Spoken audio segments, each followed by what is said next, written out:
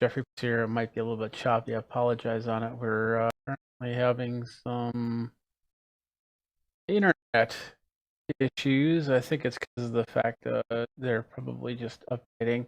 So it was a great day today. I want to thank everybody for watching. Yeah, we had a couple of hiccups during the live stream as the cable company came and fixed line, apparently a squirrel ate line this afternoon. And so we had some time. I had an SD-WAN set up, but it wasn't taking my phone connection as well as I wanted it to as the backup. But anyway, so I want to thank everybody for joining in on this. I know it was a long day, and I hope you learned a lot of stuff, and I know I learned a lot of stuff. I want to thank everybody that submitted their proposals and did sessions. We did have one glitch, one presentation got aired twice, and they did two presentations, and I just didn't put the other one in, not put the same one in. Anyway, it doesn't matter. So what's going to happen is all these videos are going to be put out towards after VMworld. So towards the end of the week, you'll be able to watch them. You go over to vBrownBag YouTube, and we'll have them there. And of course, we'll also put them on the website. So for Alistair wants to thank you guys very much for watching as well. It wasn't for you to be doing this, and that's for sure. I miss you. I'll miss you, and we hope that you come and stick around and watch some of the stuff. So what's going to happen? We're going to replay, and in this case, the replay is not going to be monitored as the last 14 and a half hours worth. So you'll be able to watch the same presentations. We're not going to tweet it out or anything like that because, of course, this we don't want this to supersede the keynote or anything like that on VMworld, but we want to give you a place to go and catch some of the sessions again. So we're going to start the replay right after I'm done talking, and we'll go from there. And the last 30 minutes, we did have a couple brownout spots. And that happened. Once again, this could still be an issue. And at one of the boxes, and that usually happens at about 1 o'clock, so in the morning, and that's a couple hours from. So it wouldn't be surprised if the internet went down, but I have a system that will bring it back up. So stay on the Twitch channel. That's your best bet. Twitch.com/vBrownBag, and watch it from there. Of course, everybody that was on the Orbital Jigsaw Discord was watching through Twitch. I thank you guys very much. I don't know if they're going to keep that part of the stream up or not, but definitely go over there if you haven't signed up for Orbital Jigsaw.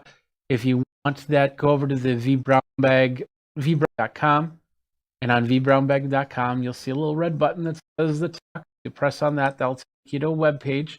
That web page, and the web page is also an from tweets that I did earlier. The web also has the place where you click to get the Discord server, which is called Orbital Jigsaw, and then you'll have to say yes. I want you to show the. I agree to rules, and I want you to show the vBrownBag stuff. And great group of guys. It's a great place. It's going to be more than vBrownBag. They'll be doing watch parties for a lot of this stuff. Again, we're going to start the replay now. I'm going to go to bed. I think 14 and a half hours of monitoring this feed is enough. I hope that some of you in some of the other countries that are just getting up, or maybe at lunchtime or something like that, will enjoy some stuff like that.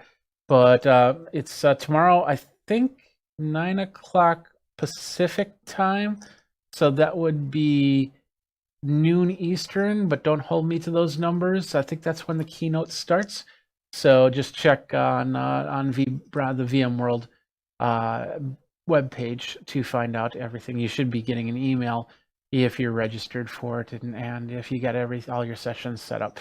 So we'll see you tomorrow, and learn a little bit more about the what's going to happen here in 2020 and 2021. So thanks again from vBrownBag. And of course, definitely contact us if you want to do a session like this or a 1 hour Tech Talk podcast, which we do on a weekly basis. So thanks again. And here's the replay in about 10, 9, 8, 7, 6, 5, 4, 3, Major Tom 1. Hi everyone, my name is Karol Boguniewicz. I'm the expert and engineer from VxRail technical marketing team at Dell Technologies. The topic for this session is vSphere and VxRail REST API. Get started in an easy way.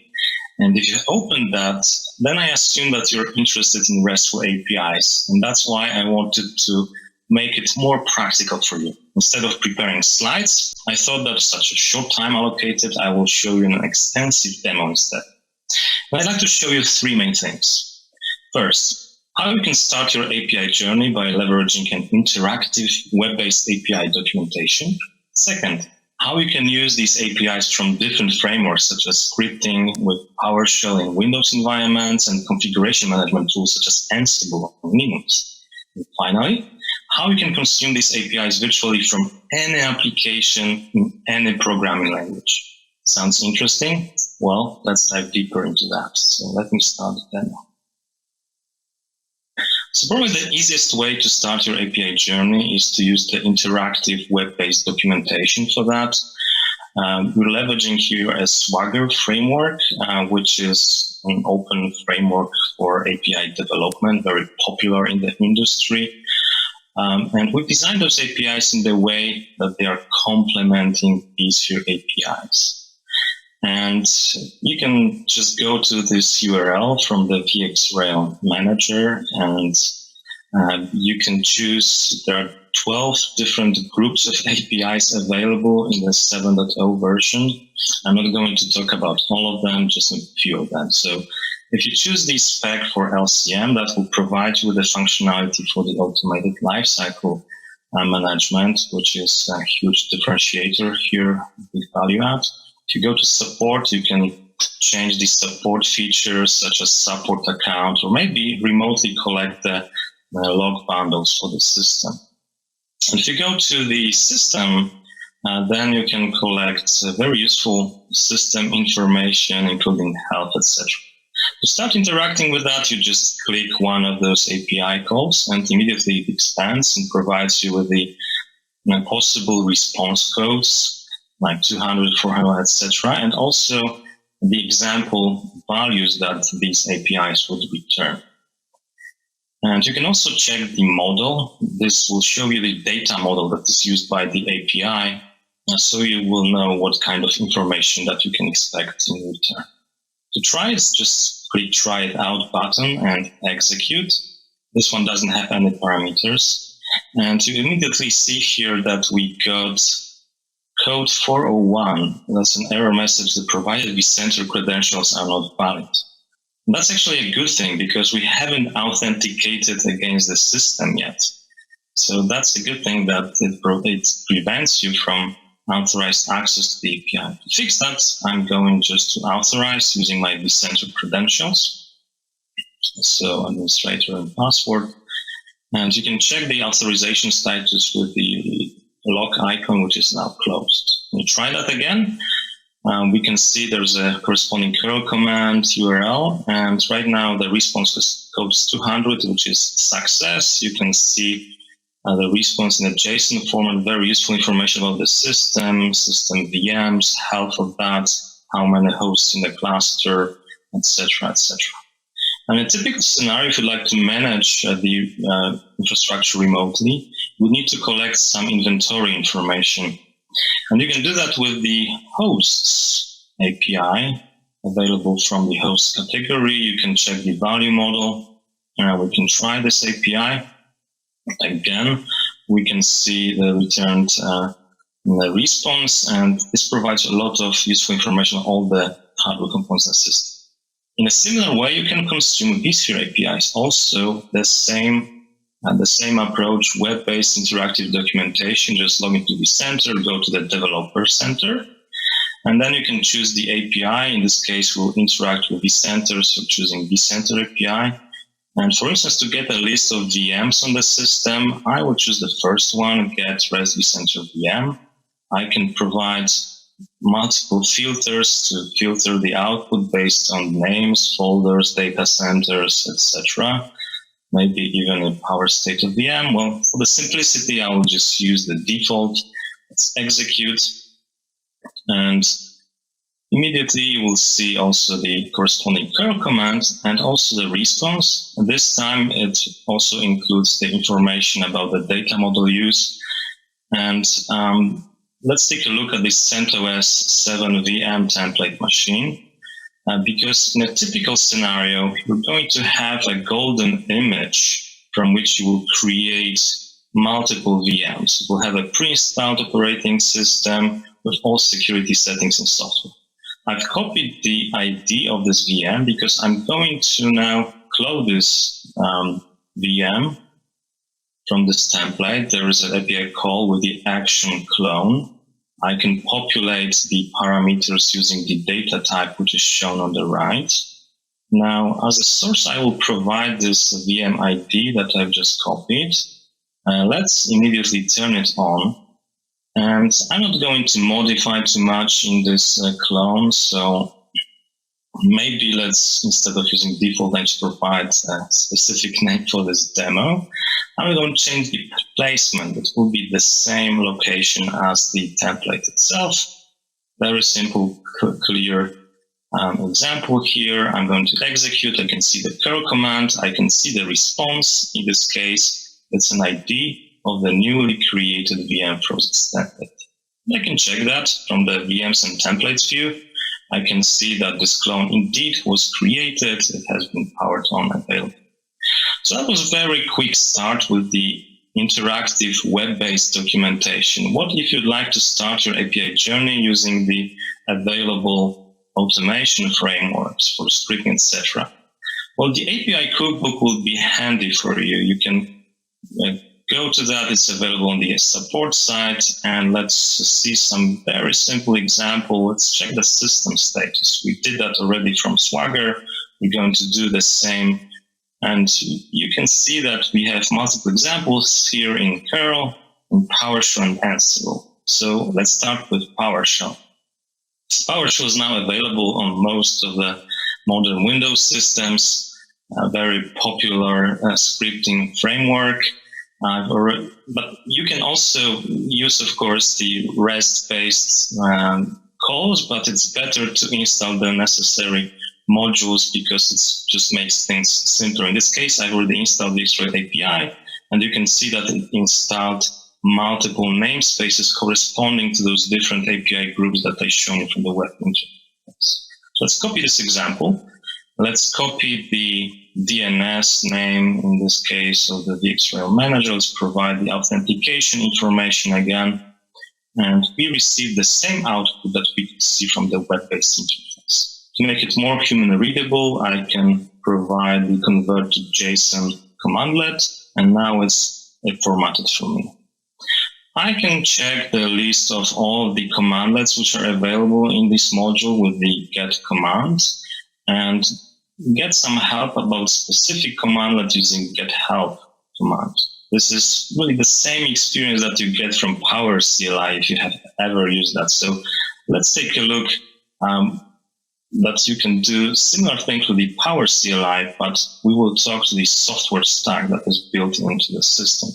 So I imported the Power CLI. Immediately I got some getting started information. I've listed all of the commandlets, and there are currently hundreds of them, almost 900 automation commands. When you combine that with what we provide with VxRail, we in total get more than 950. Very powerful.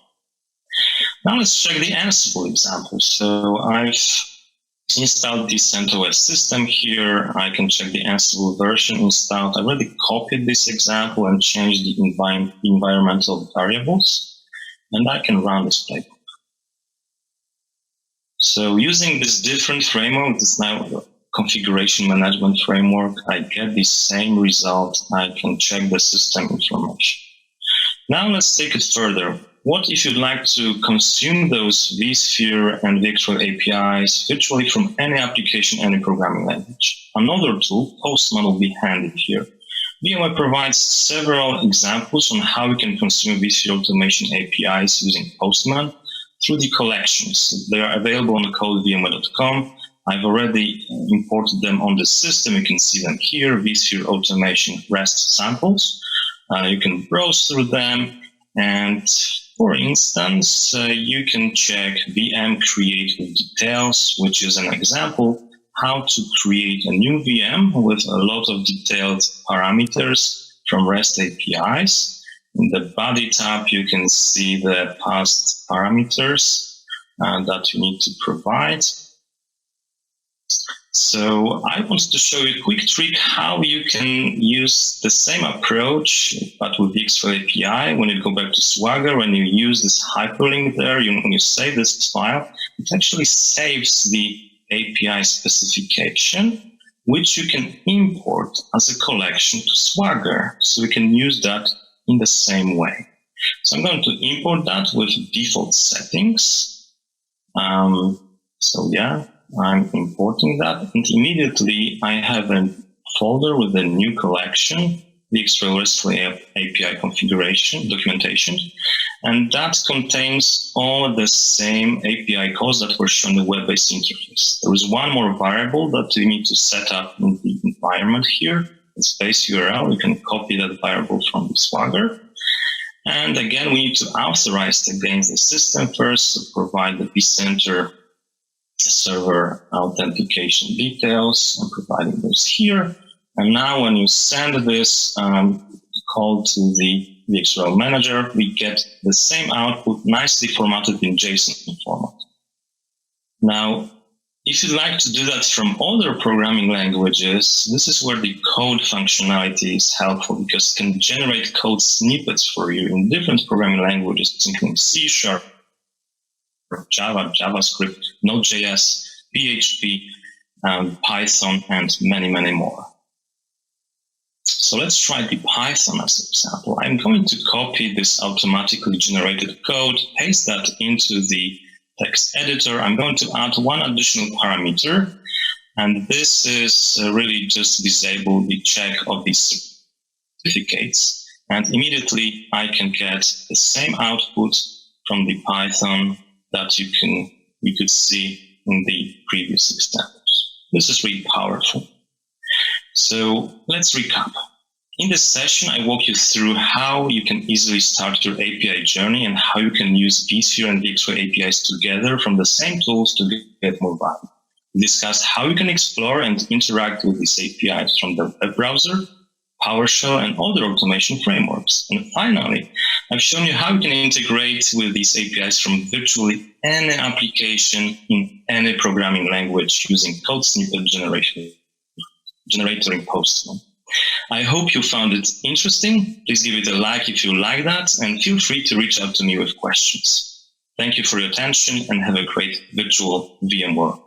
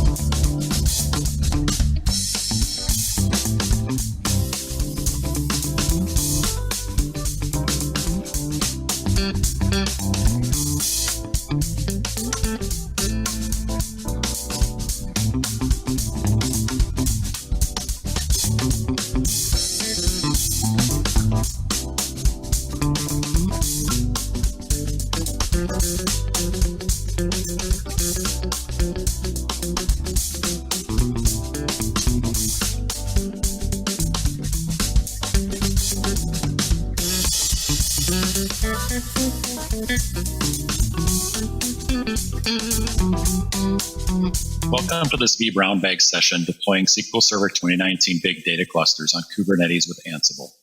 Today we're going to explore one of the many different ways to deploy a Kubernetes cluster with the end goal of deploying a Kubernetes application, in this case Microsoft SQL Server 2019 big data clusters.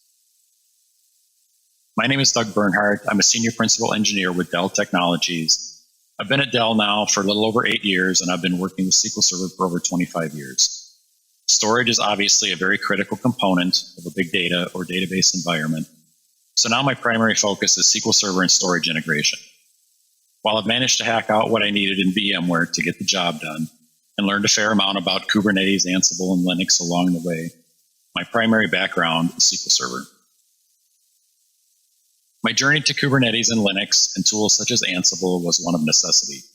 Since my background is primarily SQL Server, my main goal was to deploy this new application, knowing that I needed a Kubernetes environment, and it was prior to the release of vSphere 7 or even the beta. Therefore, as part of my research and trying to get a Kubernetes environment up and running, I found the method that we're going to cover to be very well suited to my needs. Over the coming days, you'll surely hear a lot about forward-looking concepts and what's new in vSphere 7. This session is not about that. We're going to walk through a basic deployment of Kubernetes that's on a very simple environment of good old ESXi and vCenter. Also, keep in mind that there are literally over 100 different distributions to Kubernetes, as well as various different deployment models. This is a deployment of open source Kubernetes, or what is often referred to as vanilla Kubernetes. To perform the deployment, we're going to use basic VM templates and Ansible open source playbooks. Finally, we will deploy a big data application, Microsoft SQL Server 2019 big data clusters. There are various use cases for this deployment method. Maybe you're not ready to go to 7.0 just yet, or perhaps you want a similar deployment process and tools for bare metal, cloud, and VMs. This deployment method is similar to what you might use to deploy on bare metal with a few virtualization twists. We've got a lot of ground to cover, and this session is a whirlwind tour. If you don't get everything, no worries. I have a link to a paper at the end of the session that covers everything in detail. SQL Server Big Data Clusters is a big data and AI platform that deploys a data lake in a box, as I like to call it, on Kubernetes by running a single deployment command. As part of that deployment, application components, including SQL Server instances, Spark, HDFS, and tools such as Grafana and Kibana are all deployed as Kubernetes pods in a single namespace. Since we're working with a data application and containers are ephemeral in nature, the deployment will dynamically provision persistent volumes, somewhere in the range of 28 to 50 or 60, depending on how large you wish to scale the cluster. Because we're working with big data, some or all of these volumes could be several terabytes in size. Knowing Kubernetes is required, I want to use vanilla Kubernetes. I quickly realized I needed to figure out a way to deploy, and this was prior to the latest offerings from VMware. My research quickly led me to different solutions using Ansible. For those of you not familiar with Ansible, a little background. Ansible allows for agentless automation. So you install Ansible, and it allows scripts or collections of scripts organized as playbooks to be run against one or more targets. One of the great things about Ansible is that the scripts are designed to be rerun without harm, if needed, to achieve a desired state. If the target is already in the desired state, then the scripts will simply find nothing to do. There are various modules available for all sorts of operating systems, cloud environments, and hardware platforms, and a very rich library of existing playbooks and samples that can be leveraged. In my case, I was able to find a couple of open source playbooks to accomplish what I needed, customize the parameters for my environment, and execute these playbooks for deployment into the Kubernetes environment. So let's take a look at that now. Here are the high-level steps for this process. First, you'll need to install Ansible if you've not already done so. Next, create a template Linux VM to be used as a deployment source for our multi-node cluster. In this example, I'm using RHEL as my OS. The important thing here is to find an OS supported by kubespray, which most Linux distributions are, and then to use an OS that is supported by the application, in this case, SQL Server Big Data Clusters. Also, in the template VM, you may wish to pre-pull packages that will be downloaded, install tools, etc. Next, Kubernetes will be installed using kubespray. kubespray is a really cool tool because it not only automates the deployment process, but supports a lot of different options such as networking types, cloud providers for storage, Linux distributions and is therefore really customizable by just changing the config parameters. Finally, we can deploy our application, in this case, SQL Server 2019 Big Data Clusters. Now that we've covered the steps, let's quickly walk through a demo of this entire process. The first thing that needs to be done is to build a template to use when creating the cluster VMs.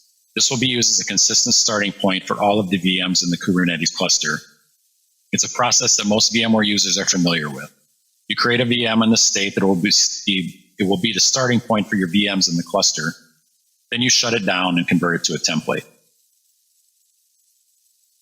Some tips for setting up the VM template. If you take away one thing from this session, it should be this.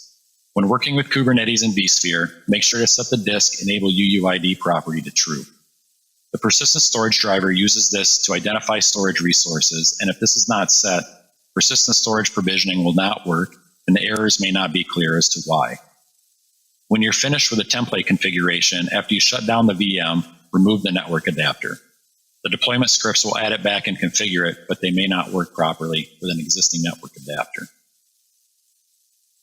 Since setting the disk UUID property is so important, let's quickly run through how to do that. Select a VM, in this case the one to be used as a template, and go to Edit Settings, VM Options, and then click the Advanced section and choose Edit Configuration. Here, choose Add Configuration Params and enter disk.enable UUID for the name, true for the value, and click OK. Once the template is ready to go, you can deploy the VMs using the VMware Guest Ansible module. First, you'll need to install Ansible if you don't already have it somewhere. It's agentless, so you just install it on a machine that has access to everything you wish to automate.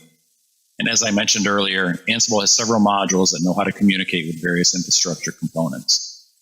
Using this module, you can start with an existing playbook or write your own.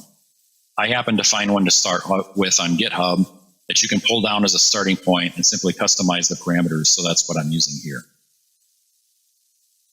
The way this playbook is written, I have two configuration files, one with the common settings and one with the settings for each VM. In this case, I'm using a file called answerfile.yaml to specify the VMware environment settings, as well as some common VM settings.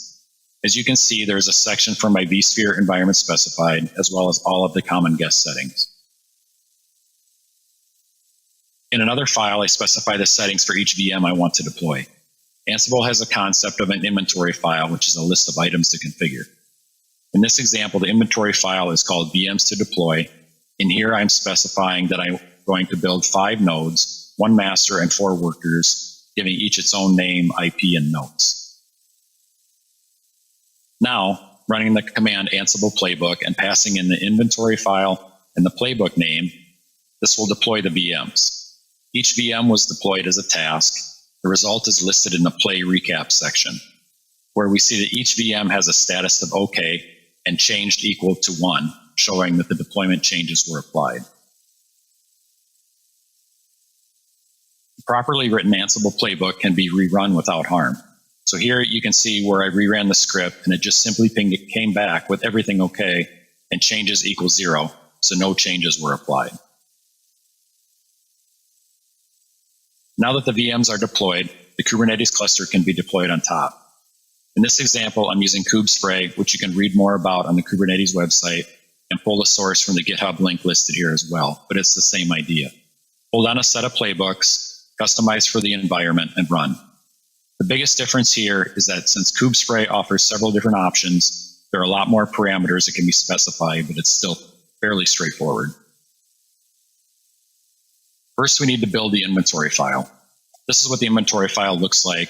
We're specifying the names of the Kubernetes nodes as well as the connection information. So this file needs to be updated with the info for all the nodes of the cluster.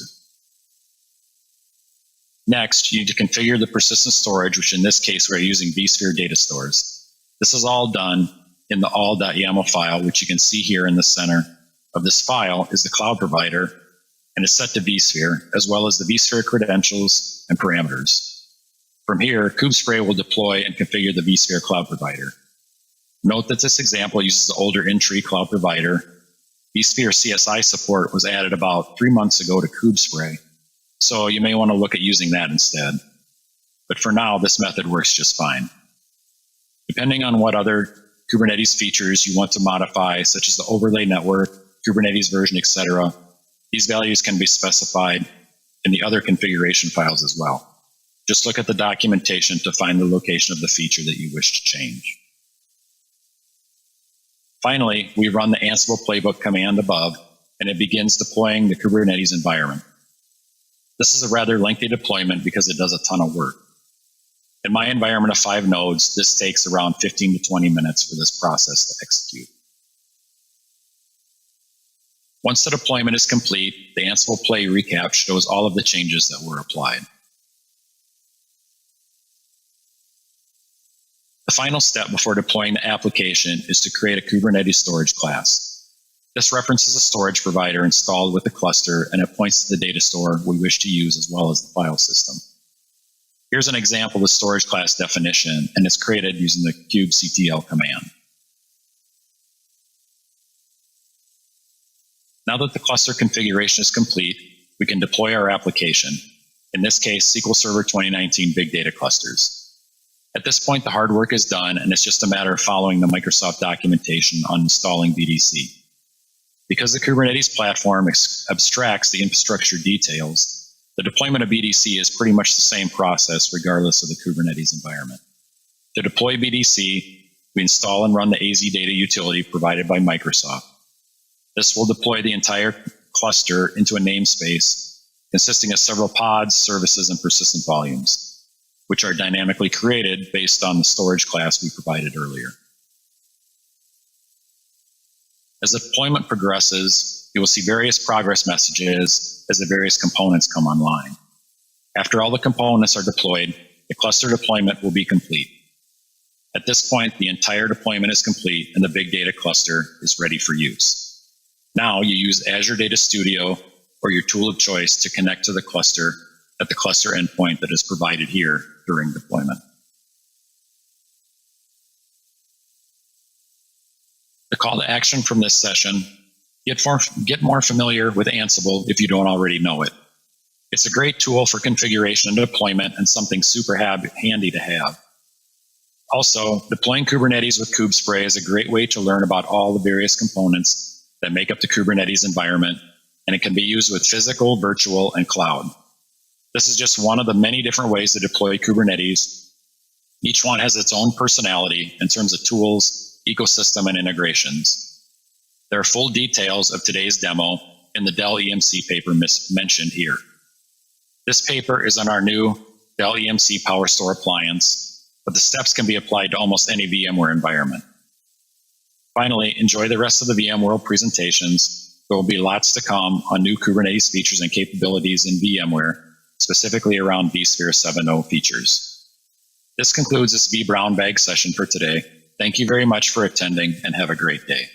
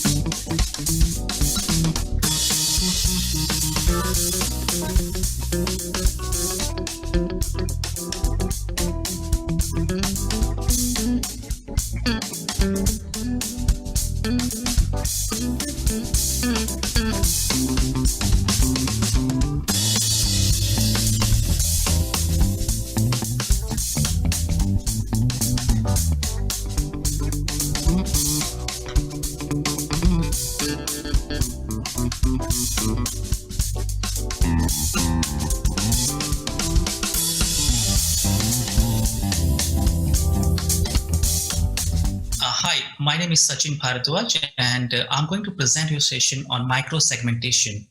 Microsegmentation is basically a buzzy word which you might have seen or heard from various people from the networking background guys, or maybe the compute.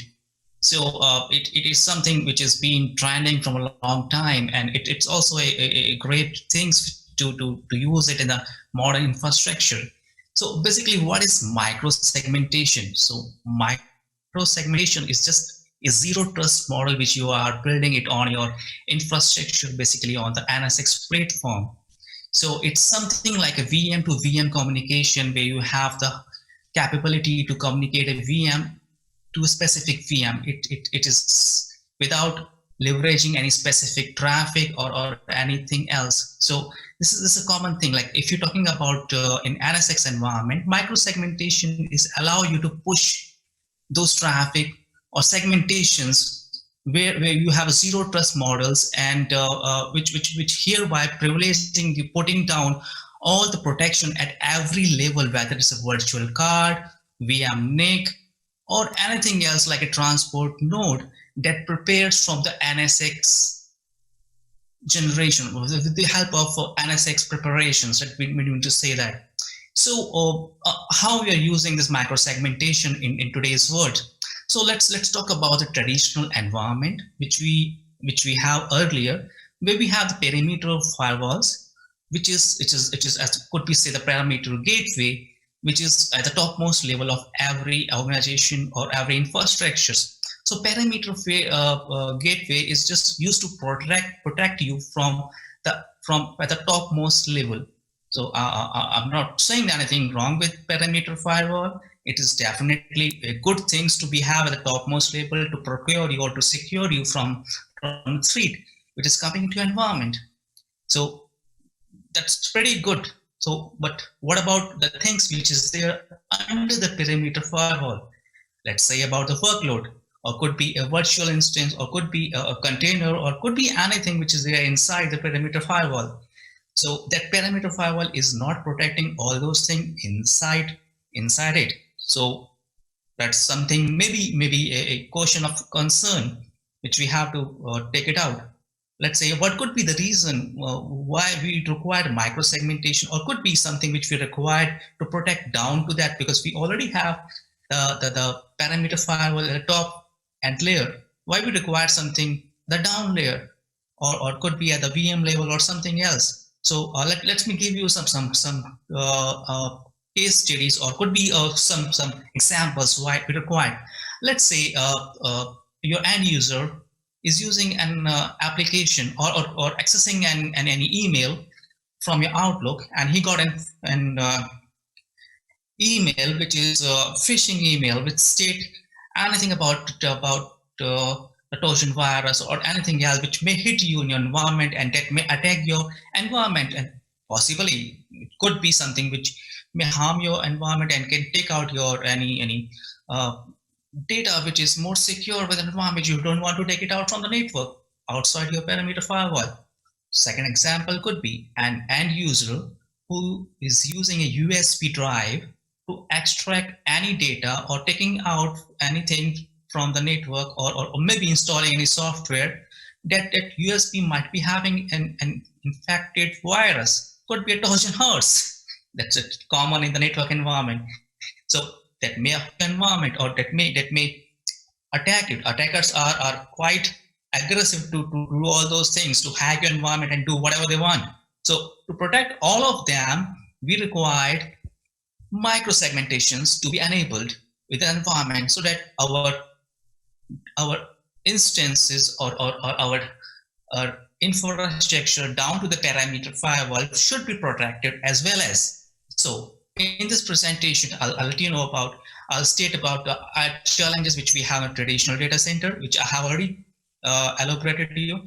Describe NSXT microsegmentation, how it works, recognize microsegmentation use cases, and identify benefits of microsegmentations in NSXT environment.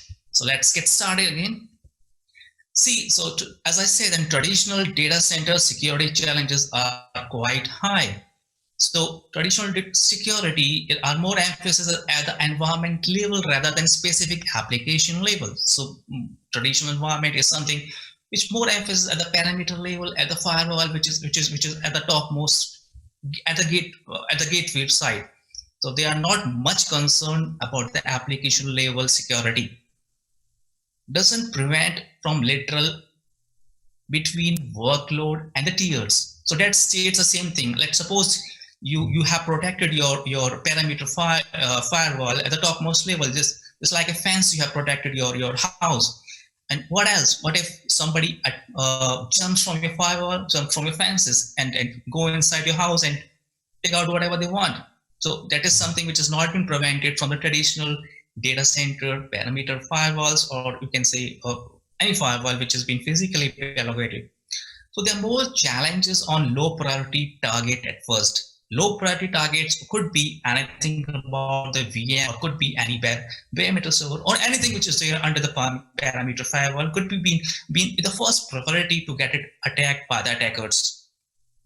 So once you have the data center hijacked, or somebody hijacked your data center and entered your perimeter firewall inside it, they can freely go inside the data center and do whatever they want. They can take out critical data or anything else. So it's really, it's a challenges which we have in the traditional data center. So how can we overcome with that challenges? So to overcome the challenges, we have certain things which required to be there. It should be having a zero trust at most granular level.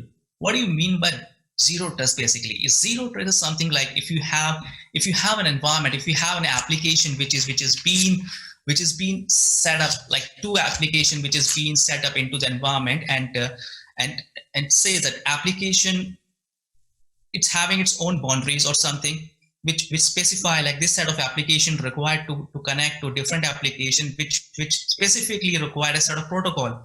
Let's say I have a set of application like web application, and I have another web application to get interacted with them. So the protocol which is reused mostly is HTTPS.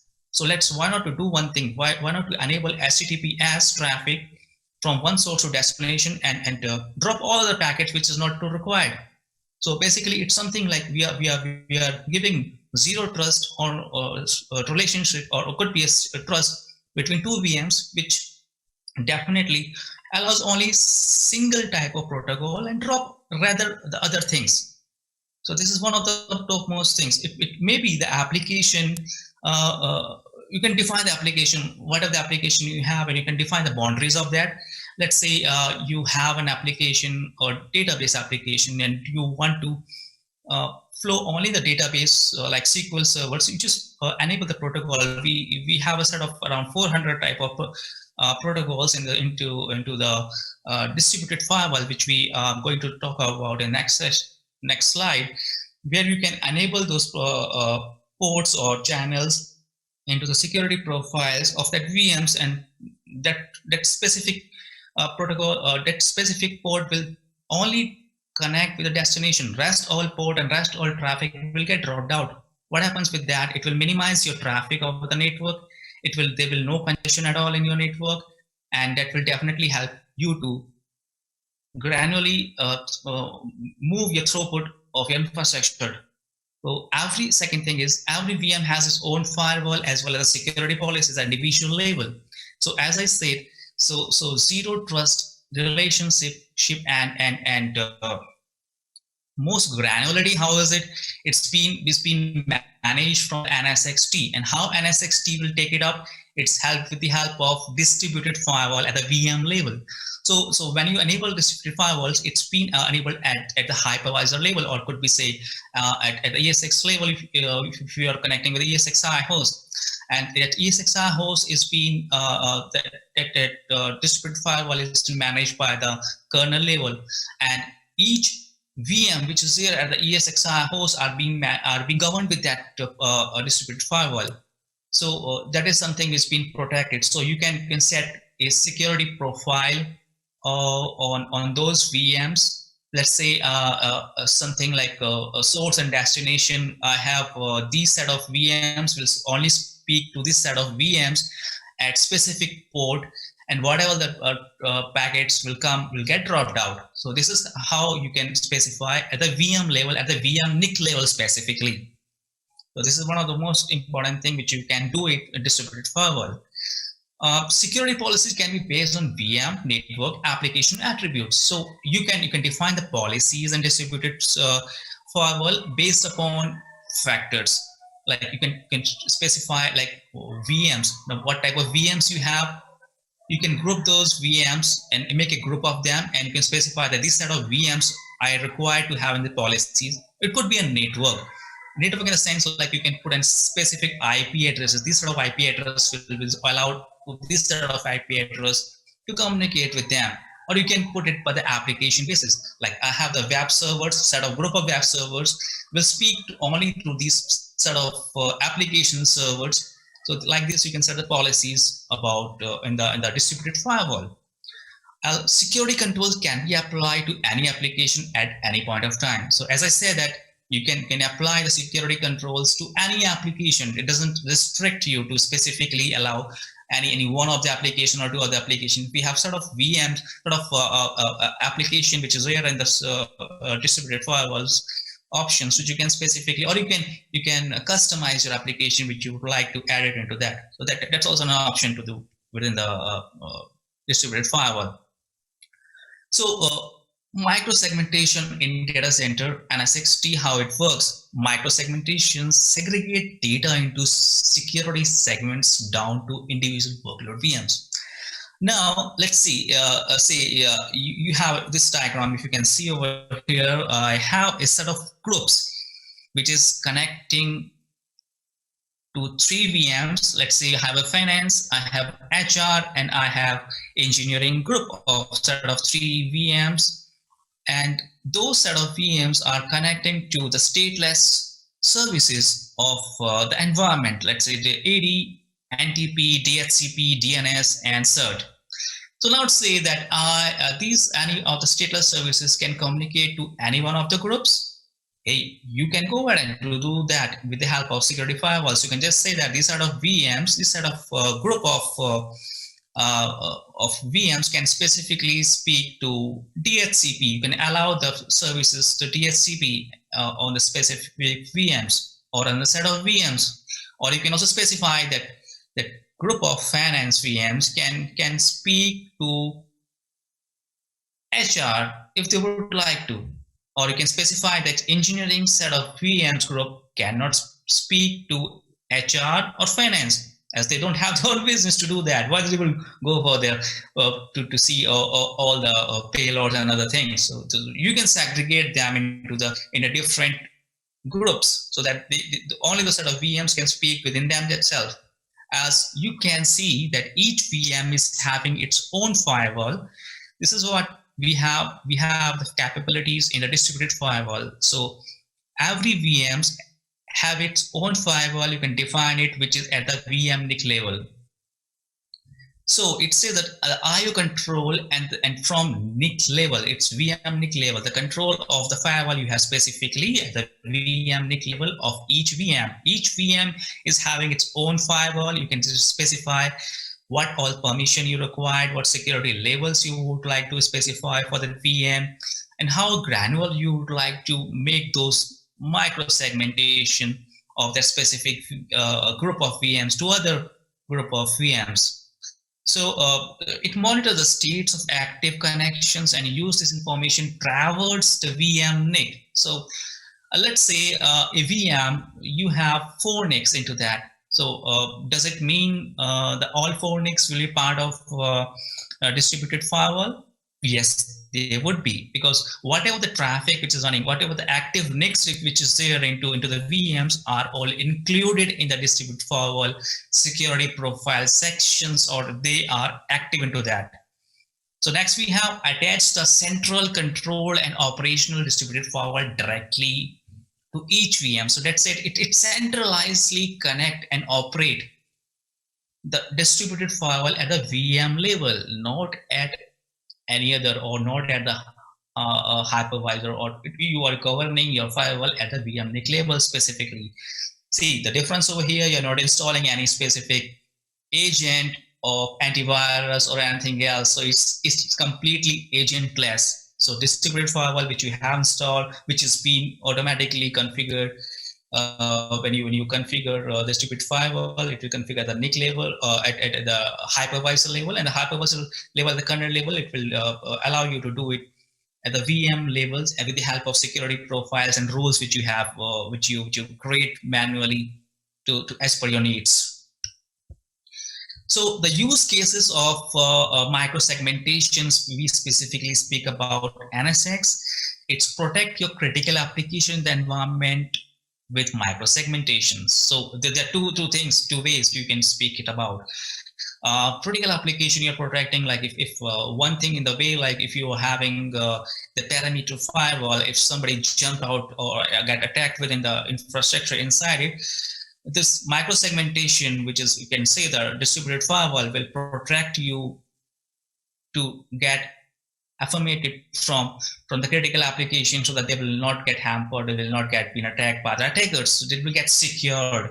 This is one of the most use cases. Second use cases is that, let's say if you have a set of applications, or like we have the HR application, you have engineering app set of group of applications or the group of VMs, that the HR would not be able to connect to the VM which is there at the engineering group of VMs. So there could be a microsegmentation between that, or could be, you can say, it's segmentations of the channels, or you can say the traffic which you're flowing as per the protocol, or for the port level, or it could be the service levels. You can define that this side of a source VM source could speak to a specific port or protocol. Other than that, when the protocols comes in, will get dropped off.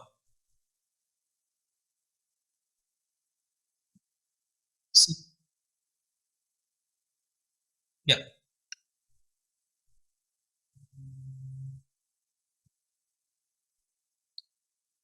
So secure virtual desktop infrastructure, agentless antivirus with gas interceptions, and it creates a DMZ anywhere. So you have a set of groups, and that groups will get automatically connecting as treated as a DMZ anywhere. So this is how you can connect with that.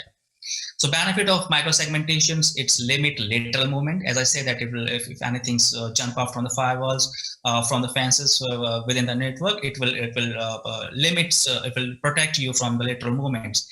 It minimizes the risk and impact of security breaches also. It simplifies network traffic. So whatever traffic which you have allowed in the security firewalls, it will only allow that specific firewalls.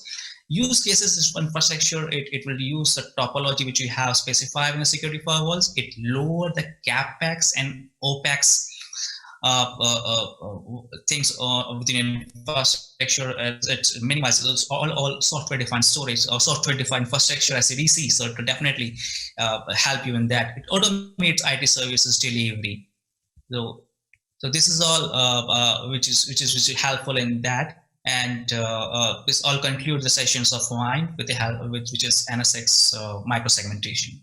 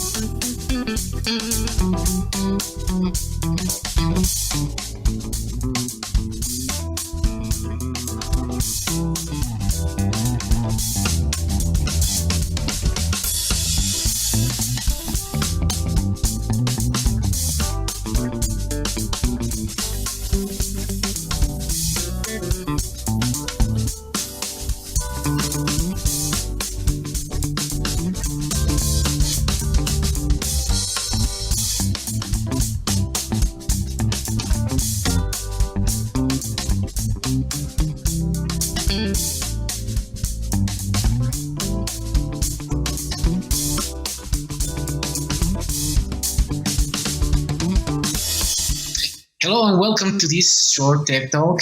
My name is David Espejo. I'm based out in Colombia, South America, and I've been part of the vBrownBag community for quite some years now. So I'm very happy to be here with you sharing these topics. In this session, I will share some history around how the data persistency models have evolved in the Kubernetes design throughout the years. So let's get started. Well, first of all, the origin of this history was Kubernetes needed a way to handle the provisioning or consumption of storage, right? So this system, no matter if it was born inside Google or how it has evolved outside of Google, it has always needed a way to handle storage consumption. So the first notion of this was the static provisioning, that is even not here in the presentation, that is step 0, static provisioning. So Kubernetes could only handle mount and unmount operation, but someone else will have to provision the storage for Kubernetes. So then it came dynamic provisioning, which is a way to connect the pod API. The pod is the basic execution unit in Kubernetes. It's like the VM, let's say, in a vSphere environment. So dynamic provisioning is a way to connect the pod object to a system that provides storage, right? So it's dynamic because it responds to a different logic than just a manual mount or unmount operation. So there are two ways to provide dynamic provisioning to Kubernetes. The first of all was internal or in-tree. So internal is the kind of volumes or storage that Kubernetes can create by itself. So Kubernetes was not born thinking on data persistency, because most of the applications designed to run on top of it are stateless or were stateless. So data persistency was not the priority, let's say. So the internal dynamic provisioning or in-tree storage services were pretty much limited in functions. And when Kubernetes was released to the world, was donated to the CNCF in 2015. The first option for the storage providers was to write code and to ship and CNCF to communicate with the storage provider in order to merge that code into Kubernetes itself. So you can imagine how hard can be that to manage at scale, and that affected the agility of the release cycles of Kubernetes. So there was another way that is the external or out-of-tree dynamic provisioning, in which Kubernetes provides the pod a way to connect to an external or custom provisioner created by a specialized storage vendor. So that's great, but it's not complete because it provides just a limited set of options. And there's a question remaining out there, and it's how to translate the different storage requirements for my applications to this limited set of functions. So if you go to a virtualized data center, probably you will agree with me that all of the applications deployed there in the VMs, not all of them require the same in terms of storage. Some applications require low latency, extremely high performance. Some other types of applications are not latency sensitive, but require more capacity or more reliability or durability, etc. So there is a diverse set of requirements, and just having the storage management inside Kubernetes, it's a limited way to achieve those requirements. So a little step ahead was the creation of the volume type called Flex Volume. Why Flex? Because it's let's say it's a plugin. It's a plugin to communicate the pod API. Again, the pod is the execution unit for Kubernetes, to communicate the pod API with external storage drivers. So that's great. The thing is that Flex Volume, it has to be installed in every single node of the Kubernetes cluster. And that implies that it's part of the execution environment or part of the execution scenario, let's say, or execution namespace, let's say, for Kubernetes. It's like installing a driver or a plugin in your ESXi node. It's great, but if that driver happens to have a compatibility problem with ESXi, it will take down your node. So it's not great to have the plugins there, at least in Kubernetes. And all of that just to have attached and detached operations. So it was a little step forward, but not enough. So that prompted the CNCF and Kubernetes community to develop an specification, a complete set of or a protocol to define data models for Kubernetes, and that is the CSI, Container Storage Interface. It's a way to create, let's say, cloud native storage, right? So what is the main idea behind CSI? Decoupling the storage management from Kubernetes, right? So there are many components in a Kubernetes cluster, but there is one that runs on every node in the cluster, which is the kubelet. The kubelet is, let's say, the agent that runs on any node. So the CSI is the massive undertaking of decoupling storage management from Kubernetes, but letting a bridge or a way for the kubelet to be able to find the volumes and mount the volumes, and that's it.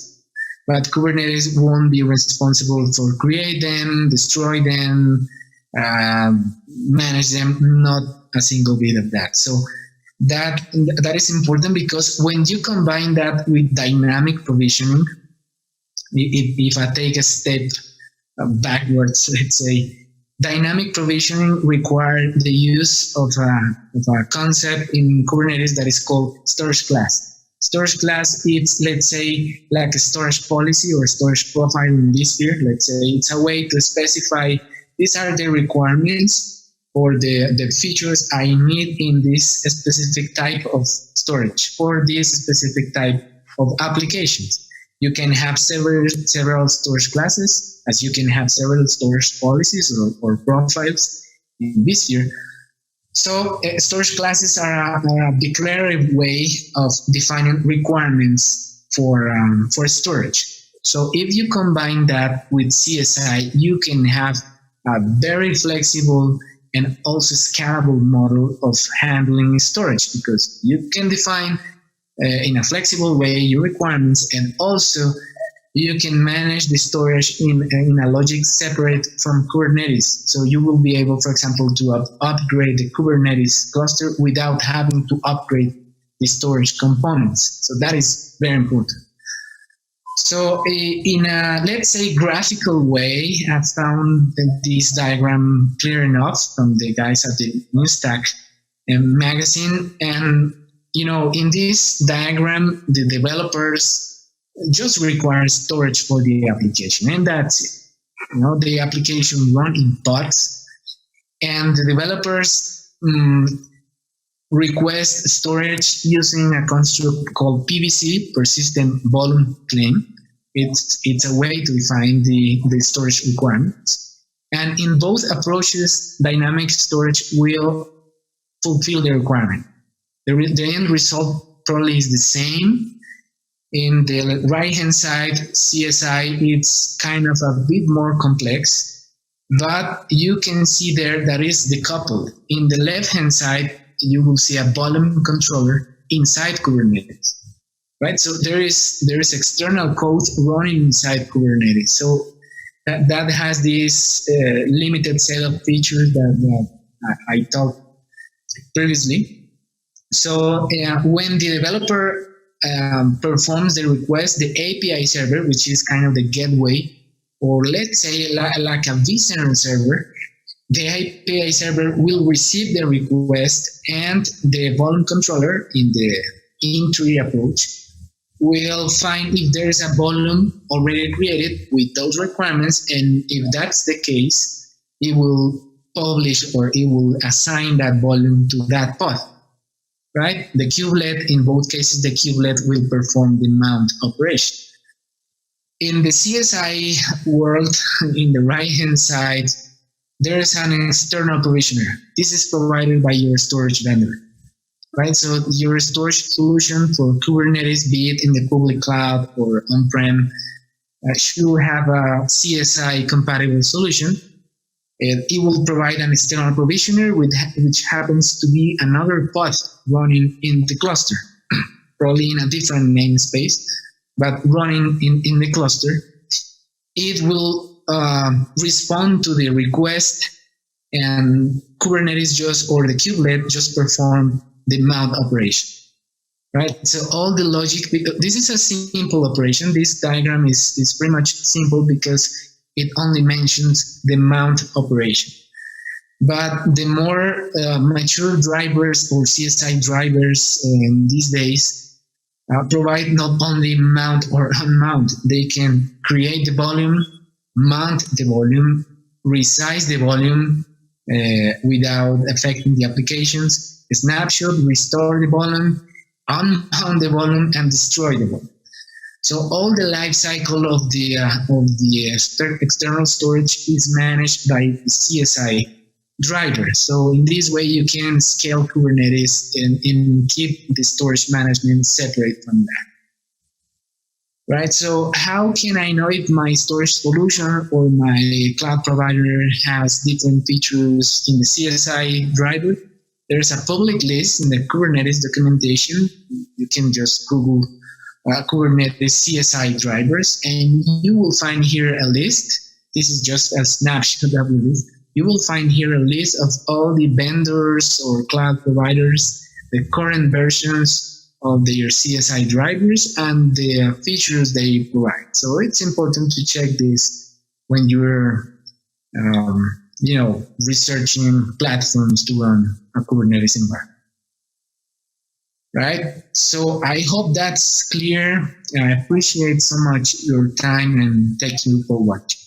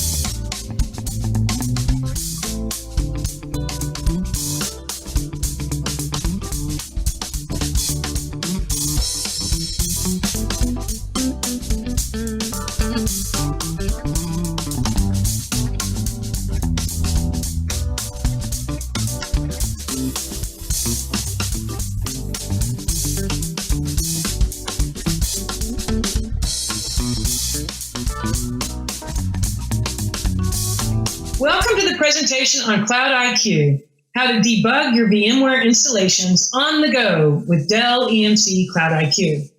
I'm Susan Sharp, Cloud IQ Product Manager. Cloud IQ provides you intelligent insights about your infrastructure, particularly by providing proactive monitoring and predictive analytics.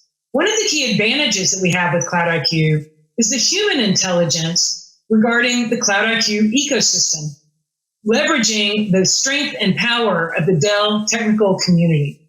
That includes the developers and architects who are actually developing Cloud IQ, along with the product team developers who provide product-specific subject matter expertise. It also includes the support engineers who bring forward breadth and depth of vast subject matter expertise, knowing that special thing to look for or the things that you need to proactively be aware of, so that you can better understand your environment and take actions to address potential risks before they become real issues in your environment.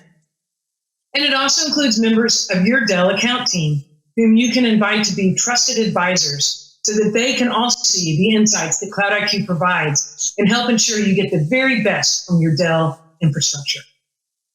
We hired a third-party evaluator to compare Cloud IQ to some of the other products out in the marketplace. And they found that time and time again, Cloud IQ demonstrated an ability to allow users to reach faster time to insights. So hopefully you'll see that benefit too when you use Cloud IQ. When we talk about Cloud IQ, the three main pillars we talk about are reducing risk, planning ahead, and improving productivity. So I'll tell you a little more about each of those. We'll start with how Cloud IQ can help you reduce risk. One way that Cloud IQ can help you reduce risk is with the proactive health scores that you see here, where we provide a per system health score that will quickly identify systems that are at potential risk and also provide the recommended remediation to address that potential risk so that you can avoid real issues in your environment. We also have a unique performance impact analysis and anomaly detection capability that allows you troubleshooting all the way from the system level all the way down to the VM level. And this is where I will showcase this capability of Cloud IQ in the demonstration portion of this session. Along with this impact and anomaly detection, we'll also identify workloads that are in contention of the system or pool resources and need to be redistributed to remove that bottleneck. Cloud IQ also allows you to intelligently plan ahead. This was a key area where, with the ability that Cloud IQ provides for predicting capacity reaching full, we're able to provide an almost 10x advantage for our users. Cloud IQ provides both a short-term capacity full prediction as well as longer-term capacity forecasting, so that helps with both risk avoidance in terms of avoiding a data unavailability and also providing intelligence in your ongoing planning and forecasting tasks. We also recently added the ability to detect capacity anomalies. Think of this as a run-on-the-bank scenario and enabling you to avoid that 2 a.m. phone call when all of a sudden your capacity has reached full. Additionally, Cloud IQ enables you to improve productivity. One way of doing that is by the fact that Cloud IQ has a breadth of data center support. Cloud IQ supports the majority of all Dell storage assets as well as connector switches and is integrated with VMware. I'll give some details on that in the next slide.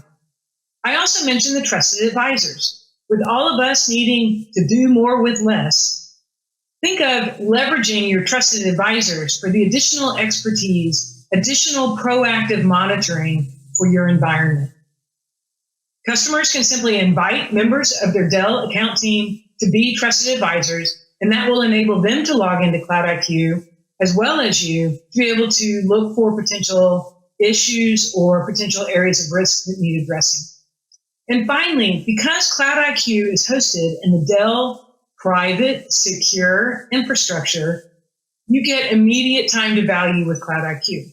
Once you've set up your Dell storage assets and connected via remote telemetry, you can log in to cloudiq.emc.com and start viewing Cloud IQ and your assets. Cloud IQ integration with vSphere obviously starts with vSphere. And then we have a special Cloud IQ collector. Think of it as an aggregator of the key vSphere telemetry. That then gets sent to the Dell Secure Telemetry Gateway. So all of the left-hand side is on your premises. And then that Secure Telemetry Gateway then sends the telemetry into Cloud IQ for preliminary ingest and analytics. And then that information is displayed in the user interface, the browser or the mobile app. This Cloud IQ collector is available for download from the Cloud IQ application. So you can simply click to download the collector app. I'll show you when I shift over to the demo, and then you can simply set up that vApp and start collecting the data, the telemetry data from your vSphere instance. So with that, let's shift into the demonstration. So I talked about the user interface and the Cloud IQ mobile app. So let's talk about how you would use those with your vSphere and VMware infrastructure. So here's the mobile app. And on the mobile app, there's a special area here that will draw your attention to whether there's been performance impacts in your environment. So you can drill a little bit more in detail, and you can easily see right here from the mobile app that there are issues with block latency in terms of performance impacts as indicated by the pink shading, and also performance anomalies as indicated by the blue shading. So what this does is it gives you infrastructure insights right there in the palm of your hand with the mobile app. So logical next steps would be you would hop on over into the Cloud IQ web app. And so this is the Cloud IQ web app. You can see here, for instance, information about the Cloud IQ collectors, the system health, the capacity approaching full that I talked about. And as you keep scrolling down, you see an area indicating performance impacts. And one of the key points I want to make about this is both from that mobile app and here right on the overview page of Cloud IQ is going to make you aware of these performance impacts. So we want to avoid any more hunting for that needle in the haystack. We're going to bring it right up to the top and make it prominent so it's easy for you to know about, so that you can streamline your time to resolution. Let's look a little bit more at these analytics and how they work. So I've now drilled into the storage system. This happens to be a Unity XT. You can see the top talkers here at the top of this page. And as you scroll down, you see, again, just as you saw in the mobile app screenshot, you can see both performance impacts and performance anomalies. Performance anomalies are indicated where, based on the machine learning algorithm that Cloud IQ employs using a seasonality algorithm, that's indicated by the gray, we can indicate for this individual system, for this time of day, and day of week, there's been an observed anomaly. We're tracking that over a 3-week period. And so this is an anomaly that has occurred outside the normal range, again, for this time of day and day of week, outside what has been established as normal over those 3 weeks. In addition to that, we have partnered this with another algorithm, a time series algorithm, time series correlation, where we can correlate that at the same time as these spikes in latency, there's been a drop in kind of the inversely related system performance metrics, IOPS, and bandwidth. So with these two algorithms, the CloudIQ analytics engine can indicate for you, first of all, when there's been an observed performance anomaly, and second of all, when there's been an observed actual impact in the environment. So now we've told you that there is an impact, and so the next steps are what might be causing it. And so this is where the power of context is really important. Right here in the context of this system graph, you can click and drag to then identify what are the storage objects that may be contributing to this performance impact and anomaly. And so, for instance, if you look at this particular storage object, you can see the performance metric there looks awfully suspicious and awfully similar. And so this provides a very simple way to drill right here in the context of what you're looking at the system level to then present that information at the LUN level, the storage object level. Similar metrics now at the storage object level, latency, IOPS, and bandwidth. And as we saw at the system level, again, an anomaly now for this LUN at this time of day and day of week, as well as the same algorithm applied now at the LUN level that we talked about at the system level, where we have a time series correlation where the spike in latency is correlated with a drop in IOPS and bandwidth. So you may be saying, okay, well, that's great, all about storage, but I want to know about the VM. Of course you do. So that's the next thing that we show. So like we did earlier, you can click and drag over the area of interest on the graph. And now, as you saw before, we now go all the way down to the VM level. Again, in the context of that LUN, I can click and investigate further with the VM. Again, using that special CloudIQ collector I showed you about before, where you can download it right here from the CloudIQ application. Right here, you can download that collector vApp and then deploy it. Just some real simple instructions right there. All right, so back to this VM landing page. So you can see here the key performance indicators for the VM, the CPU readiness, the active memory, and then the storage latency. Now, in this particular troubleshooting flow, I started at the system level and worked my way down to the VM. But imagine if instead you had chosen to simply search for the name of that VM and arrived at this page. You can click anywhere on the latency graph, and we'll provide for you an end-to-end map that will identify all of the components along the way for that VM. And note that when I click in the pink area where the VM had a performance impact, it will likewise indicate the various storage objects, or storage entities along the way that likewise had a performance impact. So effectively connecting the dots for you to help you again understand that performance impact and help you find that needle in the haystack. All right, so we started at the system level. We worked our way down to the VM level. Again, noting you could have reversed that direction. But now the question is, what can be done to remove that bottleneck for the VM?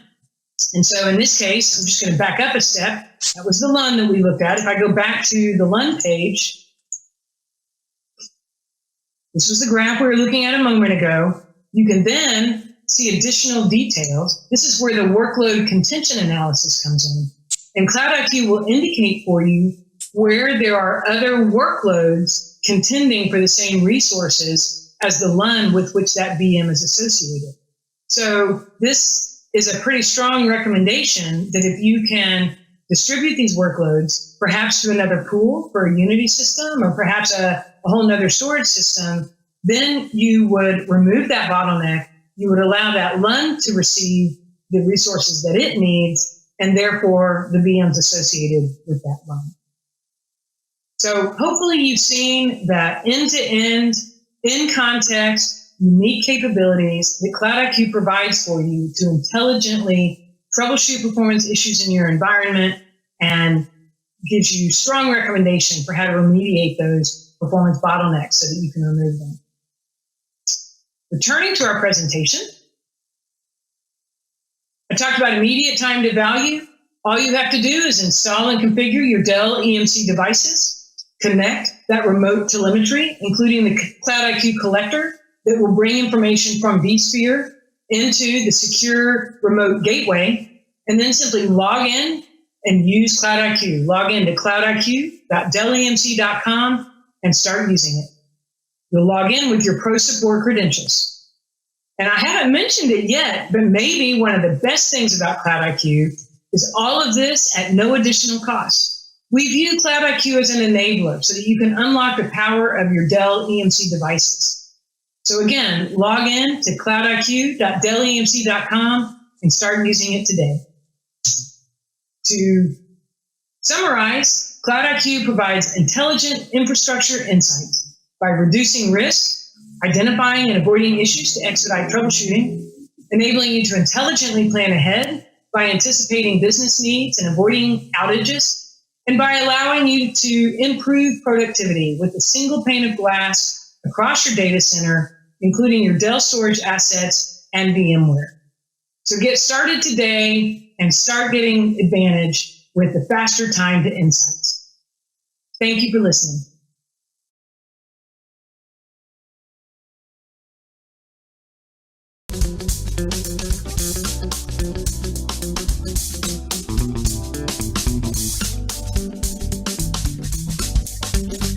Hello everyone, my name is David Santos. I'm an NSX engineer, and today we're going to talk about some troubleshooting tips and tricks to NSXT.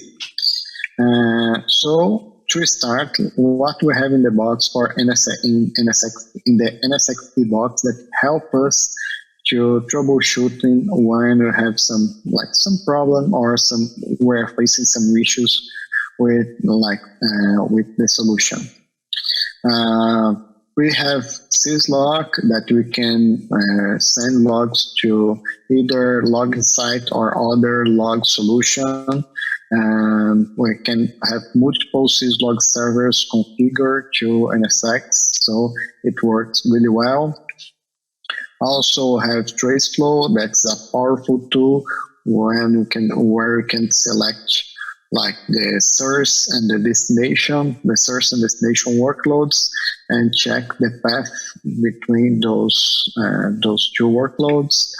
Also topology map, that's something new in 3.0, where you can see like all the segments and T1s and T0s that we have configured in our network.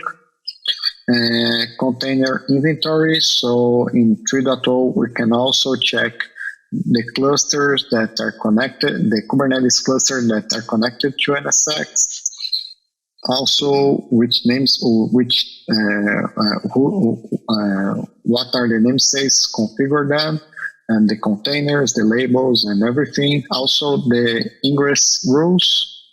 Mirror, either logical span or ER span.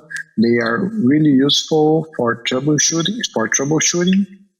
IPFix and VRNI, that's got better in the last version, and latents. So the latest part is really nice. It's really useful when you need to check if the communication between two any transport nodes are working fine or not.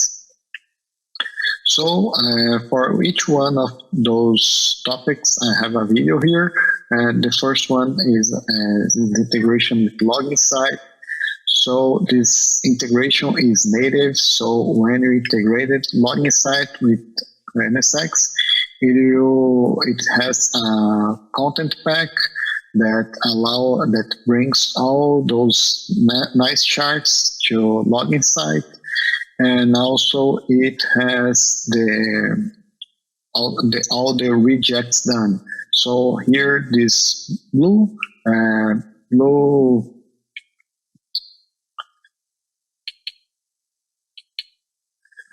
these blue words here are called extracted fields, and they are the log parsing. So it helps logging site to index all the unstructured data that received in a syslog format, and index that to easily search for an information, an event, an error, or everything that happened in NSX or any other platform.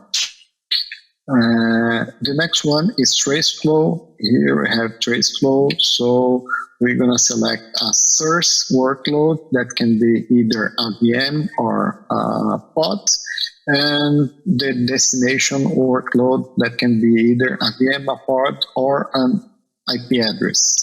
In the case of an external IP address, you check the NSX communication up to the edge node. So you check if everything from the workload up to the edge node is working fine. In our case, we're gonna select a container as our source workload. Here it's Delta Force app, and we're gonna test the communication to web A. After the test is done, we can check here all the components that participate in that communication. Here I have the pod, the segment, T0, T1s, and also we have the hypervisor that are hosting that pod or that workload. Something that's nice is that we can see here the IP address of that workload, of the hypervisor, the management IP address, and also the hypervisor version where is NSX installed. The other feature that was added to NSX 3.0 was the topology mapping. So the topology map is something that's really helpful to understand the NSX topology and what's connected to what. So here you can see that we have our T0. We can download the routing table, the forwarding table, check what's the BGP neighbors, also the T1 configuration. When you have multiple segments connect to the same T1, we're gonna group them, and also we can ungroup them to see what's connected there. Here we have a segment Delta Force that's being used for 4 pods. We can also check the labels that those pods are using, and we can export that to PDF, and also have a mini map here that is really useful to look to search something really quick. Topology map, it was something that people was asking a long time ago, and now it's happening in NSX. So I'm a really fan of that. Containers inventory, it helps a lot to figure out what we have in the Kubernetes cluster that are being used. That it helps a lot to cross-reference what you have in Kubernetes and also with what you have in NSX, and it helps to create firewall rules and check what are the rules, the ingress rules created in NSX. So here you can check the containers and the clusters. In this case, we have 1 cluster working and 2 clusters that are not connected. And we can check that there's 3 nodes in each one in that cluster. We can look for a specific namespace like Delta Force, and we can check like the ingress rule. We can check what has been configured for load balance. In this case, we have a URI rule that's balancing /app and /web to our pods.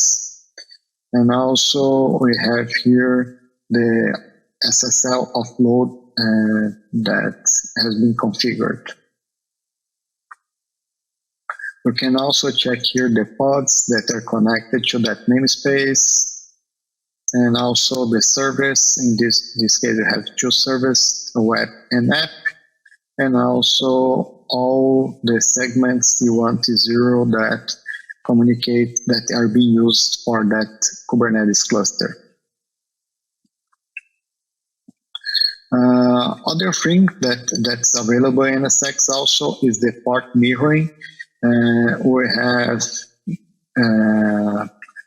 two types of port mirroring in the simplified UI. We have the L3 span and also the logical span. The cool thing about L3 span is that we can mirror the whole segment. In this case, we're gonna mirror a segment that's being used for a container, and we're gonna send that traffic to an external IP address using GRE.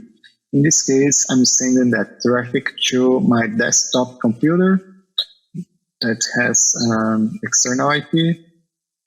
Here I'm gonna start Wireshark and do a little filtering here to get only the pod network. I'm gonna generate here some traffic, 172.26, and after generate some traffic here, I can check all the communication in that network that's really useful for troubleshooting and to check if everything is fine or not, why some application is not communicating with another.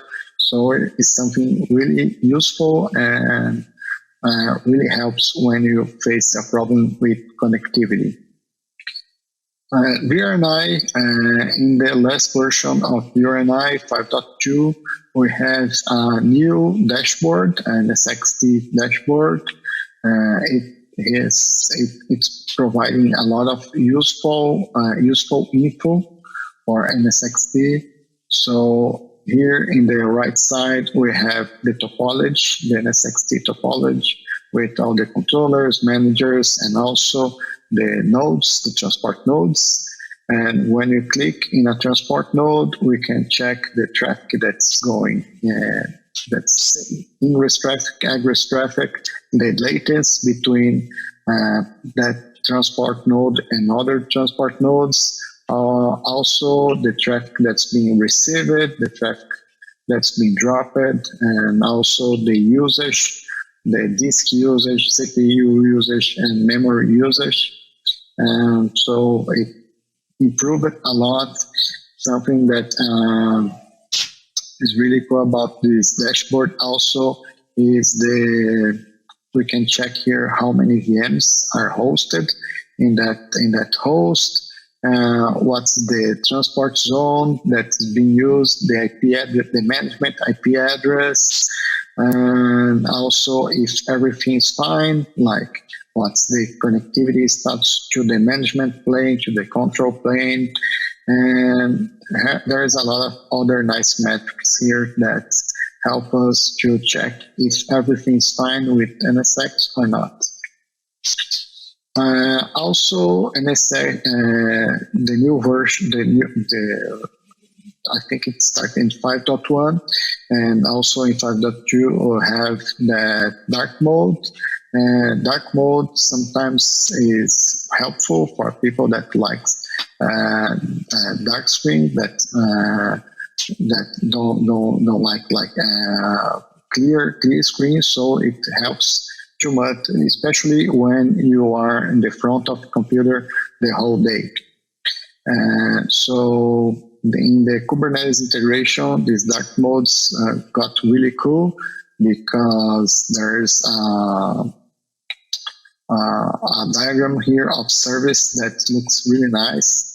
So here you can check like the namespace, the service of like that of the container integrated, the Kubernetes integrated VRNI solution, and here's the diagram of the service.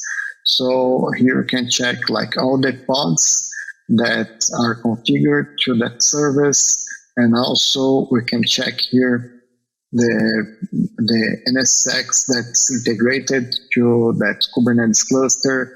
Also, if you have here like a connection to a physical device, and also like the firewall rules, and here the master nodes. So this diagram here really help us to check in a graphical way what's happening in the Kubernetes cluster.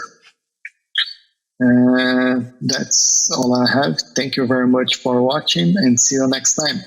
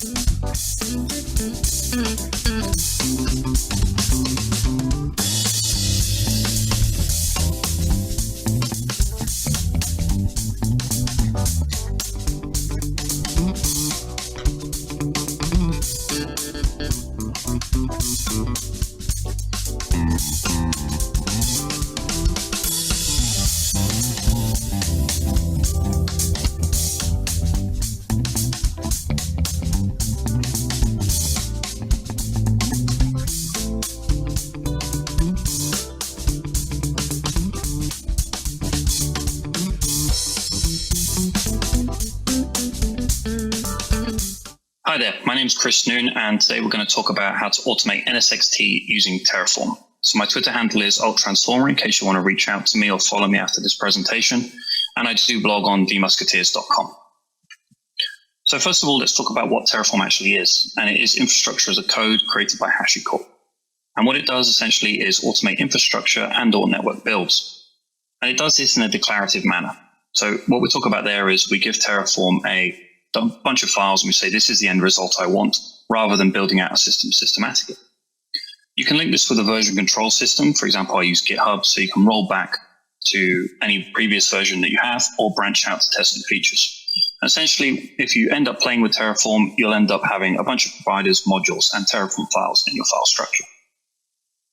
So the use cases of Terraforms are vast, but the ones we want to focus on tonight are the disposable environments. So when we talk about a disposable environment, we're talking about things, maybe we want Monday to Friday 9 to 5, and then we can tear them down when we want. Resourcing schedulers are kind of tightly coupled with that, so we can scale up and scale down using Terraform.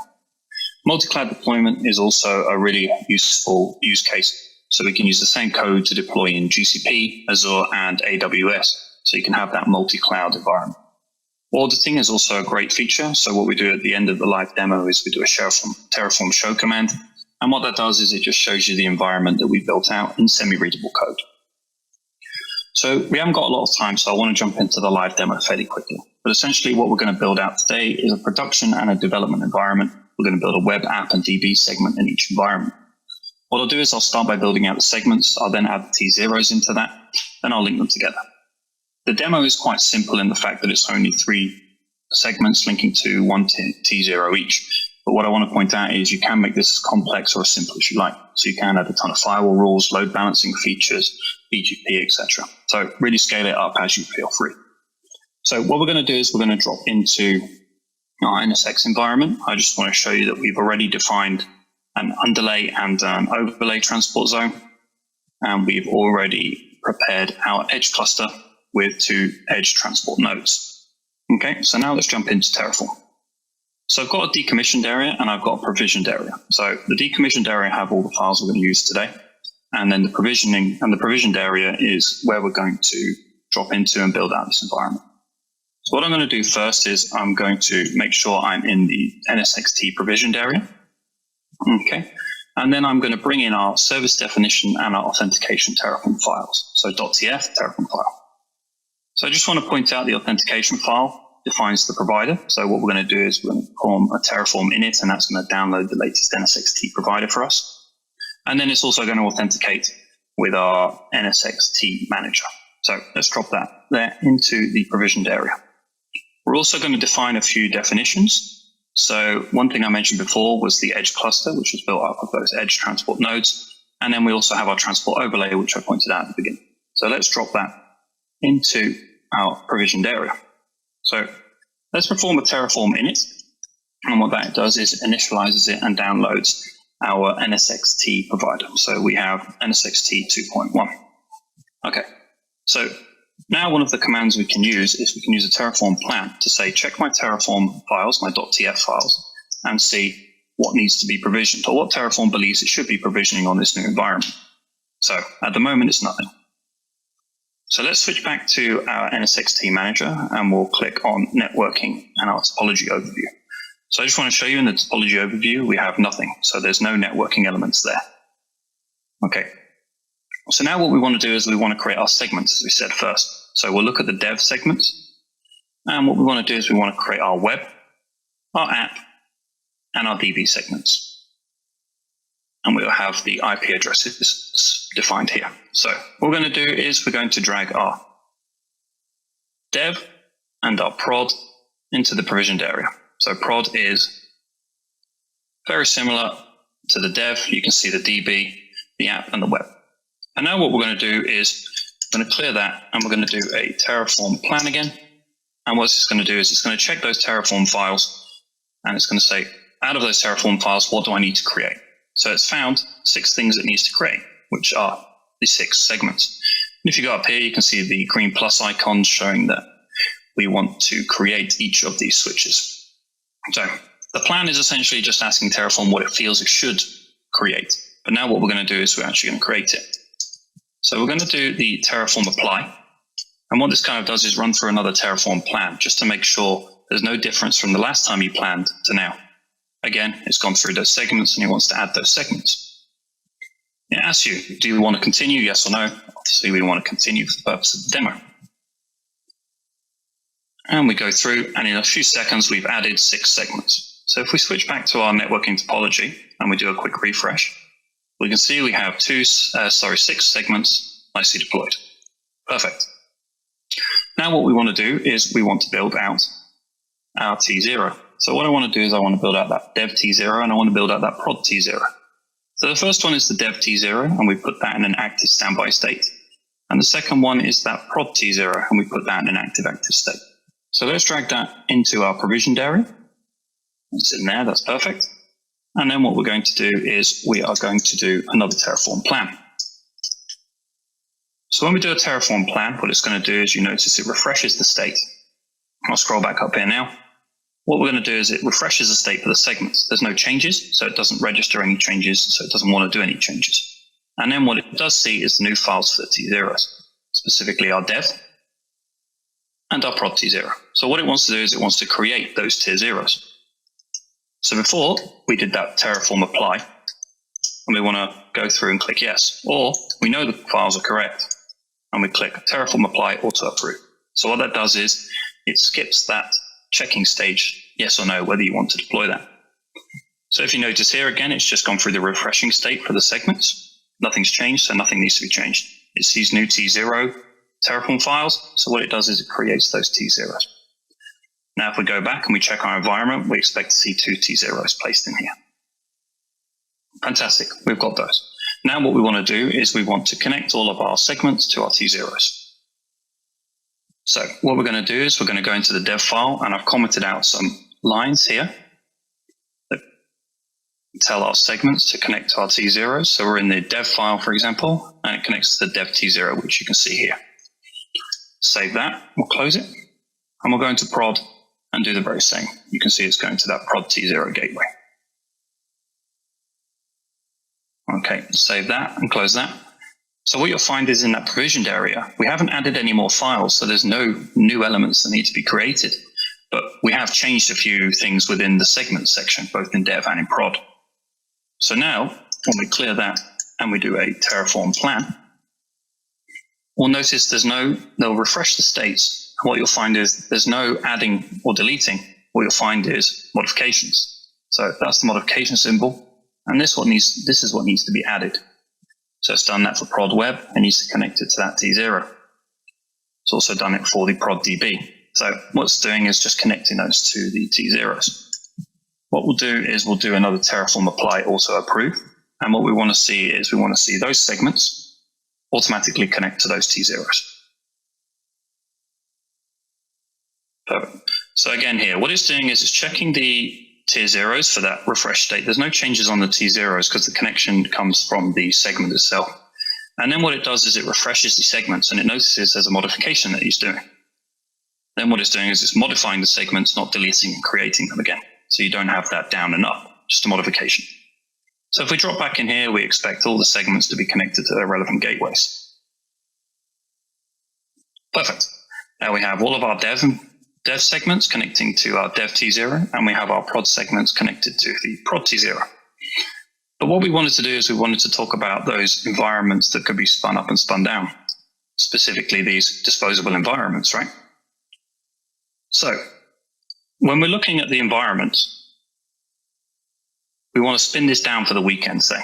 And what we can do this by doing a Terraform destroy.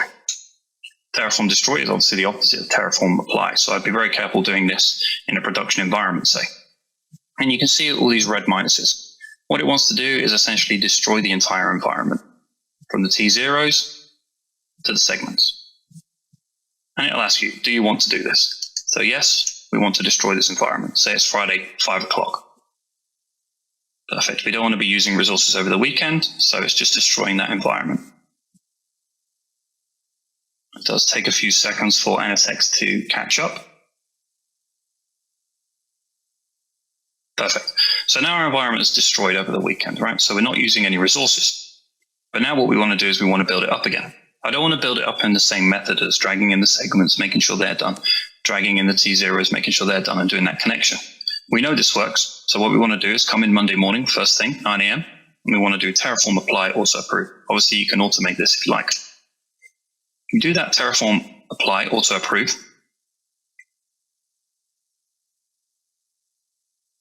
And it goes through. So we're going to build out this entire environment in 5-6 seconds. So you can see there, it's created the T0s, it's created the segments. And like I said in the previous slide, you can have load balancing features, you can have BGP, and you can have a number of firewall rules.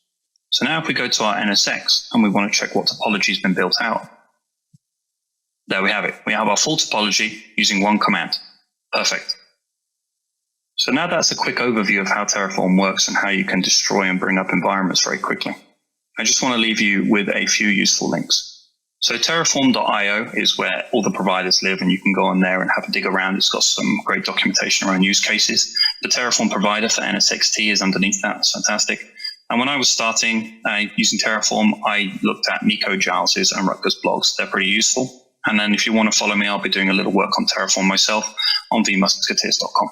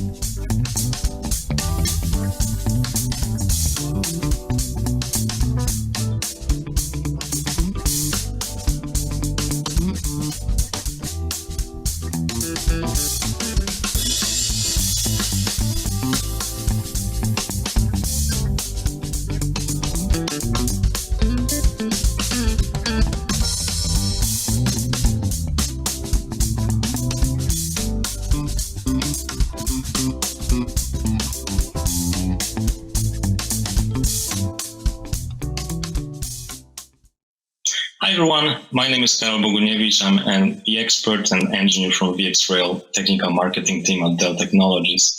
The topic for this session is vSphere and VxRail REST API. Get started in an easy way. And if you open that, then I assume that you're interested in RESTful APIs. And that's why I wanted to make it more practical for you. Instead of preparing slides, I thought that such a short time allocated, I will show you an extensive demo instead. I'd like to show you three main things. First, how you can start your API journey by leveraging an interactive web-based API documentation. Second, how you can use these APIs from different frameworks such as scripting with PowerShell in Windows environments and configuration management tools such as Ansible on Linux. And finally, how you can consume these APIs virtually from any application in any programming language. Sounds interesting? Well, let's dive deeper into that. So let me start the demo. So probably the easiest way to start your API journey is to use the interactive web-based documentation for that. We're leveraging here a Swagger framework, which is an open framework for API development, very popular in the industry. And we've designed those APIs in the way that they are complementing vSphere APIs.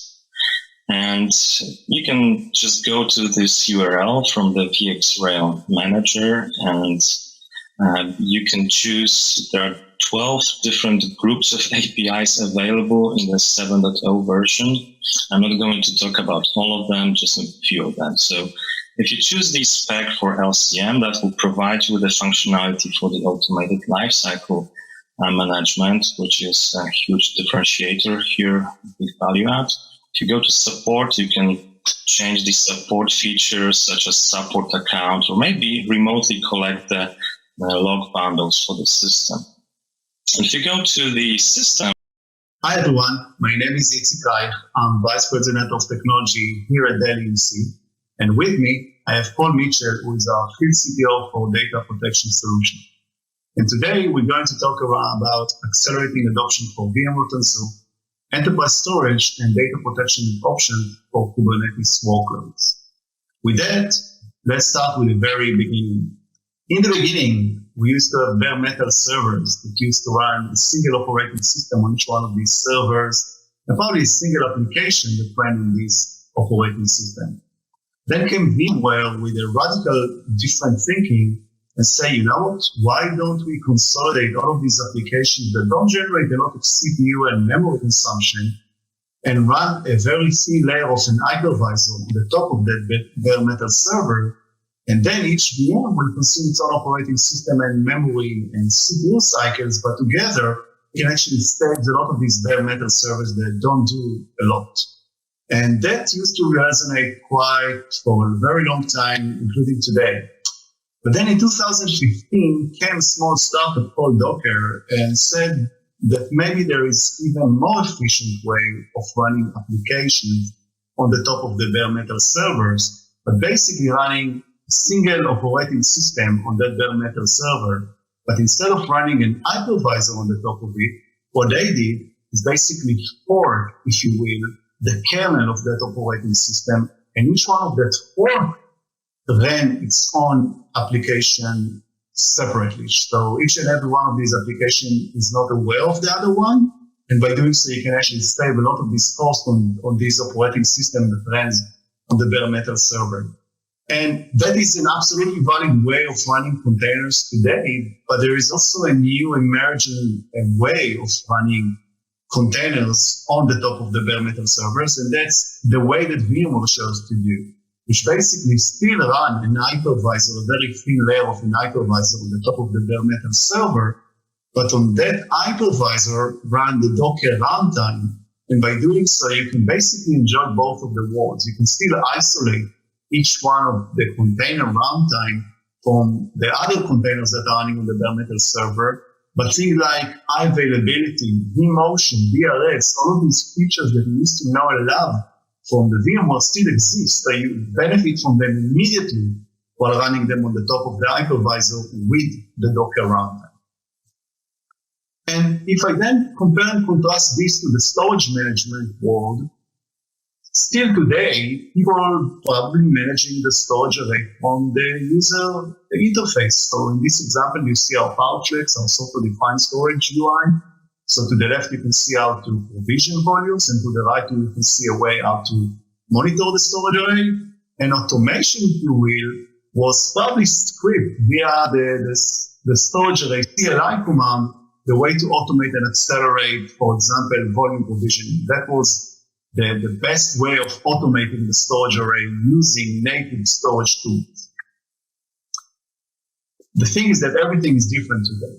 People expect to treat your storage just as a line of code, just like everything else that evolves around writing development and writing application that will run inside your servers. So storage is just another element, if you will, that is important, but it's as important as any other line of code for the developers that are basically developing the software on the storage and the compute and everything else. So for them, they just want to, with a single command, do everything that evolves around storage management without touching the storage user interface. And into that world of the Docker runtime came many orchestrators that did exactly that. And the leading orchestrator that basically has won the war big time is the Kubernetes orchestrator. And there are many reasons why Kubernetes succeeded, and it's now become the de facto orchestrator that is running on the top of the Docker runtime. Some of the reasons are full automation around everything. Starts with self-healing. So if a container fails, Kubernetes will know how to spin up a new container that will mimic the failed container workload. It's very easy to upgrade the entire stack where you go with Kubernetes. It's very easy to scale your workloads. So think about database that comes, for example, Christmas. It's very easy for you to your retail shop to just spin up another database that will automatically load balance itself within the rest of the databases in your backend and will fulfill your user request just for that time. And just like you can do spin up and scale up, you can also scale down if the workload demands are shifting, which is something, again, that is very new to the way of writing application these days. On the storage management, which is our focus in this session, it's really everything around storage orchestration. It is very easy to provide storage management capabilities directly from within Kubernetes. So let's actually talk about those options. At the very high level, the thing that you are looking for in a storage array when you work with Kubernetes is a plugin called CSI plugin, which stands for Container Storage Interface. The Container Storage Interface really provides you the ability to extend your existing storage infrastructure into the Kubernetes management itself, and by doing so, provide microservices help and assistance to your running containers. Now let's go a little bit deeper into the volume, log into the Kubernetes interface in claim, and in advance for that container that you just spin up in the system. However, this gives you the ability to provide unique capabilities that are coming outside of just the provisioning operations. For example, in the case of PowerMax and PowerStore, you can also designate quality of service for your running containers. So you will know that none of these containers that will be maybe spin up will manipulate the entire storage resources for that specific container workload. Now, let's see how it's actually all tied into VMware, because up until now, we only talk about Kubernetes itself. VMware in 2020 came up with vSphere with Kubernetes, which can be part of the VMware Cloud Foundation, but it can also be consumed in other fashions. VMware basically invested a lot in adopting Kubernetes and attaching it to the very core of the vCenter interface by both the management element and also the ES6i kernel itself, providing you really an holistic approach to manage Kubernetes workloads directly from within vCenter. So if you're a vCenter administrator, the familiarity of the UI will be immediately on the spot. If you're a Kubernetes administrator, you can still continue using the kubectl CLI, basically creating container pods, creating and storing them as you go. From a storage management, which is what we are discussing now, really there are two options that your storage array can interface into vSphere with Kubernetes. The more traditional way is to use VMFS data stores. Pretty much every storage array under the sun today provides VMFS capabilities, nothing new here. However, the more modern way, if you will, the first-class citizens option is really to provide volumes and storage volume to the VMworld with Kubernetes via vVols, VMware Virtual Volumes. We're going to talk about the benefits in a second, but that's something to bear in mind that both of these options are available to you as a customer. And the third thing that I want you to take out of this specific slide is that in the case of running vSphere with Anzu Kubernetes Grid, we, the storage vendor, do not provide a CSI plugin for you, just like we will in a vanilla Kubernetes distribution, because the CSI plugin in that case is provided for you by VMware. We interface into VMware Anzu Kubernetes Grid via vVols or VMFS, as we mentioned before, talking into the VASA element that acts as a bridge, as a communicator, if you will, between the storage world domain to the vSphere and the Kubernetes domain. Now let's talk about why should you choose VMFS or maybe another approach. So if you go with VMFS, which as we said, pretty much every storage supports today, you probably want to stick with statistic provisioning. And in a second, we're going to talk about what it is, but something to bear in mind that when a container is being brought up to the world, the data of that container itself runs on VMDK file, just like any other VM. So you can look at the VMDK file, take a snapshot of it, move it around, nothing new. Those are, again, the benefits that we discussed in advance. Why should you choose to go with, for example, VMworld with the vSphere hypervisor beneath, because it's still using the VMDKs as before. While using VMDKs, you have two options that you can provision your running containers: static provisioning and a dynamic provisioning. A static provisioning, which is really a manual provision, basically means that the vSphere administrator or the storage administrator, if you will, needs to prepare in advance the VMDK volume, present it to that running container, and then when the container is being brought up, it will use that specific VMFS with that specific VMDK. If you delete a container, for example, the VMDK file will not be deleted automatically. Or maybe should you decide that you need more capacity, you need, again, in advance to discuss these storage needs with your storage administrator, prepare these storage volumes, format them as VMFS, and then finally present them as VMDK file. So you probably already start to say to yourself that maybe that doesn't really scale, and it requires a lot of manual intervening, and you're absolutely right. However, it is an option for storage arrays that do not support vVols, just to go with VMFS. For storage arrays that do support vVols, as we said, such as PowerMax, PowerStore, and PowerFlex, there is a much, much better way to do it, which is the dynamic provisioning, which is done with vVols. Here, the way to think about it is like a menu. Imagine yourself going to your favorite fast food restaurant. You're probably going to see a couple of your items that you can order, and the same apply here. You probably want to designate a couple of different service level agreements. In the language of Kubernetes, those are known as storage class. And storage class can really mean many things, but in the context of storage, it is very likely to mean quality of service, for example. Maybe you want to designate the size of the volume with specific IOPS that are tied to that specific storage class. So when a Kubernetes admin will now go ahead and provision, for example, database application, the only thing that needs to be pre-agreed in advance is the storage class that you want to provision, how much performance maybe is associated with that specific container. And then, I'm going to show it in a demo in a second, once the vSphere administrator logging into vCenter with the Kubernetes UI, it will automatically provision that vVols from within the underlying storage array. We're going to use PowerStore in our example. Carve up that volume, attach the quality of service to this vVol or vVols if the running container contains more than one volume. And by the time that the container will be shut down, you have options such as keep those volumes to stay up and running, or maybe delete them if you will. And all of those things are done automatically for you. The only thing you need to prepare in advance is this service catalog. What's the SLA that you want to designate in your organization? Most of the customers that I'm talking to are sticking with those three. They don't want to make it overly complicated because then again, there are too many reasons to consider, and they stick with gold, silver, and bronze, which really means different quality of service that can be applied for the running containers.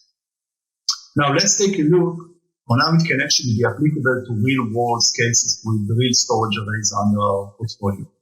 To the left, you can see our PowerFlex storage array, which is our software-defined product. Let's assume, just for the sake of this example, that I assign the gold service level for that storage array. Again, gold can mean many things, but for the sake of the example, let's assume that I actually want to provide it the best performance possible. To the right, you see another service class, storage class that I created, and I assign it silver storage class. And in this case, I'm using the PowerStore storage array, which is our newly announced mid-range storage array. I specify the storage class, and now as a Kubernetes admin, I'm just logging into the Kubernetes CLI or UI, if you use the UI, or vCenter in that case. And now I'm only selecting the gold service class, which if you recall, we already pre-assigned and pre-agreed in our organization that we're going to select or make available as an option. And if I'm now choosing gold, Kubernetes and VMworld will be smart enough to interface via the VASA provider to the storage array that exposes its capabilities and the one that we agreed upon in advance that has the gold service class. And in this class, in this example, if you recall, what we are using is a PowerFlex, so it will automatically know to go to the PowerFlex storage array, provision the volume from it automatically. So nothing needs to be done here manually.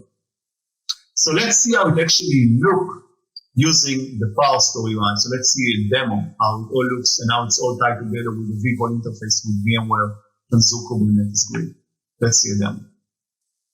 Right, so let's see how it all looks together with Dell EMC PowerStore and VMware Tanzu Kubernetes Grid.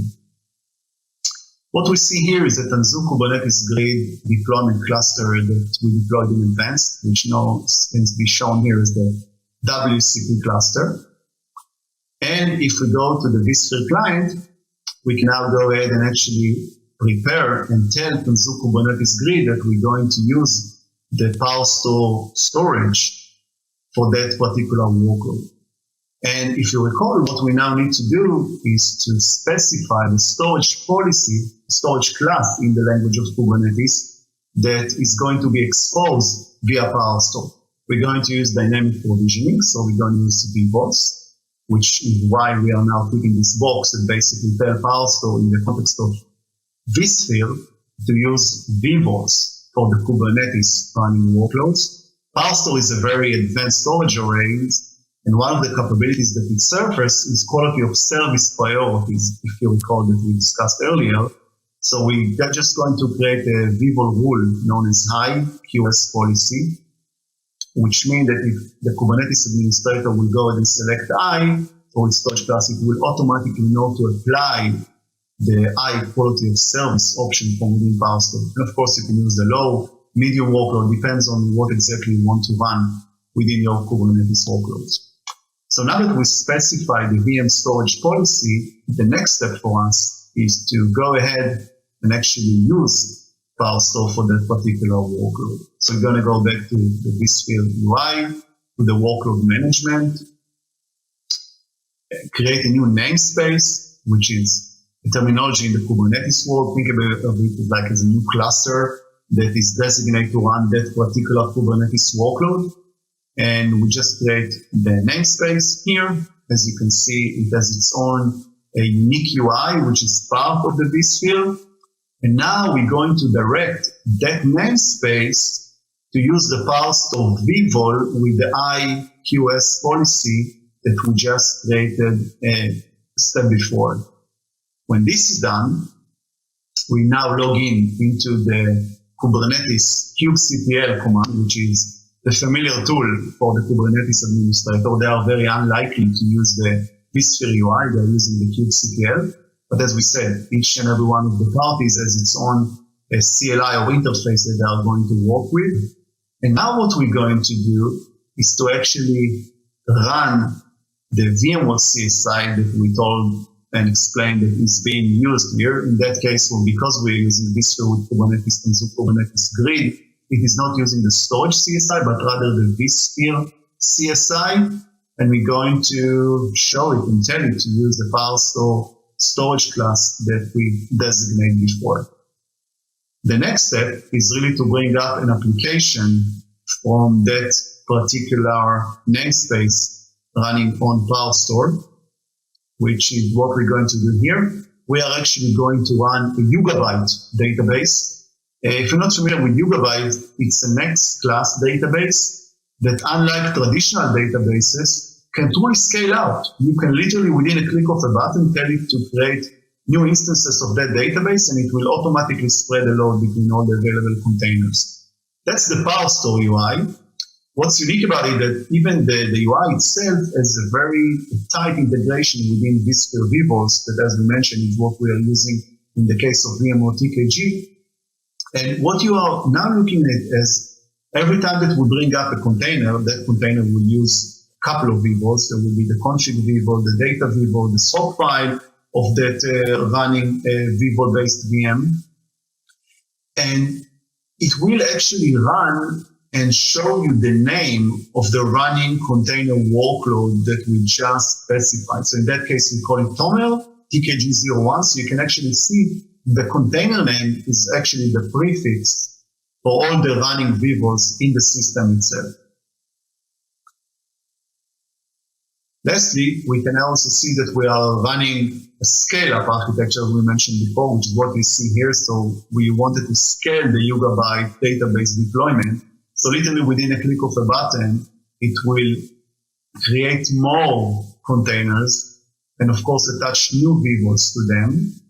And which now you can see from within the storage array of PowerStore here. So if we now go to the storage container to the vVol tab, we will see that more vVols are now associated with that running a workload because we just decided to scale it up. And look at how easy it is to scale out the container workload, and how easy it is to also scale the vVol implementation. We did a lot of optimization within PowerStore itself to be able to really provision many vVols at one go, because we recognize that's a very known scenario that you want to burst your running containers and you want to do it in a very quickly manner. And so that was the demo about how to use PowerStore vVol with VMworld and Kubernetes Grid. With that, I want to introduce Paul Mitchell, who is our field CTO for data protection solution, who is going to talk to you around the options to run data protection for Kubernetes workloads. Paul, the ball is over to you. Thank you, Itzik. Appreciate it. That was a great insight in how obviously we can actually interact with storage natively with Kubernetes. I'm actually going to spend the rest of the time today's presentation talking about data protection. This is normally quite a strange conversation to have when it comes to Kubernetes. As customers move into this agile workload, there's a huge push in the industry to move things into an agility standpoint, moving platforms very quickly. And one of the things that we find in the conversations that we have is ultimately that people are ready to push applications where the traditional IT operations teams are not ready to do so. So if you look at this interaction that I'm sharing right now, is that obviously the developers willing to push the application very quickly into the industry, but obviously the IT guy has operation considerations when it comes to compliance, backup, and disaster recovery. when it starts to move into a different agile-based environment. I'm going to spend the rest of the time talking about PowerProtect. PowerProtect is Dell EMC's or Dell Technologies data protection strategy application that protects virtual machines natively, as you would expect, enterprise applications, as well as container workloads that Itzik has just basically covered for us. We're actually working in conjunction with PowerProtect with Velero. Velero is obviously a VMware-based technology that provides integration into Kubernetes infrastructure using the kubectl API. PowerProtect allows us to protect everything at the namespace layer and provides functionality that we can protect namespaces. We can actually restore namespaces to the same cluster, to a new namespace or an alternative cluster. And we can also include or exclude the PVCs or the basically persistent volume claims that Itzik covered earlier on today. We provide the ability to take not only advantage of the CSI interface, but also to talk about some of the functionality that we bring to the table when it comes to integrating further with VMware. PowerProtect allows us to not only maintain and give you a choice of how you wish to protect the data when you're running in container-based workloads, but also the agility to be able to provide different interfaces, because that's one of the things that we're seeing in the industry is obviously people want a choice, and we'll cover that in the next couple of slides.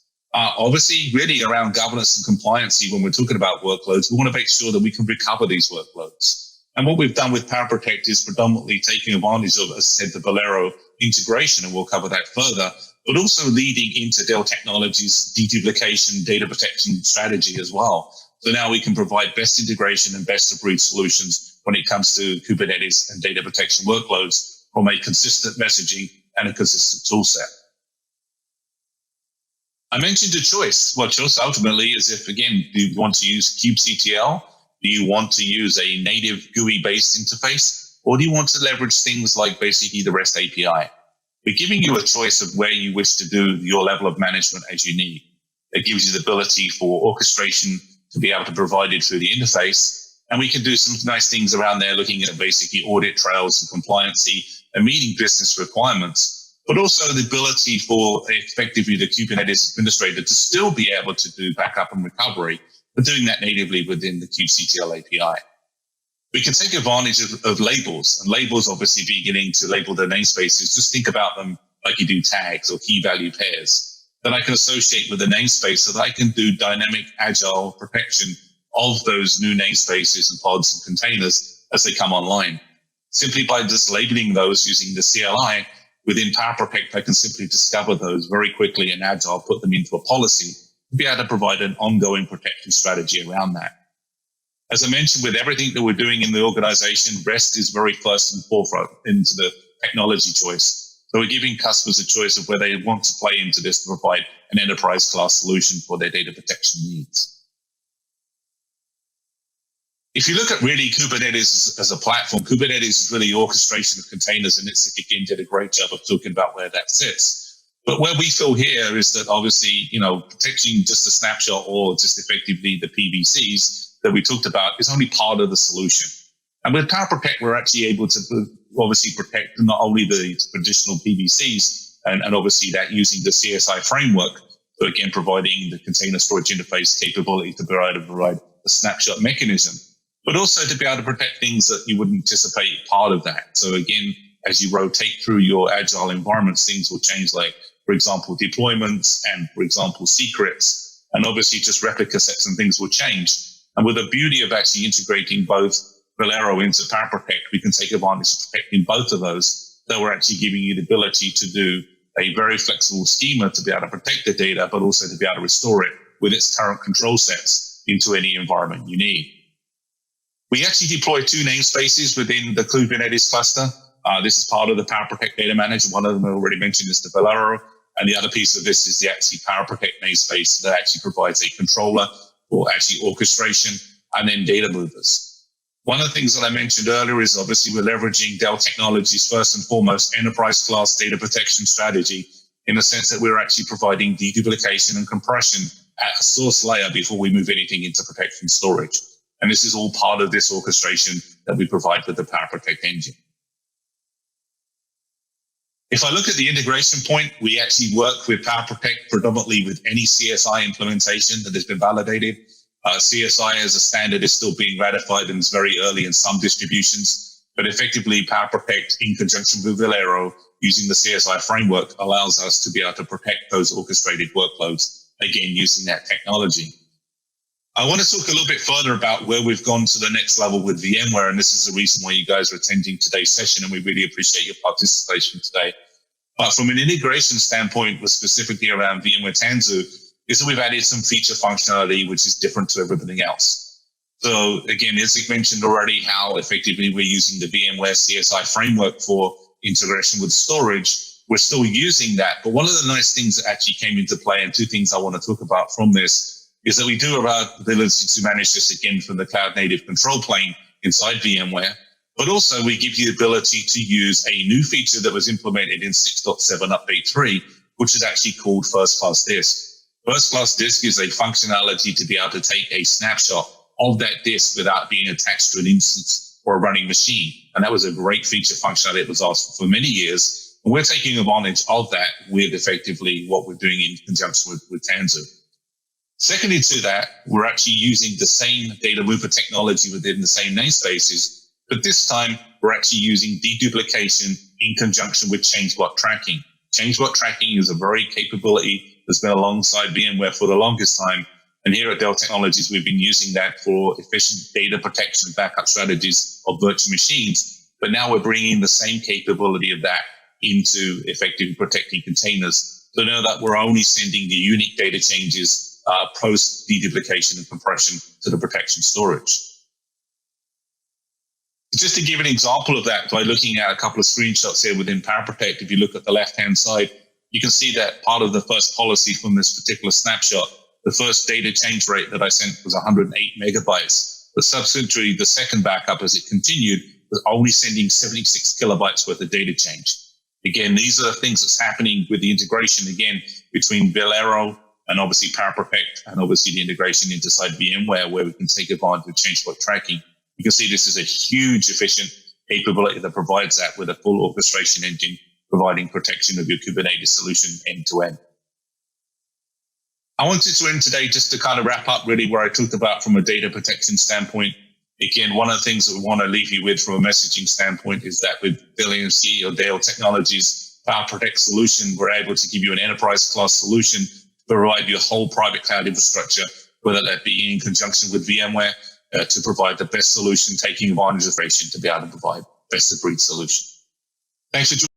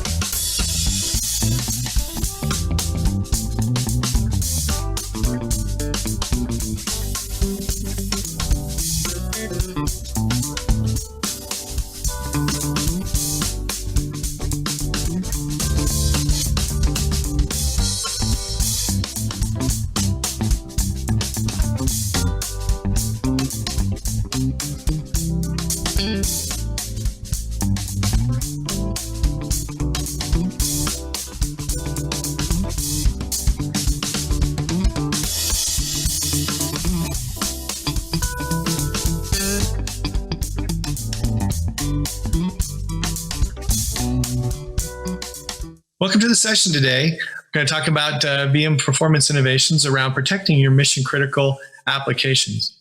My name is Brian Reynolds, and I'm a product manager in the data protection division at Dell Technologies.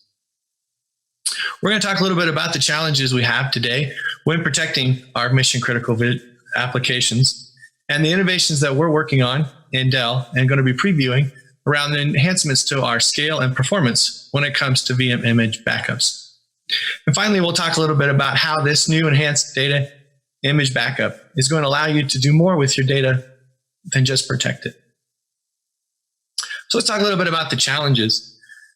Today's VMs are faster and bigger. VMware continues to enhance the performance and capacity of the VM disks, which means that our VMs are running faster and they can handle more transactions. We're also seeing that they need to be able to accommodate that global environment. So they have fewer downtimes when we can be able to take those VM image backups. And when we talk about traditional backups, one of the challenges we have is when determining those deltas that we need to for being able to archive the data, we find that we have to halt the VM while we're looking and capturing that image. And that's going to result in the application becoming stunned. And the other problem we have is that we have a dependency on our external proxy agents. These agents we use to move and transfer the data to our storage. And these external proxies exist in our production environment, which means we have to be able to deploy and manage those resources, and they're taking away from our ability to support our production VMs. So let's look a little bit more into a VM image backup. There's really three stages that make up a backup. We have our snapshot creation. And this is where our point-in-time representation is collected for the VMDK. And we use this to be able to determine the deltas. We see that this operation requires for us to be able to quiet that VMDK so that we can be able to get those changes. The next part of the process is to process those snapshots. And this is where we have to work with our external agents to move the data over and determine what those changes and deltas are, and then send those over to storage. And finally, we have to clean up, which means that we need to consolidate that point-in-time representation with the current VMDK and ensure that we have all those changes captured. We tend to see a lot of IOPS degradation in both the creation and the deletion steps. We also see a lot of impact on our performance when it comes to processing and moving that data, since I'm using production resources. So that introduces the problem.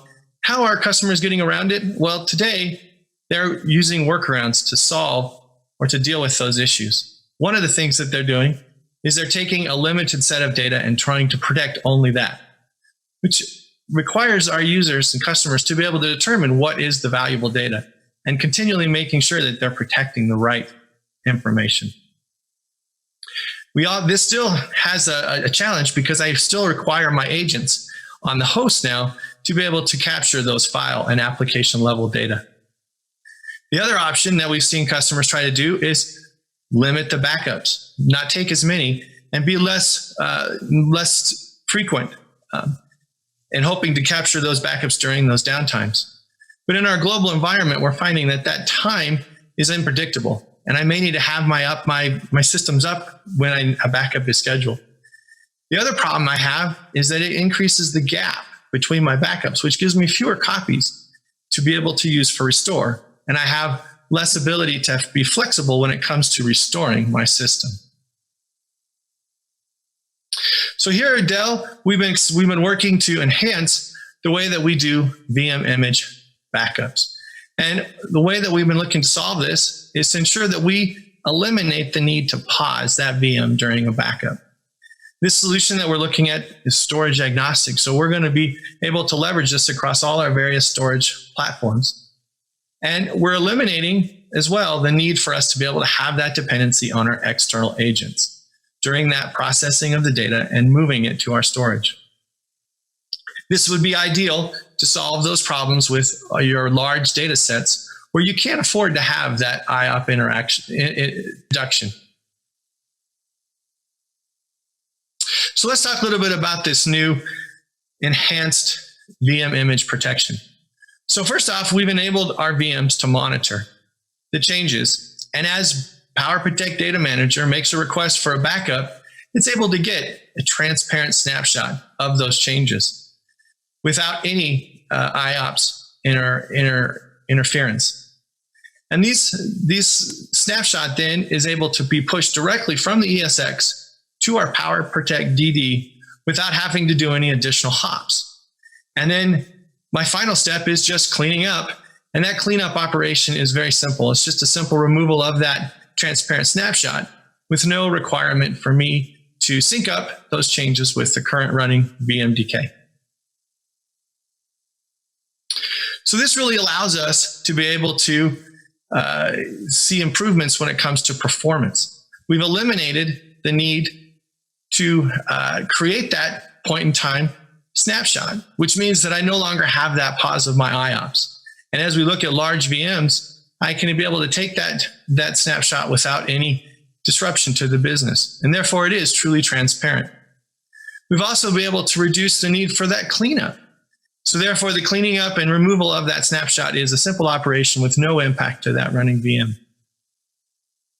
And in our labs, we see that those IOPS can stay consistent across the entire snapshot operation, which is ideal for those VMs which are large that need to be able to have their IOPS maintained in order to handle the high transactions that they're trying to process. From a scale perspective, we've removed the need to copy those changes to an external agent. And this has allowed us to be able to remove those hops. And so I no longer need to be concerned about where my external agents are deployed and how they're deployed and where they sit in relationship to my ESX. I've also been able to, with the embedded data mover, reduce the impact on our production environment. So we're no longer using production resources when we copy our data over from the ESX to the PowerProtect DD.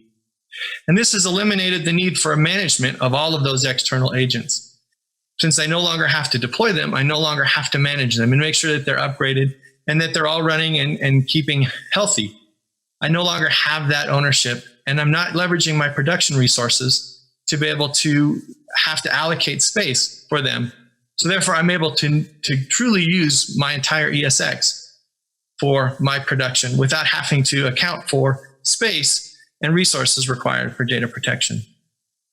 I've also been able to ensure that as part of when we deploy that embedded data mover, we have the ability for it to be propagated and scaled automatically. So as you add hosts to your cluster, that data mover will get automatically moved and installed and deployed and configured. So there's no work for you as a customer to ensure that that data mover is up and running. And as we expand our environments, those data movers will expand with it. So this is really changing the way that we can protect those VMs.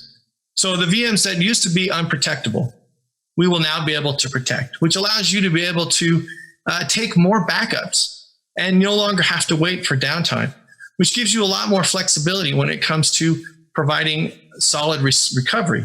Since your copies will be more frequent, you're not going to have data being lost.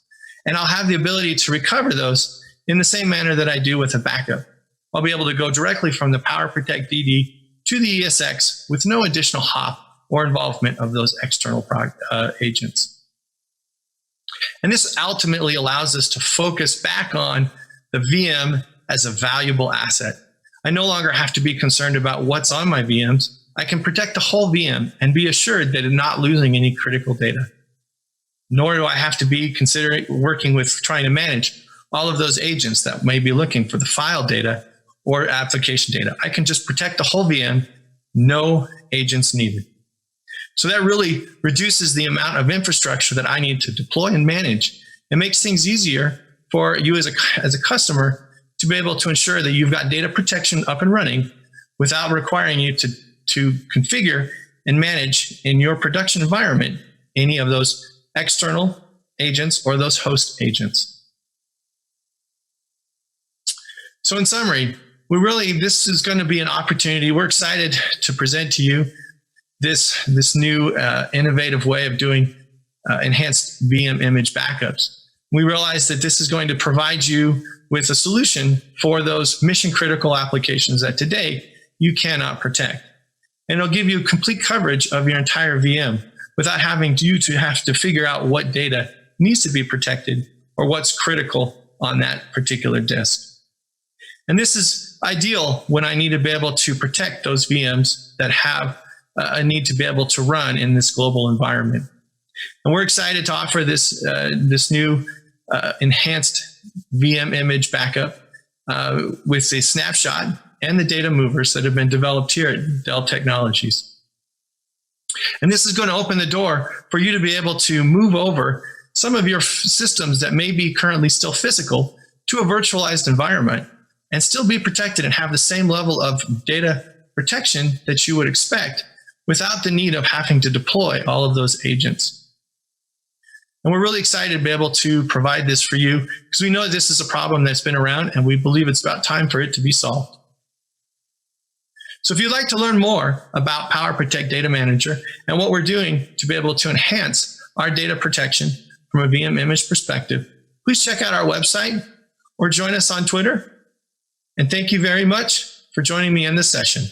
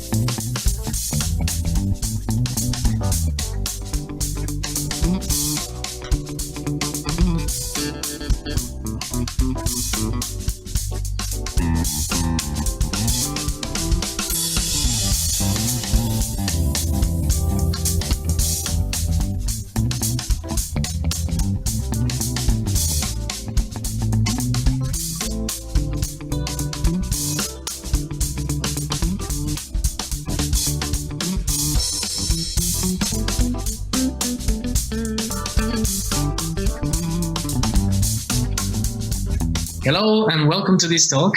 I'm David Espejo. I'm based out in Colombia, South America, and I've been part of the vBrownBag community for quite some years.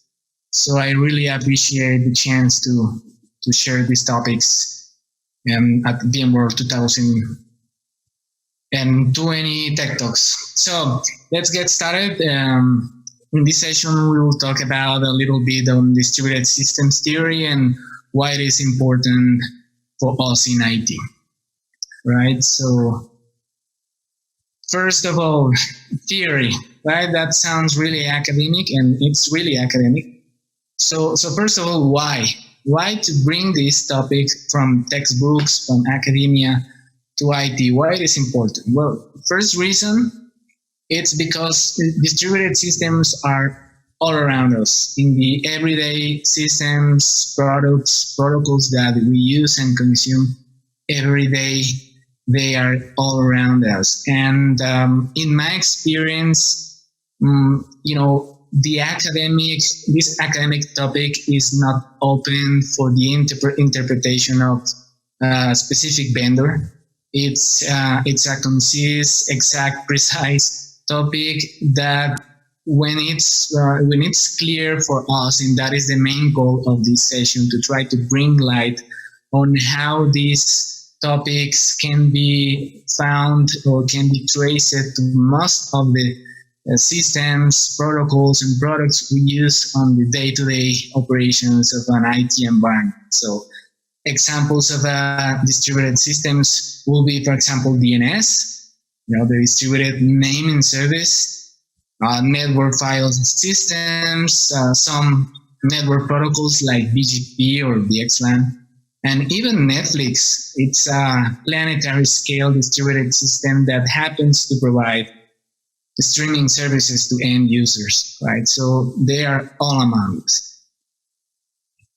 So now, if that is pretty much clear on the why of the importance of this topic, what is a distributed system? For most of these definitions, I will reference the textbook by Professor Tannenbaum, who is very famous. He wrote several textbooks that are used throughout computer science schools throughout the world. And he provided some definitions for this topic. So first of all, a distributed system, it's a collection of autonomous computing elements that appears to its user as a single system, right? So there's a lot there to unfold. I will try to unfold a little bit this definition. Examples of distributed systems that operate like the textbook definition are, for example, a vSphere cluster. You have several nodes. Let's say a node in this context can be a hardware device or a software process. There will be several nodes that appears to its user as a single system. You log into vCenter, you see a cluster. A cluster itself, it's a form of or an implementation of a distributed system. For example, NSX has most of these services are distributed by nature. So it's a collection. There are several components, and one of the principles is that each component could act or could operate independently from each other. But in the practice, they will need to communicate, right? You have several components, but they will need to communicate to achieve a common goal. So the next base feature is the single coherent system. Its users are not aware of the distribution of processes, services throughout many nodes and many systems. No, they will see or they will operate this as a single system. This is not the same as having a single view, right? If you are thinking about the infamous single pane of glass, I will dive a little deep on this in the next slide. It's not the same. It's just the coherency here comes by providing the user an experience in the system that behaves exactly the way the users expect it to behave.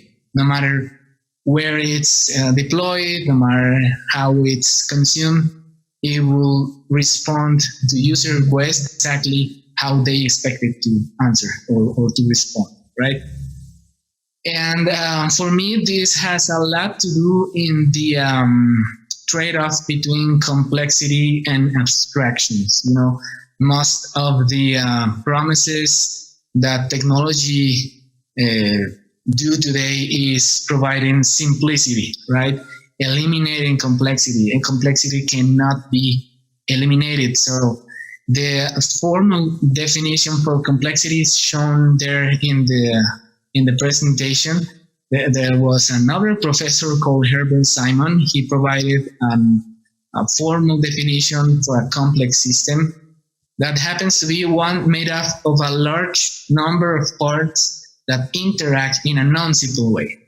So it's very similar to a distributed system. We can say that a distributed system is always complex, right? But simplicity, it's not just removing parts, because the system needs all of its parts. It's just, hiding the diverse components, hiding them from the users, and make the system appear as a single coherent system, right? So that is the abstraction, the most realistic goal with a complex system.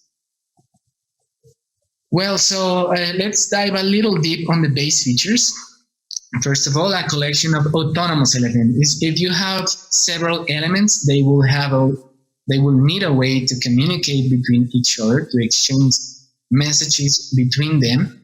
And also, if you have different independent components, nodes, or processes, more likely each process will have its own notion of time.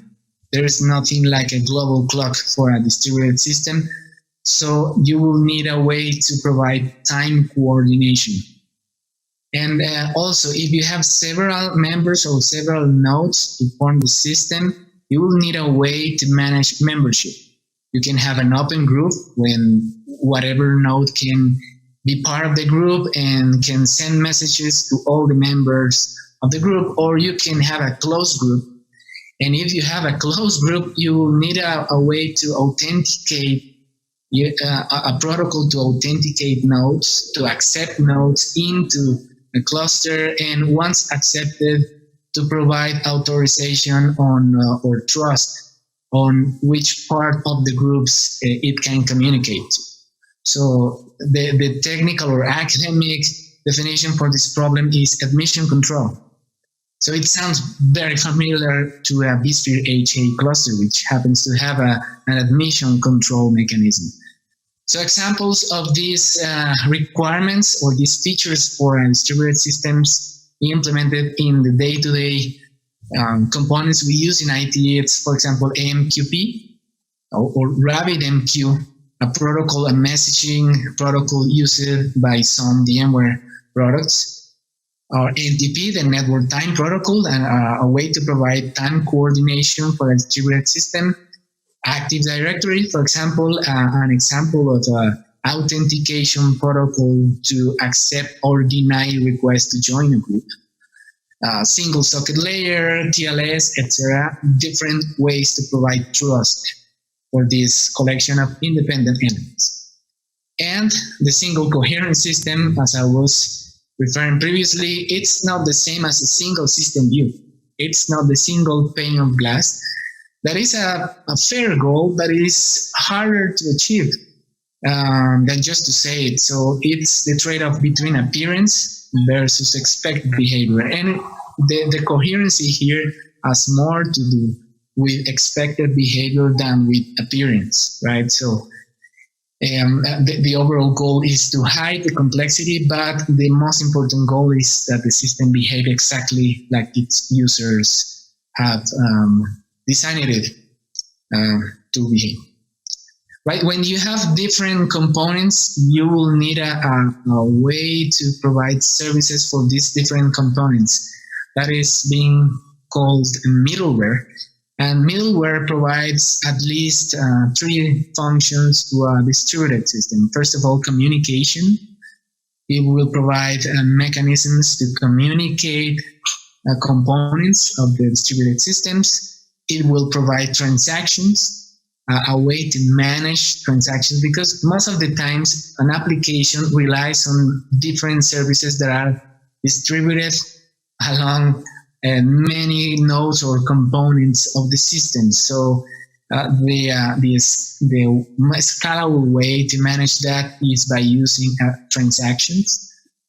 And finally, reliability, a way to handle partial failures. If you have a system made up of different nodes, you will have to face the reality.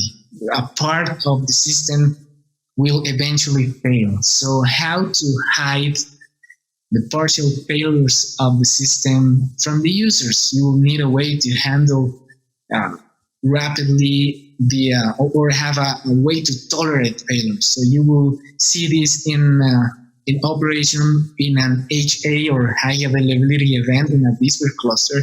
It's just a way to restart automatically VMs in another node. That is a way to hide or to manage partial failures of the systems for the user. So examples of middleware services are, for example, RPC, which is a highly used protocol or communication protocol used in Windows environments, for example. The microservices design pattern of today's applications relies on communication between components provided by an API, which happens to be kind of a middleware.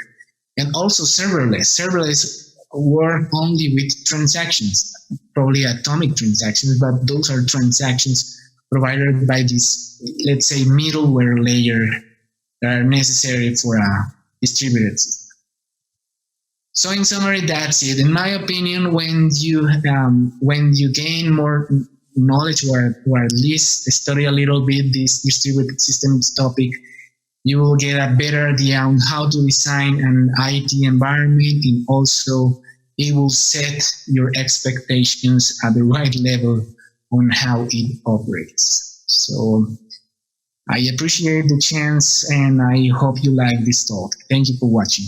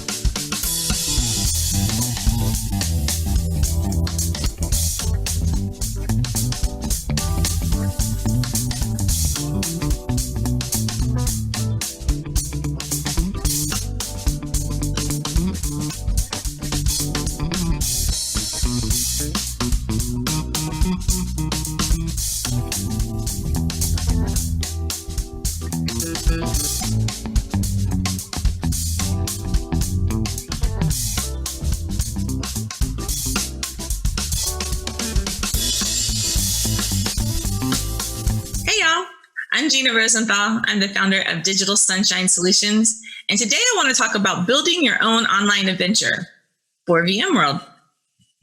So we know because of the global pandemic, it is not possible to go to San Francisco or Barcelona this year.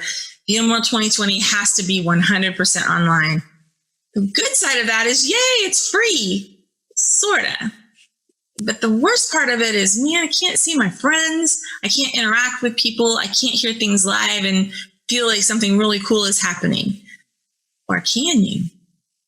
There are ways to make an online event very interactive and make it feel real, build a world around it.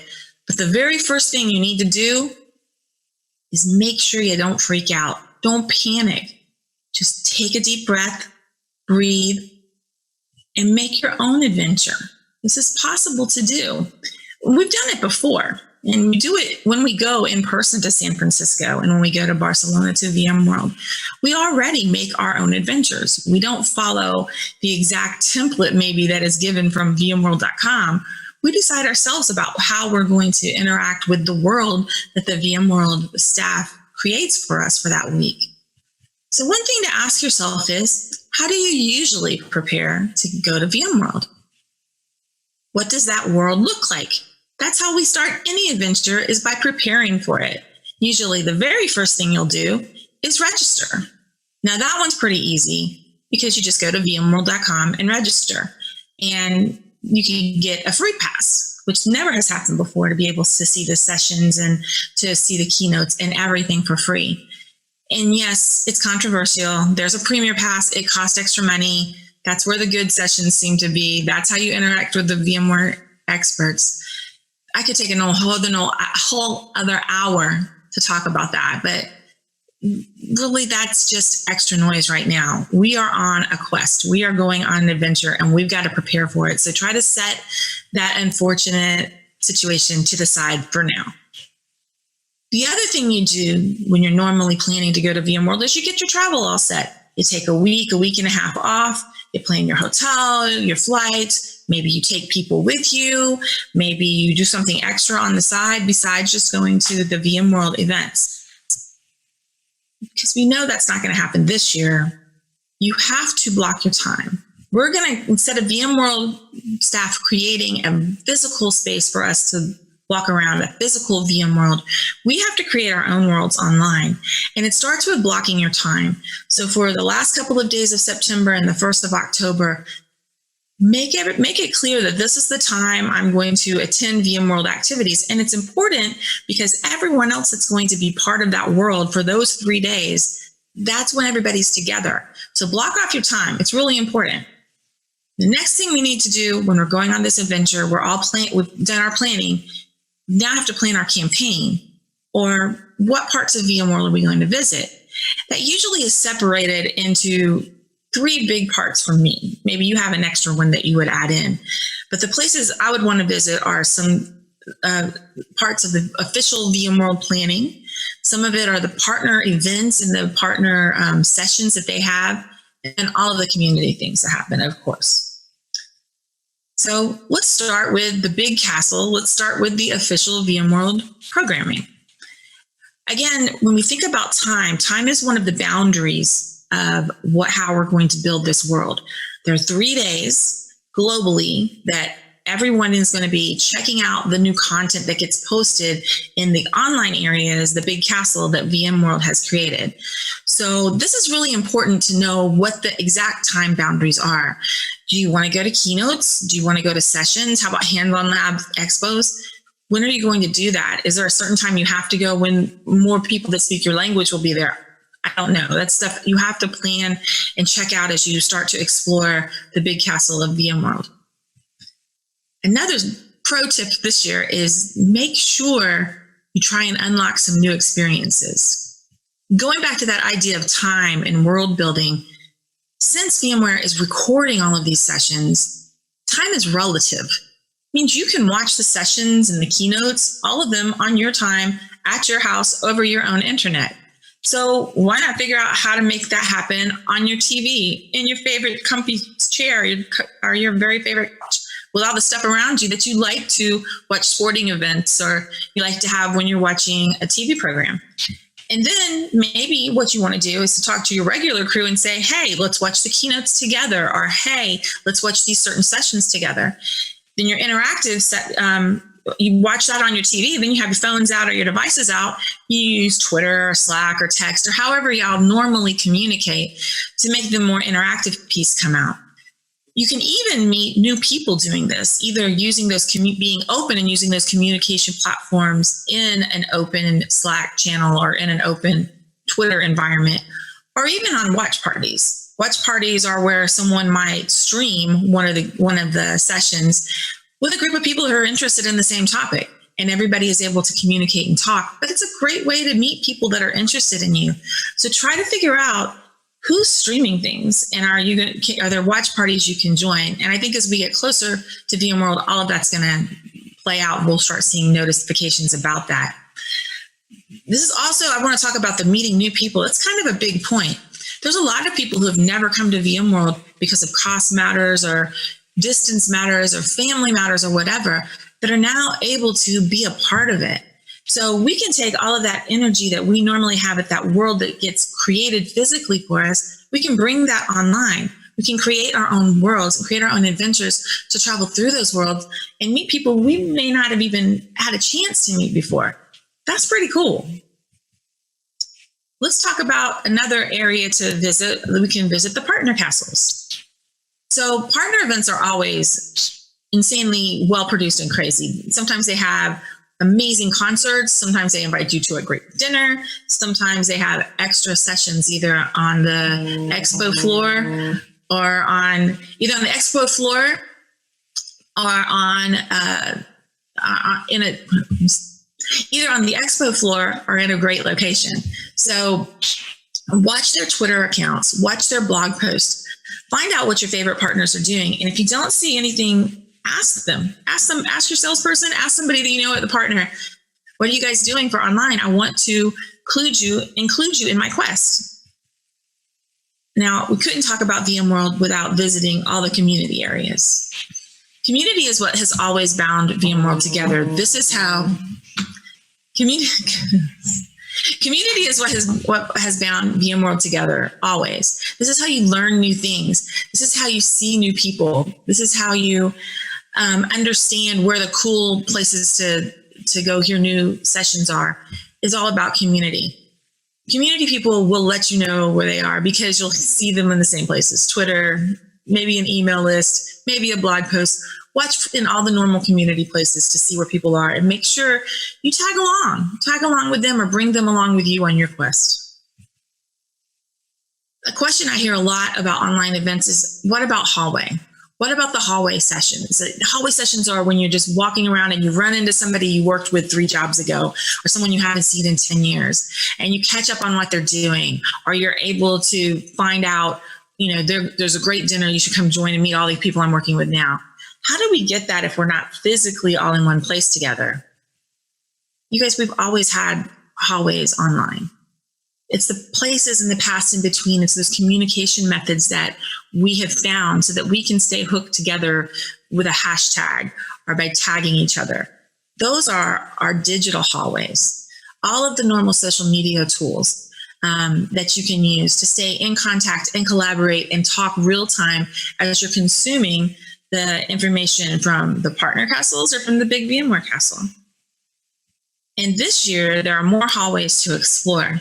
I'd really encourage you to get a Twitch account, get a Discord account, play around and try to find the folks who are on VMware, on these platforms already creating VMworld content. I know I've created a Discord server basically to act as a hallway. There's several that I know of on Discord that are concentrating on VMware and of course VMworld. So go check it out, learn how to use the platform, and maybe that's another space where you can go on an offshoot of your quest. So the thing that everybody is missing and worried about is interacting with people and having that social feeling of being in this large crowd, but knowing that you belong there. So another question to think about as you're planning all of the places and all the ways that you're going to build your online world is, How do you usually interact at VMworld? I know how I do. I have lots of old friends, and I'm not shy, so I make new friends every year at VMworld. This is important. Find your old friends. I know for me, there's a couple of Slack channels I'm on that have been dormant for 6 to 9 months that have all of a sudden started popping up. People trying to figure out what they're going to do for VMworld. Be the first to start that conversation. Wake everybody up. Find everybody. Figure out how are you going to go together and plan your online experience. Bring your friends along with you. But don't be afraid to find those new ways to make new friends, whether by figuring out how someone's going to be casting on Twitch or YouTube or using Discord, different places. Find all of that out so that you can meet some new people this year, just like we do every year at VMworld. The biggest thing of all, don't freak out because it's 100% online and you're tired of sitting in Zoom meetings and you don't know if you can take 3 days of that with VMware and VMworld. You can do it. You have to think big. You got to think differently. Think of this as different than 3 days of pre-recorded Zoom meetings. Think of this as the content is already there. Now, how do we interact with the people we want to interact with and learn more and see what's new in the future? How do we interact with people and we can have one great big VMworld? Speaking of connecting, connect with me. I'm Gina. My email is Gina at digitalsunshinesolutions.com or gminx on Twitter. Would love to connect with you and figure out how we can interact at VMworld and share our quest. Thanks.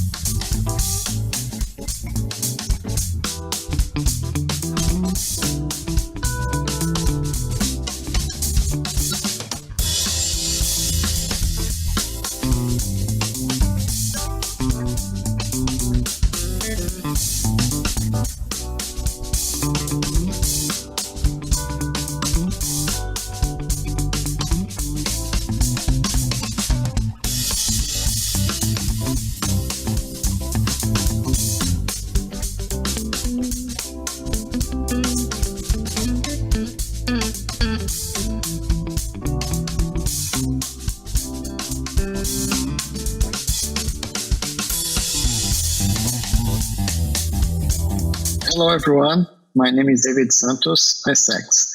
how a VIO. So here we're going to talk about the architecture, the VIO architecture. In the middle, have VIO, and it will be consumed by Horizon. That's the project that provides the user interface, the UI interface. We're going to consume our infrastructure as a service. And in the back, we have the VIO products. We have Nova for computing, and in the VMworld, the Nova will be provided by vCenter and ESXi. Here we have a benefit of using VMware as our Nova project because vCenter will be the single endpoint for all the Nova workloads, and also have like native VMware features like DRS and vSphere H8 that helps with the availability of the environment. And we have Cinder as the block storage. In the VMworld, Cinder will be provided as our data store. So every time that we use a data store, it will be use it as Cinder block storage. Neutron will be provided by NSX. Like Nova, NSX has a benefit that will be the single endpoint to deploy networking, like layer 2 switches, routers, load balance, and firewalls. We also have Glance. Glance is the image project for OpenStack, and in the case of VMware, the Glance will be the VM templates that will be used and that will be consumed in VIO. So before we start, we need to deploy some objects in NSX. In this case, we need to deploy a T0 router, and also we need to exchange. We deploy in VIO will be automatically distributed tap. That is to create a local network. In this case, we create a local network called local 1, and we're going to connect 2 VMs in that network, Web 01 and Web 02. Create a subnet for that network that's called local. It will automatically use the first IP as the default gateway when you create that.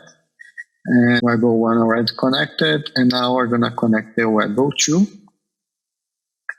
And now I have already layer 2 connectivity between those VMs that I connect to that.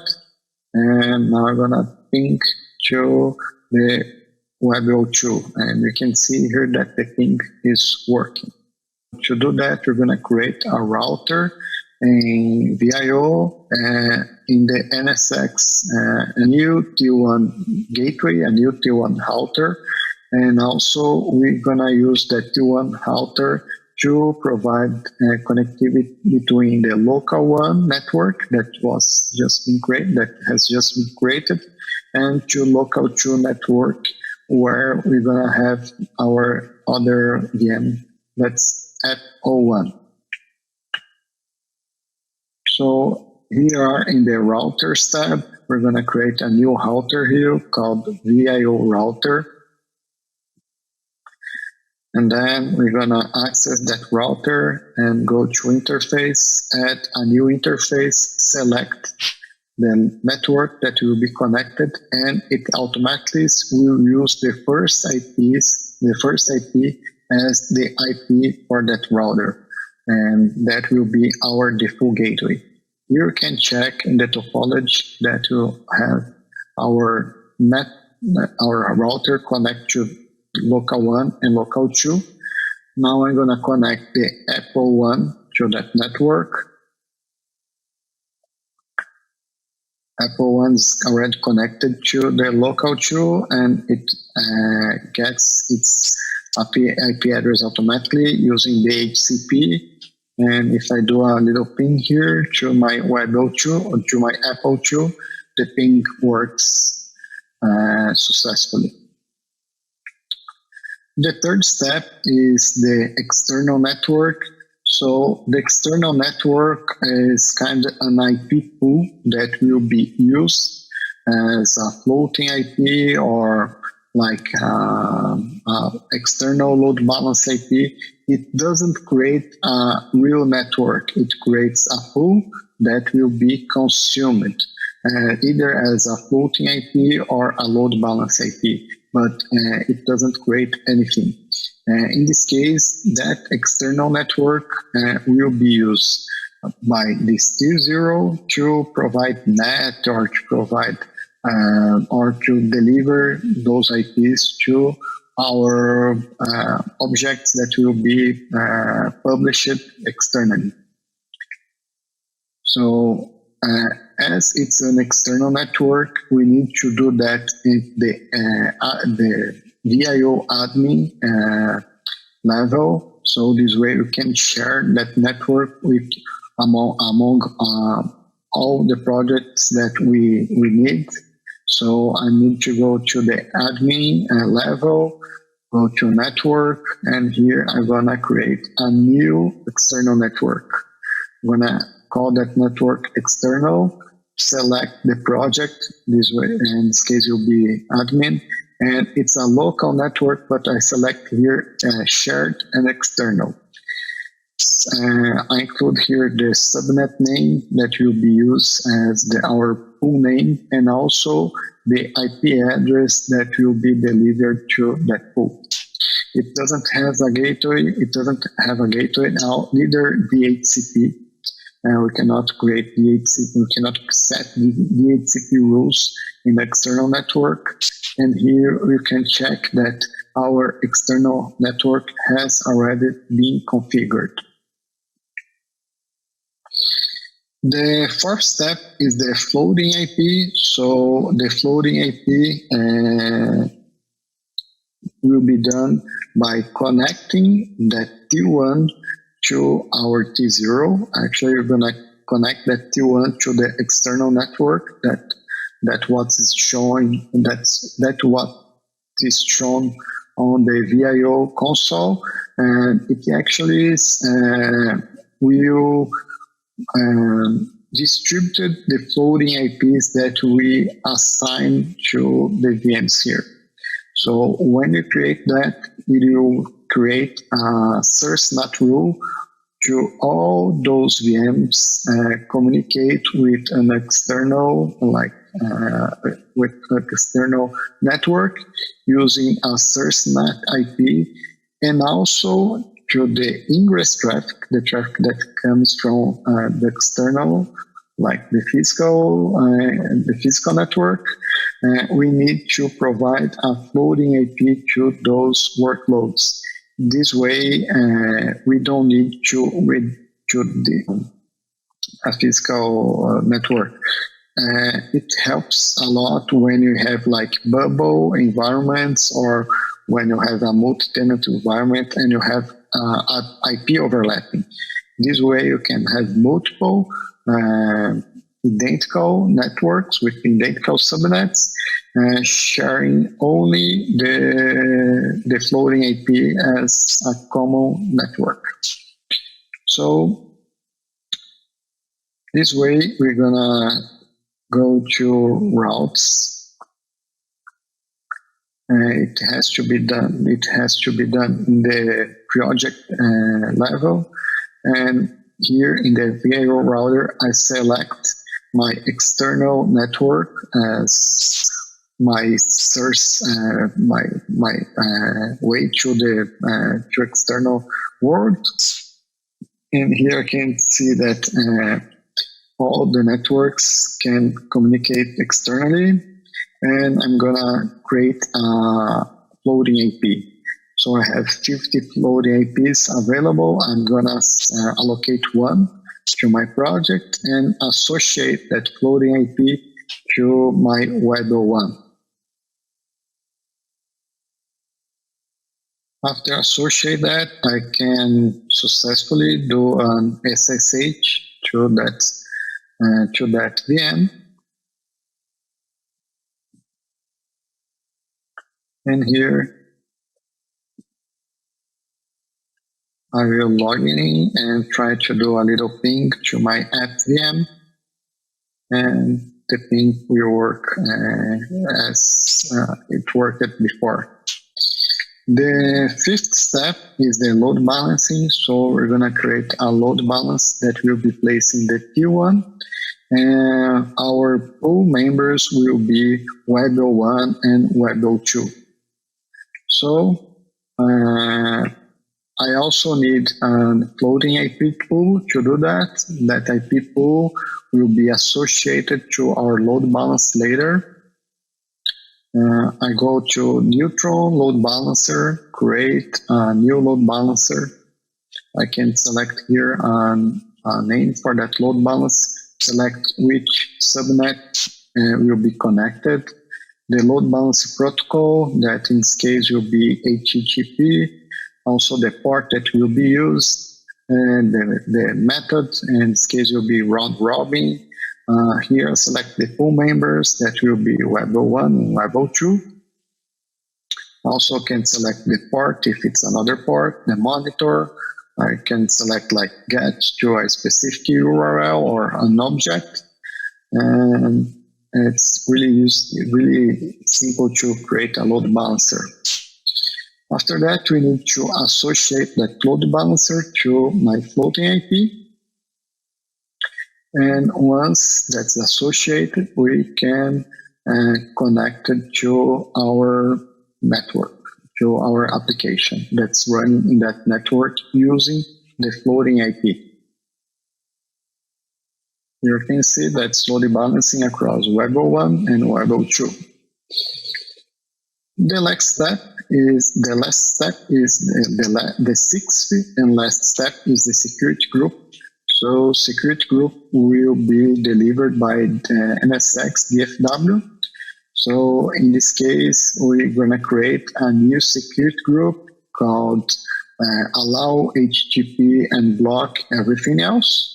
It will allow external, like ingress traffic to HTTP, like to a web application, like Apache or any Nginx.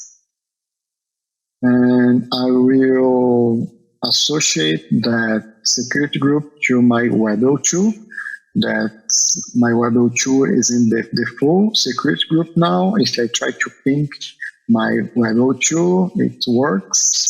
And if once I change my security group to allow HTTP and block all and remove the default, I can check here that the ping is no longer working.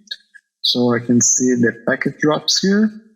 And that's...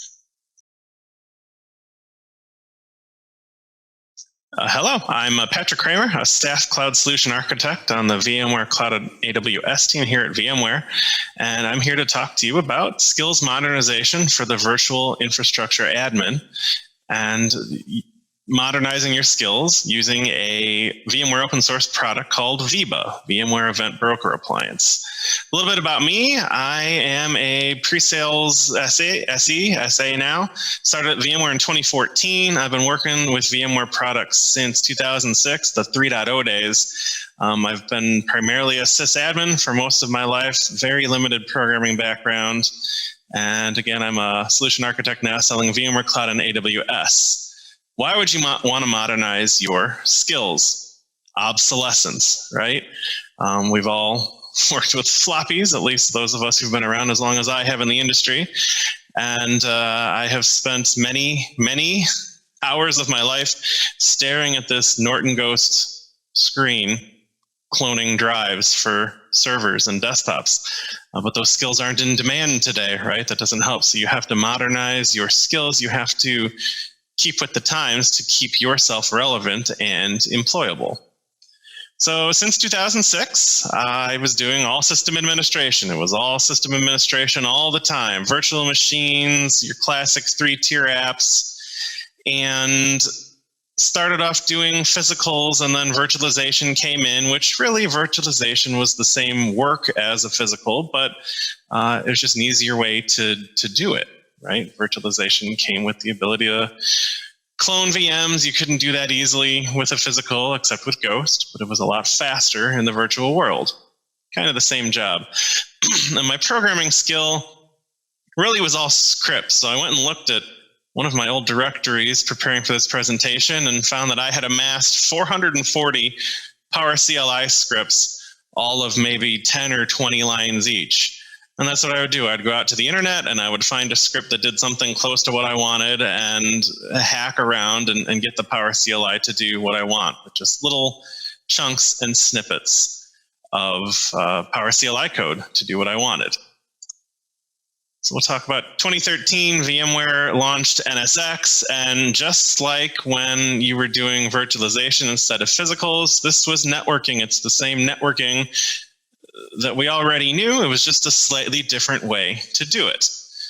And now we're in 2020, and we have all of these developer words. There's Kubernetes and Docker and microservices and containers, and what makes it difficult for people who come out of a system administration background is we're not learning how to do things in a different way like we were with virtualization, like we were with NSX. It's a whole new profession, and that's why it's so tough, and that's why it's so hard to get started. If you take a look, this is from CNCF, the cloud native landscape. Like, this is a lot to understand when this isn't really your profession, when you're coming into this not really knowing even the basics. It's really overwhelming. So the question is where to start. So I started, and I'm proposing to you that maybe you can start too, with the VMware Event Broker appliance. I am not good at learning things just to learn them. I need a project. And the VBA project is event-driven automation for vSphere. It's an open source project. It uses Kubernetes, which I don't really know, but I'm gaining skill in it. But I'm learning Kubernetes in the context of something that I do understand really well, which is Virtual Center. So if you look at vCenter automation today, when anything happens in Virtual Center, you have an HA event or a data store gets full. You have the same 3 alarm actions that you've had since like the beginning of time. You can send an email, you can send a trap, or you can run a command. It hasn't really changed since vSphere like 3, right? And it's limiting. You can just do those 3 things. And what VBA does is it actually reads vCenter events and can react to them. And you can write code in arbitrary programming languages. And there's a whole set of functions that are built in to do different things. A lot more than just send an email, right? Run a script, send an SNMP trap. For example, out of the box, one of the functions built into VBA is maintenance mode alarms. So how many times have you went to update a host, pop it into maintenance mode, go to reboot it, and you get a bunch of emails saying the host is down? Well, of course the host is down. You rebooted it. So this maintenance mode alarm function, when you put a host into maintenance mode, it disables alarm actions. And when you pop hosts out of maintenance mode, it enables alarm actions. So just a very simple reaction to an event that happens in Virtual Center, but it makes your life easier. This other one out of the box that was contributed by the community. This is an HA event notification. So when there's an HA event, your host goes down and virtual machines are booted on a different host. You get an email that tells you, hey, this is when the virtual machines were restarted. Here's a list and here's a date. So that's just a couple examples of functions that are there out of the box. It can do a lot more, but those are examples of what's there. So how did I get into this in the first place? Well, I needed to send notifications out of VMware Cloud and AWS, and because of security permissions and the way VMC operates, it's not possible to get into that section of vCenter. And one of the product managers told me, hey, there's this new VBA open source project that might be able to help. So I'm like, okay, I'll take a look at it. And first it was, hey, download an OVA, which, okay, I can do that. I've done that a lot of times. And then I'm reading what to do. And step 1 is clone the repo. Like, what does that mean? I don't know Git. I don't know any of this stuff. And then it's talking about stack.yml. I didn't even know what YML was. I now know it's called YAML. And then there's JSON. I'd heard of JSON, but I'd never used it. So it's using foreign terminology. I didn't really know what to do. So I thought, okay, I'll look at this YAML file. So it's just a config file. So this isn't too confusing, just a text config. And then I read, oh, you need Docker to be able to deploy this. And I thought, okay, I'm just going to log on to this Viva appliance and I'll look around and see what I can find. Well, all I found was a bunch of stuff called Containerd and Cube. And I'm thinking, where's Apache? Where's Nginx? Where's like MySQL? Where's the stuff that I know and understand? Well, it's not there because it's containerized. And so I sent back to product management. I'm like, yeah, Viva's a developer's tool. I can't use this. And the next day, William Lamb, who I'm sure you all know from all of his community work, he's like, yeah, it's actually targeted at virtual infrastructure admins. And William spent about an hour and convinced me, this really is in your skill set and you should give it a shot. So I said, okay, I'm going to give it a shot and I'm going to blog about it because I learn better when I go into it with the intent of not only learning it, but I'm going to teach it to somebody. So I started off and I deployed the appliance and I blogged about it. And it brought me into this open source world where all of these really hardcore developers are working on this product, and then there's me. So you want to talk about feeling like an imposter out of the gate? Take a look at this. So this is a screenshot of various people on the project. This is their GitHub. And every time you see green, that's a day that they contributed code. And the darker the green, the more code they contributed on that particular day.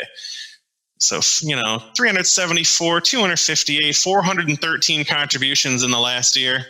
And there's me, right? Nothing. But what I wasn't prepared for is just how helpful they were. Every single person on this list has helped me. They all want the project to be successful. People who contribute to open source projects, they want them to be successful. They want to help.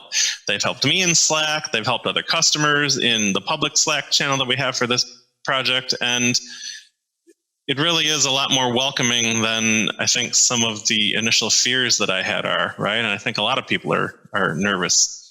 And when you start to learn just a little tiny bit, using the right tools, don't list off the process, use kubectl commands. And I started to learn, okay, containers run code, pods are a group of containers, and they're organized into namespaces. And suddenly things start to make a little bit more sense. And pods have logs, so I can actually tail a log file the way that I'm used to doing on a Linux system. That all works.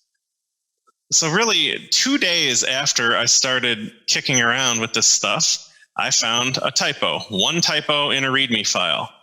And I was able to fix it with a little bit of help from the people in that Slack channel. So I fixed it and I committed a change back to the open source repository. And there we go. A couple days after I started, I was able to contribute to an open source project. And, it was just one character typo, but I was able to do it. So then I did some more, and you can see, well, I've amassed, not too bad for a non-programmer. I've contributed 34 times in the last year, and I've been able to put code into an open source repository. And the blog series grew. So I blogged on how to deploy code, and I blogged on how to get a function into the Viva, and I wrote about how I got my laptop ready to deploy code, and a bunch of stuff on Git commands. And over time, over the past 8 or 9 months, I went from writing documentation, and I updated some more documentation, and then I contributed some Power CLI. And then I did a little more documentation. So I've kind of jumped around and jumped into areas of the program that made sense to me and were easier for me to understand. Maybe the biggest thing that I did right here is it's a checkbox. It's just a simple checkbox, and it auto starts SSH when the appliance comes up. But I never could have dreamed of being able to edit something on an OVA deployment screen and actually have that impact the installation of an open source product without getting started fixing a typo in December of 2019. And if you really look at what's behind the checkbox, it's not that much, and it's something that most of us who've spent any time in Linux will understand, right? Right at the top, it's just a little bit of shell scripting. And in the middle, it's just reading a property. Now, do I know off the top of my head exactly what all those commands do? Not really. I did the exact same thing that I did with all my Power CLI. I stole it because it was already done on another property. So I just pasted that in. And the bottom too, it's just a copy and paste of properties that were already there, and it's just simple markup. So it really wasn't that complex once I got under the hood, and I was able to use existing experience and apply it to a new thing. So if I've inspired you, maybe I've piqued your interest, come check out Viba, and if not, think about finding an open source project that interests you, and go ahead and get out there and start helping. If you want to check out Viba, VMware Event Broker IO, the website, the fling's there. You can check out my blog post on it and learn a little bit about how to contribute and how to use Viba. And there's a public Slack channel too if you want to talk to the development team. All right, thank you.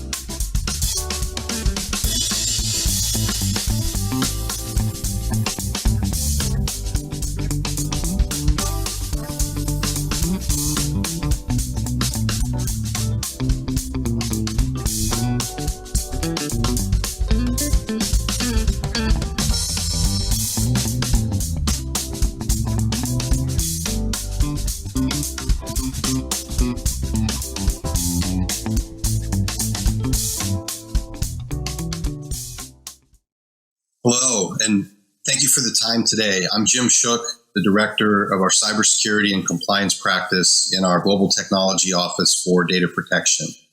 I spend most of my days with customers and internally talking about cyber recovery and cyber resilience. So I'm looking forward to having the opportunity to talk with you about those things today. In my presentation, we're going to talk about cyber recovery and how much can you afford to lose. You can't look at the news today without finding a bunch of stories about ransomware and data destruction. So we've got a couple here that are very interesting. And of course, we've blocked out the victims' names just because they've taken enough of abuse so far from the press. And really our point is to talk about what happened and how difficult it is to prevent and recover from these attacks if you're not prepared. So what you can see from these particular attacks are a few things. One, the attacks are very expensive. Losses in the tens to hundreds of millions of dollars for a ransomware or destructive attack are just not uncommon anymore. Two, it's very public. There are often service outages, the term here used as meltdown, that are evident to customers, to shareholders, to partners, and other interested parties. And three, the attacks have different types of techniques and capabilities, so you really have to be very prepared in advance for these attacks to minimize the impact. And despite that, despite the fact that we've had these attacks now for a while, you can see from our survey at the top of the slide that over 2/3 of organizations really lack confidence that they'd be able to recover their business critical data after one of these attacks. And that's certainly what we see too anecdotally from being involved in this area. So what do you do? How do you prepare for and recover from these attacks? It's interesting because it is really a cybersecurity capability. If our customers use a framework to kind of benchmark their cybersecurity capabilities, it's often, and this is globally, not just in the States, the NIST cybersecurity framework. We've depicted here just a representation, the 5 highest levels, the functions that are in the NIST cybersecurity framework. We focus on recover. Many organizations traditionally, because we were worried about theft of data, which impacts the confidentiality of the data, focused on the other capabilities: identify, protect, detect, and respond. And those capabilities remain really important. We want to keep the bad actors out. We want to detect them as soon as we want to protect the information that we have.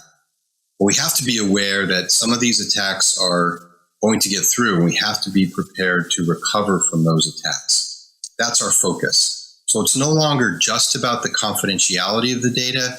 It's also about the integrity and availability of the data, and those are frequently protected best by a recover, or sometimes called a cyber resilience capability. That's really where we fit our practice and our solution. One of the first steps that you really need to think about when you're looking at how to protect against these attacks is to consider the full spectrum of cyber threat actors. So we've got various groups depicted here. Starting at the left, I think there's a little bit too much focus on basic criminal actors. So these are actors who are in it for profit. They often have the lesser ones have just cyber ransomware as a service, and they're not very sophisticated. A lot of the solutions that are out there protect really just against those types of actors. We need to be wary of more sophisticated actors, and thinking back to the headlines I showed you, those were sophisticated actors in those situations. And we'll talk more about their techniques, but they're in it for the money. We can't stop there. So insiders, nobody likes to think about their employees being bad actors, but it happens. People get angry. They might be bribed, extorted. We've seen that with attacks recently with some high-profile companies where insiders were involved. So our protections have to go beyond just the basic criminals and include insiders. Then as we move over to the left, particularly with hacktivists and with cyber weapons, the purpose for those bad actors is to destroy. So they may encrypt data just like a ransomware attack, but there's nobody to pay. So if you're not prepared with the ability to recover data and you get hit by a hacktivist or a cyber weapon, you can't count on the ability to pay a ransom and get your data back. There's simply nobody on the other side. So working across all of these threat actors, very important as you think about your strategy in the cyber resilience space. Here's one of the techniques that is getting to be better known, but really important to understand when you're making your plans here. And that's the idea of using a backup in a cyber recovery strategy. So you think about normal attacks, the slide I just showed to you, the bad actors are getting into the network, and ultimately their goal is to encrypt your production data, databases, servers, sometimes file shares, just the important stuff that's in production. And so if you have a backup, you might be able to recover from that attack. Well, the bad guys know that too. And so more frequently, they've been targeting the backup infrastructure as part of their attack. They're very resourceful. They have a lot of tools. What we frequently see is deployment of things like a tool called Mimikatz to pull in passwords. We're seeing more frequently the bad actors breaking into password vaults, and then they get all the passwords for all the infrastructure. So when they roll out their attack and they encrypt the production data, they're deleting, encrypting, or otherwise destroying the backup data. So you can't count on having that data unless you take extra measures. Another thing we see for some organizations is to simply put an extra copy of data, maybe an extra backup, in the cloud. And really the public cloud, if I'm being more specific. And that's an interesting strategy to have an extra copy of data, but it's not protected. It's just an authentication away. And we've seen some of these bad actors get into the infrastructure and watch what the administrative people are doing on a daily basis. So they're uncovering those extra copies. And since it's just an authentication away, they can log in and delete or destroy that data. We've also seen them leverage cloud data for their own recovery. So they might get access to that content and then they just do a recovery to their servers and now they have all of your data. It's not a ransomware attack anymore, but it can certainly be just as painful. Similarly, a disaster recovery or DR strategy is a little different from a cyber resilience strategy. So think about DR, the idea is if we have an operational or physical disaster, we've replicated data to another site so that we can fail over to that site and continue operations without too much disruption. Very important capability. Doesn't help us much in most of these cyber attacks because the capability that we have, we use replication to deliver that data to the additional site. That replication doesn't know if it's replicating good data, bad data, or encrypted data. So if the bad actors have gotten in and encrypted the production data, our replication mechanism just replicates that bad data to the next site, and so we lose that one too. So these are different capabilities. I'm not saying that DR and backup are bad. They remain as important as they ever were. They just meet a different purpose than a recovery or a cyber resilience strategy. At the same time, we want to be able to leverage those investments that our customers have made in their DR and backup strategies as stepping stone into their cyber resilience strategy. So that's where we focus with our PowerProtect cyber recovery solution. This is an area where we've been involved for 5 years. We've really been the leaders in cyber resilience. We've helped to set the market, set the capabilities that are out there. We have the most sophisticated solution and the most sophisticated practice. We also have the most customers, and that's important because we've got a lot of hands-on and operational experience. Another thing we've done in this space, and I'll touch on a little bit later, is work with the best practice groups that are out there, like the Sheltered Harbor Initiative, and we're the only ones involved with that process, which again, important from a standpoint of maturity and capabilities and sophistication. So what do we do? What is cyber resilience? What is cyber recovery for us? Now, I like to say we could spend a couple hours on this, and I have on this particular diagram, but I'll just give you kind of a basic overview. Very simplistically depicted production environment and the backup environment. Note, we don't have DR here, but people may have a second or third site. The other thing that we've done is we've color-coded some of the data. So when we talk about cyber recovery and cyber resilience, we're really focusing on protecting the most important data. That might be 20% or 30% of the overall footprint, just depending on the organization. We can certainly protect all 100%, but normally it's a focus on that most significant part. And so we've color-coded that here between the blue and green data on the left. So organizations are already making a backup. We're not going to impact that, but we do want to leverage it. And how do we do that? So our cyber recovery vault, our data vault, is on the right side. It has a couple of important characteristics. So one, it's physically separate. We like to have it in a locked room or locked cage, but it's not another data site. It's at your production site, it's at your DR site. It might be with a managed service provider or even a cloud provider. Location doesn't matter. It's just that physical access that helps us protect against bad actors. And it's logically separated. So you can see in the middle, we've got this air gap, and we call it an automated operational air gap because it's not always off. We enable it sometimes so that we can update the data that's in our vault. So normal status are components in our vault. They run the vault from that side. We have storage, compute, and other components there. they're not accessible if you're in the production environment. They have private IP addresses. We don't share switches, firewalls, data diodes, our Unisys stealth capability. All those things can come into play to further secure the vault.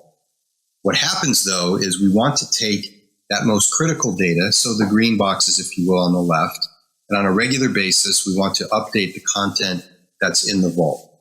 So we will enable that vault, essentially unlock it in a very careful manner so that it's limited what can happen. And we'll go through these steps. Sync, we take the data from the production side that has changed from the last time we've done this process, and we sync it over into the vault. Then we lock the vault back down. We make a copy of the data, and organizations will keep that data from a couple weeks to a couple months, depending on their vault requirements. Then we'll lock the data. So we'll apply a retention lock to it, which helps to protect further against an insider or a failure of any type. It can't be deleted before the retention period expires.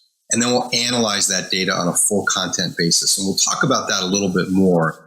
But essentially what we're doing is we're looking at that data to make sure that it's valid, that if there was an attack, we could use it for a recovery. Out of all of this, we can get monitoring and reporting. It's automated. You don't need somebody sitting in the vault. It runs by itself and sends out information about the vault to your SOC or NOC or other monitoring groups. And of course, the whole point of this is if there is destruction or encryption in the data center, use the data that's in the vault to securely recover back to your production environment or another environment that you've chosen for your recovery process. So that's really the basics of our solution here. There's a lot of detail in there, but that's our overview of everything. One of the most important things that we've done is that we've built the solution out and we've productized it. And what I'm showing you here is the graphical interface for the system that runs in the vault. So if I can skip back for just a second, you can see the vault side. This is what runs in the vault, and the vault is controlled and operated from the vault side. That's really important because we make the assumption that a bad actor who's in the data center might have access to everything. Think about what I mentioned before about the insider. That insider may have access to everything, knows all about the vault, knows when it syncs up, how everything works, and yet we're still going to be secure from that type of a threat actor. And part of that is running everything automated and operating it from the vault side. The other great things about having a product is it's tested frequently. We have a help desk. There's a roadmap. We make improvements all of the time. And so you don't want to go out in this space and get a custom one-off solution that may not be secure and may lose its security over time as changes are made. Having this productized is really important. Also, as you make changes into your vault, you might change what's brought into the vault. You might decide that certain data sets aren't critical anymore, or they've moved. And being able to use this GUI, especially on the right side here with things like policies, to update that is all very easy and straightforward. And then you can see here too the recovery tab. We've automated a lot of the recovery processes. So if there is an attack, you know what to do, and you can do it at least partially on an automated basis to speed your recovery and make it as efficient as possible. A couple things that we've learned about cyber recovery and resilience that are important to a solution that's going to be effective. And again, tying this back to the whole spectrum of threat actors and the tools and capabilities that they have. So we think about this on a couple of different levels. You can see on the slide here, good, better, best. And of course, you want to get further up as you assess the risks and the importance of your data in your environment. So good capabilities are things like making the data immutable. Some people will call that worm, write once, read many. There's a standard out there called 17A4F that people use to kind of take the place of worm. But essentially what we're doing is we're making that data harder for a bad actor to delete. So if they get into our backup environment, our infrastructure, we've locked the data. And note that I did say harder or more difficult to delete. Data that's locked really isn't immutable.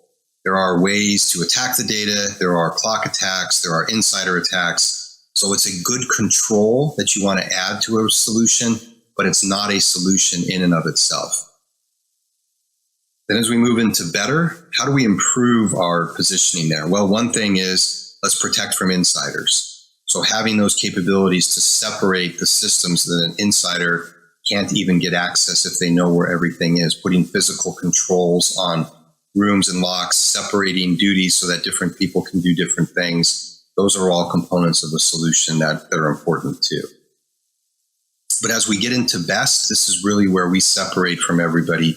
And the key there is having that air gap, that operational air gap that separates the system from any bad actors that don't actually have physical access. And that's almost every case. So doing that alone is a huge step up from the good and better.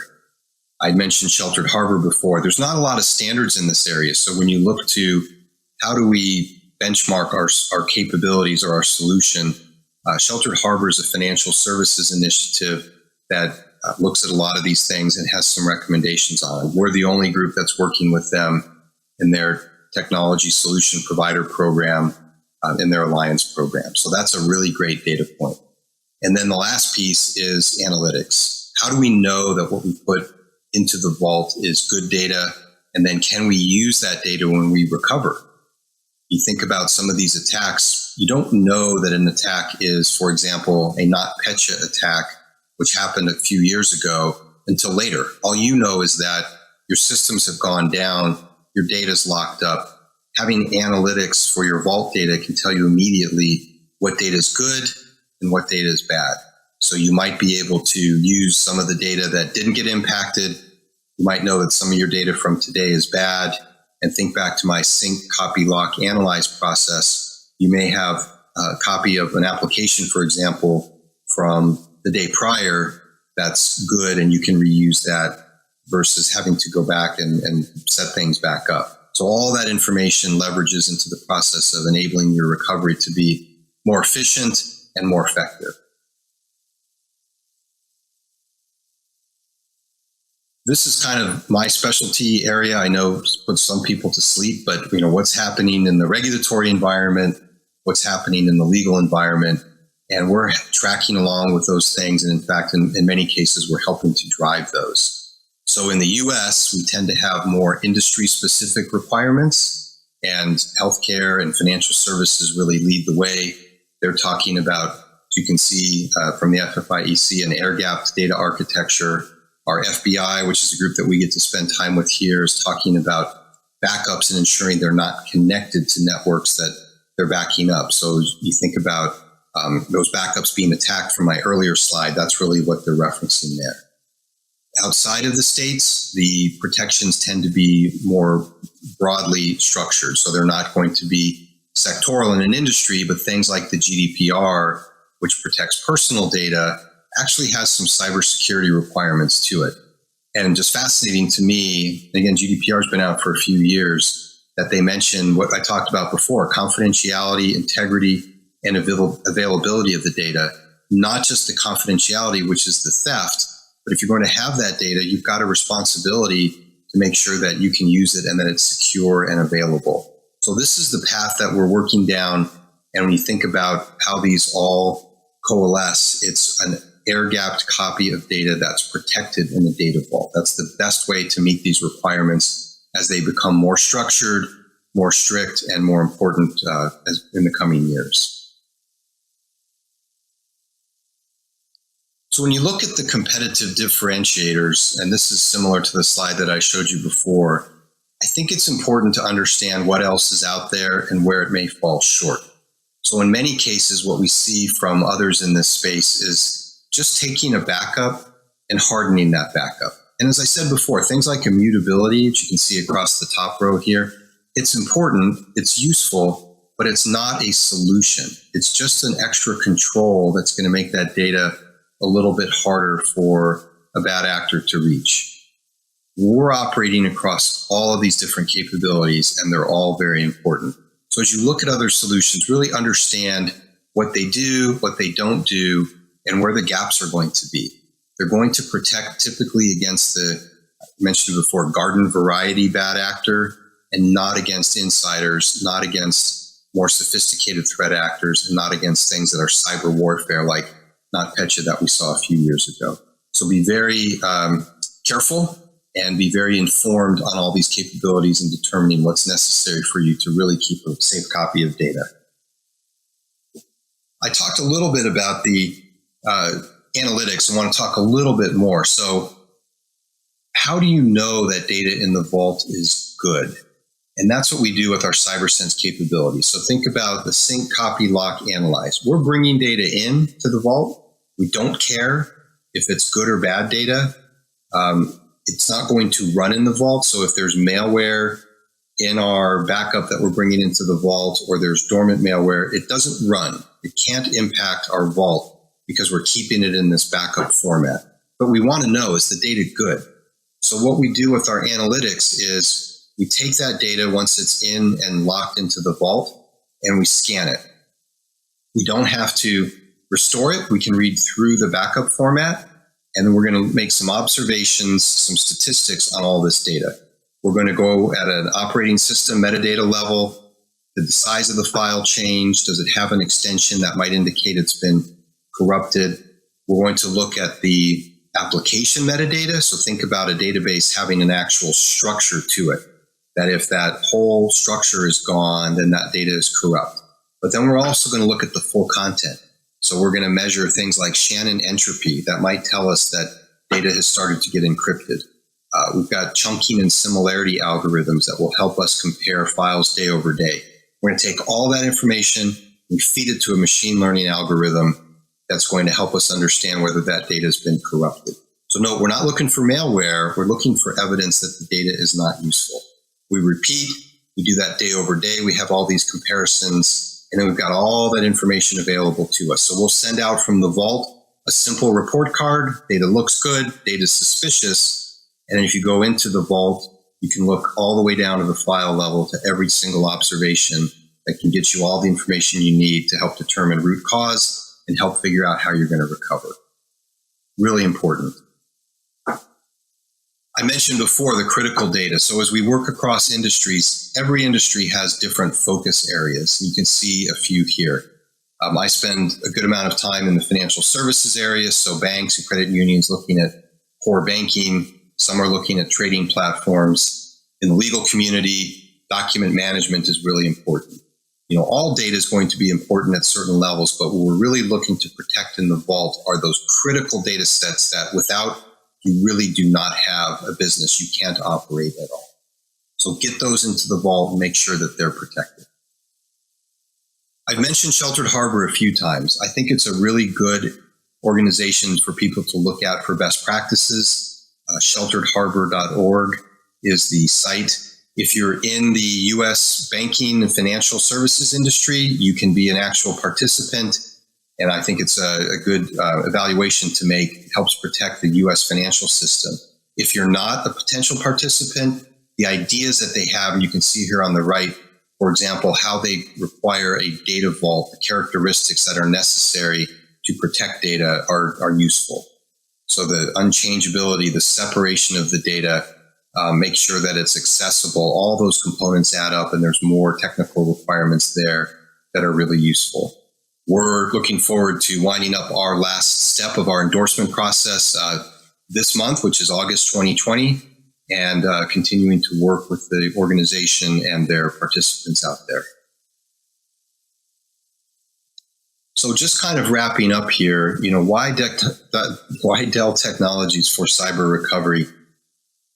I mentioned before kind of some of the specifics here. The air gap is hugely significant. You know, just making data immutable or locking it is a good step, but it's not enough.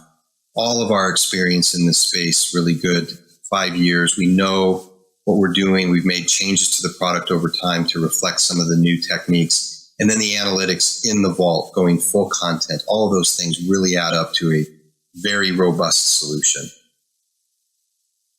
We've got a lot of other materials out there on our website, videos, case studies, white papers.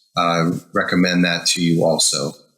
So I want to thank you very much for your time. Look forward to the opportunity to maybe speak with some of you in the future, and be safe and take care. Thank you very much.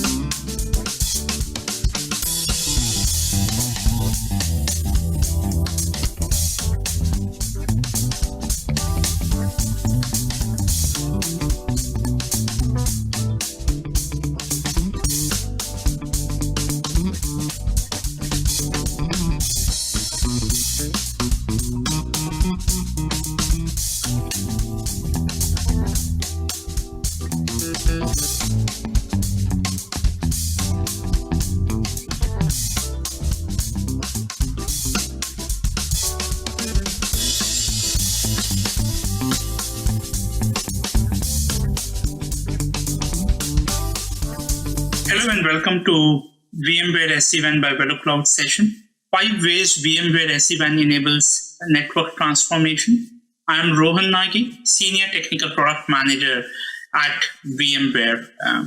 I also run SD-WAN 360 podcast. You can do a Google search for SD-WAN 360. It's one of its kind podcasts. I also co-authored a couple of books on SD-WAN. You can check on Amazon for those SD-WAN books. So let's go through our agenda for this session. 5 essential capabilities that SD-WAN delivers in here, which can transform your network using the VMware SD-WAN. So we'll look at how SD-WAN simplifies the deployment. But before that, we will kind of go over the problem statement, what the problem statement is with the legacy architecture. Then we'll kind of touch base on the SD-WAN 101, where you understand the components, how the VMware SD-WAN solution really works, how the architecture is. And that's where we'll go over those 5 essential capabilities like deployment simplification, application performance, security, what are the flexibility in the security. So with that, let's get started. I call this as IT 1.0, and that's where the legacy architecture comes to play. The traffic pattern, if you see, is very predictable. User from the branch side will try to access a resource which is sitting in the data center. So request, response, and typically it happens over the private circuits, which is an expensive circuit which takes time to get it installed and configured. And then moving on, we started getting more and more public internet connection, but those were used kind of as a backup. So there is an active backup scenario. Not all the circuits were leveraged at the same time. So there was some inefficiency at the same time, configuring them, pushing out the policy, different network functions at the branch site. All those created that complexity, and that's where I'll consolidate in the next screen for that problem statement. So like I mentioned, all the user traffic, getting backhaul to the data center where the resources are, but over the years, or even during this pandemic situation where users are working from home, we see that user locations are changing. At the same time, apps or your applications have started moving to the cloud. So your applications are now everywhere. There are on-premise applications, there are cloud-based applications. So enterprise networks are really not ready to work from anywhere. Like I mentioned, apps are moving, even the data centers are moving to the private cloud, the public cloud.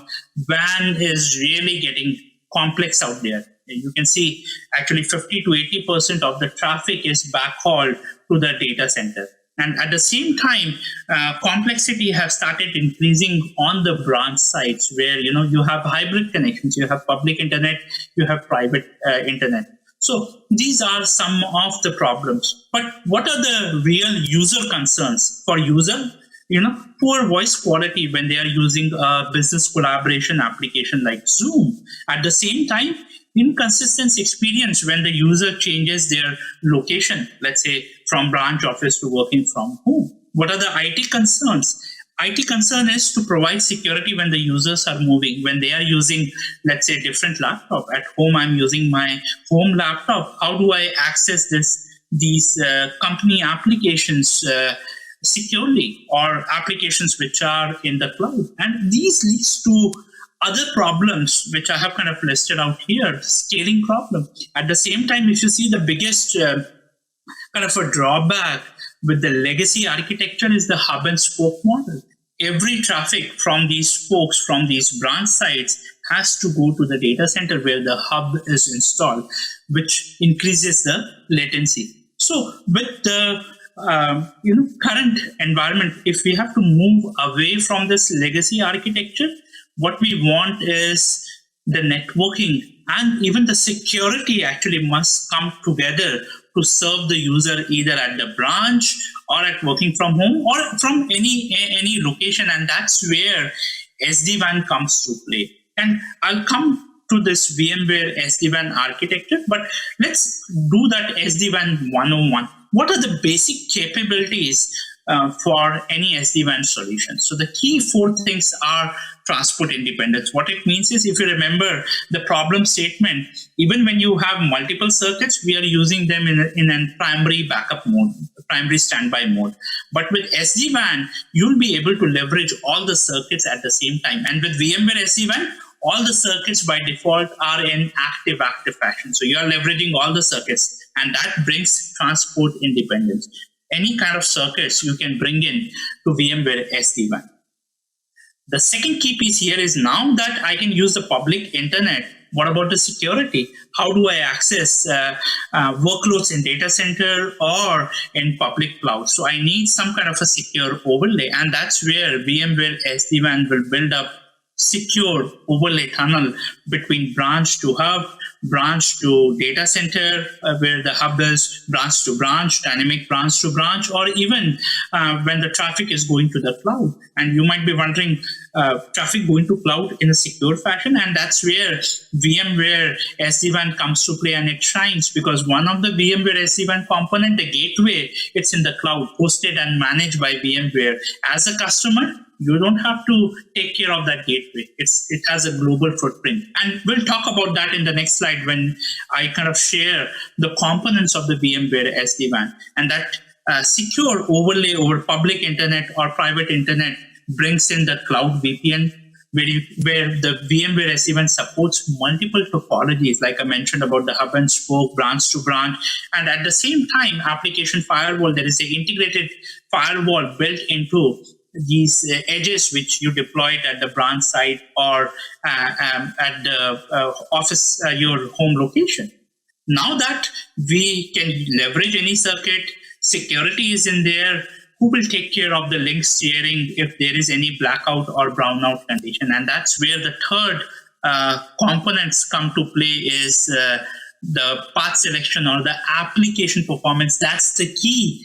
And that's the number one driving force for adopting SD-WAN solution, dynamic path selection. And with VMware SD-WAN, we take a further step away with our secret sauce, which is DMPO, Dynamic Multipath Optimization. It will leverage all the circuits. It will break your single session, traffic session into per packets, into small packets, and it will send across multiple links. So your user traffic will go on all the available circuit, and on the other end, where the VMware SD-WAN gateway or the hub or any VMware SD-WAN data plane device is, we are going to reorder the packet.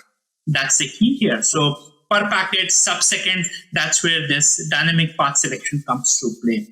We continuously monitor all the circuits, and if there is any link impairments like latency, jitter, packet loss, we will adapt to it in sub-second fashion. First of all, I think the very key important thing here is you need to make sure that you detect it sooner, and that's where that sub-second comes to play. And we'll talk about this later in the slide. And the fourth key pillar is simple interface, simplicity, which is built into the VMware SD-WAN product. And this is where three key component comes to play: the management plane, the orchestrator. From a single place, you can manage and monitor your circuit. Edges, the CPU device, which could be hardware, virtual, which goes onto your branch, which goes onto your data center as a hub device. And then the third key piece, very important, is the cloud delivered, the cloud-ready gateways, which has a global footprint. So if I have to access any SaaS application, your traffic from the branch will redirect it to these gateways, and then we are milliseconds away to the SaaS cloud or to the internet using these gateways. So we have 1,000+ gateways across the globe. That's where, and why choose VMware SD-WAN? I think we talked about it. Cloud adoption, that's where the gateway comes to play. Assured application performance, DMPO, we talked about it. Simplification, simple, like zero-touch provisioning to kind of instantiate when I drop ship the edge device to your location. With simple clicks, you can zero-touch provisioning, you can kind of activate your edge device and you are ready to go. And then flexibility in the security solution. And that's where VMware SD-WAN comes to play. And now talking about those transformation, I think deployment simplification, that's the key we will talk about first. And this is where I want to show that zero-touch provisioning when the edge device is drop shipped to your home or branch office. And this is where I'm going to kind of share a video and talk through it, what it is about. So as an enterprise admin, you will create a site from the orchestrator. And once the site is created, let's say the device is drop shipped to a remote location where a non-IT person will kind of unpack the device, power on the device, connect the internet cable to any of the WAN ports. You don't have to worry, or you don't have to call the IT support to which port should I be connecting to. So just connect the power cable, connect the internet cables, and then you will receive an activation link from the enterprise admin in your email. So just use your laptop, mobile device, or an iPad and connect to that email, access that email from that device, and click on the activation link. Once you click on the activation link, then the magic happens. The edge device will talk to the orchestrator, exchange security tokens, and that's it. It will get activated. Once it is activated, you don't need that non-IT person, or you don't have to call a remote admin sitting at that branch location to do any modifications or any configuration. You can do everything from that centralized orchestrator management plane, which is also sitting in the cloud, managed and hosted by VMware. It's again a multi-tenant in nature, the gateways and the orchestrator. So you can see the activation process here. Once it's activated, enterprise admin from the orchestrator can view that edge device, and they can kind of use that device to do the further configurations and monitoring piece of it. So let's move away from that video, and now let's talk about that DMPO piece of it. DMPO piece of it. This is where DMPO comes to play. Continuous 24/7 link monitoring we do, so we know at any given time how the links are performing. So we can do link steering in sub-second fashion. Even when we have a single link, we can do on-demand remediation and aggregation. First, we detect the application, because all of our edge devices runs a deep application recognition engine, what we call it as API. So today we can recognize 3,000 plus different application. We already built up a secure overlay from the edge device to the hub device or to cloud where the gateways are, or from branch to branch. So all your application traffic which is going inside this SD-WAN overlay tunnel is continuously monitored, and we know at any given point how the links are working. Just to give you kind of a quality score, like a before and after. Before is where, let's say, your traffic has started flowing through this one of the ISP link out here. When you see these red and yellow marks, this is where the WAN impairments are happening. We will try to either remediate these situations, or we'll try to do the link steering if the other link has a better SLA for it. End-to-end, what you need to remember with the application performance is this key thing: continuously monitor dynamic per packet steering and on-demand remediation when you have a single link. With on-demand remediation, we do the jitter correction, error correction, automatic steering when there is a blackout and brownout condition. On a single link, we do the on-demand remediation for a brownout condition. And this is just a use case for a business collaboration application. Let's talk about the architecture for the cloud. Like I mentioned, one of the key components, the gateway, is in the cloud, globally across the cloud. Today we have 1,000 plus gateway around the globe, which has a footprint globally. And these are kind of sitting in the same core facility where the SaaS providers are. That's the key to it. So we are kind of milliseconds away to the SaaS cloud. And you can see here now from the branch, I can directly, the traditional approach was to backhaul to the data center and then go to the SaaS cloud. But now with this gateways, you can just redirect the traffic to the gateway and then it goes to the SaaS cloud. That's where VMware SD-WAN gateway comes to play. Flexible architecture, you can place there is no rip and replace kind of a thing for VMware SD-WAN CPE devices. They come in different form factors. VNF, you can have pre-installed on hypervisors. We also can instantiate these edge devices over the cloud.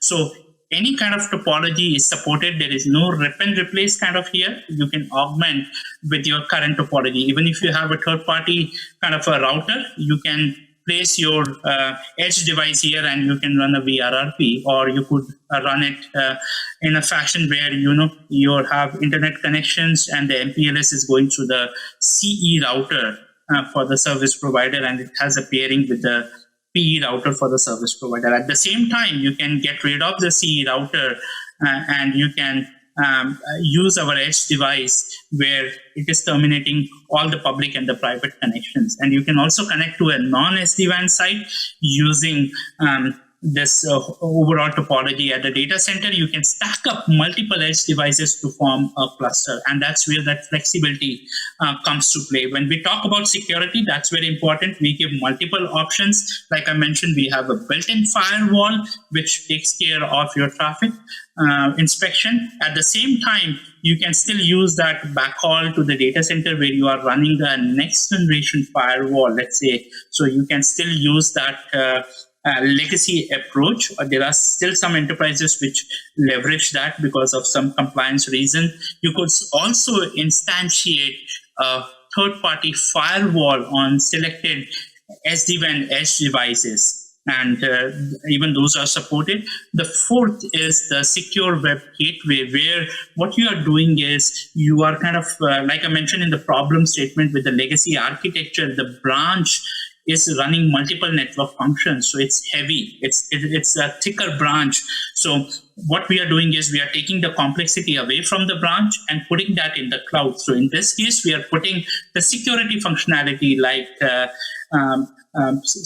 CASP providers like Cloud Access Security Broker, or other functionalities of SASE, which I'm going to talk about there in a second. But what it means is we're taking the security functionality away from the branch and you are putting it in the cloud.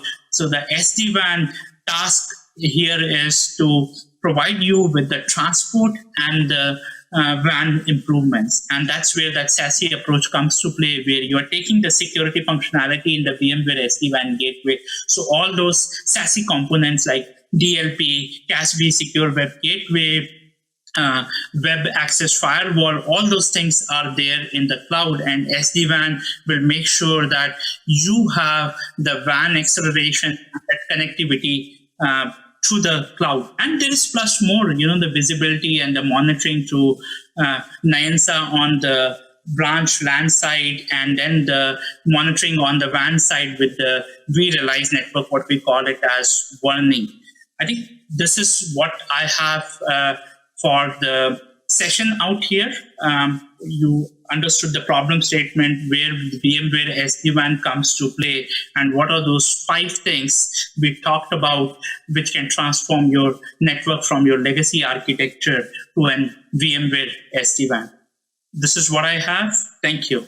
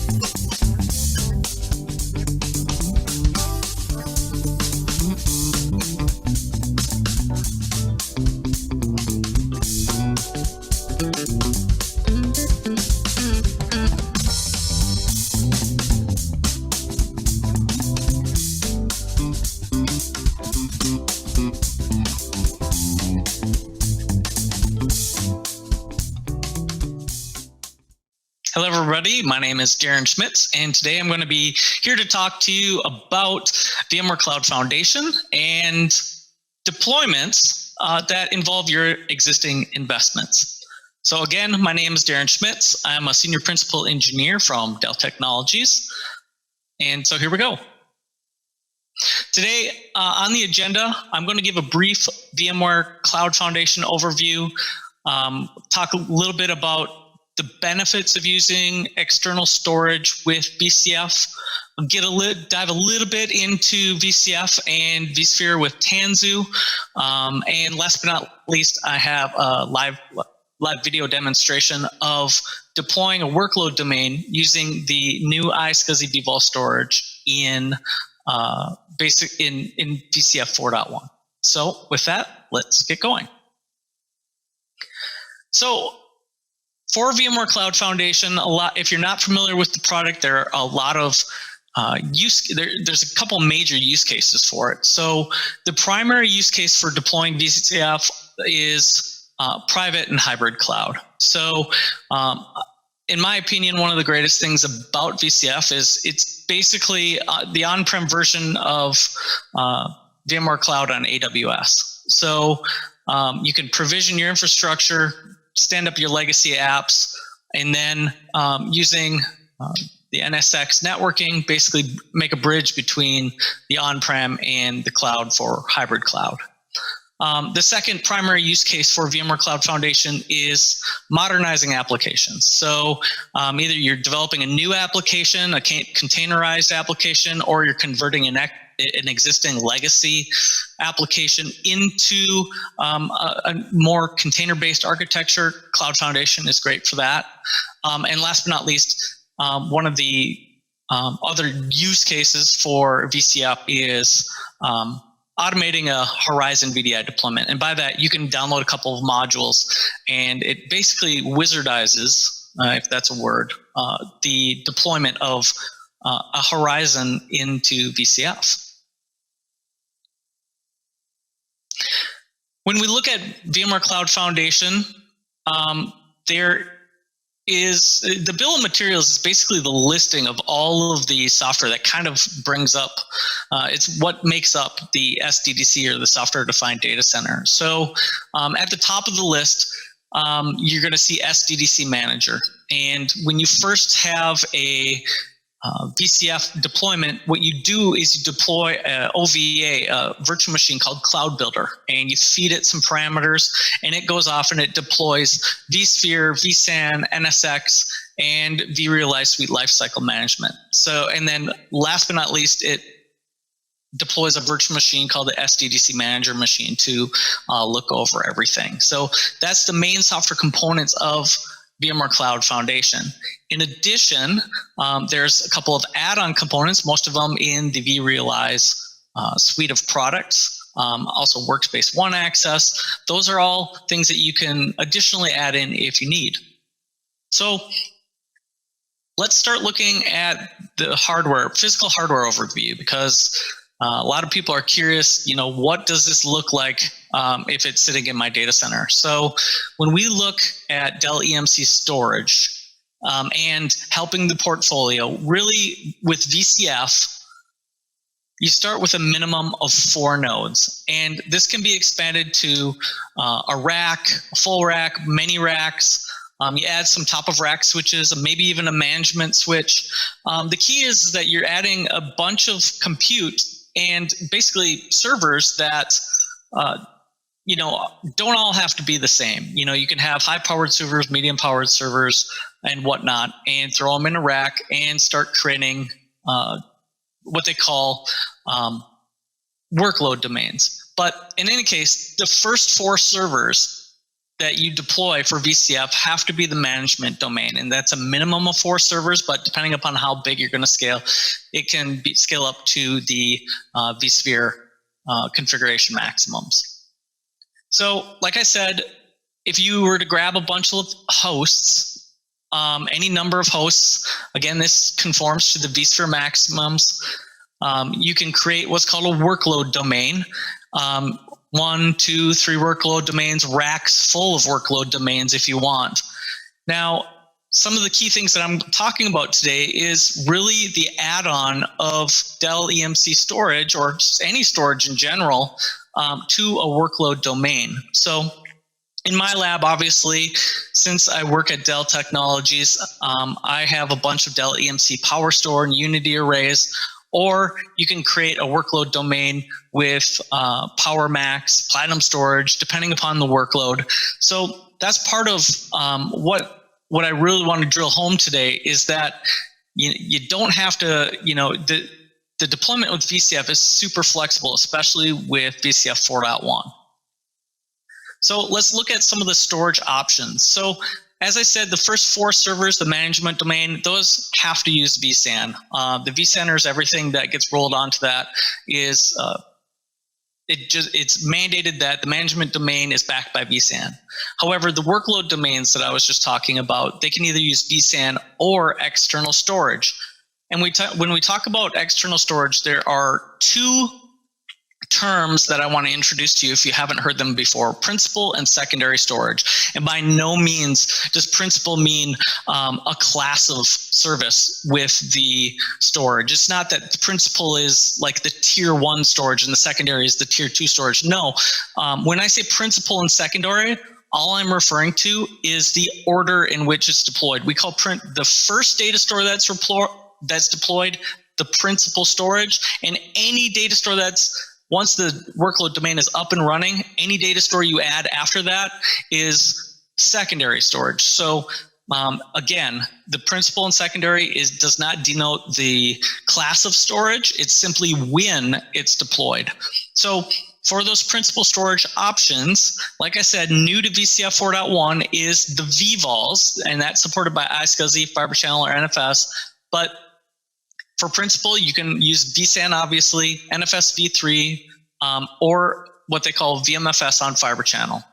Now, supplemental storage options, the 2 options that you just simply can't use to deploy a workload domain is just NFS v4 and VMFS on iSCSI. The rest of everything is available for supplemental storage options as well. So from the customer point of view, one of the key, in my opinion, some of the benefits of external storage is obviously with VCF is leveraging your existing storage array investments, right? So if you have an array in the environment that may be underutilized, has extra performance that you don't really want to, go by the wayside, obviously you can use this for storage in a VCF environment. Storage array is an important and sometimes expensive investment, and it's best, some customers like to leverage that. And so the second benefit, I think, with VCF and external storage arrays is that you can scale storage independently of the workload domain compute. And that's important because when you're using vSAN, you often have to scale the storage with the compute. And if you have a really compute low type workload and you have that requires just a ton of capacity, it's nice that you can attach a SAN to externally and scale that independently. The third benefit for using external storage is obviously if your business is dependent on some features that are embedded in the array that are important to the business: replication, deduplication, metro cluster, stuff like that. So that is one additional reason for external storage arrays. But the final reason is just basically performance. So there are certain high demand workloads that just require external storage. So if the workload, if vSAN is not desired for a particular workload, then that's where maybe an external array can fill in and fill that gap. So let's talk about vSphere, vSphere with Tanzu on VCF. So in my opinion, one of the greatest things about Tanzu on VCF is that it is super easy to deploy. Basically, you create a workload domain, as you see on the right-hand side of the diagram. You basically create a workload domain. This deploys NSX. After that, you deploy an edge cluster. You enable workload management, and basically, it's up and running. You can run TKG on top of that, maybe load up Harbor, whatnot. But the greatest thing about this is that it is completely lifecycled by VCF. So it takes care of updating all the components when it's time to get to the next version of stuff. This is great, obviously, because as we are moving on to the next generation of apps, this allows people, obviously, to make new containerized applications or convert existing in-house applications to container-based. So if we bring this whole thing together, I think one of the greatest benefits of VCF, especially when you pair it with external storage, is that you can have your virtual machine workloads, which are maybe even your traditional virtual machine workloads, side by side with the cloud native applications, right? So this gives the administrators a one-stop shop, a single pane of glass to administrate everything and work on everything. And because of that, that obviously simplifies modernization initiatives. If there's applications that are being converted in the environment, all the better. So the cool thing about external storage, especially when we're talking about vVols being brought in as principal storage into VCF, is that these containerized applications that require the persistent storage can utilize any data store. So as you're adding supplemental storage or principal storage to the workload domain, all you need to do is add a tag to that data store, which tells the Tanzu, the Kubernetes, that is eligible for containerized persistent storage. So the great thing about that is that you can have different storage types underneath. Kubernetes doesn't care about it. And obviously with that, SPBM is utilized you can use that in the environment. If there's one thing I want to convey is that VCF with external storage just simply adds flexibility. You're really getting the best of both worlds. External storage and that flexibility really adds to the on-prem environment. And from there, that could be extended into the cloud or hybrid cloud, where you have certain apps out in maybe a VMware Cloud on AWS that talk back to the on-prem application. The great thing about this is that, as I said, flexibility, apps can live anywhere. So with that, I'm going to get to the live demonstration. So with VCF 4.1, we have the addition of vVols as principal storage. So in my lab, I'm going to show setting up an iSCSI workload domain that is backed by vVols. So the first thing I want to show you is in the network settings. When we create the network pool and give it a name, you're going to notice that the new thing in VCF 4.1 is a network type. They added a dedicated iSCSI networking type for iSCSI traffic with VCF. Now, previously they had NFS, but in 4.1, it adds iSCSI so that when you create that workload domain, it can basically create VM kernel interfaces for the iSCSI traffic. So you'll see we add these networks and we hit save, and that basically creates our network pool. From there, the next thing that we need to do is add our VASA provider. So to do that, there's a new section called storage settings. And as you can see, I have multiple different arrays in my lab, but I need to add my PowerStore array because that's one we're using for iSCSI today. So when we add the VASA provider, all we're doing is adding a name, the URL to the VASA provider, the username, password, matching up the container name and the protocol. And then we can hit save. So again, multiple arrays in the environment, you can add multiple VASA providers. To set this up previously, all we did on the ESX host is basically we went into the iSCSI and enabled it, cut and paste the IQN, and then added the dynamic target to the bottom. And basically that prepares the ESX host to talk to the array when the workload domain is rolled out. So on the array itself, the only thing that I had to do, this is my power store array in my lab, is all I had to do is go in and add all the hosts. And as you can see, what I did is I simply added the host and pasted the IQN in there. If you'll notice, it's not active yet. There's no active sessions to it yet. It's just simply waiting for the connection when the workload domain gets rolled out. So when we flip back to the SDDC manager, the next thing we need to do is commission the hosts. So I click on that.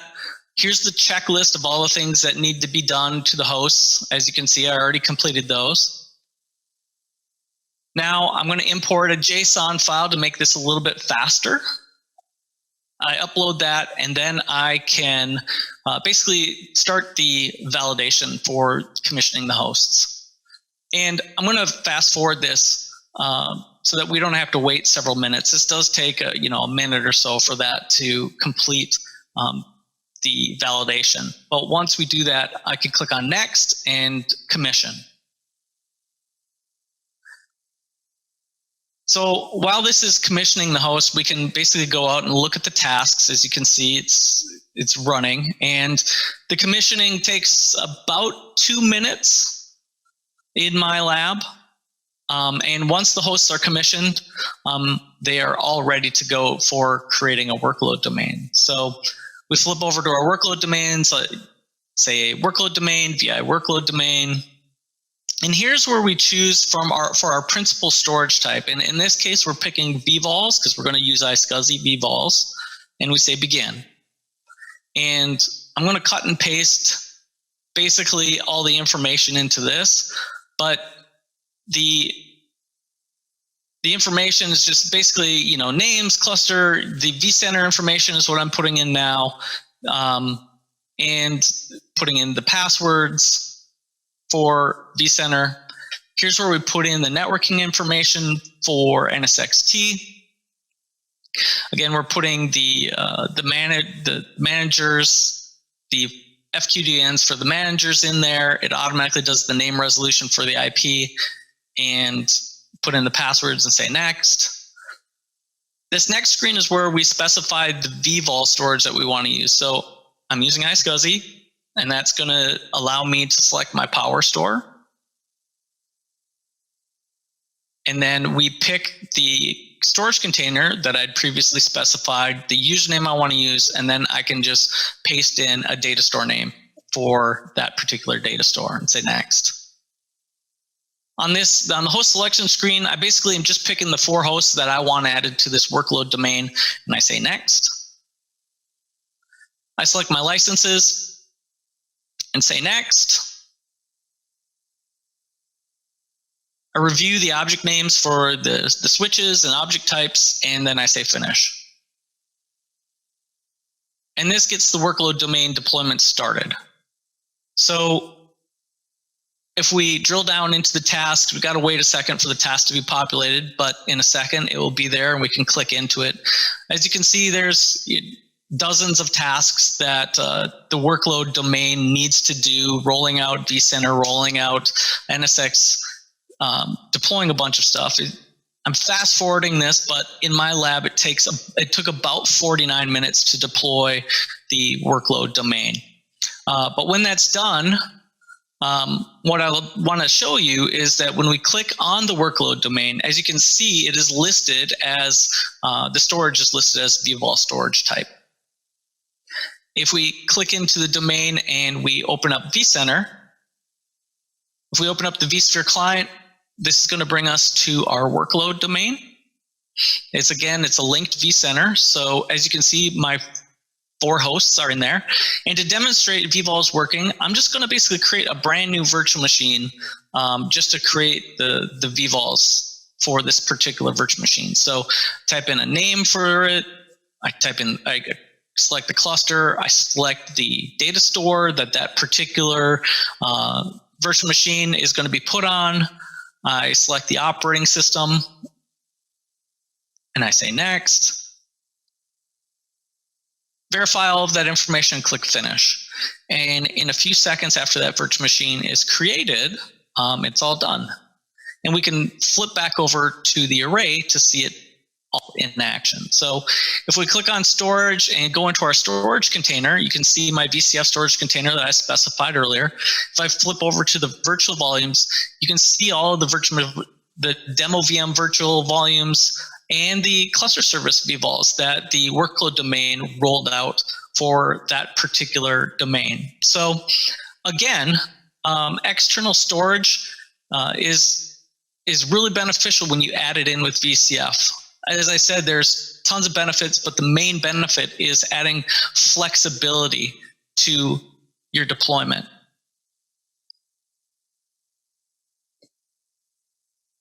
So there are a couple of additional resources if you'd like to learn more. One of the documents that I maintain is the Validated Designs Dell EMC Storage with VMware Cloud Foundation. If you Google H17921 or click on the dell.com/storage resources and drill into the one of the PowerStore or Unity section, the document is in there. This guide is a step-by-step walkthrough on if you're a EMC customer or Dell storage customer. It really is a step-by-step guide on how to implement any of the storage arrays in the Dell EMC lineup as principal or supplemental storage in your environment. Obviously, the VMware Cloud Foundation link is out there for additional information about VMware Cloud Foundation. And with that, I want to thank you very much and have a good day.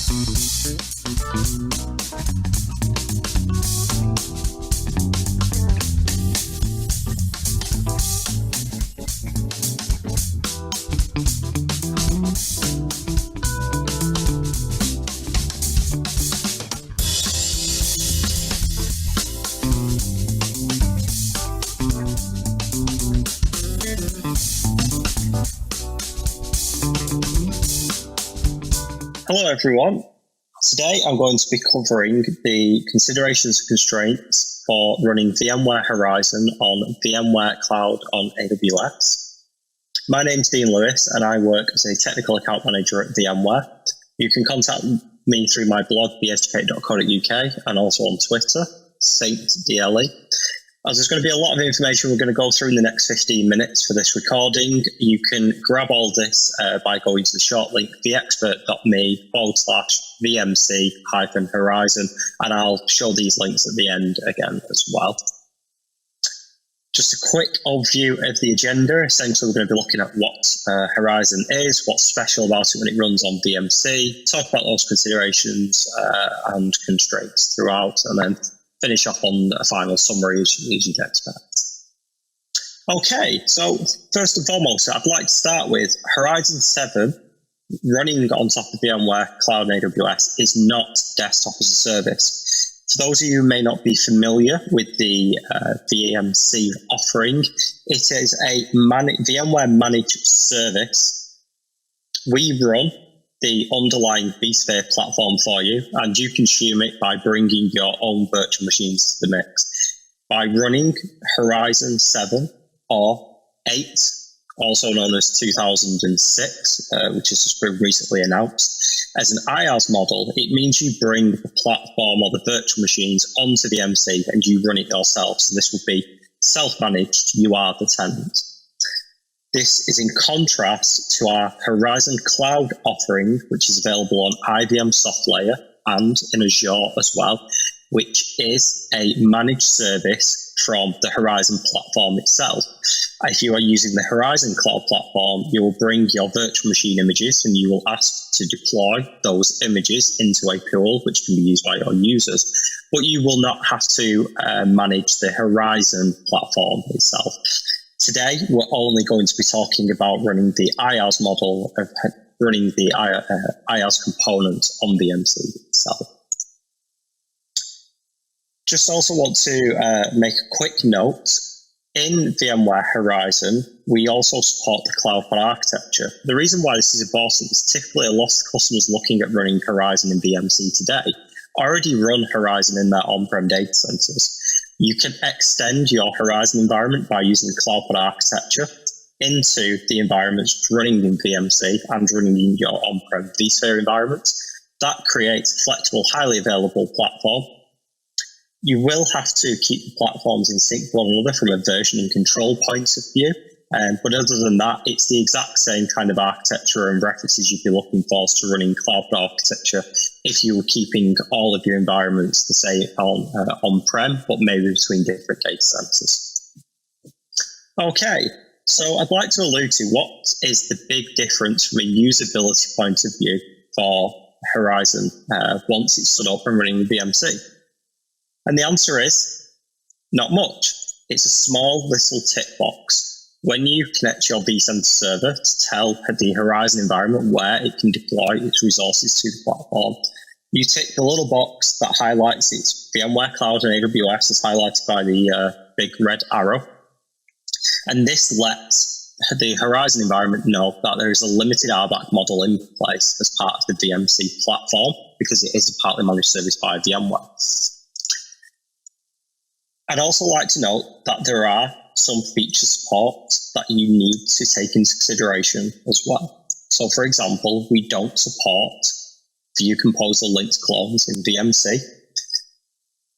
We don't support running security servers, which are the Windows-based Horizon servers using your DMZ. It's preferred to use the Unified Access Gateway. And also there's no ability to use things like vVols, for example. This isn't applicable for VMware Cloud and AWS because we provide you a single vSAN workload data store. vRealize for Horizon monitoring. We don't actively support it. It can be granted on an individual basis to speak to your Horizon SME that you're aligned to if you're looking into running a Horizon project. And then finally, the just-in-time services, the JMP servers, you can use them in the Horizon Cloud Console instead of running them yourself as well. But again, some of this information as we start to release and ramp up with the GA dates for Horizon 8 will once again change again. So for example, just going back to the lack of linked clones, if you were deploying the latest version of Horizon, we only support instant clones anyway, so it's not as much as a consideration going forward. On our cloud.vmware.com website, we do have a reference architecture that takes you through the minimal viable product to start building your Horizon services in VMC. So let's look at some of the typical considerations and constraints. So the first one is always about your underlying platform. Identity management is always going to be key.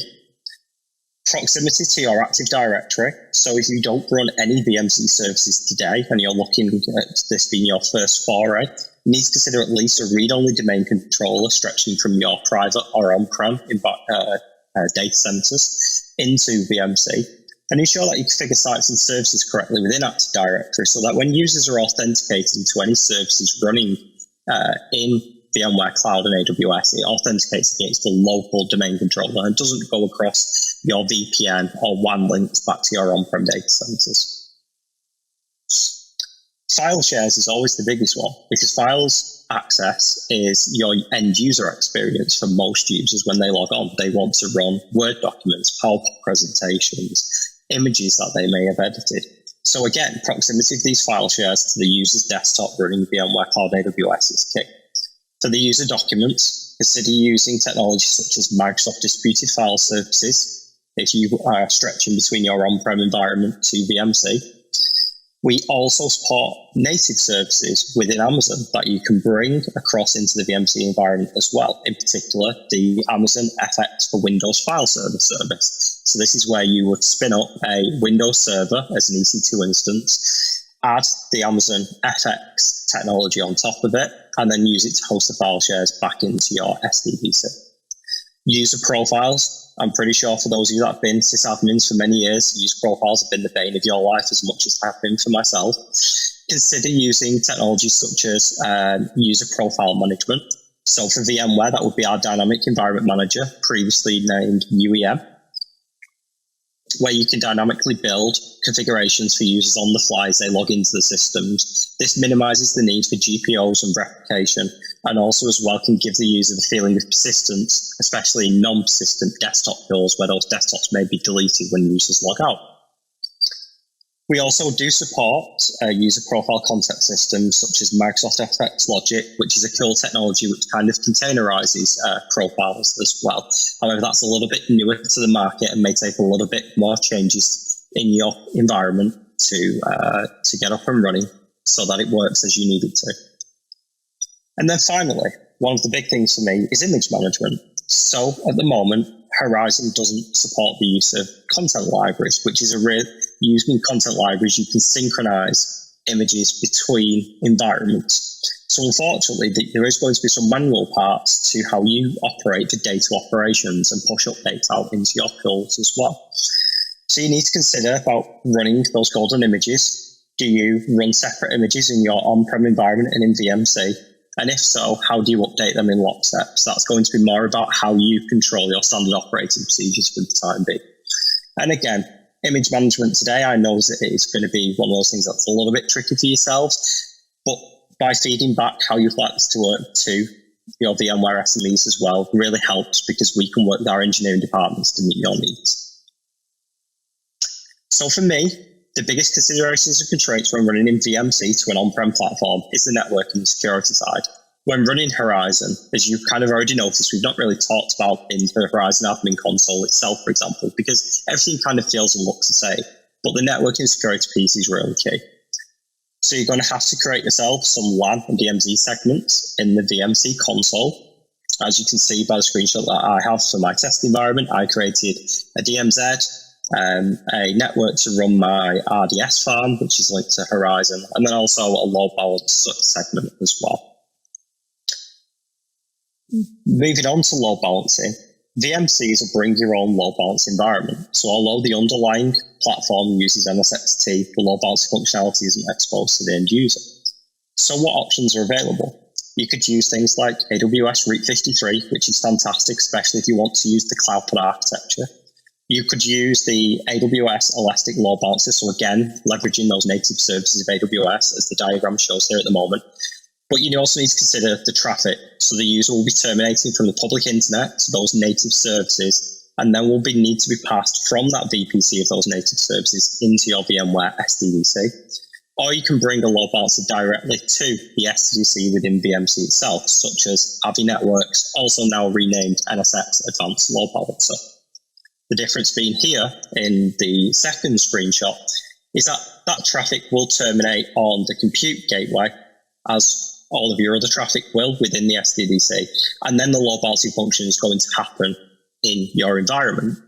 That's also very obvious, but some of the considerations you need to take there is by running them virtual machines on your platform, you're consuming the compute and storage of the SDDC, whereas you may not have those considerations if you're running the native services within AWS. And then finally, you're obviously going to be running desktops up in the environment, and typically nowadays a lot of people go down the non-persistent route, which also means using DHCP.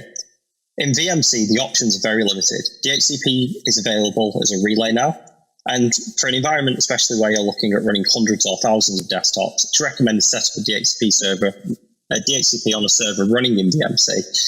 Run it just on the subnets that you need, but it also gives you more granular control.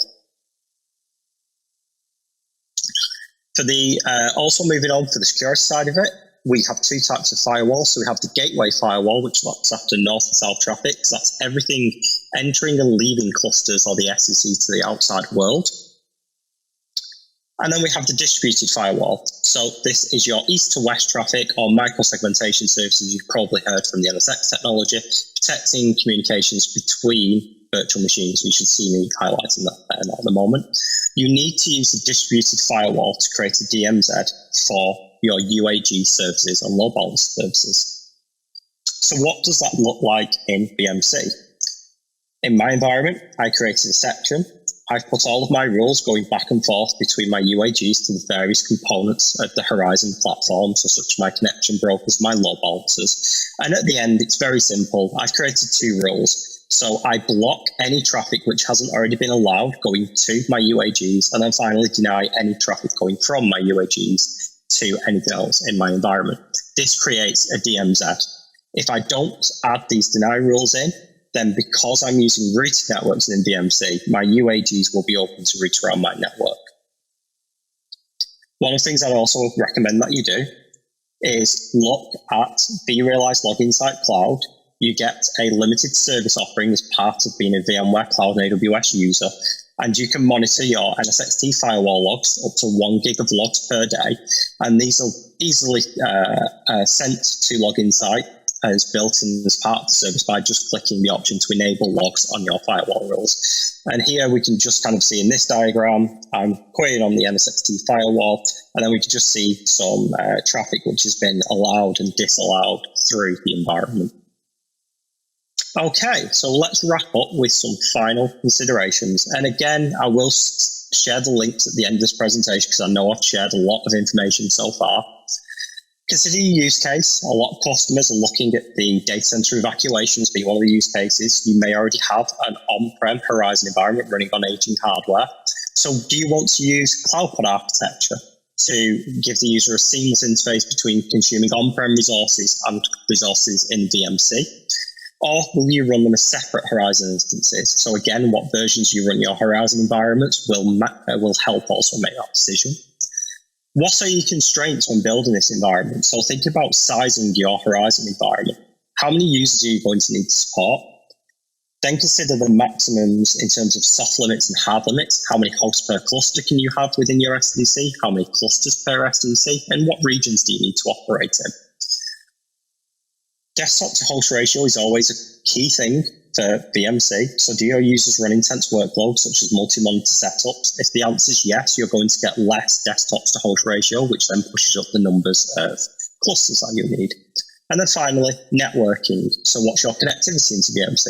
Are you using things like IPsec VPNs, which will add an overhead into your traffic? Or are you using the AWS Direct Connect technology, which is faster links, dedicated, but also come at a high cost? And some of the resolutions for this. So you could scale out across multiple SDDCs to help with cluster limits, desktop to host ratios, and also as well splitting out maybe that traffic if you're using IPsec VPNs across different tunnels and different connection endpoints as well. If you were to do this across multiple SDDCs, as we can see up here in this diagram, then you can also use cloud pod architecture just in VMC to link these Horizon environments together to give you seamless experience.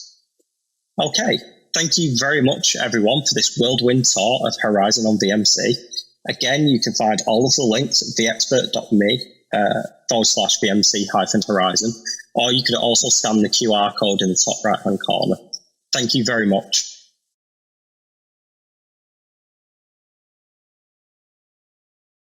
Hello, and welcome to the session about bootstrapping VMware, the infrastructure as code way. What we're talking about in this session is BYO infrastructure. It's an approach to automating VMware at the bare metal level and then upwards. I'm Rob Hirschfeld, your guide for this session. I'm co-founder and CEO of RackN, and I've been doing data center automation and VMware data center automation for over 20 years, believe it or not. You can find me online. I'm at Zehicle, and I've been very active with something called the2030.cloud, where we talk about a lot of advanced futuristic concepts in DevOps.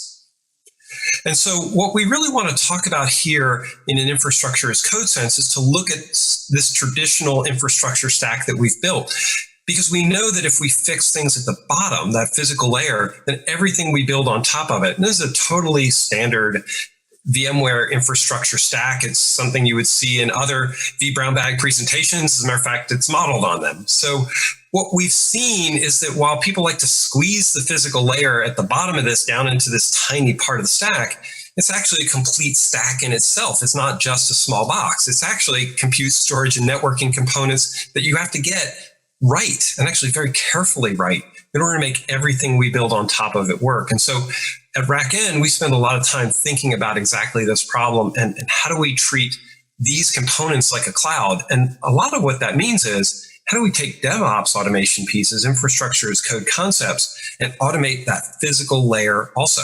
Because if we can do that and use the tools and techniques and all the great cloud-like style, we can really make a huge difference in what it's like to actually run a data center, really transform it in very positive ways. And that's what we want to talk about. It's worth mentioning RackN Digital Rebar is this product that we have that's designed to help companies self-manage VMware. So we're not a consultancy, we're not a service provider. We're literally helping companies manage their own VMware infrastructure, whether it's legacy, new, or edge infrastructure. And so that's really about automating infrastructure, securing it, and making it portable so that you get reuse out of the problem. So we see this quite a bit. We're helping multinational customers and service providers automate VMware and do it themselves. So we have a lot of experience with this. And what we've learned in this is that there are really 6 key factors in design that you need to understand before you even write a line of code or a line of infrastructure as code in this case. And so in those factors, we have an organizational component where you really have to be able to say self-management is possible. I can do this myself. I don't have to turn it over to a VxRail or an HCI vendor or a cloud, that you can actually do it, right? And believe that you can do it.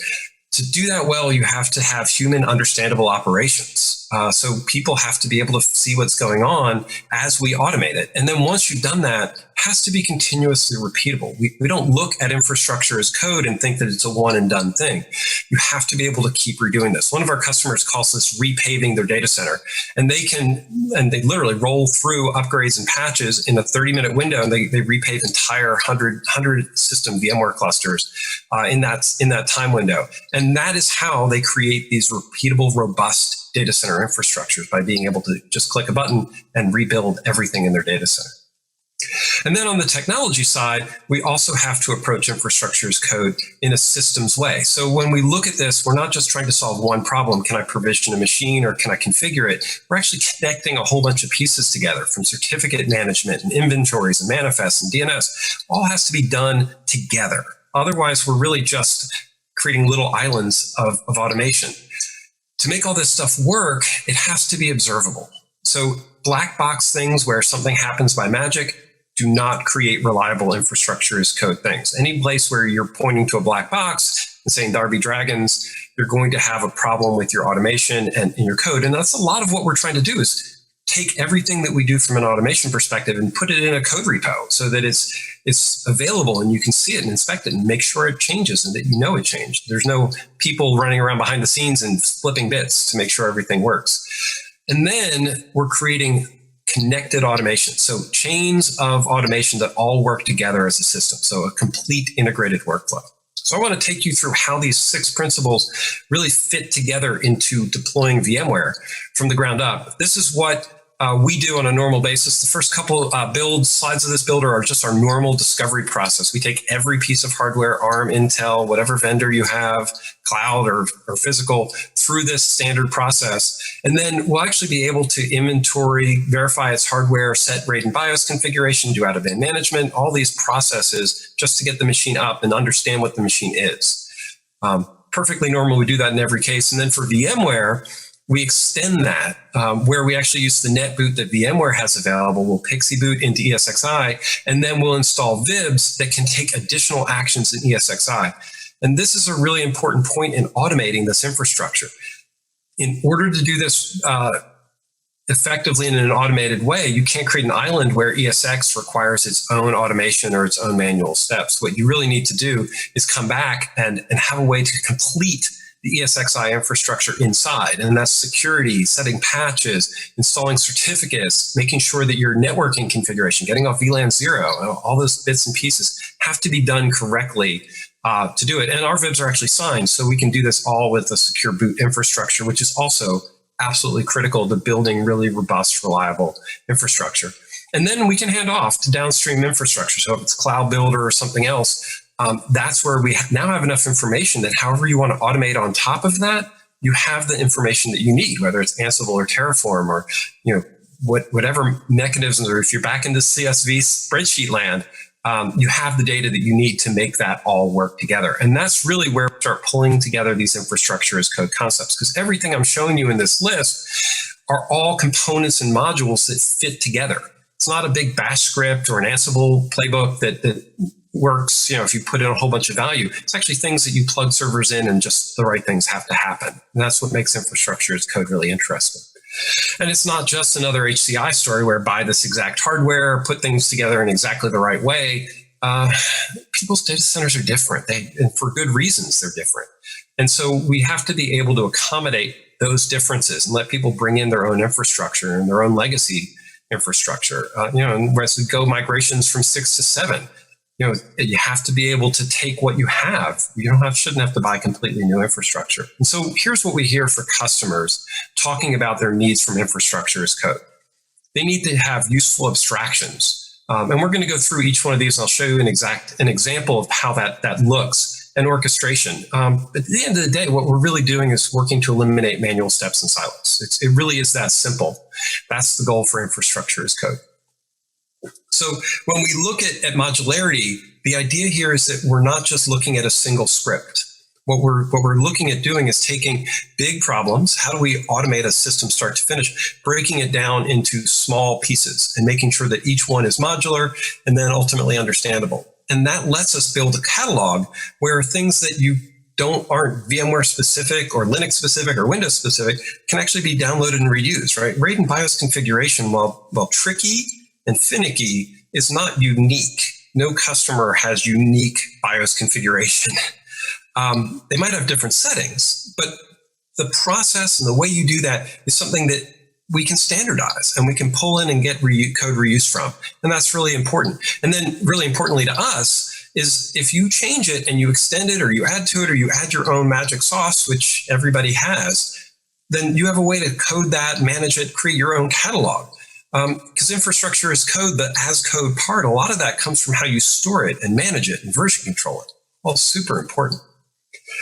And then from there, you have to be able to understand how these pieces work. And that means that these big modules don't just break down into big modules. They actually have to have clean and understandable inputs and outputs with good documentation and types and clear delineations. And then the big steps have to break down into smaller steps that you can understand. And that can go for us, it goes from workflows into stages into tasks. Tasks actually can decompose into templates because we want to get reuse.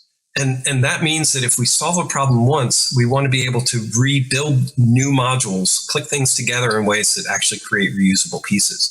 And that is really helpful because when you're building an infrastructure start to finish like this, we're crossing teams. There's a human element component to how all this stuff works. And so that means that we have to be able to show another team what we've done in a clear, concise way. And then we have to have a handoff so another team can do that work. And that's okay. They have clear inputs and outputs. They put their pieces together, and then we fit everything together into a simple workflow. And that's really a key component for this, because it's not just about, can I provision a machine? It's, can I build a cluster? Can I build clusters and more clusters? Can I go to remote sites? And so there's a concept of building workflows that actually go through and pull all these pieces, these infrastructure of code pieces together. So if you have a Terraform template and an Ansible playbook and a bash script and a pull this ticket and this person has to go turn on a network port, that's not really an infrastructure as code workflow. It's a collection of tools, but they're not built together to deliver a consistent long-term deliverable. That's really what we're talking about, what we would call intent-driven infrastructure. I need you to build a cluster, start this process, everything else should be able to flow out of that. And then from that perspective, that sounds very cloud native, it is. And it's this way of thinking about API-driven infrastructure where you're asking for a request and things are getting done for you. In a lot of cases, we don't expect people to use our system directly or sit in the UX, right? This should be, I need to build a cluster. That should be triggered by external events or other systems or things up stack from where we are. That API-driven mentality is essential to building good infrastructure as code. Once again, it's all codified infrastructure. Those APIs become the gateway between different systems and help you connect all these pieces together. And then finally, one of the most head-shaping things that we've had to learn in this is that building infrastructure of code means that you have to cross context boundaries. So in the work that we're doing and the thing that we found to be really powerful in making it all come together is this idea that I can bounce my context back and forth. I can do work in a machine. I can pull up to a cluster level, verify that things are right, return back to the machine. And this ability to move back and forth from a context perspective really changes the game and how you can automate something, because you can build a single workflow that has different security contexts, collects information, can work across the cluster, and coordinate activities in a way that is absolutely essential to accomplish this end-to-end system driving perspective. So I hope this helps you understand how we see infrastructure as code and really where the industry is going, because this isn't pie in the sky things. This is actual work that's being done by customers in the field. They're using these techniques. They're actually building data centers and clusters based on infrastructure as code practices that are repeatable, safe, and secure. Whether it's a brownfield system, it's a greenfield system where they're bringing in new ideas and new capabilities, and then being confident that the things they've done aren't going to be locked in for the next 10 years, and they'll be able to change and keep revisiting how things go. If this is exciting and interesting, please, we'd love to have an extended conversation with you at rackn.com. Everything I'm talking about, we have people doing. You can try yourself.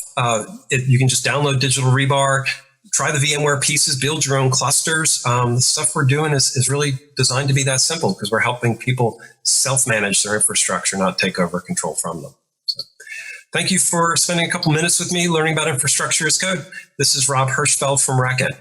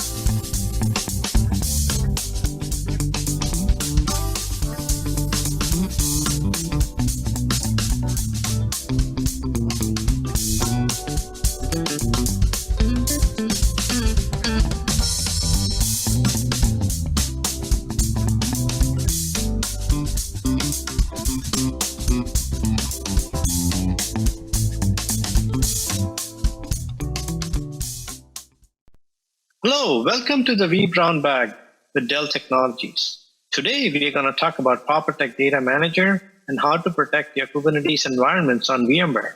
Hi, my name is Nivas Iyer. I'm the product manager here at Dell.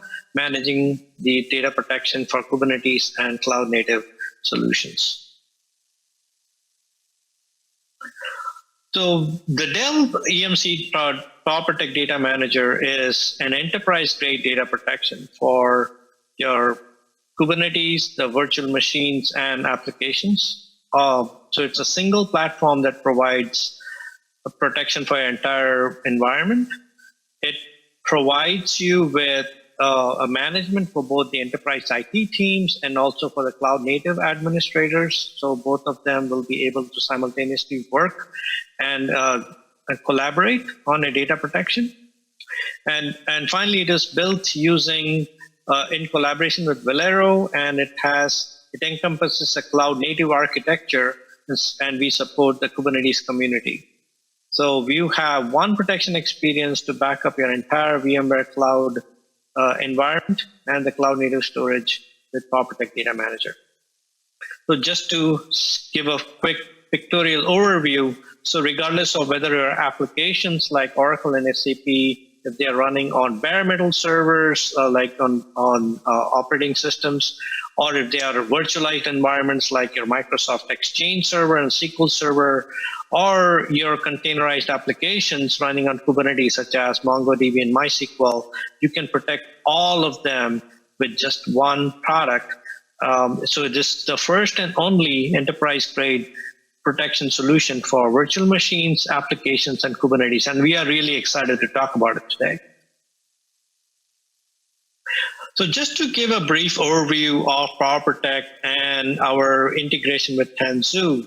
So currently we can support VMware Cloud Native Storage. So what that means is when you have a VMware a storage environment with Kubernetes running on top, and you're leveraging the VMware Cloud Native Storage that's exposed to the Kubernetes environment, we can protect those using special APIs that we have worked with VMware. Secondly, you can run either your Tanzu Kubernetes grid, that's TKG, formerly known as Essentials PKS, or your TKG integrated or TKGI solution on the VMware environment, or any other Kubernetes environment such as OpenShift or Anthos that leverages VMware Cloud Native Storage on the VMware environments. You can protect it using PowerProtect. So technically, any distribution of Kubernetes that can leverage the VMware Cloud Native Storage can be protected using PowerProtect Data Manager.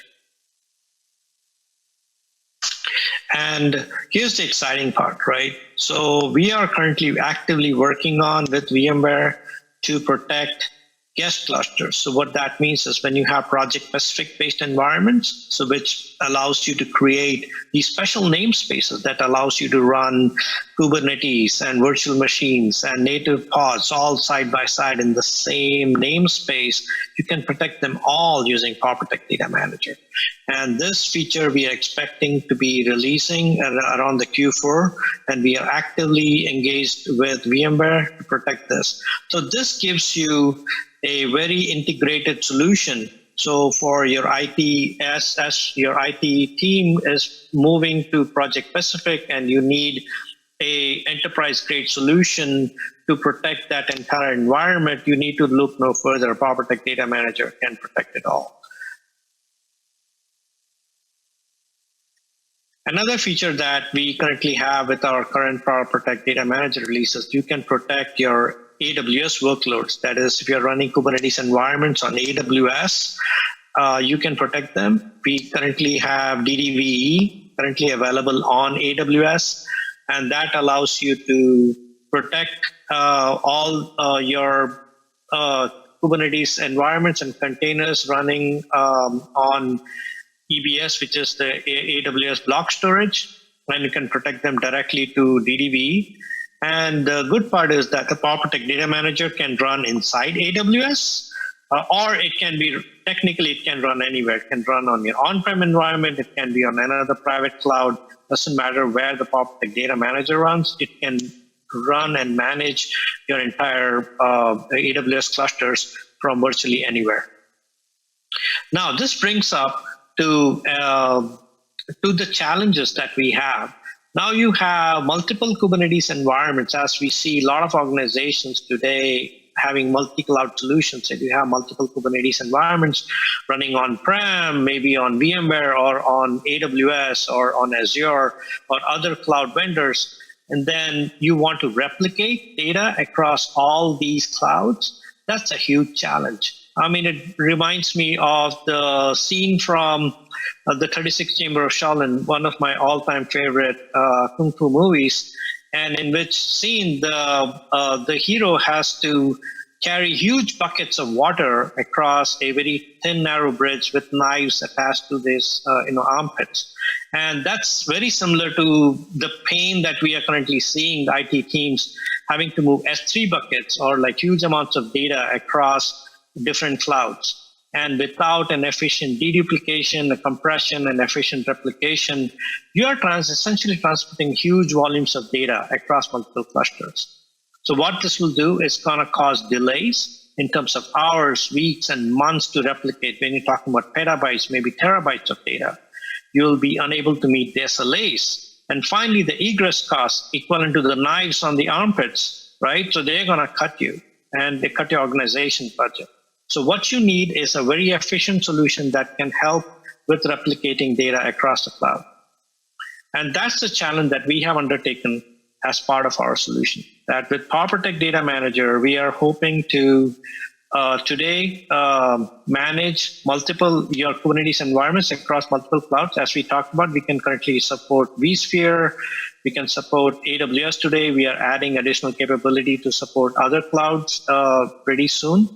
And also we are allowing the capabilities to support a diverse array of protection storage, which includes your data domain, the object store that you currently have, or data domain virtual edition, and all of this combined to allow you to replicate across sites, tier to object, and to support secondary use cases. So regardless of where your Kubernetes environment is, whether it's in the data center or the cloud or the edge, we can protect all of them and provide synchronized enterprise-grade policies, providing dedupe and compression, application consistency for a wide range of databases in the Kubernetes cluster.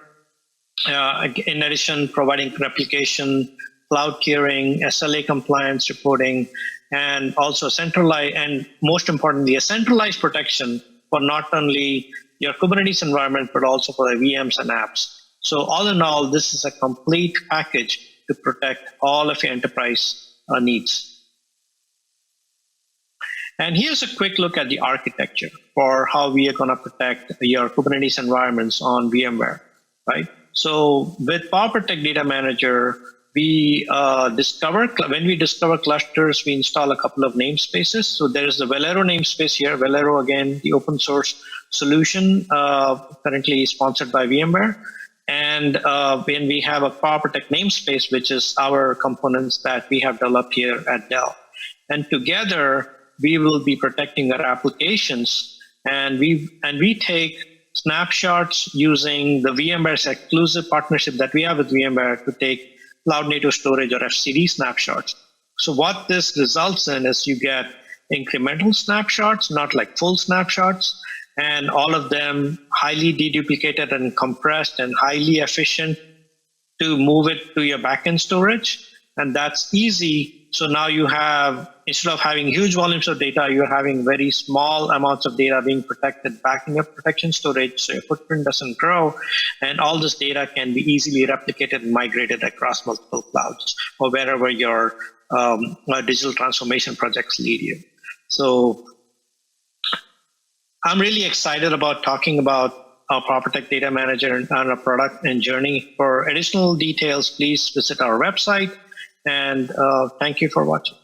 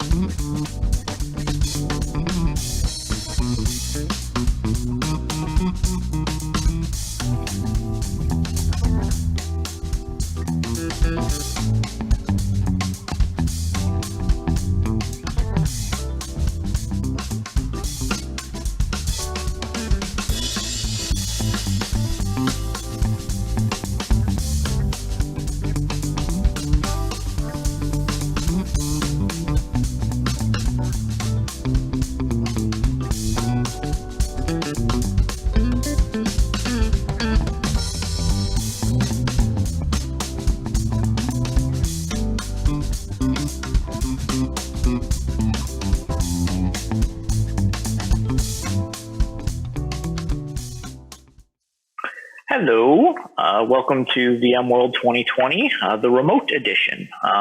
This is Richard Kenyon, and I am giving a presentation called Catastrophic Failure, Tales from the Trenches. I've been a vExpert for the last 3 years. I've also been for the last 3 years the Buffalo VMUG co-leader.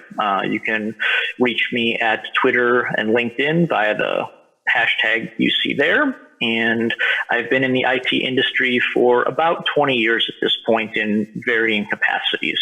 I used to be a web developer. I used to do some coding. I used to do some databases. I even used to do some help desk as well, which is what everybody should do at least once in their career. And I have moved up the tower to be a virtualization and storage engineer at Synacor in Buffalo, New York. And I would like to give this talk and let you know one of the issues we discovered when we went to do a NetApp maintenance. So if you've ever been at a bar with your friends, you're out drinking, you start telling war stories about, what's happened to you in your career and things like that. This is my story. So first of all, here's your beer, and I'm going to give you the story of what happened, and then we're going to walk through how it actually happened and all the troubleshooting that went along with it.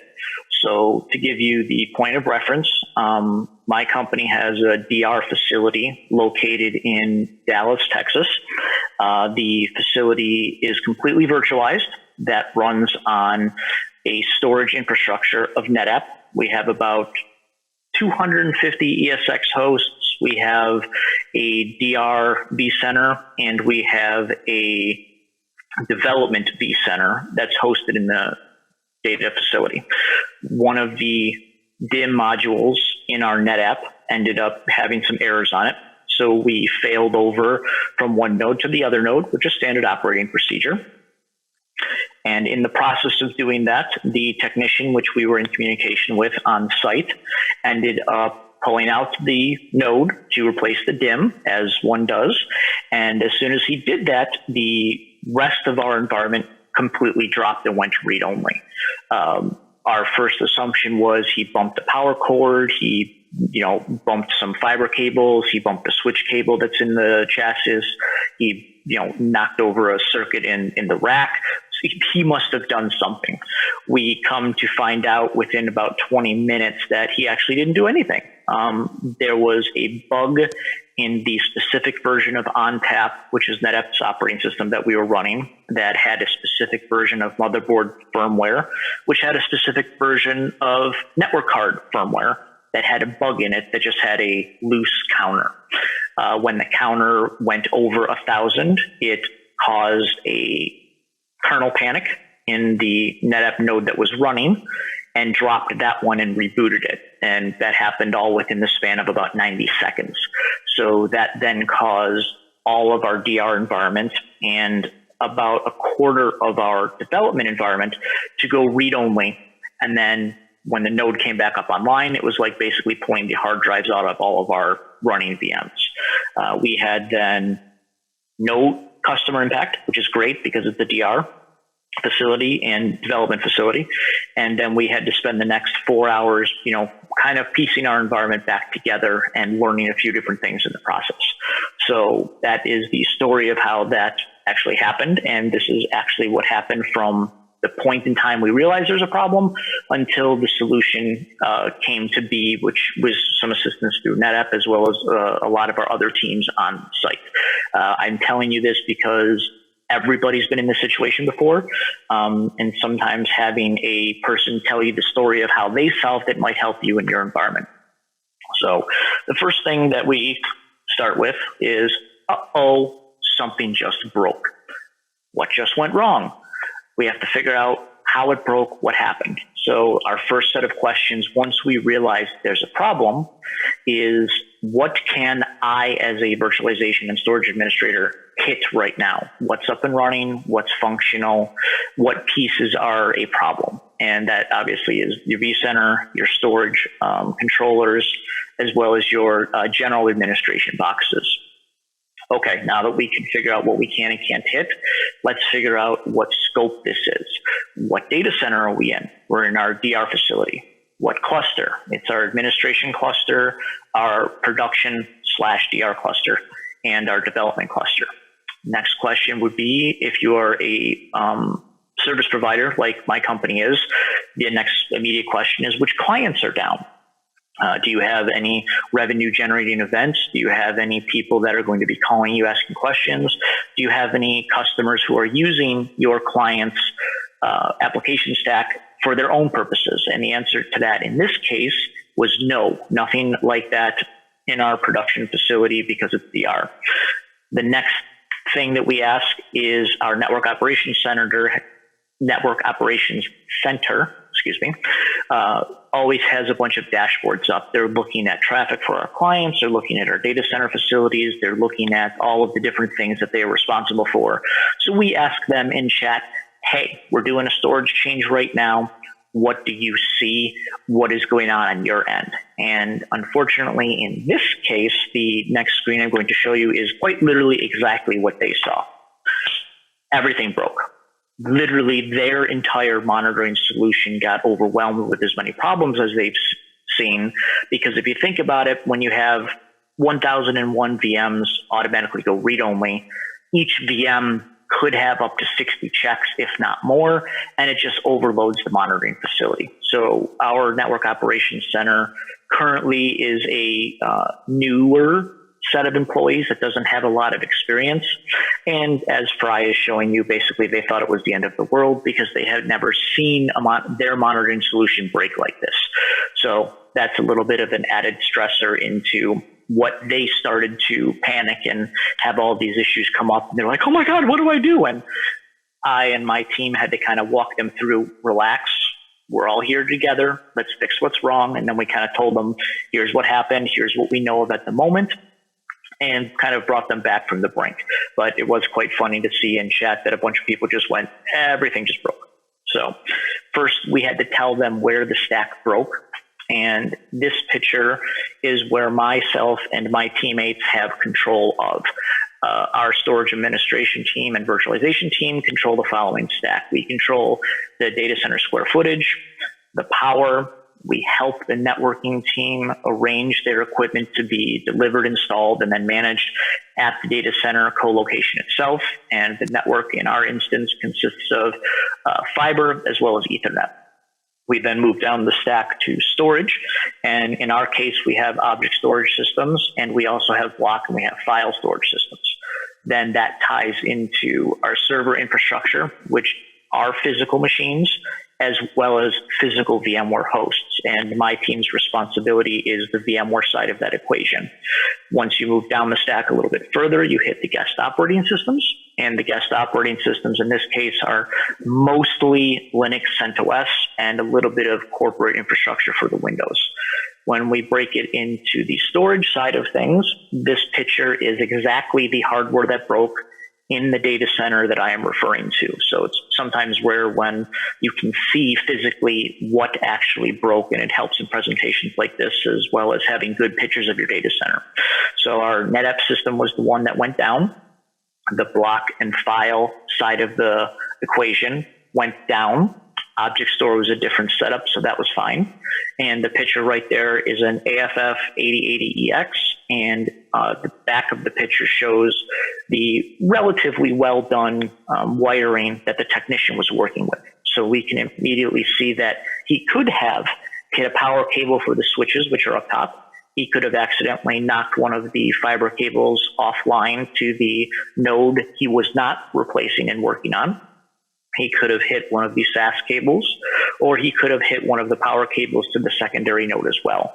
So any one of those things at the time when we first noticed an issue was our first, here's what's going on. So now we've moved to the storage. Which pieces have failed? Which volumes are down? Which network interfaces are okay? And which HBAs are okay? Everything from the NetApp point of view at the time when we checked seemed to be perfectly fine. All the volumes were online, all of the cards were up, all the NICs were up, all of the volumes and pieces, everything seemed to be fine until we checked the uptime of the cluster and realized the secondary node we had failed over to had rebooted, which shouldn't have happened. So the next thing we do is say, okay, now we need to check DNS, make sure that's working, because that's usually one of the first things that we check. And DNS wasn't working. And then we move down to, okay, that's a virtual machine. Let's make sure our vCenters and our PSCs are functioning. We were at 6.5U1, and the vCenter and the PSCs were read-only. So we had to go and find those, make sure that they were doing their FSCKs and come back up. Rebooted perfectly fine, and we had network connection, and now we can start fixing our environment. in the time of about 20 minutes where we have gotten to this point, we now have our network operations center a little more calmed down. We are letting them know what's going on bit by bit, and we're feeding them information. They then ask us, as is our chain of command, do you need an incident manager?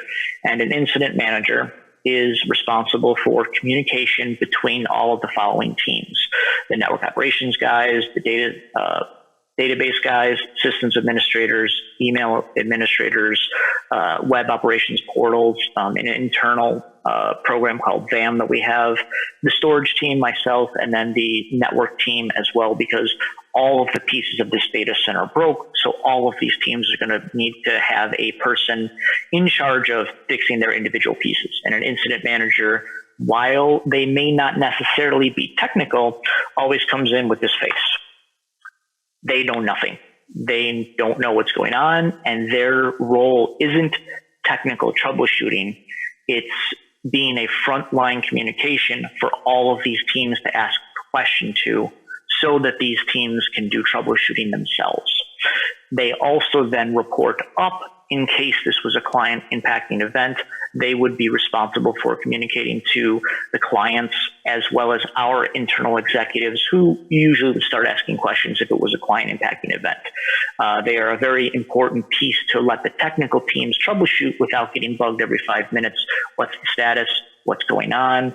Why did this break? They are the front line in letting the teams that are doing the work do the work, as well as feeding the executives information they need to know, as well as the clients of the company of Synacor what they need to know. They're very good at what they do, but it's sometimes funny when they come in at 3 o'clock in the morning looking like that.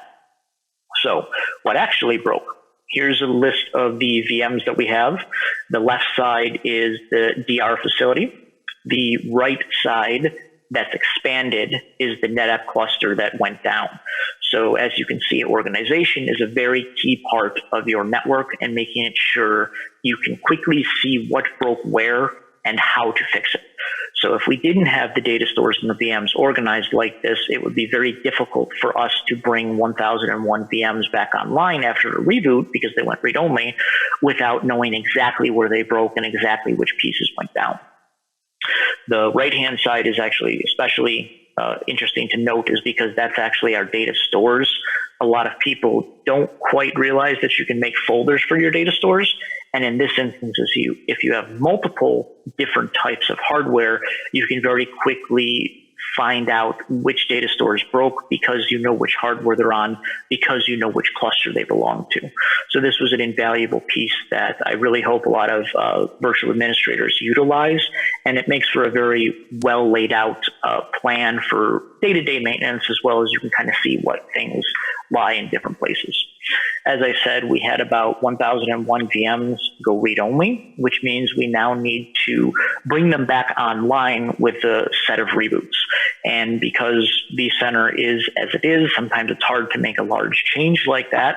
So we ended up doing a PowerShell script at the time I didn't know existed. You can actually do open VMRC, and it ends up giving you a quite wonderful screen of things that look like this.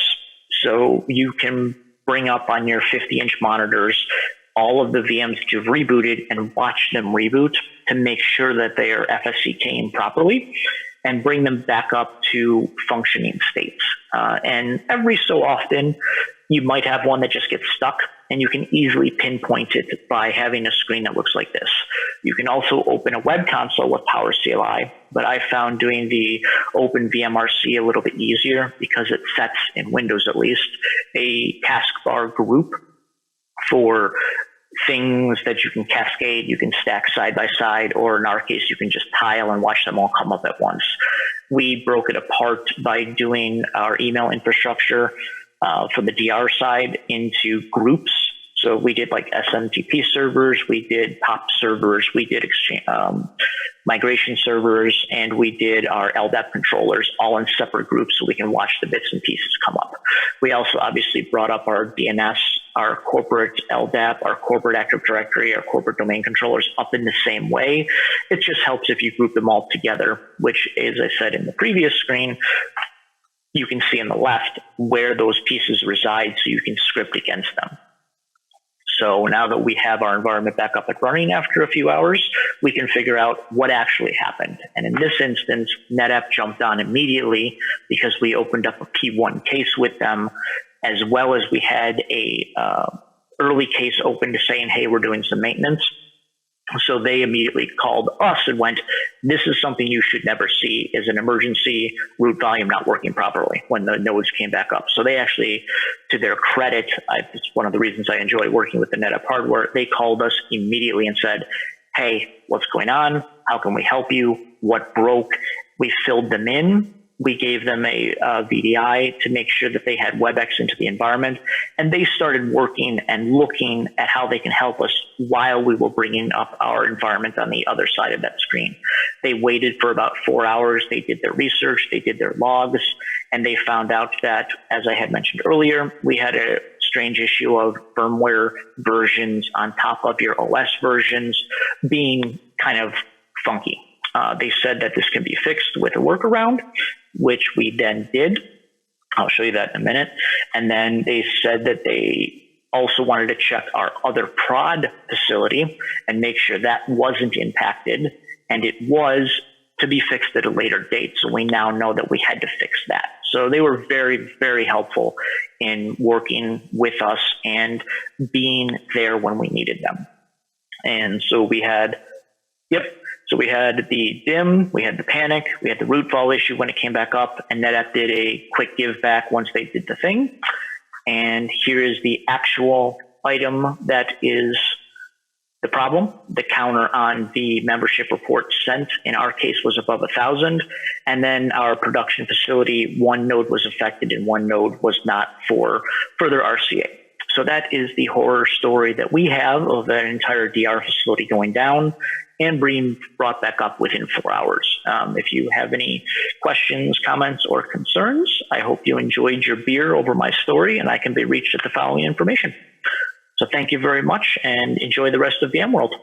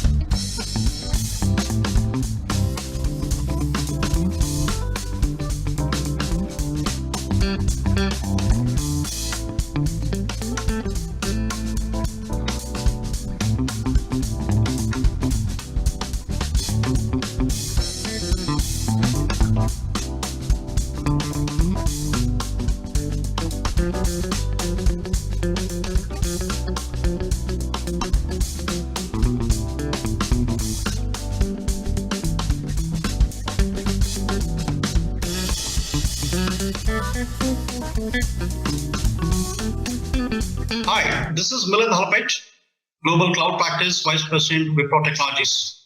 And today we are going to talk about how do we provide a consistent experience from cloud to edge with boundaryless data protection solutions.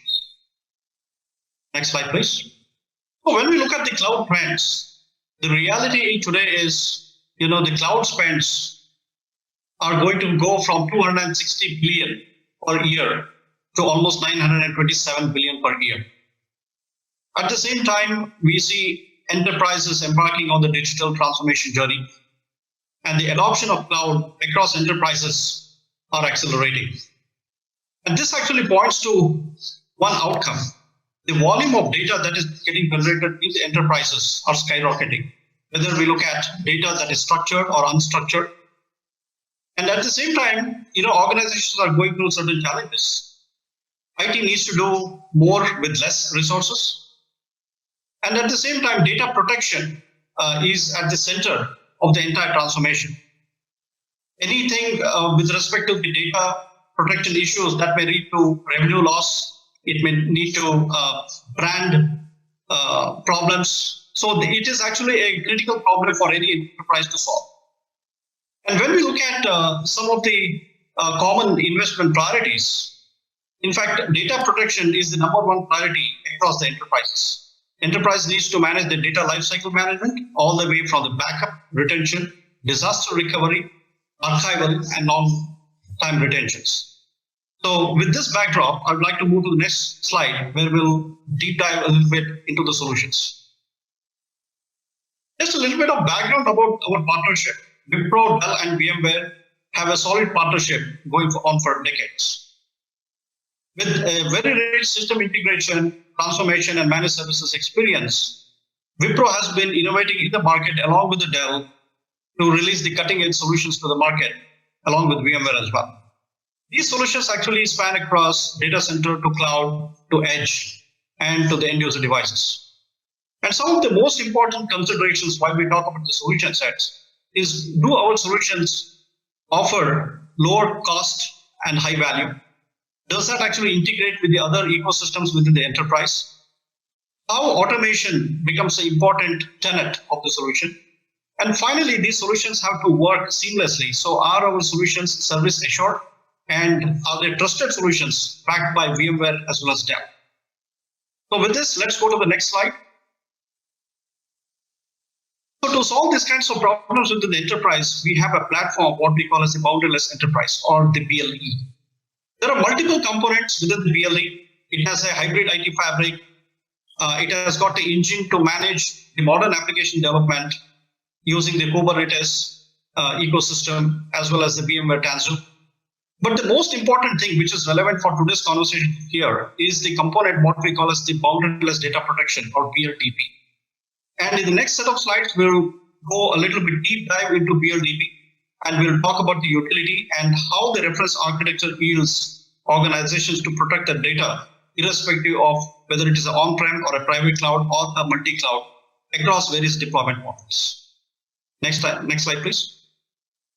So in this slide, as you see here, there are plethoras of technologies that comes together to solve this problem. And that is why we are saying data protection has to go without confinement of boundaries. The reality today, the world is hybrid. Enterprises already have moved from on-prem to cloud. There is virtualized infrastructure, there's legacy infrastructure. There are newer patterns, for example, converged infrastructure, hyper-converged.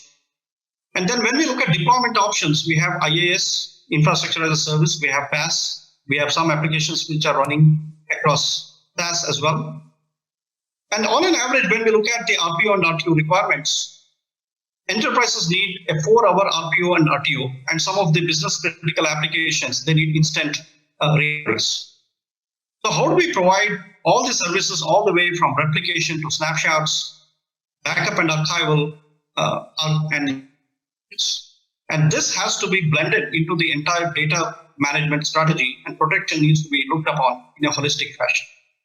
From an application perspective, we know that applications are now moving away from the traditional monolithic applications into digital applications. Then there are COTS applications within the enterprises. And these applications are spread across integrated infrastructures, converged, most of the applications are now running on software defined using infrastructure as a code.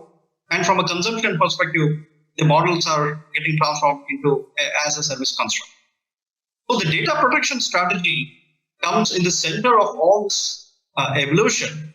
On the application side, while there is a transformation that is already underway, on the infrastructure side, yes, the reality is multi-clouds.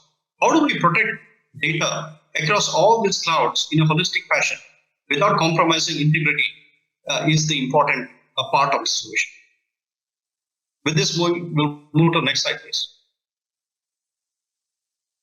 So the key part to understand here is how do we provide a single pane of glass management to solve this problem?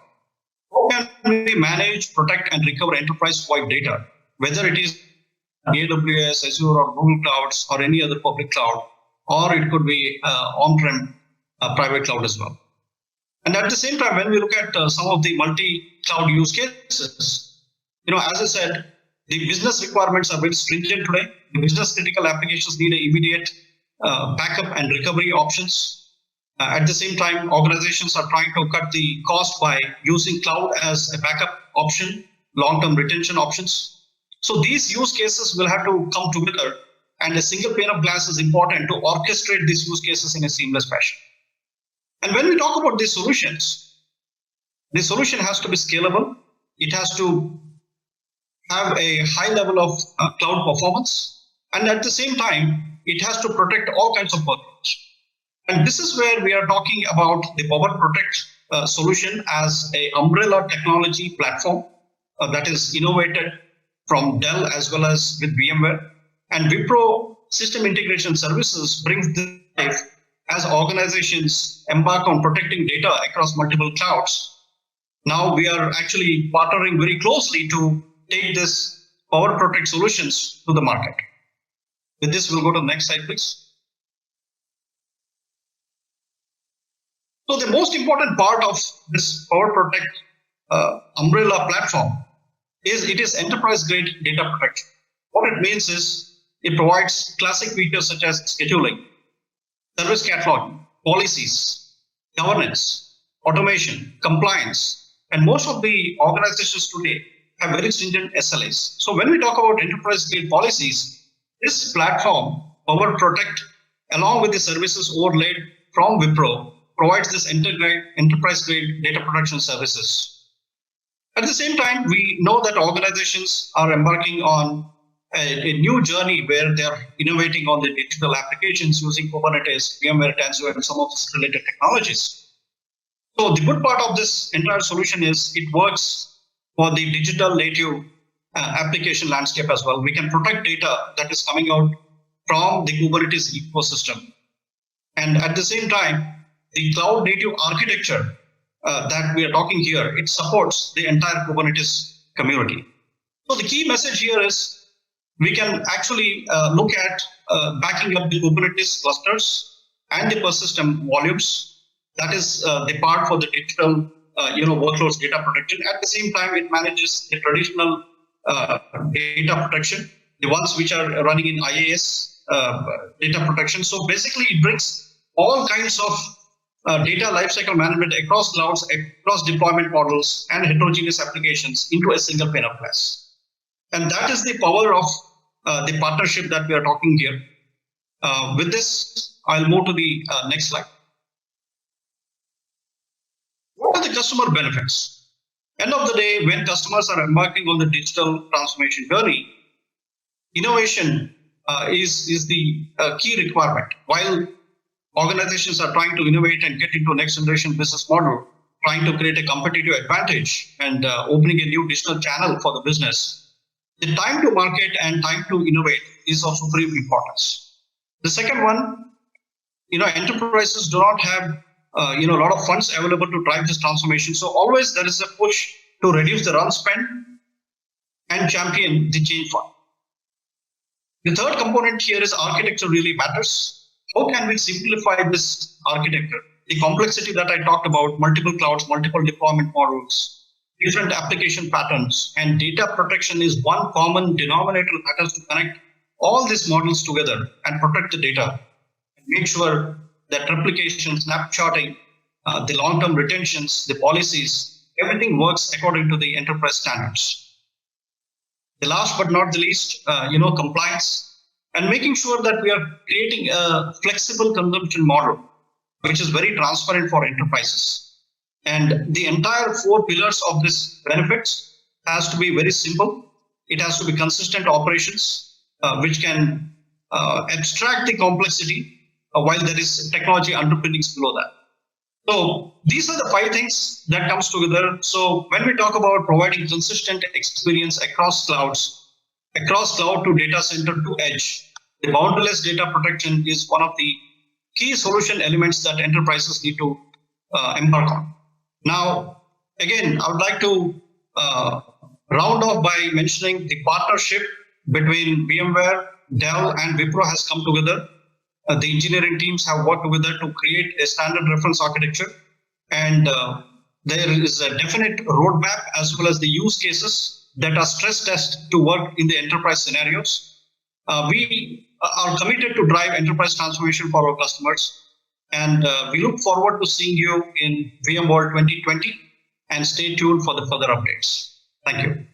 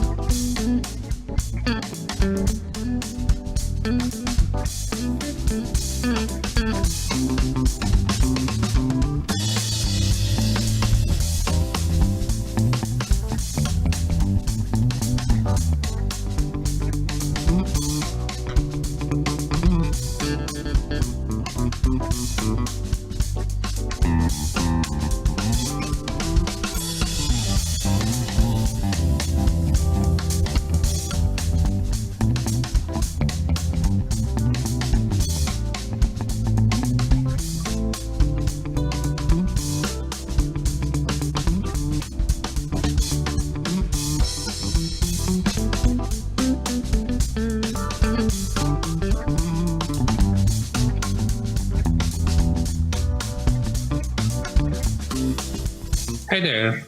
In today's session, let's discuss about Dell Technologies cloud storage solutions for VMware-based workloads. On the surface, Transformation to cloud appears as if customers are transforming towards simplicity. Cloud offers enormous flexibility and scale. They also offer agility, and with all the wide next generation applications available in cloud, innovation is what customers look at as they move to cloud. Cloud also offers pay by the drip consumption model, which makes the offer even more sweet. Sophisticated cloud models have always included on-premise element associated with it. And as far as on-premise element is concerned, repatriation appears to be a real thing. As per the recent reports from IDC and ESG, majority of customers have on-premise data centers as an inclusive element as part of cloud strategy. And 80% of them do consider cloud repatriation as a serious thing, and 50% intend to do so in the next 2 years or so. With all these data points, it's clear that cloud is not a destination, it's not a one-size-that-fits-all model, but it requires an operating model that requires thoughtful consideration for effective implementation. Let's take a look at some of the use cases that enterprise customers implement as part of the cloud journey. Customers would typically want to take their on-premises environment to the cloud, which means they would have to extend their data centers to cloud and expect the same levels of operational consistency. Customers would also want to set up disaster recovery solutions for their on-premise environment and expect to have the same level of operational consistency again when they switch to the cloud. Organizations can also look at migrating certain enterprise applications to the cloud without doing any refactoring or rework associated to it. For effective implementation of cloud strategy, it requires customers to have a flexible dev test environment to ensure that data can be moved back and forth as part of development experience. Customers will also look to scale up and down effectively in minutes to ensure that they can effectively implement strategies around cloud. With all the use cases that we mentioned, let's also take a look at some of the complexities associated with it. Organizations typically would look at having multiple clouds as part of their strategy. In fact, as part of IDC's report, 83% of customers look to have multiple cloud strategies. When we talk about multiple cloud strategies, it could either be a combination of public cloud or a private cloud, or it could be a combination of multiple public clouds. In either scenarios, every cloud offers its own management tools. So what this would actually mean is customers are dealing with disparate management solutions. When you have disparate management solutions, operations becomes a serious complex issue that customers would have to deal with. It has the potential to slow down operations if customers have to deal with multiple systems. Not only that, but customers would also need to have resources tagged onto different clouds, which makes migration of resources from one cloud to another cloud a real task. Customers would have to ensure that they would have to refactor applications as they migrate resources from one cloud to another cloud. When you have multiple clouds associated with it, it requires organizations to train the right set of folks with the right tools and processes associated with cloud. Last but not least, there is a security angle to it. Cloud in general is very open. It requires customers to ensure that they have the right level of security understanding as they migrate resources from one cloud to another, or migrating resources from their on-premises environment into the cloud. To ensure all these complexities are addressed, Dell Technologies introduced cloud storage solutions. Dell Technologies Cloud Storage Solutions not only addresses all these complexities in an effective manner, but also ensures customers have this seamless experience as they migrate their on-premise environment into the cloud. There are two services that we launched as part of this solution. One is Multi-Cloud Connect, which basically provides customers the flexibility to extend their data center into the cloud. And the second is disaster recovery of virtual machines to VMware Cloud on AWS. This service provides the flexibility for customers to set up disaster recovery in VMC on AWS. As you can imagine, this service provides customers with the flexibility of subscribing to storage that they really need. It also avoids cloud lock-in. So customers have the option of presenting to any cloud of choice. And it also provides the flexibility to natively replicate using the native replication technologies that the array provides. Let's go deeper into our solution. With Dell Technologies cloud solution for multi-cloud, customers have the option to expand into any cloud of choice. They can expand their on-premises environment, they can replicate, or they can migrate their resources into multi-cloud and present it to any cloud of choice. They can present the same resource to multiple clouds at the same time, truly leveraging the flexibility that our solution provides. It is 100% data consistent and it is available all the time, so customers would not have to worry about the lack of availability zones. With our solution, you could also have automated disaster recovery. You could leverage on the tools that VMware provides. It could either be VMware site recovery, or you could also leverage on the native replication technologies. Last but not least, you can also integrate with multiple applications that various clouds provide, and you could operate on that with the data that we present to multiple clouds. So there is enormous freedom with the way you could operate. So with VMware Cloud on AWS, we truly provide one cloud experience with consistency and choice. You can migrate or replicate your data seamlessly from your on-premises environment to cloud, either using vSphere replication or array-based replication. You could move your data back and forth without any egress or ingress charges. And since you replicate your data with on-premise from your on-premise environment into cloud with array-based replications, you can maintain the same levels of application consistency. And there are no additional technology complexities associated with this. You can also tag compute as and when you need it, which means you can actually keep your operational costs really low. So it's a truly cost-effective solution that we present to you.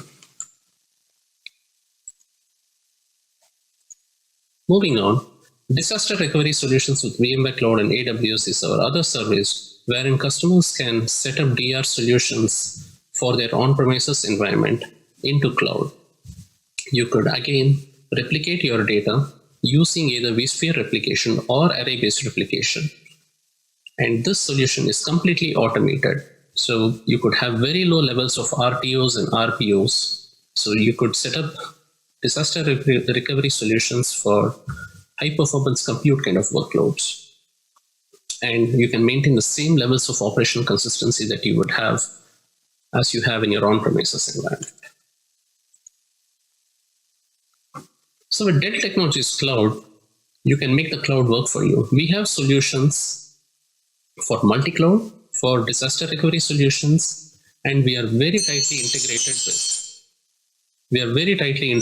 with VMware Cloud on AWS. So do check us out on our webpage, that is Dell Technologies Cloud Storage for Multi-Cloud. We do have resources, we have videos, white papers, and interactive demos. And if you're interested, we could further discuss about it. Thank you.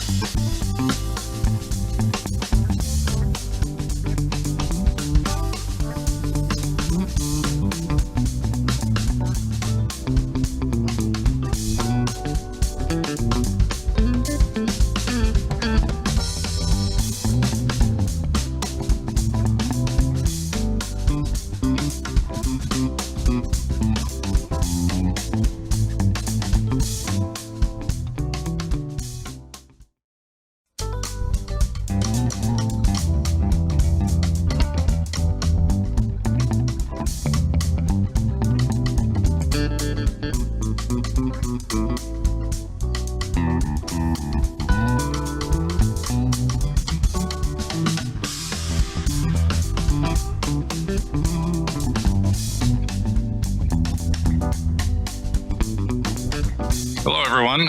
Thank you for joining. My name is Jason Bakke. I'm a storage development principal engineer with Dell EMC. I've been with the company about 9.5 years. In this session, I'm actually going to talk about and actually demonstrate the migration of VMware's vCloud Director from a traditional Linux cell with an external Microsoft SQL Server database to the embedded Postgres SQL database within a vCloud Director 9.7 appliance. A little background information on this environment that I'm using for the demonstration. This is an environment I built for our technical marketing group about 9 years ago. I deployed it. I've been maintaining it over the years, upgrading it. And like many VMware products, early on, we used a Microsoft SQL Server database backend. And so I've been using this, it's actually on SQL Server 2016 today. But what's important to note is as of VMware vCloud Director 9.7, support for the SQL Server backend database externally, that goes away. So we need to shift this environment to PostgreSQL with the embedded vCloud Director 9.7 appliance. So I'm actually going to perform both of those steps in one shot here, the migration to the appliance off the, I think it's a CentOS cell that I'm using today, as well as some embedded PostgreSQL. It's actually not as complicated as it might sound. I've actually been through these types of migrations 3 different times, and this is the 4th migration that I'm performing. You simply follow VMware's documentation. The documentation is very well laid out, and it boils down to 4 major steps. And you can see those on the screen on the presentation display here. Step 1 or stage 1 is upgrade the existing environment to vCloud Director 9.7. That's important because VMware wants us to be on the same exact version for the existing cell when we make that jump to the new appliance. So the second stage is to deploy the new vCloud Director 9.7 appliance. The third stage is to migrate the SQL backend database to PostgreSQL. And then the last step or last stage is to copy any shared transfer service data, which we will do. And optionally, if you use certificates beyond just the self-signed certificates, we need to migrate those as well. I do not demonstrate the certificate migration in this video, although that is a fairly easy and well documented step. So we're going to go into the lab demonstration now, and we're actually going to watch this migration and deployment take place. So again, the first stage is to upgrade our existing environment to vCloud Director 9.7. Now, in the interest of time, I have a 15-minute presentation slot here. I've already actually gone ahead and upgraded my existing cell. I've been through these upgrades many times over the years. You've probably been through the upgrades. Here, I'm just going to go and verify that we're on version 9.7, which is going to be the version of the appliance that we're going to migrate to. I'm also going to just kind of float around, spend about 30 seconds here, just checking the health, make sure that my vApps are up and running. There's no error messages. We get a couple different looks here at the vApps that are deployed. And those are the types things that I want to see when we're done with the migration. Here I'm going to use an application called Dell EMC Replay Manager. I want to make sure that I have a good snapshot or backup before we go through the migration. So I use Replay Manager. As you can see, we're quiescing the virtual machines that I'm using as a backup. So I have a point-in-time backup of not only the vCloud Director 9.7 cell, I also have a backup in a application and data consistent snapshot of the SQL database. And here you can see, using the Dell EMC plugin, I can verify that I've actually just taken a snapshot of both in their application and data consistent. Stage 2, we're going to deploy the new vCloud Director appliance. Now, before I do that, you'll see in the documentation steps that VMware has, and I'll post the link at the end of the video here. We need to create a new NFS share for the vCloud Director shared transfer service. data. For this particular environment, I'm actually using a Windows NFS share. So I'm creating a new share here, allowing no root squash for that share, which is important. Click apply, okay. And we'll actually go back and revisit the screen a little later after the deployment and verify that the vCloud Director, the new vCloud Director cell, has actually written the information into there. It's very important that that shared transfer space is working properly for the health and well-being of the vCloud Director environment. Now I'm going to open up a web browser and we're going to go ahead and deploy the vCloud Director 9.7 appliance. Okay, so I used some time compression here. I think I used 8x. This is simply the deployment of an OVF appliance, and this step actually takes about, I want to say, 10 minutes or so, not only to fill out all the information, but for the completion of the deployment, as well as we're going to actually power on the vCloud Director cell, watch that boot up, and then we'll pick up where that leaves off. But I'll show it all here. You can see I'm not skipping anything important. So our vCloud Director cell has now deployed. The first thing we need to do now is to power it on, and I'm going to open up a web console and just kind of watch the boot up sequence. You will see a couple of error messages there. That's quite normal. But it's going to, upon first boot, it's going to run some post-deployment scripts or installation scripts based on the information that we provided in the deployment of the OVF. And again, I use time compression here because it's not a good use of time to sit and watch that. I wouldn't be able to finish this video within 15 minutes. So you can see our cell has deployed. We're at that blue screen at the end. That signifies that we're done. And we can now actually open a web browser and go to the vCloud Director provider page. And I'm doing that now. So we're going to log in for the first time as administrator. There's no other accounts linked to this provider instance. We've provided really no configuration, and we've not imported any configuration from our previous vCloud Director cell. So this deployment is happening in parallel, and then in the third and fourth steps, we'll migrate over the database and bring over the configuration data. So you can see just by looking at the screen here, this is an empty, unpopulated cell waiting for configuration. I'm going to actually SSH as root into the new cell. And the first thing we're going to do, again, I'm following VMware's documentation, very good documentation on these steps. We're going to stop the vCloud Director service. First, we'll check the status, but we will end up stopping those. I'm getting ahead of myself. We're checking the status of vPostgreSQL. And now I'm going to tail the cell.log. Really what I'm looking for here is just to look at performing some health checks of the new cell that I deployed, making sure there's no abnormalities or errors. Because if there are, of course we want to stop and correct those errors before we continue. Now we can see, now I'm actually looking at the NFS server, and we can see that the new cell has populated information into that shared transfer service. That verifies that my NFS mount is working correctly. We have no permissions issues.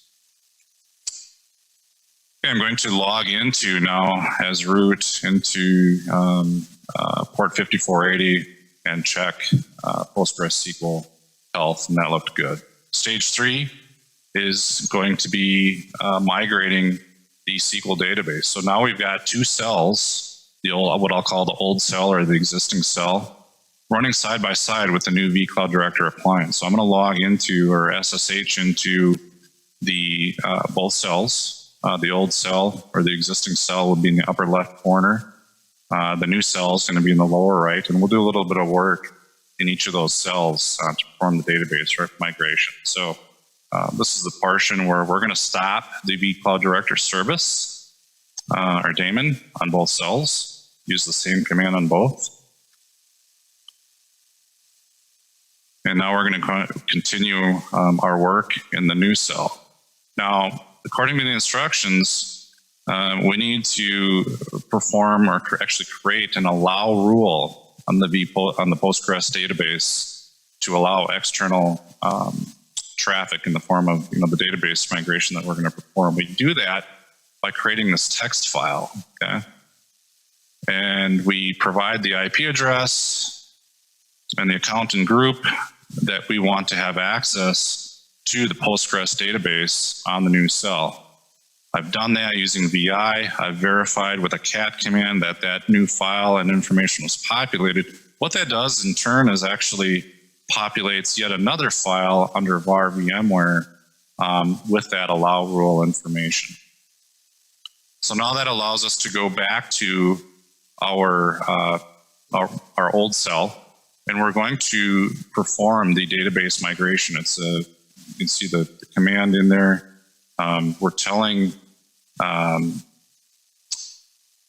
the cell to migrate the database using the cell management tool to the new vPostgres SQL database, listening on IP address 188.144.114, or sorry, 14. There's a password in there that I've pixelated out.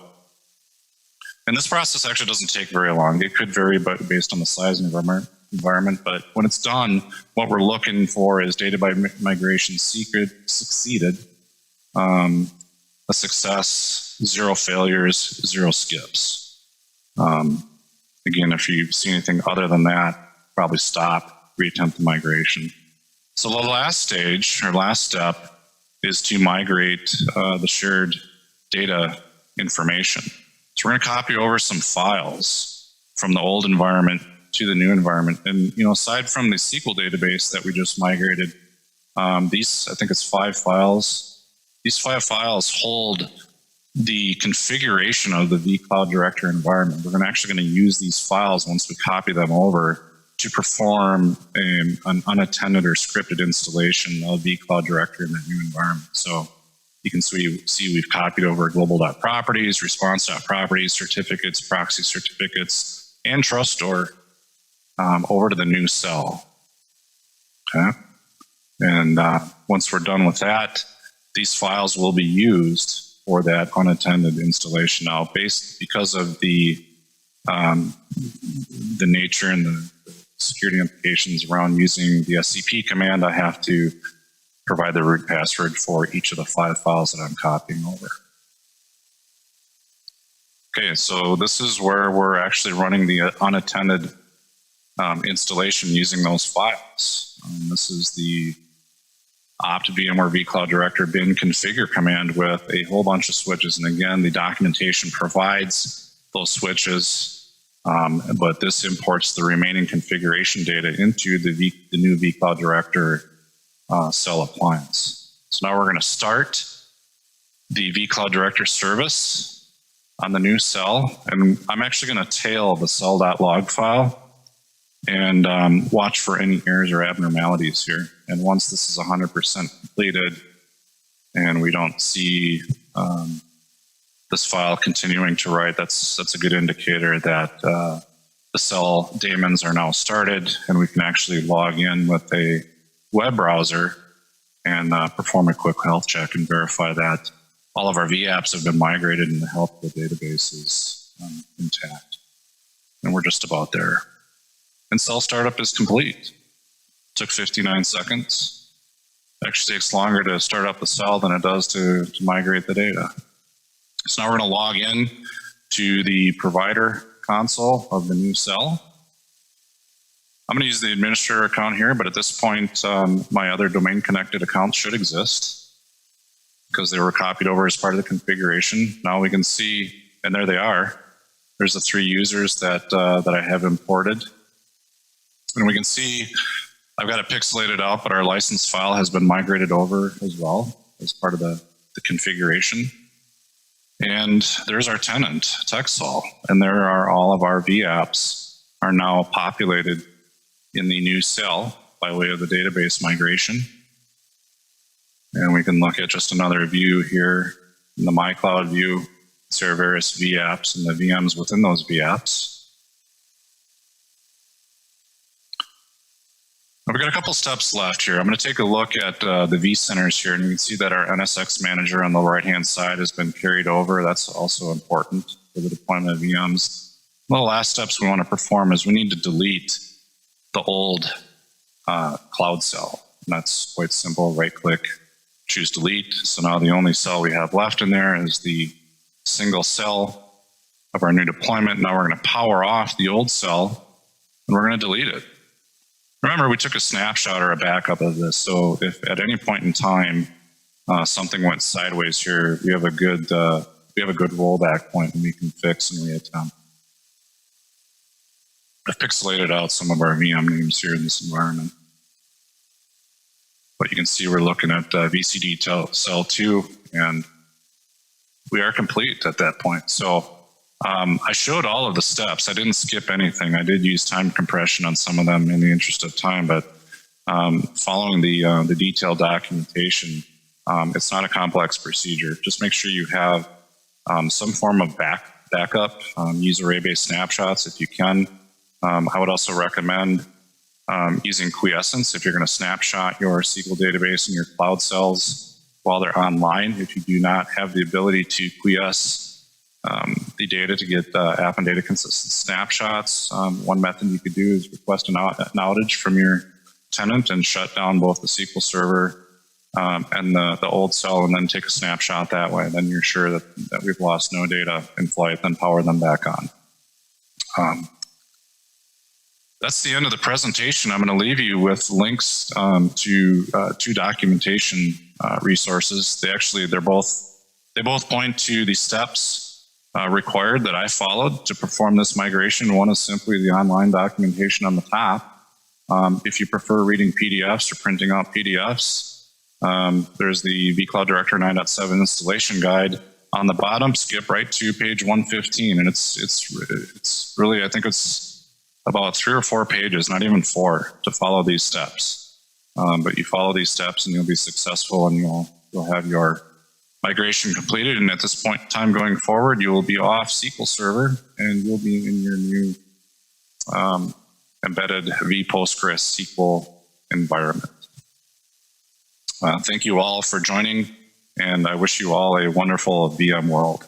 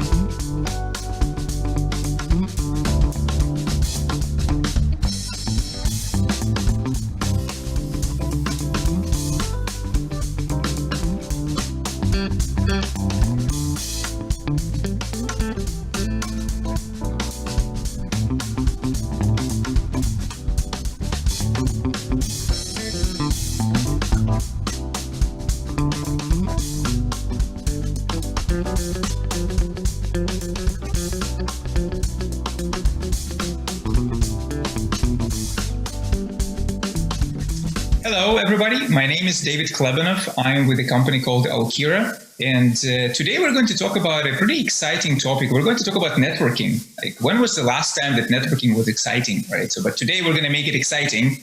And what we're going to do, we're going to talk about networking, not just networking in general, but we're going to focus on networking in the context of a cloud. Like, what does happen to networking when the cloud era hits?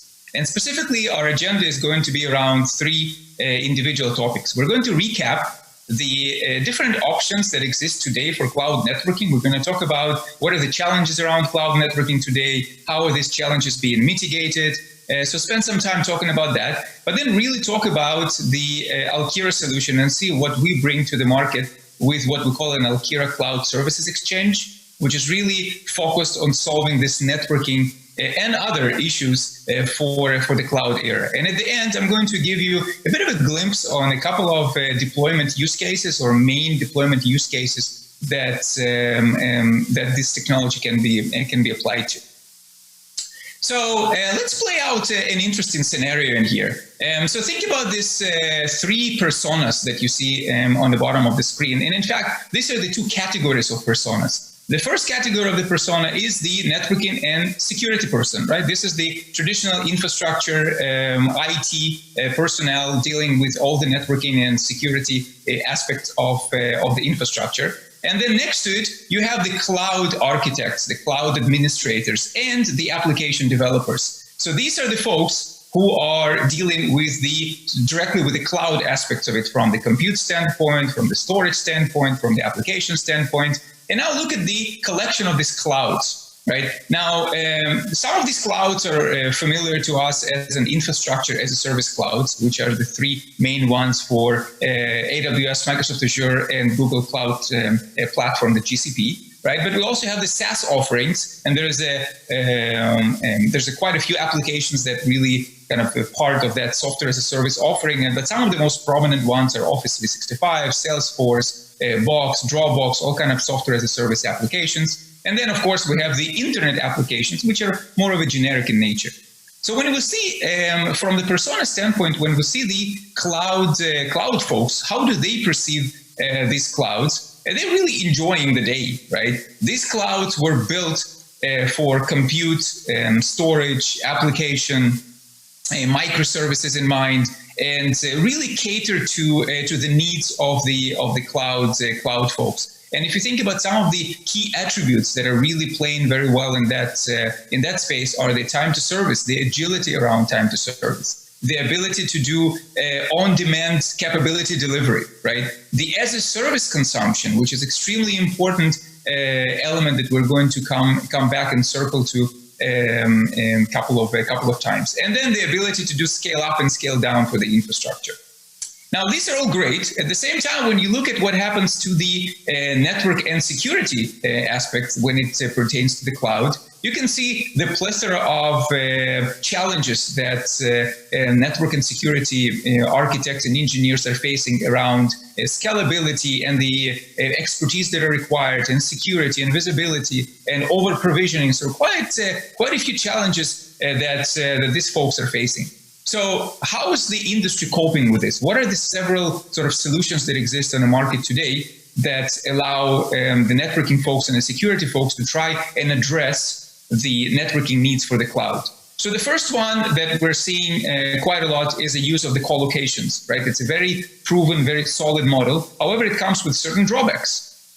Many times co-location deployments carry a high provisioning cost, right? A complexity of provisioning, because many times they are anchored on a physically deployed gear, physically deployed equipment, right?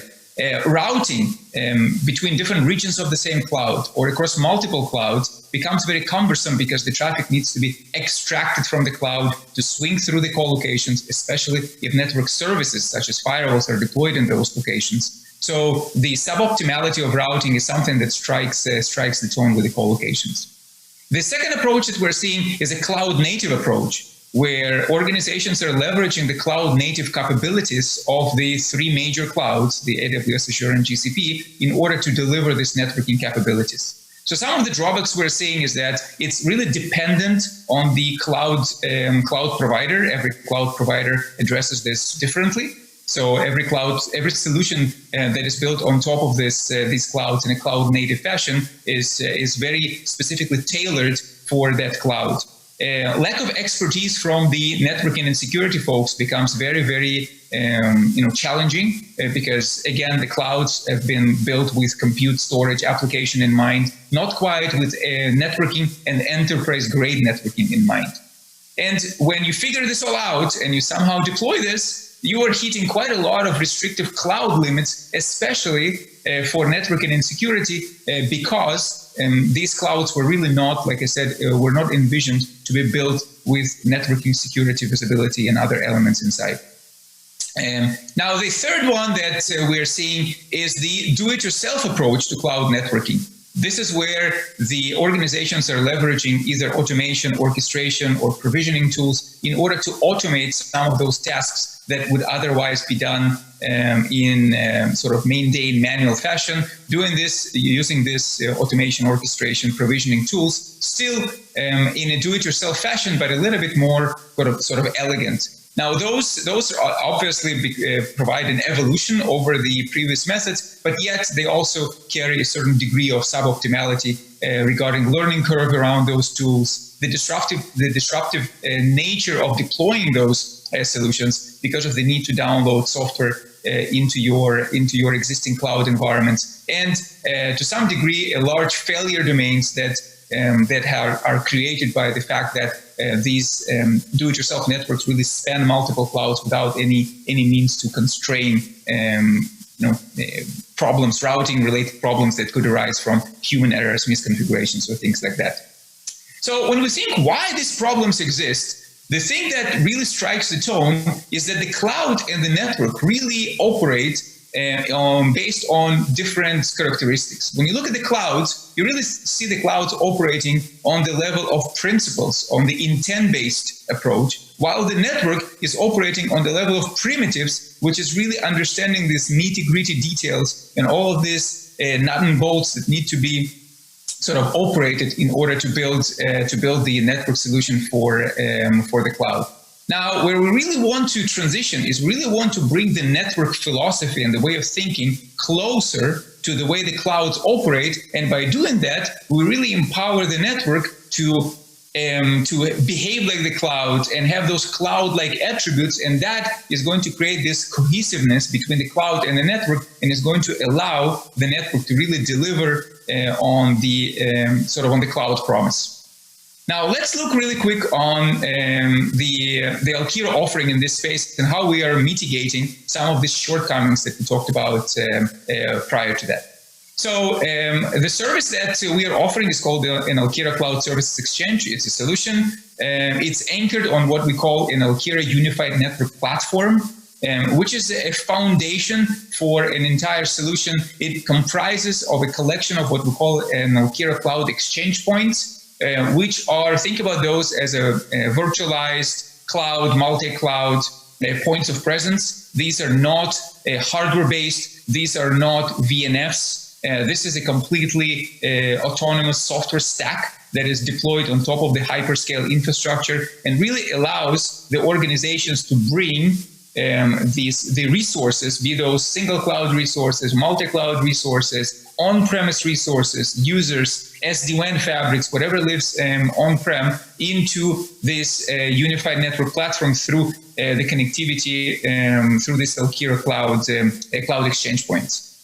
Now, if we think about some of the key attributes that come with that type of approach, is an ability to completely design your network using a digital design canvas.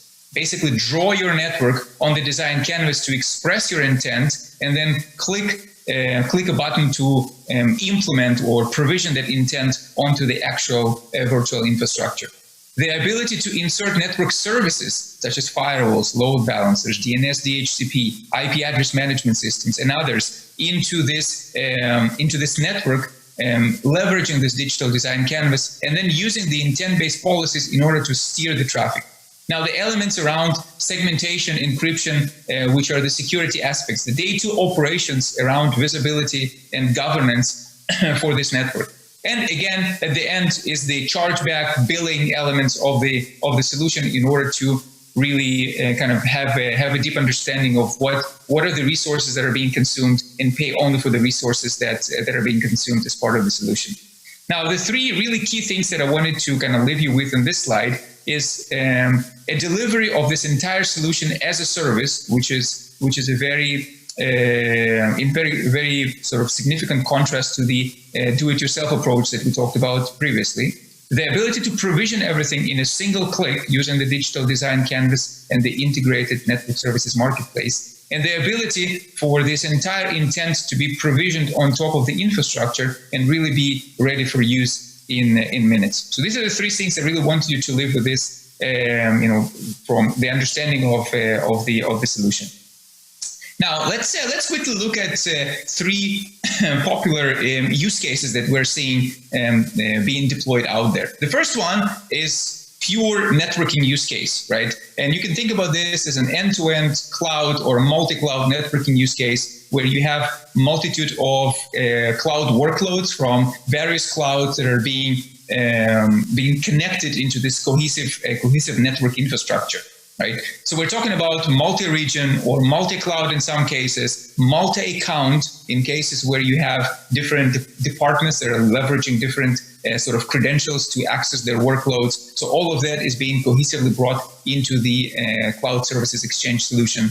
The ability to provide an end-to-end segmentation across these multiple workloads and micro-segmentation to sub-segment certain workloads within a segment, right? The ability to do a global route propagation within this segment, so keeping the segmentation end-to-end, yet providing the global route distribution and route propagation across the regions, across the clouds, be that within a single cloud exchange point or be that across multiple cloud exchange point really on a global scale.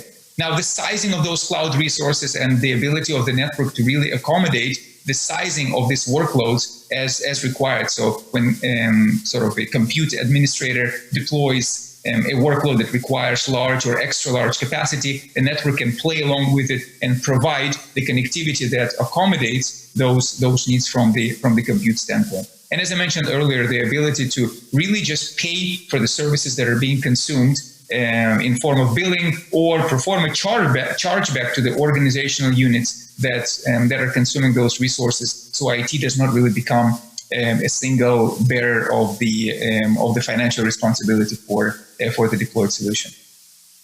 The second use case that we're seeing a lot is the use case around stateful security.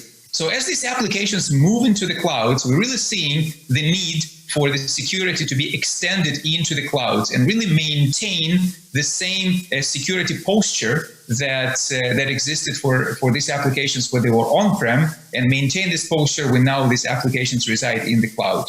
Now, I'm giving here an example of the Palo Alto Networks firewall, right, and how firewalls being deployed within the Alkira Cloud Services Exchange with auto scalability to accommodate an increased and shrinking demand for capacity, and the ability to do firewall zoning in order to segregate different resources, be those in on-prem resources, sites, users, SD-WAN fabrics or whatnot, cloud resources, AWS, Azure, GCP, but also in external resources such as extranet connectivity through mergers and acquisitions, partners, or just a plain internet-based resources. And all of these are just mapping into this zone-based approach inside these firewalls that are deployed within the Cloud Services Exchange. So really the ability to bring that stateful security from not just an on-prem data center applications, but all the way into the cloud applications. And lastly is the use case around operational visibility for network and security. Now, obviously, when you deploy networks, you have to make sure that operational elements, visibility elements are accommodated.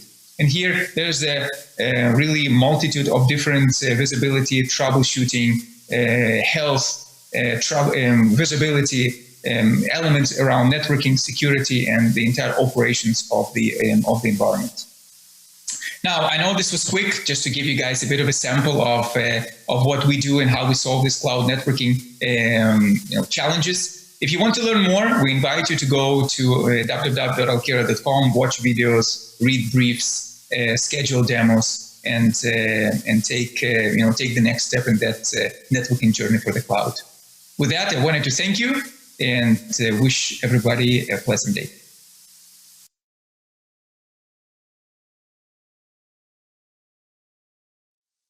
Hi, everyone. Welcome to this TED Talk, The Next Frontier, Deploying Object Storage with VMware Cloud Foundation. I'm Lawrence Chu from Dell EMC, and here's my cohort, Gopala, from VMware. Thanks, Lawrence. Hi, everyone. Welcome to our talk. This is Gopala. I'm the product manager in VMware, focusing on stateful services and cloud native storage.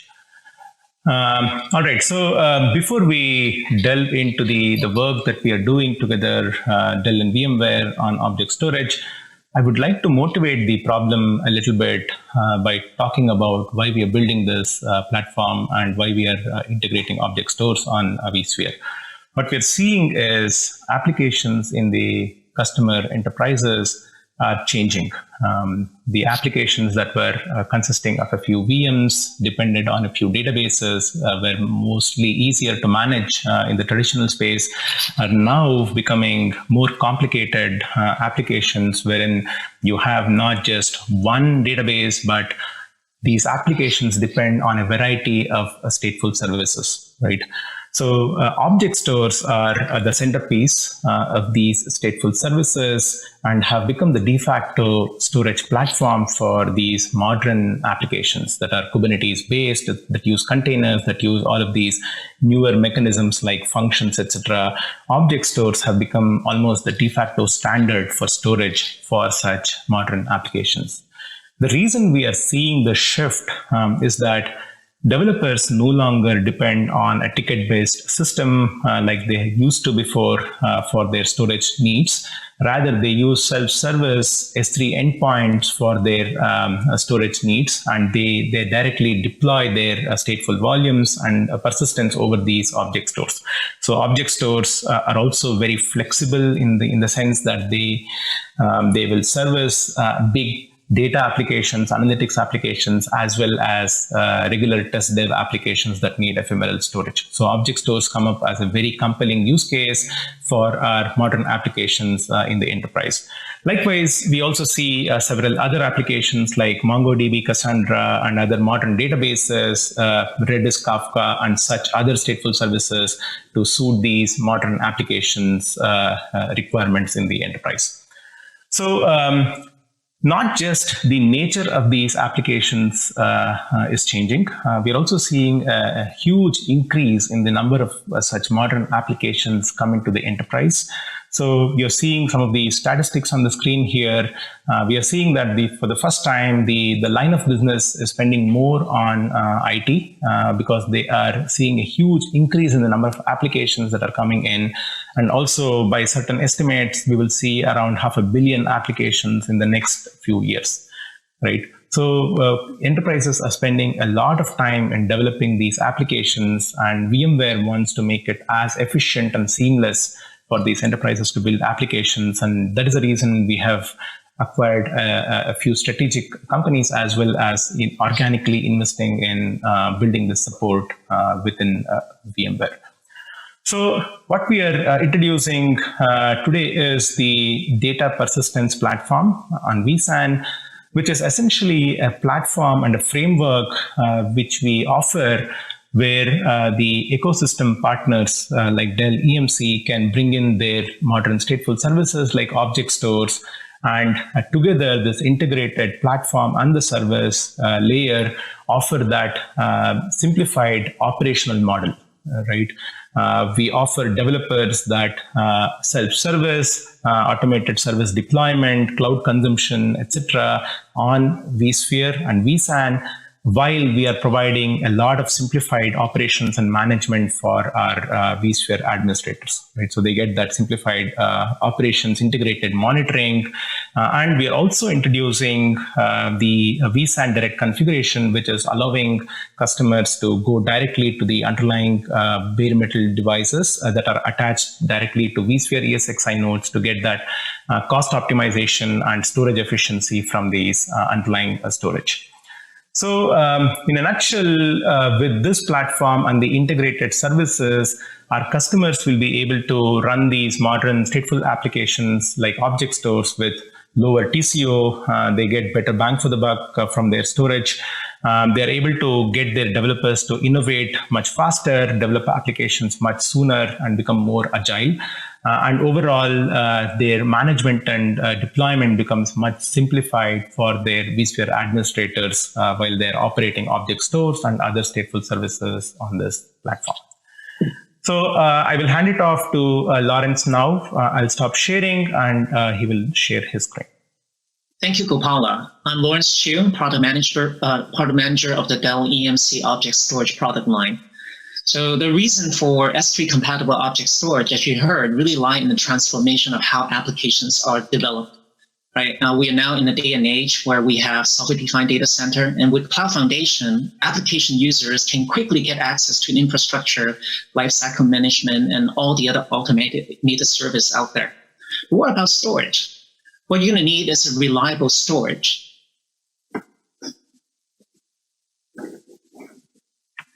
What you're going to need is a reliable storage that simplifies how you access and then scale those storage infinitely.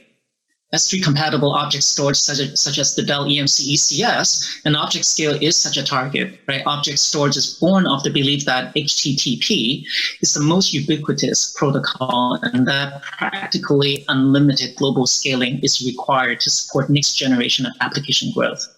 Without worries about like mounting shares, fiber channels, or other such details, object storage is the one that can give you the simple flexibility, hybrid cloud compatibility, and they also DevOps friendly. By the simple action of provisioning a bucket, you're ready to start.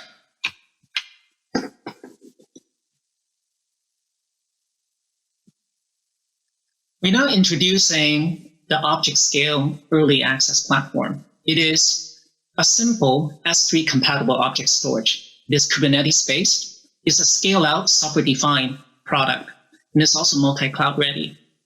Dell EMC Object Scale Early Access is defined as a pre-general availability beta program for organizations to test object scale code base in your environment. And you can use it on many such existing environments. So how does it work? With vSAN and now with Data Persistence Platform, you can provision persistent volume and management of multiple of these storage services. So Object Scale builds on top, of this, vSAN and persistent volume foundation.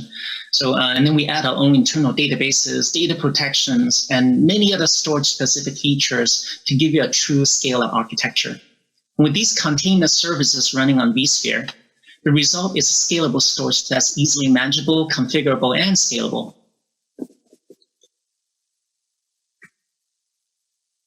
Now, when you build application storage, it's exceedingly simple. So with objects, and in enterprise object everywhere, your applications everywhere can run object storage. This object storage is available, everywhere that vSAN persistent data platform and Cloud Foundation would operate. And with software defined, you can accelerate your development, because you don't have to pre-provision a dedicated appliance, which you typically only use none of it on day one. And you can spin up as much or as little storage as you want in your internal cloud environment. And lastly, it offers the same VMware experience. Use the same tools that you know and love.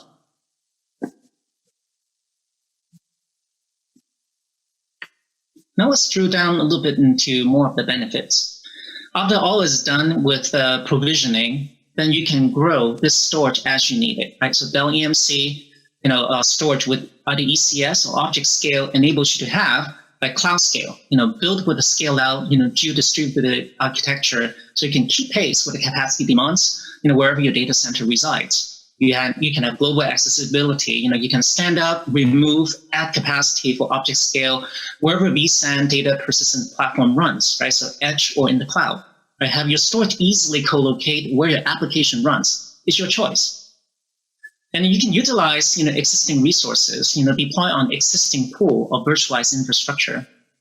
You can secure, you can stay assured of the security and compliance, with what we have, such as data at rest encryptions, erasure encoding, and all such data protection schemes that we have, it allows you to have peace of mind. And lastly, it's enterprise proven, right? We are the same team that brought you the industry leading object storage with ECS. And we have a long legacy of building storage and the privilege of supporting, many of the largest customers in the world. Let us help you. Now, accelerating, modern apps. What we're looking at here with cloud-native applications, storage is not really one size fits all. Sometimes you may need more metadata services. Sometimes you need higher throughput. And on the right side of the screen, what you're seeing is some example of our microservices in support of various workloads. Our microservice architecture allows us to transparently scale up, down, across the appropriate services at the optimal ratios as you need them. And we take care of managing all the possible failure domains to ensure data availability and resiliency across all the physical assets that you have.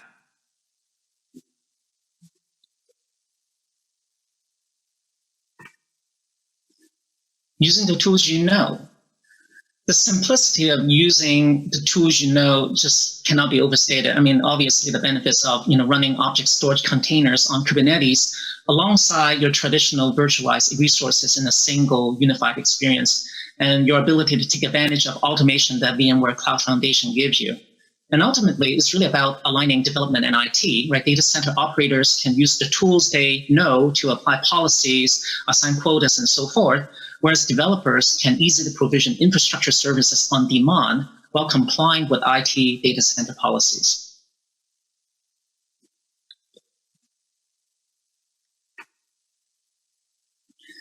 A couple of examples to just kind of give you like a feel of how you can take advantage of such a global archive, right? So your new application anywhere can directly store data on an object store and then have it be replicated to all around the world. So say you have like a sensor IoT data, you can generate them worldwide, and then at a later time you can analyze them as a central location. So those are most of the use cases. And for traditional clients, what you see in the middle of the screen here is a GeoDrive, and it's one of the ways you can take advantage of this utility, which gives your clients, say Windows clients or Mac clients and so forth, an easy way to store data and present an efficient object storage as like a virtually unlimited file share available everywhere.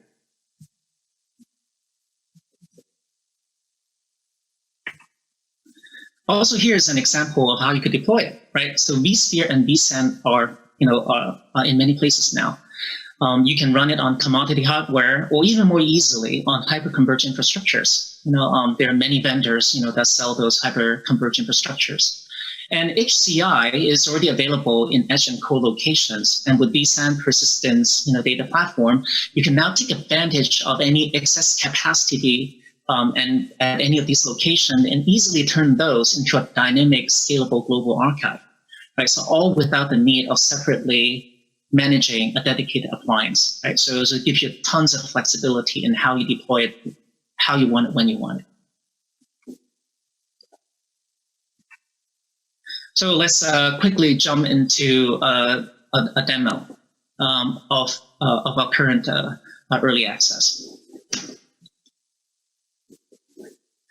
What you're looking at here is currently running, vSphere cluster, running the vSAN, data persistence platform, and within the vCenter, what you're able to see is what object scale running alongside other type of services, all manageable and seen at one place.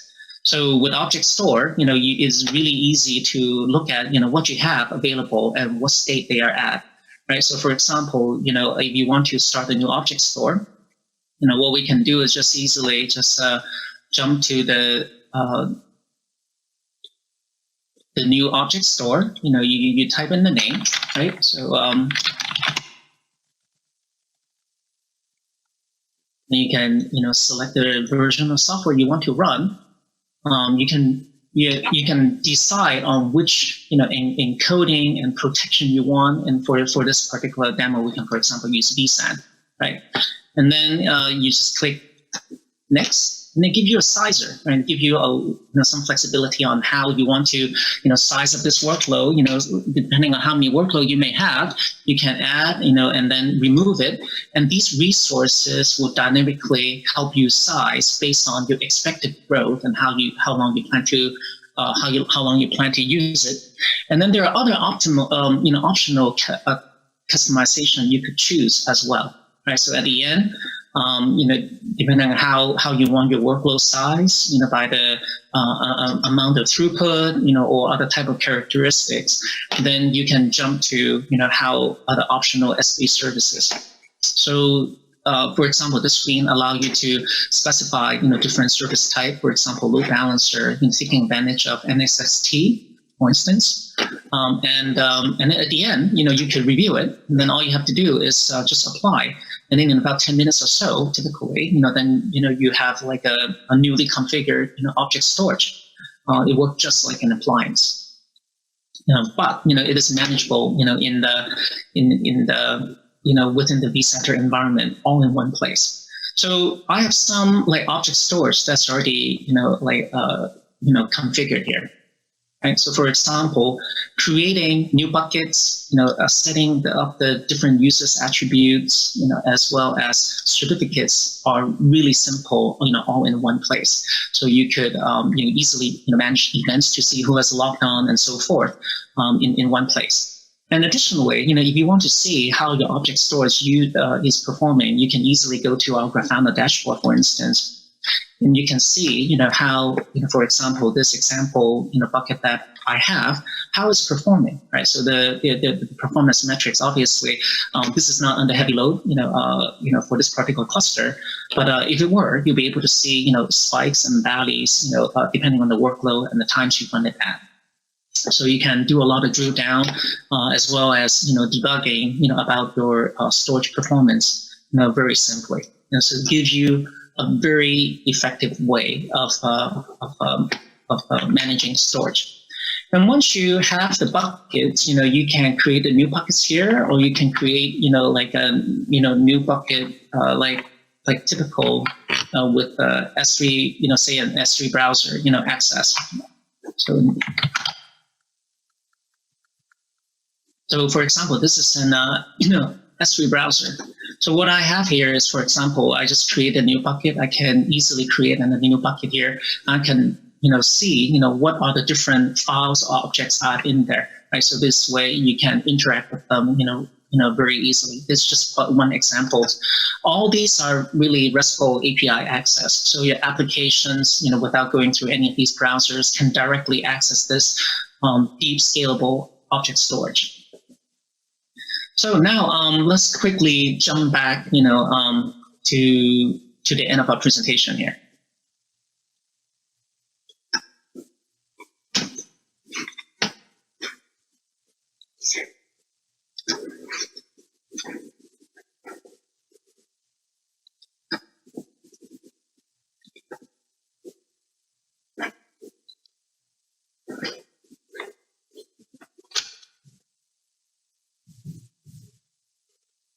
So what we are, what we have here is, I just want to thank you all, for joining this particular tech talk, this quick tech talk about, object scale and coming to learn more about the vSAN data persistence platform.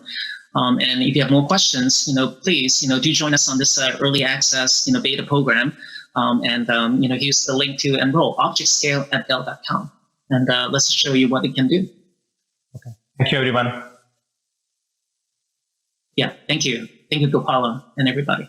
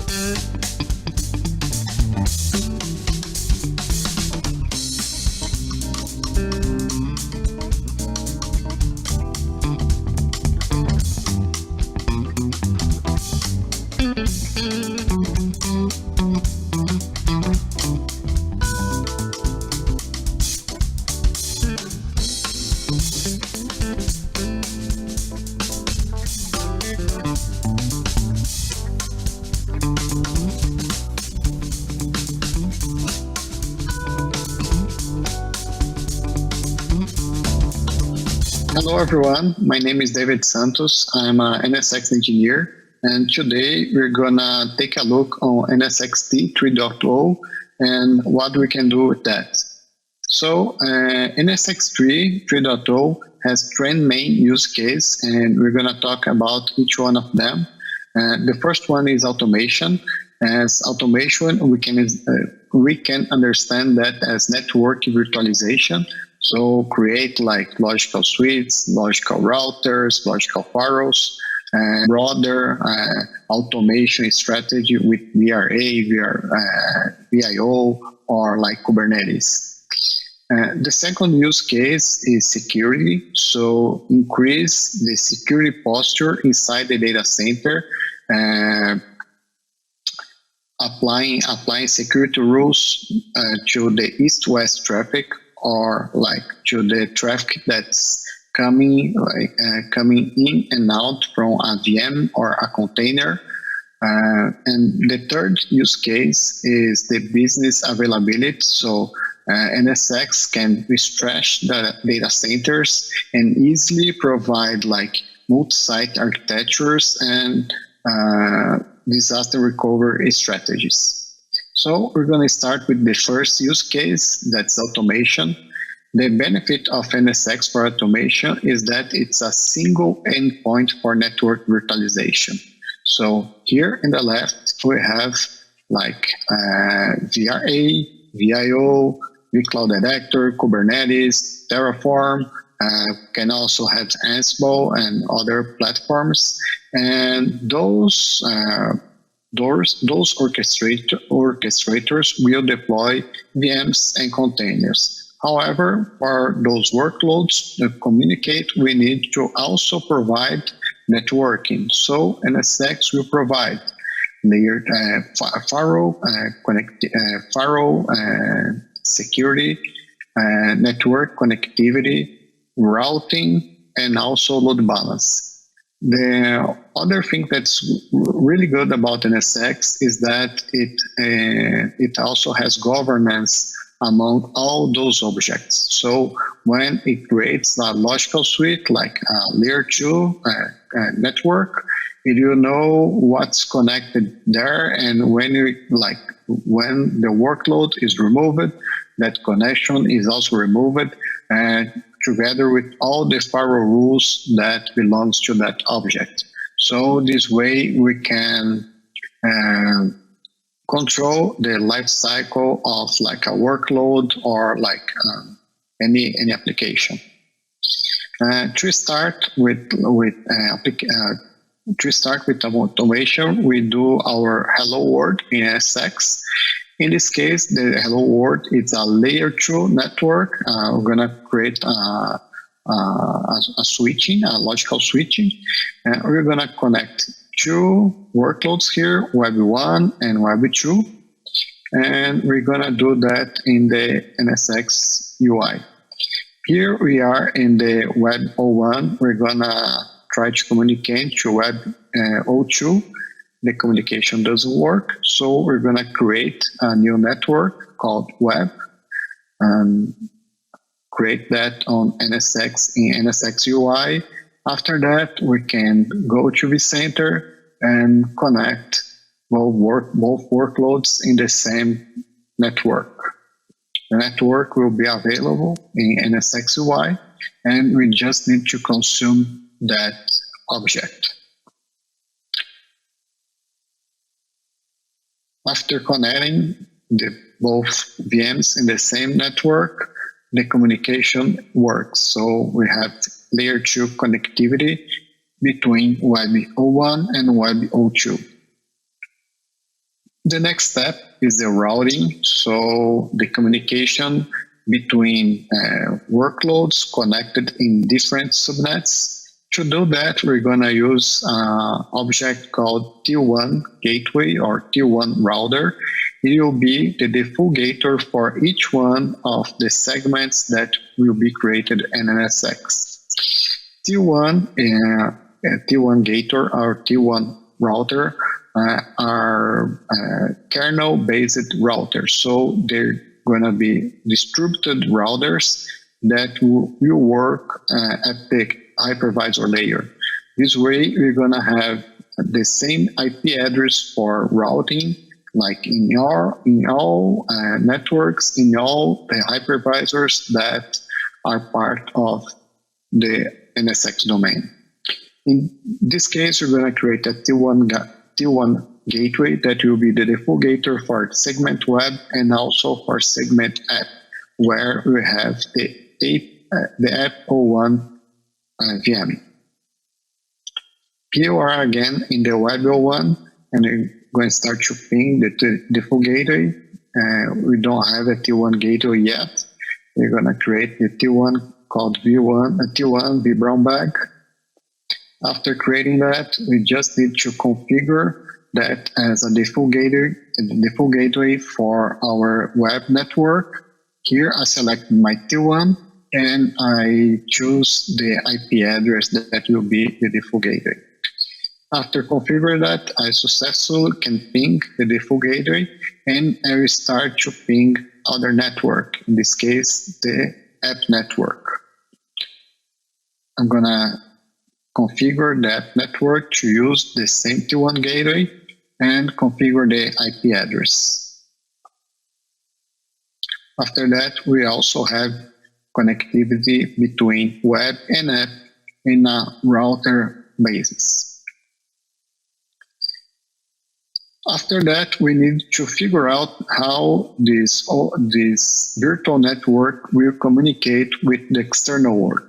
So to do that, we're going to have a router here called T0, and we're going to connect the T1 with T0, and here we're going to share the routes using a mechanism called routing plumbing, and this will automatically redistribute the routes that are connected, and also can redistribute the routes that from NAT and for load balance, for VPN, and also can create route maps to select which route we're going to redistribute automatically to T0. And after that, the T0 will redistribute, will exchange routes with the physical router using BGP. In this case, I will try to ping my web 01, and I can see the ping doesn't work. So I'm gonna access my T1 gateway and connect that to T0 and select the connected segments to be redistributed. After that, I can ping my web 01 successfully. The next step is the security. So the security part we can use with overlay or not. We can deploy a security posture in the environment, like in the data center, even without using NSX overlay, which means that we can deploy that using a regular VLAN. In this case, we have like two VLANs here. We have the VLAN 100 and the VLAN 200, where we have vSphere workloads, also KVM, Kubernetes, and some bare metals here. So what NSX will do, it will deploy element called DFW. DFW is the distributed firewall of NSX, and it will take a look, actually it will enforce the security posture at the VNIC level or in containers at the CNIC level. This way, if you have like a communication that's not allowed, you will block that communication, and the nearest point of the application. In the case of a pod, it will block in the pod port. In the case of VM, it will block at the VNIC. It will also can in our environment, we will deploy a security rule that will block the communication between web and app, and you will allow the communication of like HTTP. Here we are at the Web 01, and we're gonna ping the Web 02. The communication works successfully. We also can do an SSH, and you can also access that using curve. So here I have the our distributed firewall. I'm gonna create here a section called DFW vBrownBag, and I'm gonna include some rules here. So here I'm gonna create a new security group. This security group will be called Web vBrownBag, and I will select the members. So you selected the members based on VM. I also can create like dynamic rules to include the members dynamically. This way I did it manually, so those VMs will be statically belong to that group. And I'm gonna create also two other rules here, allowing HTTP traffic either in L7 and L4. And something that's really nice about this UI is that it has a drag and drop, and it's a HTML5 drag and drop, and it works really well. So here I'm allowing the HTTP for L4 and L7, and after that I can try to ping the communication. It will be prohibited. And if I try to do also an SSH, it will be prohibited. However, the web application still works, either from inside or the outside world. The next step is business continuity. So we can use NSX to extend our data centers and easily deploy a disaster recovery strategy or a multi-site strategy. In this case, we have two clusters here, cluster A and cluster B, and they are different clusters. In this case, we're using the same vCenter for those clusters, but they can be different vCenters.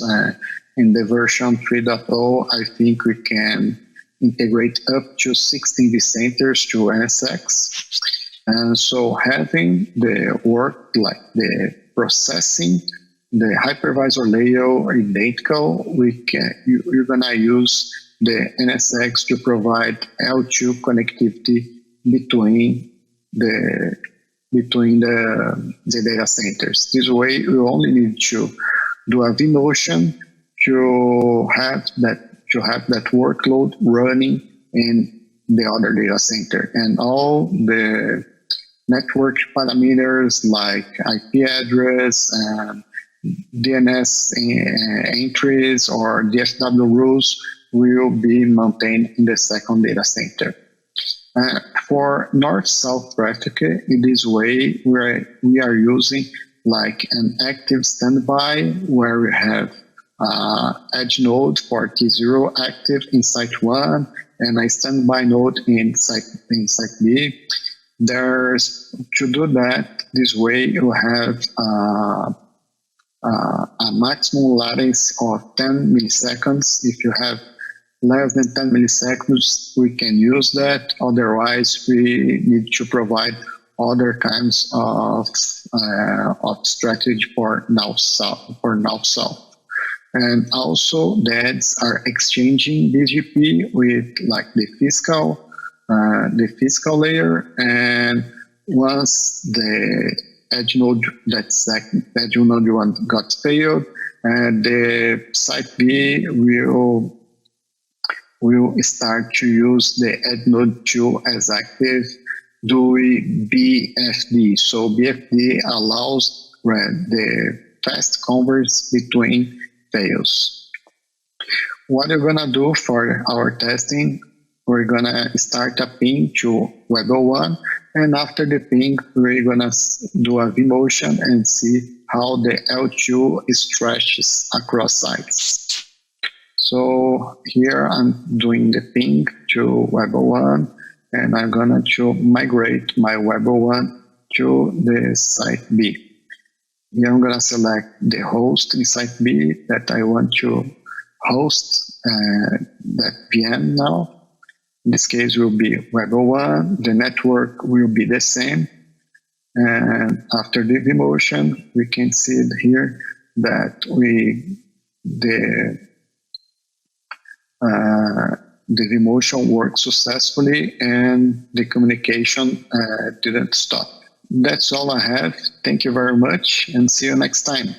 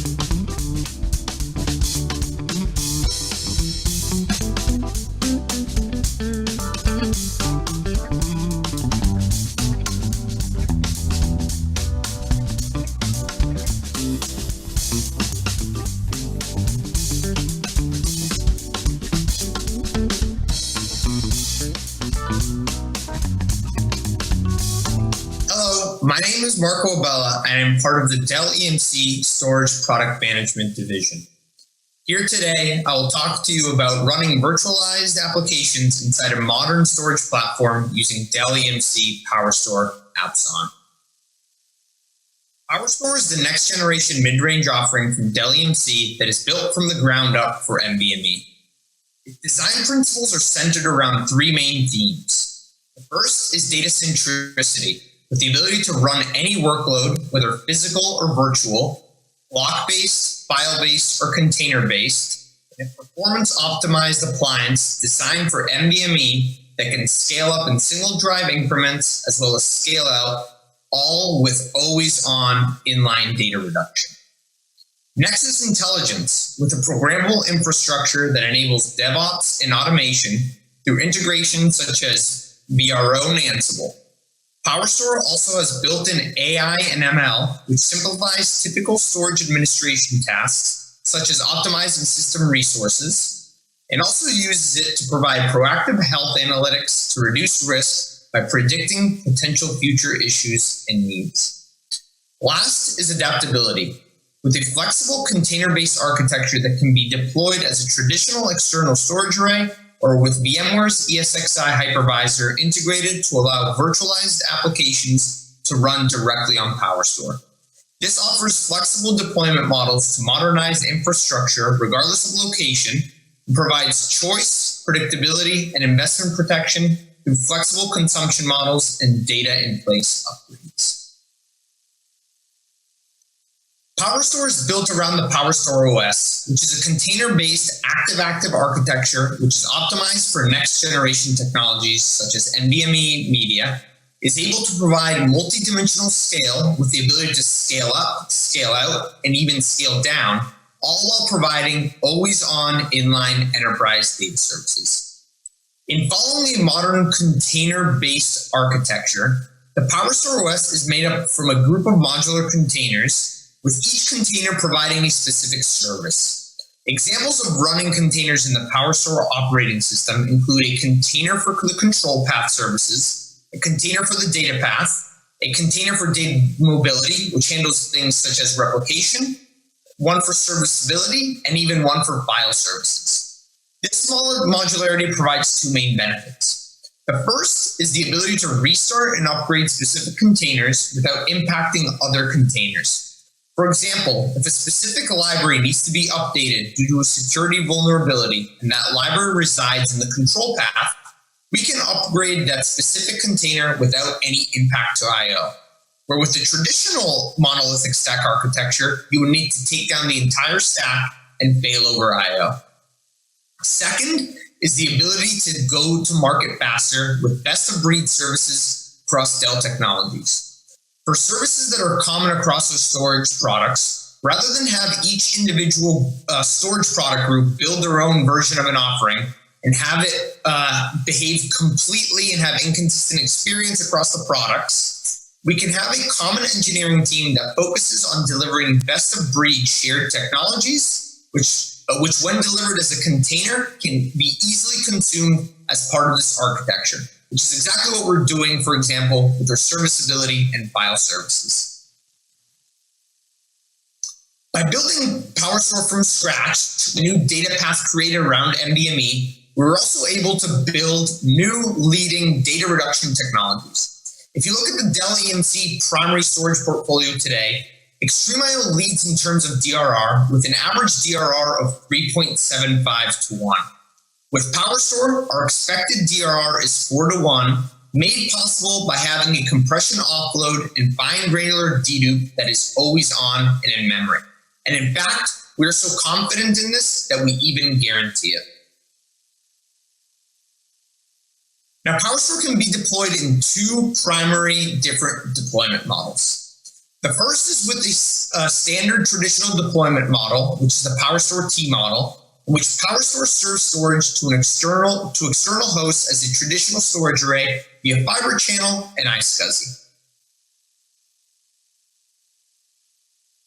But what's so radically different about this platform is our hypervisor-based deployment, also known as AppSon.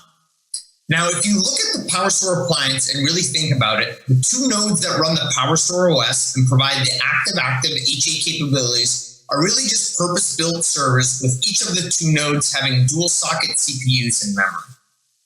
With the AppSon offering in the PowerStore X model, the ESXi hypervisor is loaded onto each of the two nodes, and the PowerStore operating system is running active-active as a VM on each of these two nodes, providing the exact same data services on the exact same hardware.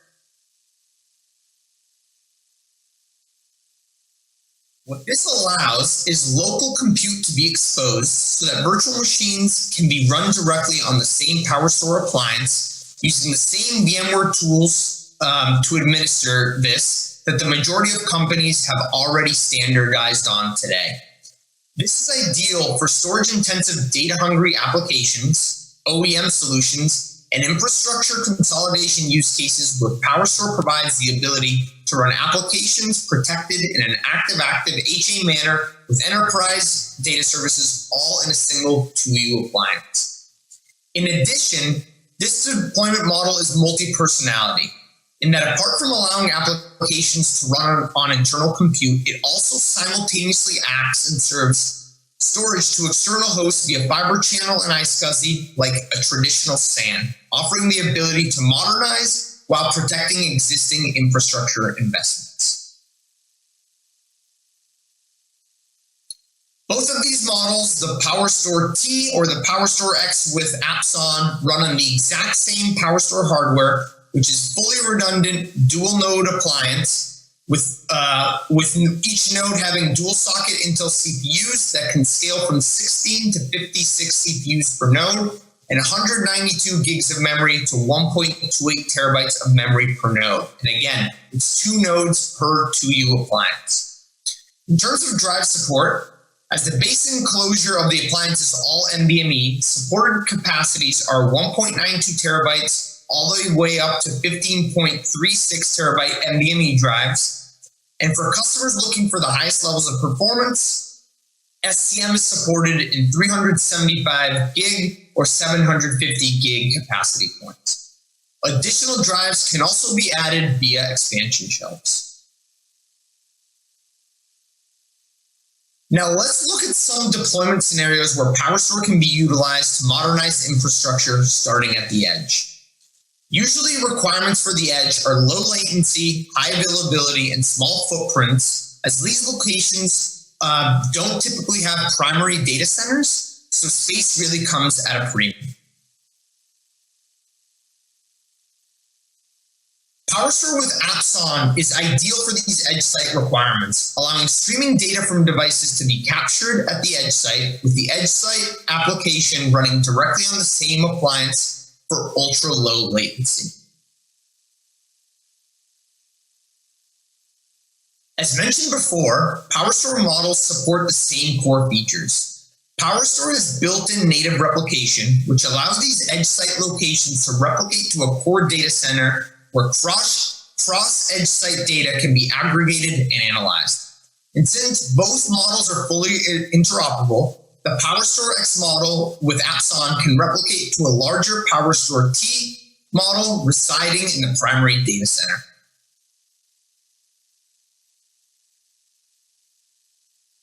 By leveraging the industry-leading ESXi hypervisor, we also automatically inherit some core native services that come as a part of it, such as vMotion. Using vMotion, customers can move workloads around from existing external ESX servers onto PowerStore with apps on as needed, including existing HCI solutions such as VxRail as a complementary extension. And remember, the apps-on model of PowerStore also acts as a traditional SAN in that it also provides storage to external servers, whether bare metal or virtualized via Fiber Channel and iSCSI. Now let's talk about all the innovation, all the IP that went into the apps-on architecture. So first is through work done as part of a three-way NDA with Intel and VMware. PowerStore leverages Intel's VMD technology for a direct private PCIe domain, which passed through the ESX hypervisor, enabling bare metal NVMe performance. This also provides full support for NVMe plug and play, which enables our fully online single drive scale-up capabilities, as well as supporting PCI fault containment. The second benefit or the second innovation that went into this architecture is that we solved around a noisy neighbor problem. The PowerStore OS resources, which are used for serving storage, are completely separated from user space resources, which are trespassed to the other side. Next is the multi-personality, which I talked about before. The PowerStore X model with apps on is multi-personality in that apart from allowing VMs to run on the internal nodes, it also simultaneously acts as a traditional SAN array, serving block workloads to external servers via Fiber Channel and iSCSI. These external servers are external ESX servers. Again, you benefit from inheriting native ESXi data services, such as vMotion, allowing to move workloads around from external ESX servers to the internal ESX servers that make up the PowerStore X model as needed. And next, which we'll talk a little bit more on in the next slide, is a really tight vVol integration that we have spent a lot of time on. So let's spend some time to talk about PowerStore's efficient vVol implementation, which includes some very cool integrations that we have done to give customers the best possible experience with vVols. The first is a turnkey vVol setup. There's nothing to configure. You simply register your vCenter server and PowerStore will take care of the rest, allowing you to use vVols instantly. VASA provider registration, protocol endpoint creation, storage container creation, and even the vVol data store is created automatically. In addition, all data services, such as data reduction services, are fully on and always running on vVols. Next is end-to-end VM visibility. which provides the ability to track capacity utilization, VM compute performance, storage performance, alerting, protection, and display individual vBalls that make up a VM. From the PowerStore Manager, a user can view all these VMs running and utilizing vBall storage from the PowerStore array. Next is integrations with VMware's SPVM. We currently expose quality of service through SPVM, and we will continue to expose more and more storage policies in the future, such as local protection and replication. And last is integration with managed snapshots. Snapshots can be taken on demand or via a protection policy assigned to a VM from the PowerStore Manager, which are then displayed in vCenter. Meaning, if a snapshot is taken from the PowerStore Manager of a vBall-based VM, those snapshots are visible in vCenter by right-clicking a VM and do manage snapshots, so that a VMware administrator has access to them as needed. But it's also vice versa. A snapshot taken from VMware via right-clicking a VM and selecting Create Snapshot, those same snapshots are displayed and available in the PowerStore Manager.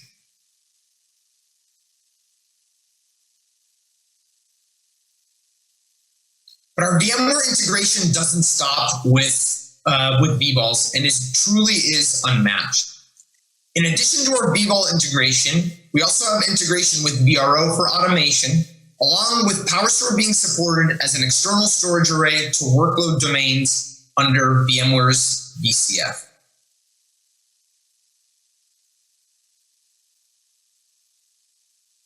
Last, I want to display a use case highlighting the power of AppsOn in a customer scenario. So an example of PowerStore with AppsOn in action is in the healthcare space. Medical informatics offers a suite of applications called SickBay that unlock over 300 data points created by bedside devices, from heart rate monitors to ventilators. All this data is collected at the edge and then both stored and streamed to both local and remote nurses stations where multi-patient monitoring can happen from a centralized location. This requires a solution that can provide ultra-low latency, high storage to store years' worth of patient data, and is easy to use, and provides high availability in the smallest possible footprint because these locations, again, don't have typical primary data centers. Leveraging PowerStore with AppsOn, the SickBay application suite can run directly on PowerStore, taking advantage of both local compute and enterprise storage in a single consolidated system. Typically, patient data disappears within 48 to 72 hours, but now leveraging SickBay and PowerStore, data can be kept for much longer so that a trend can be created for each patient to provide new insights. Streaming data can be collected at the edge from bedside devices and placed in front of a physician in real time while ensuring performance and availability in a small footprint. This is the power of AppsOn. Thank you very much, and I hope you enjoyed this session.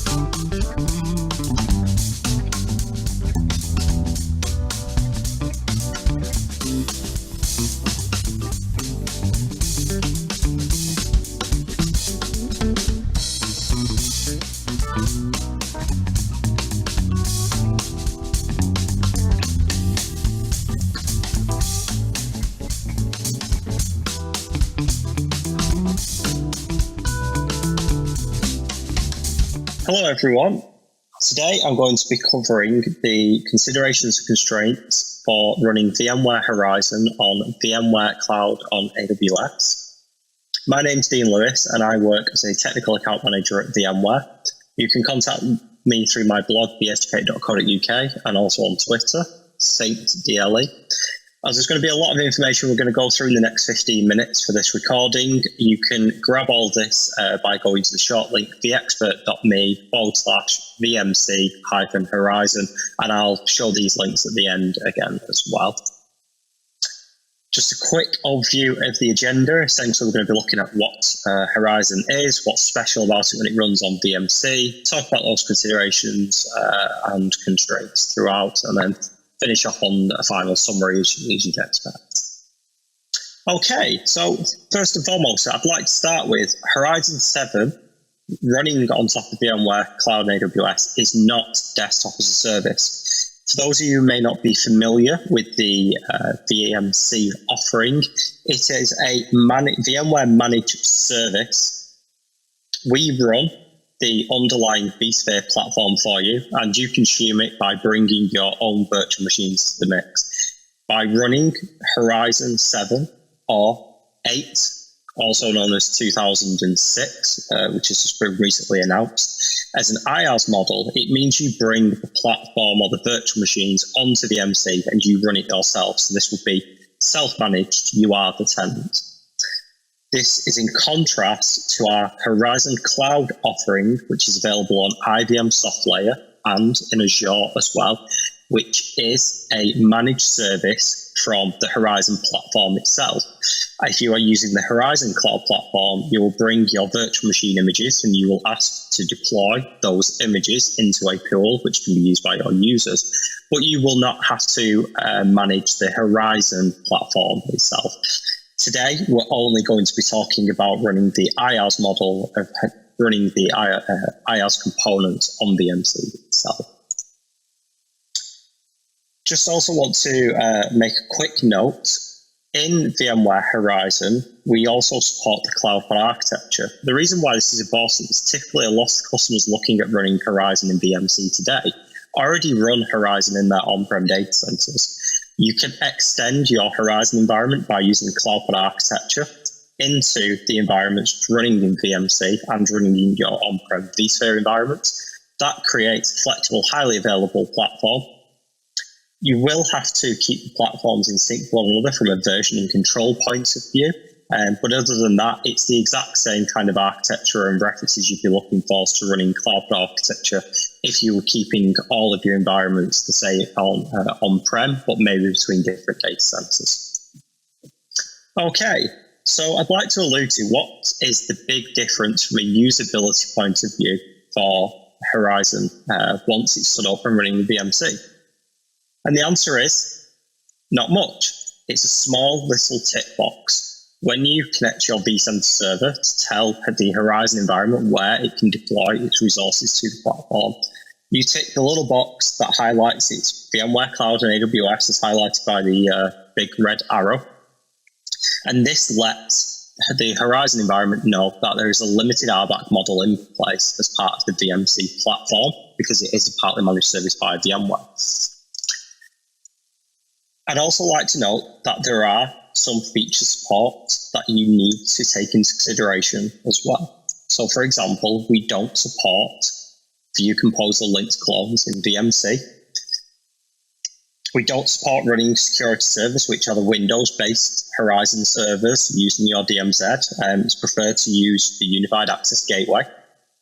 And also there's no ability to use things like vVols, for example. This isn't applicable for VMware Cloud and AWS because we provide you a single vSAN workload data store. vRealize for Horizon monitoring. We don't actively support it. It can be granted on an individual basis. Speak to your Horizon SME that you're aligned to if you're looking into running a Horizon project. And then finally, the just-in-time services, the JMP servers, you can use them in the Horizon Cloud Console instead of running them yourself as well. But again, some of this information as we start to release and ramp up with the GA dates for Horizon 8 will once again change again. So for example, just going back to the lack of linked clones, if you were deploying the latest version of Horizon, we only support instant clones anyway, so it's not as much as a consideration going forward. On our cloud.vmware.com website, we do have a reference architecture that takes you through the minimal viable product to start building your Horizon services in VMC. So let's look at some of the typical considerations and constraints. So the first one is always about your underlying platform. Identity management is always going to be key. Proximity to your Active Directory. So if you don't run any VMC services today and you're looking at this being your first foray, you need to consider at least a read-only domain controller stretching from your private or on-prem data centers into VMC. And ensure that you configure sites and services correctly within Active Directory so that when users are authenticating to any services running in VMware Cloud and AWS, it authenticates against the local domain controller and doesn't go across your VPN or WAN links back to your on-prem data centers. File shares is always the biggest one because files access is your end user experience for most users when they log on. They want to run Word documents, PowerPoint presentations, images that they may have edited. So again, proximity of these file shares to the user's desktop running VMware Cloud and AWS is key.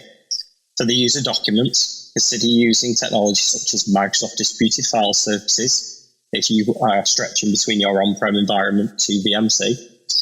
We also support native services within Amazon that you can bring across into the VMC environment as well, in particular the Amazon FX for Windows File Server service. So this is where you would spin up a Windows server as an EC2 instance, add the Amazon FX technology on top of it, and then use it to host the file shares back into your SDVC. User profiles. I'm pretty sure for those of you that have been sysadmins for many years, user profiles have been the bane of your life as much as they have been for myself. Consider using technologies such as user profile management. So for VMware, that would be our Dynamic Environment Manager, previously named UEM.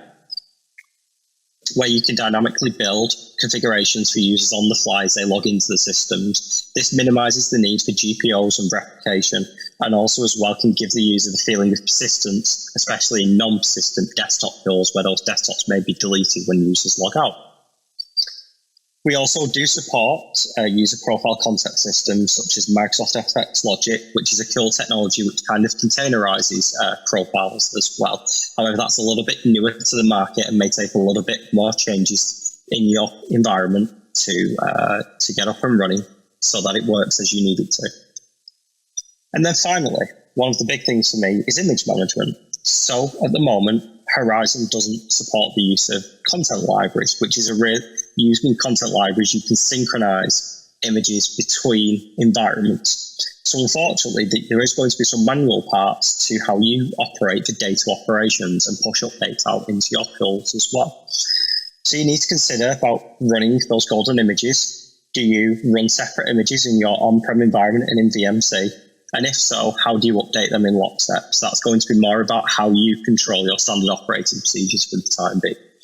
And again, image management today, I know that it is going to be one of those things that's a little bit tricky for yourselves, but by feeding back how you'd like this to work to your VMware SMEs as well really helps, because we can work with our engineering departments to meet your needs. So for me, the biggest considerations and constraints when running in VMC to an on-prem platform is the networking and security side. When running Horizon, as you've kind of already noticed, we've not really talked about in the Horizon admin console itself, for example, because everything kind of feels and looks the same, but the networking and security piece is really key.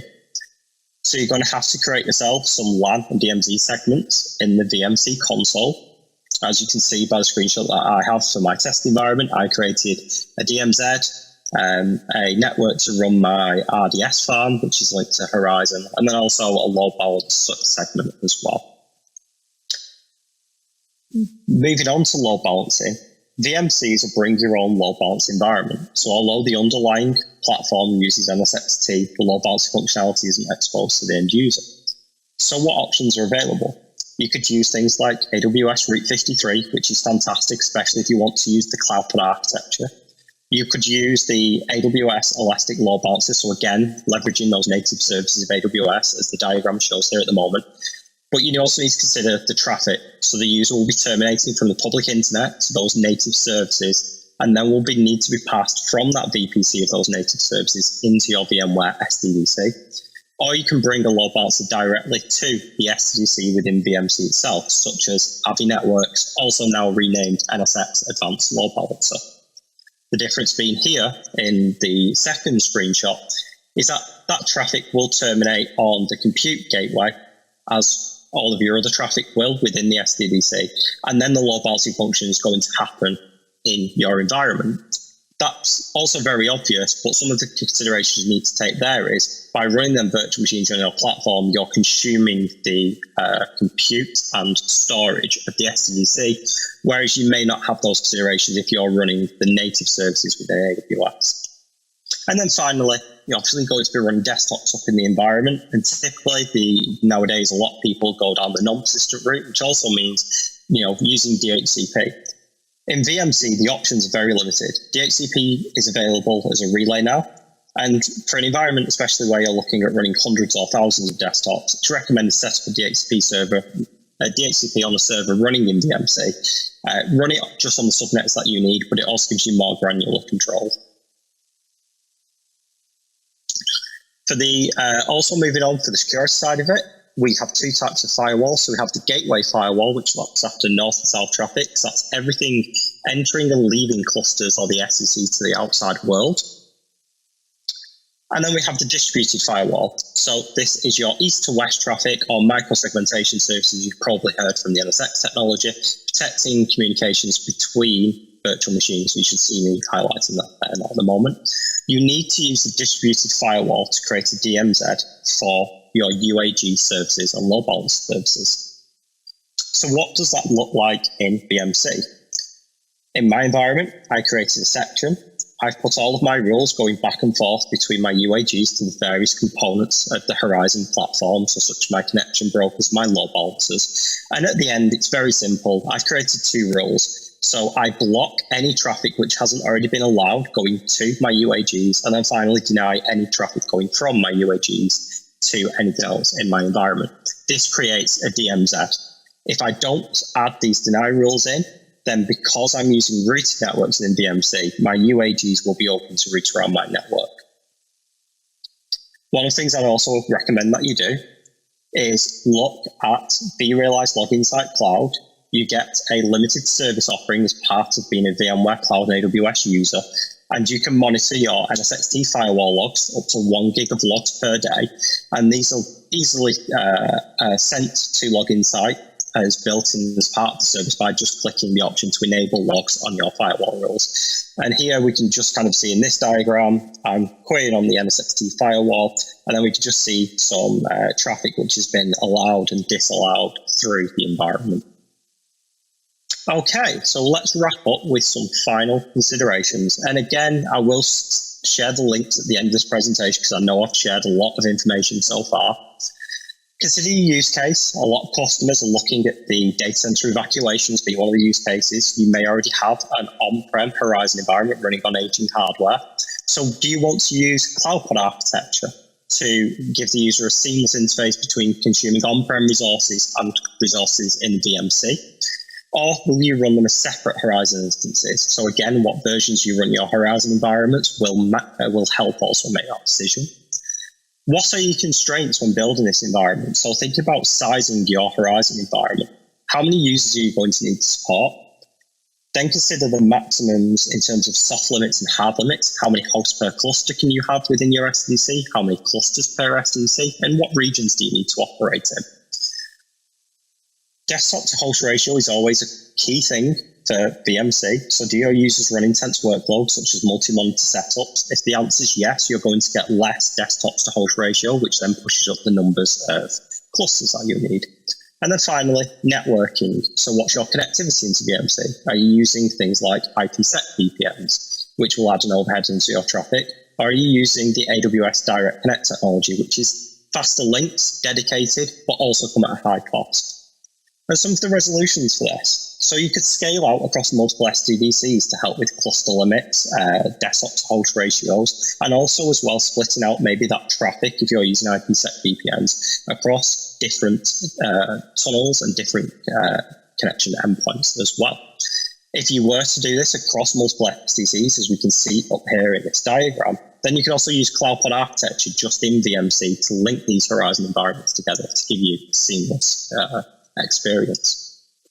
Okay, thank you very much everyone for this whirlwind tour of Horizon on VMC. Again, you can find all of the links at theexpert.me/VMC-Horizon, or you can also scan the QR code in the top right hand corner. Thank you very much.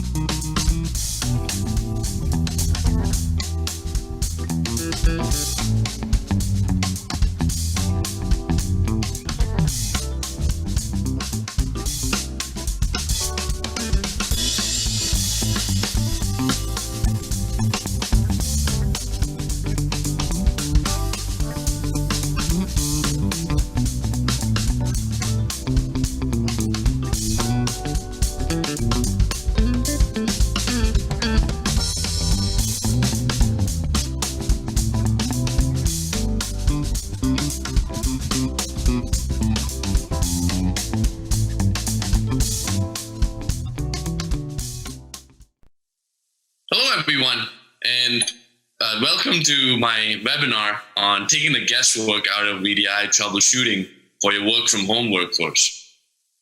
First of all, I would like to thank the vBrownBag team for putting this together so quickly, especially us having a stage set up last year to having a webinar this year so quickly and easily. In this particular webinar, I'll be talking about the VDI troubleshooting process. And over the past 6 months or so, especially since our pandemic started,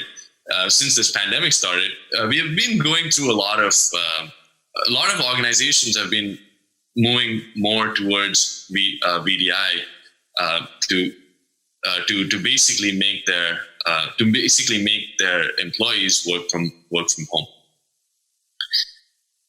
So in this particular webinar, this is the agenda. We'll be going over some of the main VDI complaints that we see on a day-to-day basis.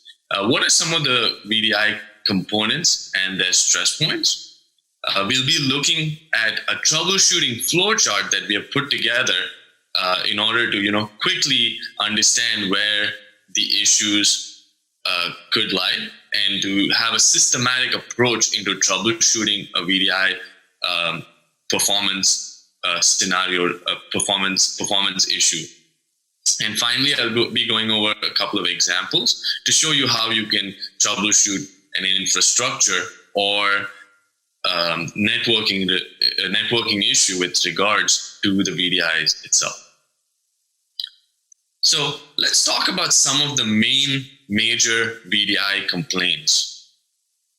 So firstly, a lot of people, when it comes to VDI, they have issues with either login or if it takes too long to log in. So this could be quite a few, this problem could have quite a few fold. It could be something related to their LDAP authentication, Kerberos authentication. It could either be that there is some kind of congestion on those Kerberos or LDAP servers. Also, it could be something on the connection server regards. It could be something on latency. So there are a few different things that we can talk about in this perspective. But this is one of the complaints. The second is not being able to access the application, and the application crashes quite randomly. What that means is once the user is logged on to the VDI desktop, the mission critical application, such as the ERP system, the databases that they utilize to do and perform their job, it either becomes inaccessible or it crashes randomly. So this could be an issue either on the VDI side, or it could be something on the application side itself where there is very high responses. Thirdly, it could be sluggish user experience for the application. A sluggish user experience could be due to quite a few different scenarios. It could be the internet connection. It could be the home network. They could have multiple people using their home network, streaming Netflix or any other applications, especially in the work from home scenario. When you have multiple people in the same house working, it becomes even more harder to maintain a specific level of user experience. Next is the performance challenges during certain times of the days. During certain times of the days, there could be certain batch processes that you may not necessarily be able to find out in just one go, where one VM or one VDI desktop or multiple VDI desktops may end up having this particular issue. And lastly, you could just have random session drops. Typically, random session drops do not happen mainly because of some kind of a network-related issue where there's a complete network outage within the data center. That could be like a one-off scenario, or it could just be scenarios where a particular VDI desktop does not maintain connection. Some of the view agents inside the desktops probably crash or something of that sort. So there could be a few different scenarios with regards to these, with regards to some of the most common complaints that we have seen with regards to VDI desktops. So in this particular section, I'll be covering what are the most important VDI components and the stress points. But before I do that, I would like to quickly show you how people used to access C traffic before VDI and how VDI has actually made it a lot simpler. If you look at the bottom of my chart, you can quickly see that there are a lot of RDS traffic. So before VDI desktops became more popular, people used to RDP into their work computers and then access the application traffic from there. Similarly, when you're at home, you could RDP into your work desktop, going through a firewall, through a VPN, accessing the application from there. Similarly, if you wanted to access the application directly, you would use Home VPN through the firewall and directly access your ERP servers, databases, and any other applications that you needed to. But with all this, there are definitely some security risks associated with that. And that's why VDI has gained a major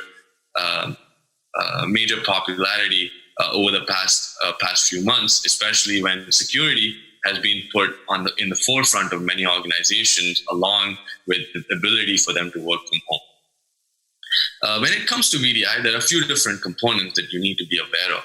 First of all, again, just like a regular VMware environment, you need to be aware that they all run on top of an ESXi host. You have multiple virtual machines or VDI desktops that are running inside. Apart from the VDI desktops, which are the most critical components, you have your connection servers, your security servers, and other components that are associated with VDI itself. You also have your on-premise applications that all these VDI desktops need to be able to access. Again, just like your databases, ERP servers, if it's a medical organization, any medical softwares and things of that sort. So you can quickly see all that. And similarly, when it comes to a remote workforce, they need to be able to access the VDI desktops from their homes, either using a public IP address that is set up on the VDI desktop pool or the connection server, or through a VPN that has to go, that will basically divert traffic through the firewall into the data center to look into the connection servers itself.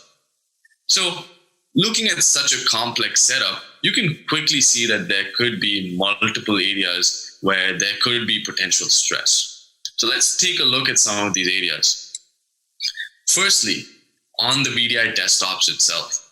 On the VDI desktops itself, you can quickly see, you should be able to quickly see if there are any potential problems with regards to the compute, CPU, the memory related information. Are they spiking up? Is your GPU performing optimally?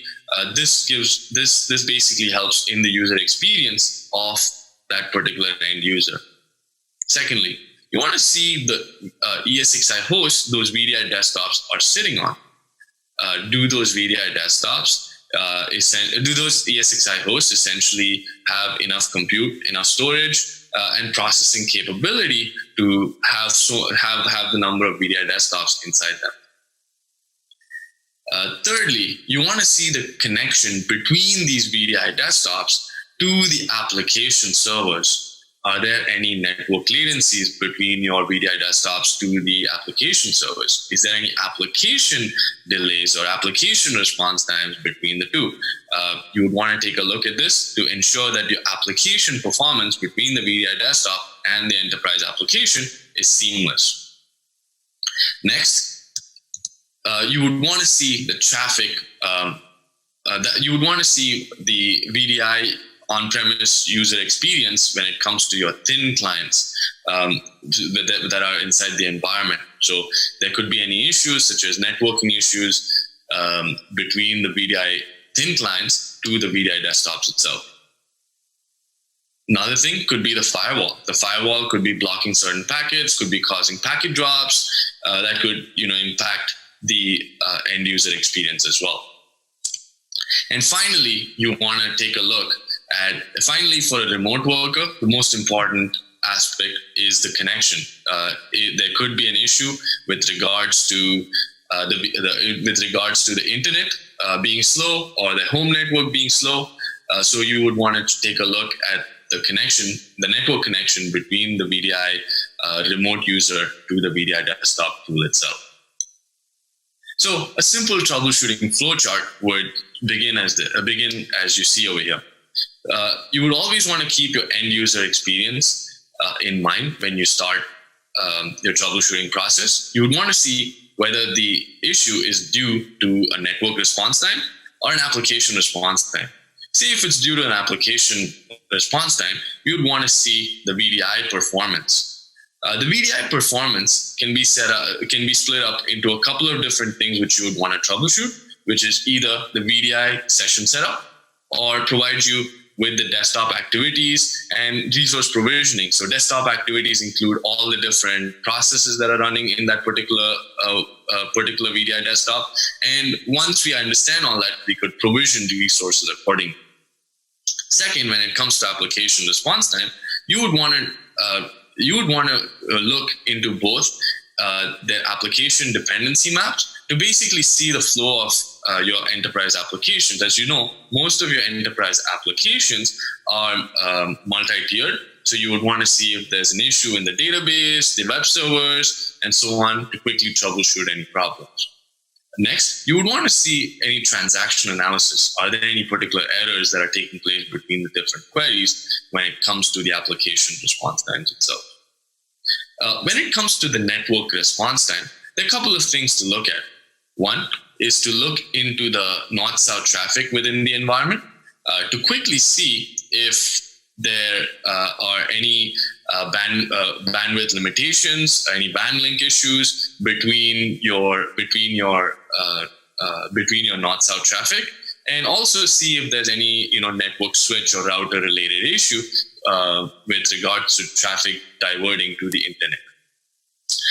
Secondly, with regards to the LAN east-west traffic, you would want to make sure that you have adequate east-west traffic visibility so that you can see all the connections between your VDI desktops to your application servers, or even between the different VDI desktops in between different hosts and things of that sort. And finally, you would also want to see the network edge performance to see if there are any particular issues with those remote sites within your environment as well. So this would be a very, very simplistic troubleshooting flowchart to quickly see what's going on within your environment. So in this, I'll discuss a couple of scenarios where there are infrastructure challenges. First, in order to see if there's any infrastructure challenge, monitor based on the different VDI desktops and quickly see if there are any issues in your compute, in your storage related information. And in this particular case, you can quickly see that there is some memory health related issues for a particular VDI user. Second, once you identify those memory related issues, you can drill down to see the level of spikes in each of those VDI desktops and the resource constraints and challenges that they have. Finally, once you have all the resource constraints, you can drill in and try to find out what are the different processes that are taking place within the environment. This could be done using either a specific tool, monitoring tool, or you could also use drill into the OS from the task manager as well to get this level of data. Next, a scenario to look into some of the networking challenges. First of all, when you want to view your networking challenges, you would want to visualize the end-to-end dependencies for applications, right from the thin clients all the way to the databases of the applications itself. Once you get that information, you would want to see what are some of the issues. And in this particular case, you can see network response time is higher than usual. So using this, you can isolate the issues to the virtual network. And finally, once you get this information, in order to understand what is causing the network response time, you would want to isolate the issue further to see what's causing the issue. And in some cases, issues such as virtual packet drops can be the root cause of your high network latency within the environment itself. So once again, everybody, thank you for listening to my presentation. And I would like to thank the vBrownBag team for giving me the opportunity to do so as well. And if you have any questions, feel free to reach out to me on Twitter or LinkedIn. And my website is also listed down below. Once again, thank you very much.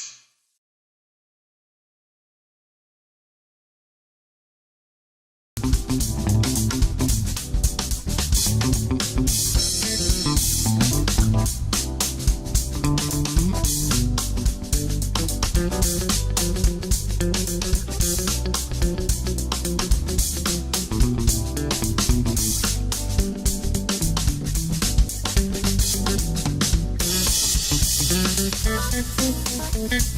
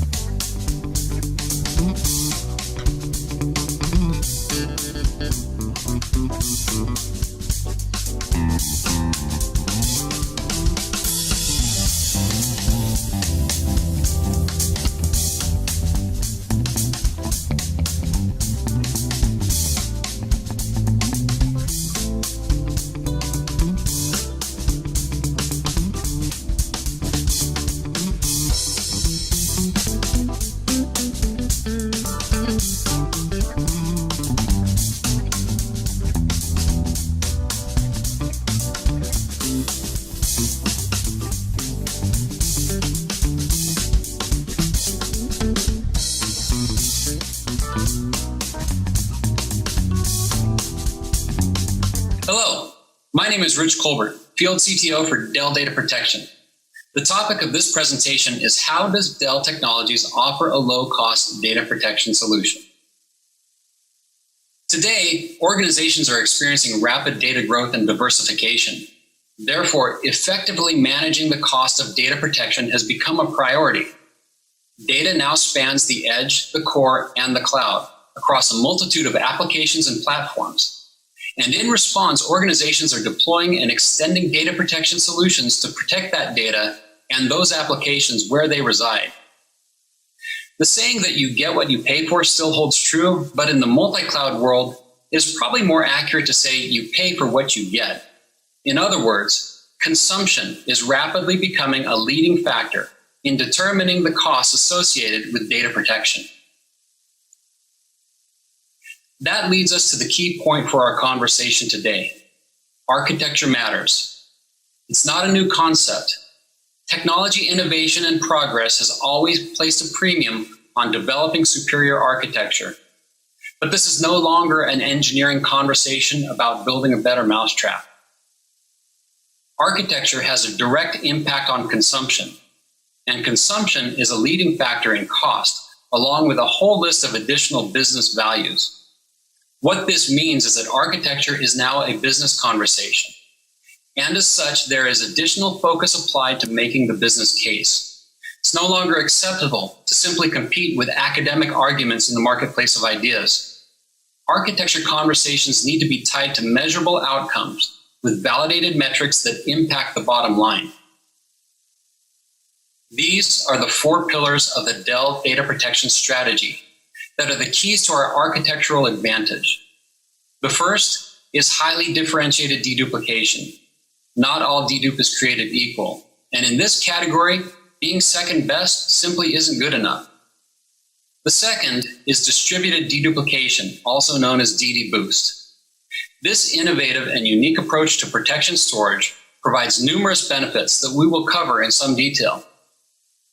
The third is our storage appliance architecture known as SISL, or Stream-Informed Segment Layout. This is our secret sauce to provide industry-leading performance and scale. Fourth, and finally, is our data and vulnerability architecture. At Dell, we haven't lost sight of the fact that it isn't just about managing data. It's about protecting data. When we say deduplication, we're really talking about compounded data reduction. Data deduplication and compression work together to reduce the amount of usable capacity required to store protection data. With daily backups retained for typically 30 days or more, data protection requires many logical copies of very similar data. In fact, protection copies can account for up to 95% of an organization's entire data storage footprint. So efficiency is the key to driving down the associated costs. Based on proven data domain technology, Dell's deduplication is inline with variable segments. Inline is important because it eliminates the need for a landing zone, which reduces the storage required in half right off the top. Variable length segments are even more important, and the smaller the segment size, the better. Our segment size is an average length of 8 kilobytes. Variable segments encapsulate changes in the data patterns to allow the system to find duplicate data, regardless of whether that data has been copied, appended, or even updated somewhere in the middle. And this algorithmic approach works well for both structured and unstructured data. But what matters to the business are the results, and how does that compare to the industry? Dell's technology is typically anywhere from 30% to 3 times more efficient than alternative solutions. And I'm making a direct and practical comparison. I'm talking about the basic question of how much usable storage is consumed and how much network traffic is generated to back up and replicate the data. What does that mean for the business? It means that Dell can protect your data using a right-size solution that requires significantly less storage and less bandwidth than the alternatives. And now take that one step further. What about the cloud, where you pay for your cloud provider for that storage consumption and that network bandwidth every single month? Protection storage on premises generally accounts for anywhere from 8 to 20% of an organization's total storage spend.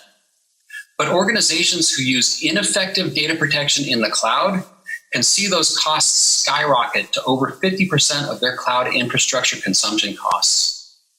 Dell Data Protection can reduce that exorbitant level of cloud spending dramatically. That is why effective data reduction matters.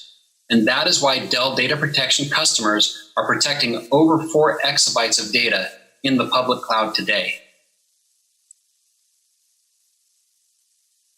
But no matter how effective your deduplication is, you give up almost all of the real benefits if you still have to send 100% of your data over NFS every time you back up.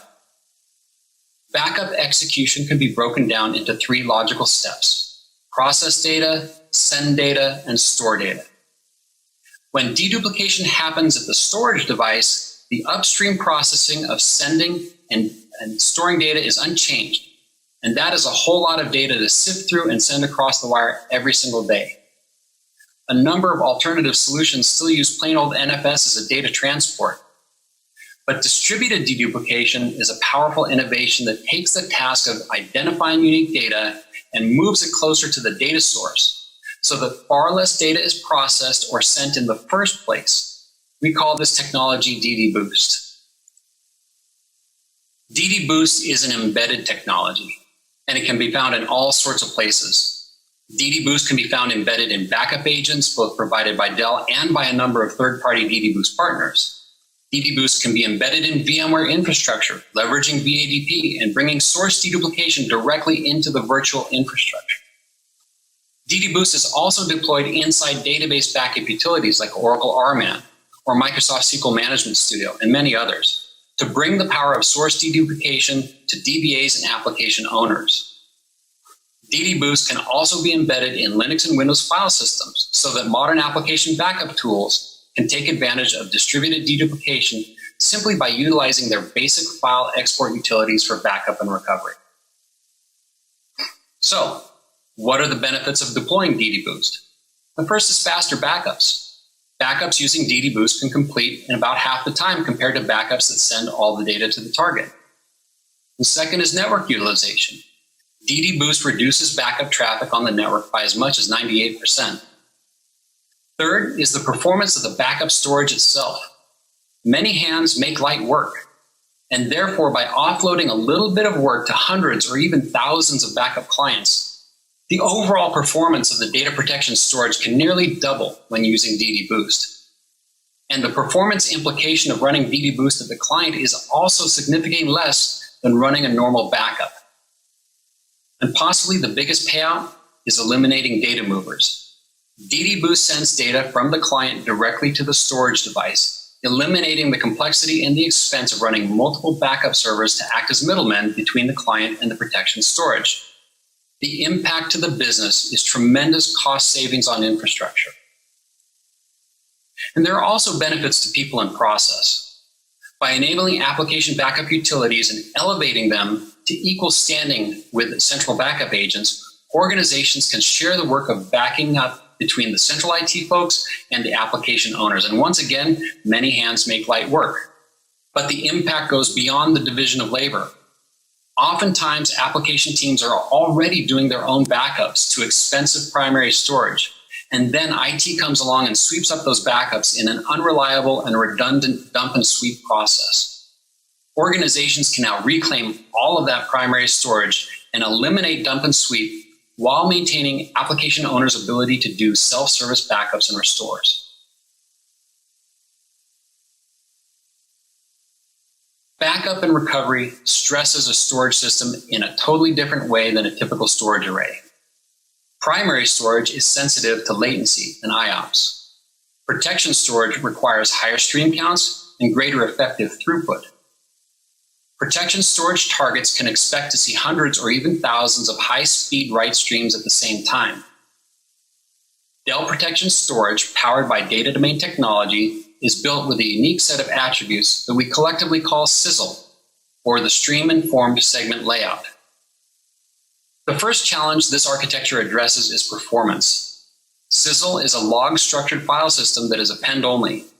This allows alignment with the underlying physical storage so that data is only read or written in full stripes. This also means no expensive data insert or update operations and no parity recalculations. The second challenge this architecture addresses is caching. In a normal array, caching applies to data that has been recently seen. However, in backup, and especially with deduplication, there's little to no benefit to caching recent data. Instead, it is far more valuable to prefetch data that the system is about to see again. This is the magic that makes high-speed inbound streams possible. With deduplication, the key to performance is the ability to decide quickly what to do with the data. Is it unique data that needs to be stored to disk, or is it duplicate data that can be referenced with a simple pointer? It turns out that the first question can be answered much more quickly than the second one. Once the system gets the slightest hint that a data segment is unique, it can stop comparing and start writing. It's the duplicate data that needs to be rigorously validated before determining that a simple pointer is actually appropriate. The Sizzle architecture uses some very clever memory structures to keep track of what's what, because while it is impossible to keep all of the data signatures in RAM, it is also incredibly slow to keep looking for them on storage. The innovative architectural approach employed by Sizzle is the main reason why the data domain platform has been able to hold its position at the top of the protection storage market, both in terms of performance and scale. But being purpose-built is not limited to a physical appliance. Data Domain Virtual Edition takes the architectural enhancements even further. Storage in the public cloud is very different from storage on premises. On-prem, block storage can be constructed with as much performance and resiliency as you want. But in the cloud, the public storage cloud providers have made object storage more affordable and more resilient than their block storage offerings. Data Domain Virtual Edition in the public cloud uses intelligent data placement to take advantage of the lower cost and higher resiliency of object storage, while also using a minimal amount of block storage when it provides a performance advantage. All the while, Data Domain Virtual Edition maintains the same effective deduplication that it provides on premises in order to maximize the efficiency and performance of your cloud solution. Last, and certainly not least, is the idea of the storage of last resort. Protection storage has an implied responsibility for data integrity and durability.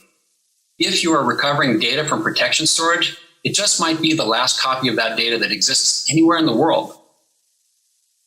Dell Data Protection Storage has a group of native capabilities that we call the Data Invulnerability Architecture, or DIA. A number of these capabilities are a natural extension of the Sizzle architecture we just described. The data domain file system, which again is a log-structured file system, is append-only. Aside from the performance benefits, this also protects existing data from ever being changed by new data. Data is never overwritten, but instead is cleaned through an asynchronous garbage collection process. The file system is self-healing and provides continuous validation. Data is stored with strong checksums, and the file system performs read-after-write verification to ensure that data was stored correctly. Data in flight is also protected in NVRAM while awaiting write confirmation, so that any data that has been acknowledged by the system to the client is fully protected. The data domain file system is unique in that it validates 100% of the data it receives, but that's just the beginning. The file system is constantly scrubbed in search of data errors, and due to the strong checksums, if any errors are found, they can be corrected. And most importantly, when data is read from the system, either as part of a restore, or as it's being replicated to another system, or copied to another storage medium, the data is once again validated and can be corrected on the fly if needed. The data domain file system also has some advanced security features. It has 2 levels of retention lock, which provide immutability and allows for the system to prevent accidental or malicious deletion of data. Data domain systems also allow the creation of a security officer user to prevent sysadmins or root users from deleting data without authorization from an independent authority. Also, cybersecurity is top of mind for many organizations today. And that is why we offer an enhanced solution called PowerProtect Cyber Recovery. With PowerProtect Cyber Recovery, we provide an air-gapped cyber vault that includes industry-leading capabilities to isolate, detect, and recover from a malicious cyber attack or insider threat. PowerProtect Cyber Recovery includes machine learning, data entropy detection, automated immutability, and nearly 200 powerful analytics to ensure your most valuable data is recoverable. Dell's PowerProtect Cyber Recovery is the only solution certified by the Sheltered Harbor Organization, the gold standard in financial information security best practices. Collectively, Dell views data protection storage as the storage of last resort. It has a special responsibility to ensure your data is safe and secure. When it comes to data protection, architecture matters now more than ever. Dell's unique data protection solutions provide unparalleled efficiency, scale, performance, and resiliency. Two of the leading factors driving unexpected and additional cost to a data protection solution are running out of capacity and exceeding backup windows. I talked to many organizations who chose a solution based on a very compelling sales story, only to be surprised by the need to buy more capacity and more performance a very short while later, or to be surprised by an unexpectedly high cloud bill at the end of the month. At Dell, we want to help you avoid the hamster wheel of continuous and unexpected data protection expenditure. So we offer a solution that will be sized right the first time and that will truly deliver a predictable outcome with the lowest cost to serve. So most importantly, thank you. Thank you for stopping by and hearing about how Dell offers a low-cost data protection solution. We have a number of data protection sessions at this year's VMworld, and please check out as many of them as you can and as your schedule allows. We've got a few very exciting announcements, and I can't wait for us to share them. So have a great VMworld 2020, and let's keep your data safer together.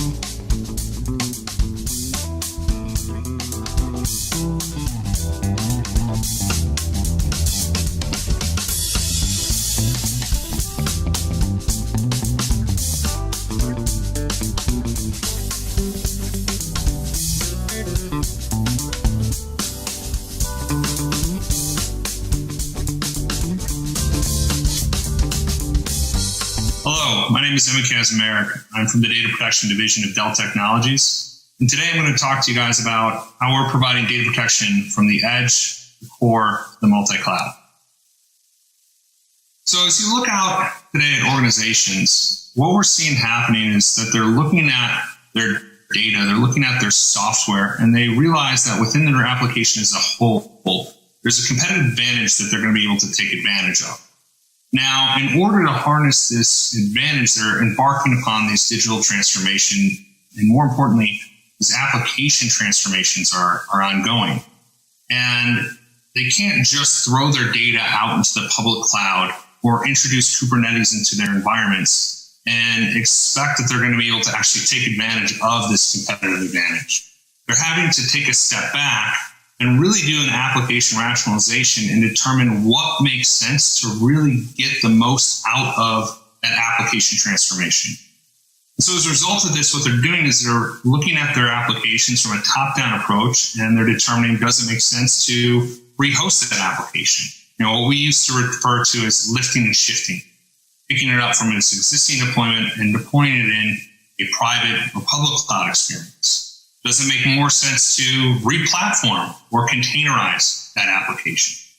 Or do we need to just completely rewrite it and refactor it, move it from being, say, a traditional Oracle deployment into, say, a MongoDB instance?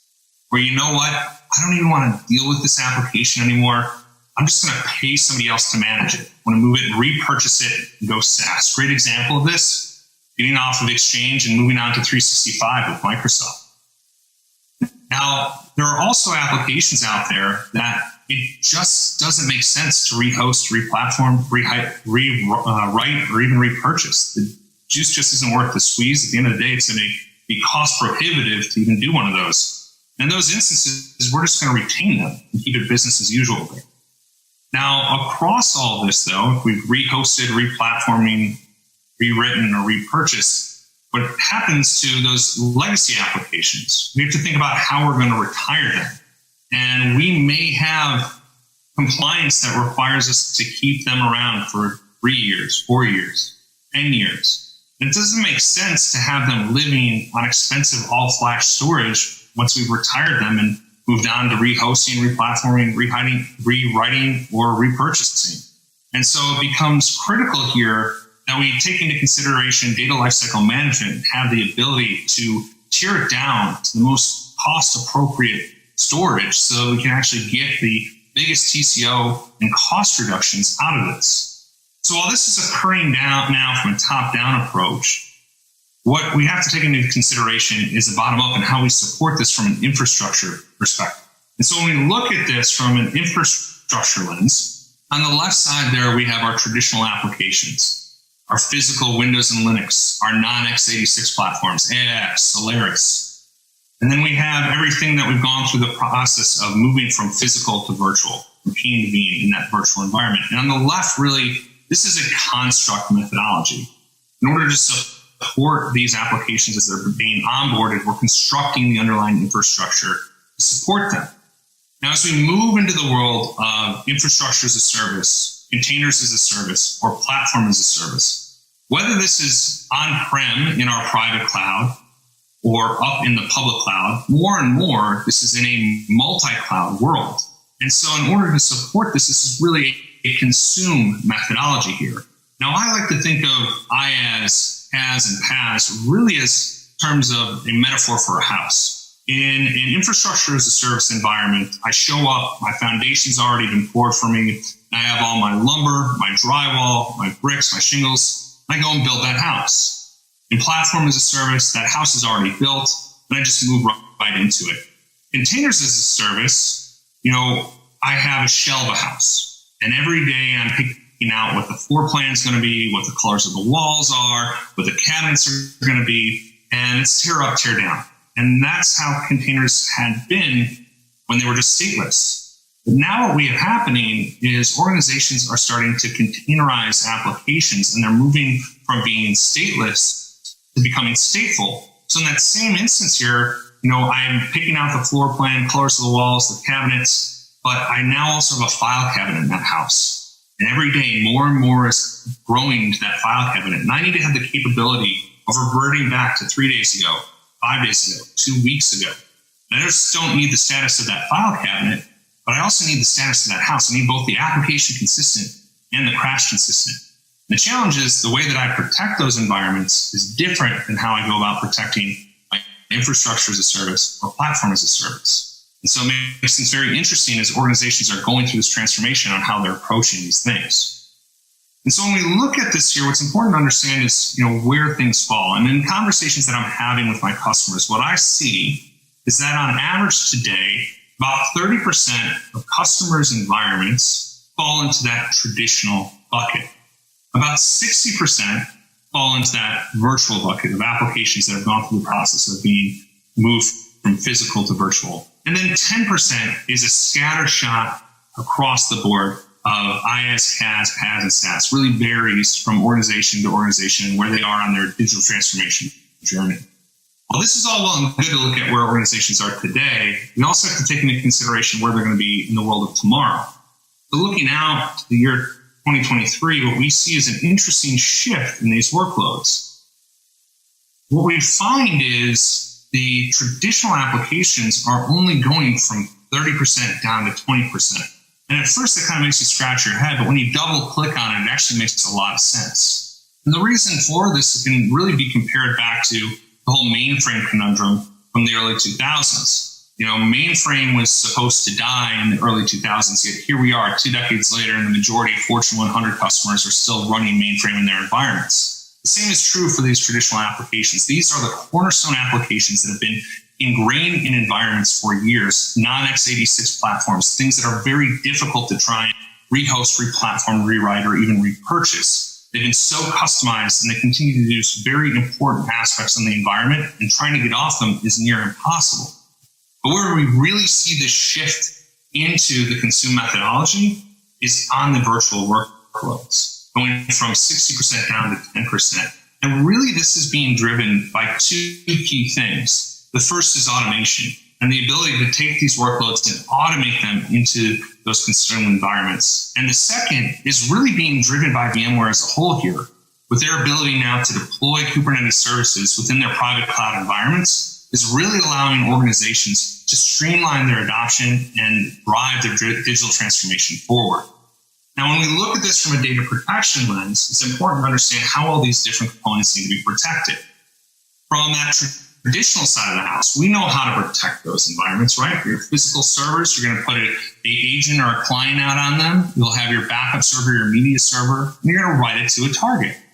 When it comes to those virtual workloads, we should be using VADP, the VMware API for data protection. We should be doing image level backups. We don't want to be having a bunch of guest clients out there that we want to be managing across the board for hundreds and thousands of VMs. Maybe we're also going to be leveraging some proxies to accelerate that data transfer. But again, it's landing on a target. Now, as we move into the world of consume, whether I'm deploying a virtual machine, an application, or a container, I need some sort of portal for my end users to interface with to drive this model out there. And 9 times out of 10, what I end up seeing is that portal ends up being ServiceNow. But ServiceNow on its own is really just a ticketing system. I still need some automation tools underneath there to drive the deployment of these production VMs, applications, or containers. And so the market leading vendor out there from an IT automation tool set is VMware. So having native plugins into the VMware automation tool suite becomes critical. But it's also important to understand that as part of organizations' digital transformation, they may be leveraging additional automation tools. They may be using things like Ansible, Puppet, Salt, Terraform, Otter, or whatever the next one is that hits the market. So it becomes critical that not only do you have native plugins into the market-leading automation tool set, but that you also have open REST API capabilities so that you can integrate in those automation tools into your data protection solution as you go through your transformation, so that you can integrate into the Ansibles, the Puppets, the Chefs, what have you, and have that flexibility and choice. Because the last thing that you want to do is stand up your entire automation deployment for your production environment, but then still have to manually touch it from a data protection side. It's counterintuitive. As your production workflows are being deployed, the protection capabilities should flow with them as well. Now, once I get to this point and I've stood up this framework, I've got to answer 5 key questions. And based on the answers to these 5 key questions, is going to determine where this data is going to live. And that comes down to cost, availability, performance, location, and compliance. Based on the answers to those 5 things, the data is either going to go one of 2 places. It's either going on-prem or it's going off-prem. It's going off-prem, it's going into AWS, it's going into Azure, it's going into GCP, or it's going into VMware Cloud on AWS. If it's going on-prem, it's being deployed as a converged or a hyper-converged instance, or as a software-defined solution on the hardware of your choice in your private cloud environment. Now, we still can't forget, though, about those applications that we've decided to outsource and repurchase. You know, we may have more compliance requirements for those resources than what those vendors are providing. Some of those vendors may not be providing any protection capabilities at all. So we have to make sure as we go down the path of repurchasing applications and moving those into SaaS models that we have the ability to protect them that meets the internal compliance requirements of our organization as a whole. Now, when we get to this point, we see a need still for 3 key things. The first is integration with object storage. Going back to the beginning here in that application transformation that's occurring, for those applications that we've retired, the ability to integrate in with object storage becomes critical, and having the ability to tear that down to the object storage of choice based upon policies of age becomes critical so that we no longer have to maintain them living on expensive all-flash storage. But in addition to this, being able to leverage our market-leading IP and data reduction ratios to shrink that actual physical space that it's consuming upon allows us to bring forward the most efficient TCO out there and cost reduction ROI for our customers. And it's not just about integrating into one object storage platform. While we prefer it to be ECS, we understand that as part of your transformation journey, you need to have choice and flexibility. So being able to integrate into the object storage platform of your choice, whether that's S3 infrequent access, Azure cold blob storage, or even Alibaba Cloud, allowing for that flexibility of that journey. We also see a need for object store integration as we start protecting workloads in the public cloud. The last thing that we want is for the most expensive thing in the public cloud to be your protection solution. That's why our technology, when we protect workloads in the public cloud, leverages that cloud-native object storage as its consumption of what it's running on and writing towards, enabling our customers to continue to drive down costs and have that cost reduction, allowing them to be investing in things that are actually important to them in the public cloud, things like microservices, things like database as a service, those really things that are driving that transformation forward so that we can keep them protected but drive down costs as a whole. The other key area that we see a need for is the ability to provide an air-gap copy of the data for those mission-critical crown jewel applications. And where those crown jewel applications are going to shift depending on where organizations are throughout this journey. So the ability to vault down those applications, whether they are deployed as traditional, and whether they are deployed in your private cloud, or vault them down from the public cloud, becomes paramount, so that you're not in a position where you have to end up spending or paying bitcoins to the bad guys to get your data back. And on top of this, it's about not just allowing for that, the ability to protect those critical applications, but also those critical rebuild materials. So, because if you're in a DR scenario, you're assuming that you've got access to the DR site, that you've got asynchronous replication that you can come back up. In a cyber event, you need to be assuming that you are coming back from nothing. You're having to recover from bare metal. And so you need to make sure that you have those critical rebuild materials, things like Active Directory, things like domain controllers, things like networking templates, so that you can actually bring back those crown jewel applications holistically in your environment. And the final key piece here that we see a need for is the ability to provide one common management plane. Whether you're protecting traditional or virtual resources in your construct environment or protecting workloads up in the public cloud, having one common management plane that gives you visibility across the board so that you are able to have reporting and management through that common pane of glass. Because while we may have automated the ability to protect workloads in your consume environment, we still need to make sure that we're taking into consideration how we are protecting those 30% of workloads down the road that it will continue to be in that construct environment. And having that one common management plane that's built on HTML5 is something that we're providing for customers today. So when you look at our portfolio, this is really what we're focusing in on for our customers and what we're delivering on for them across the board. And this is really kind of specifically due to our focus and our strategy as a whole.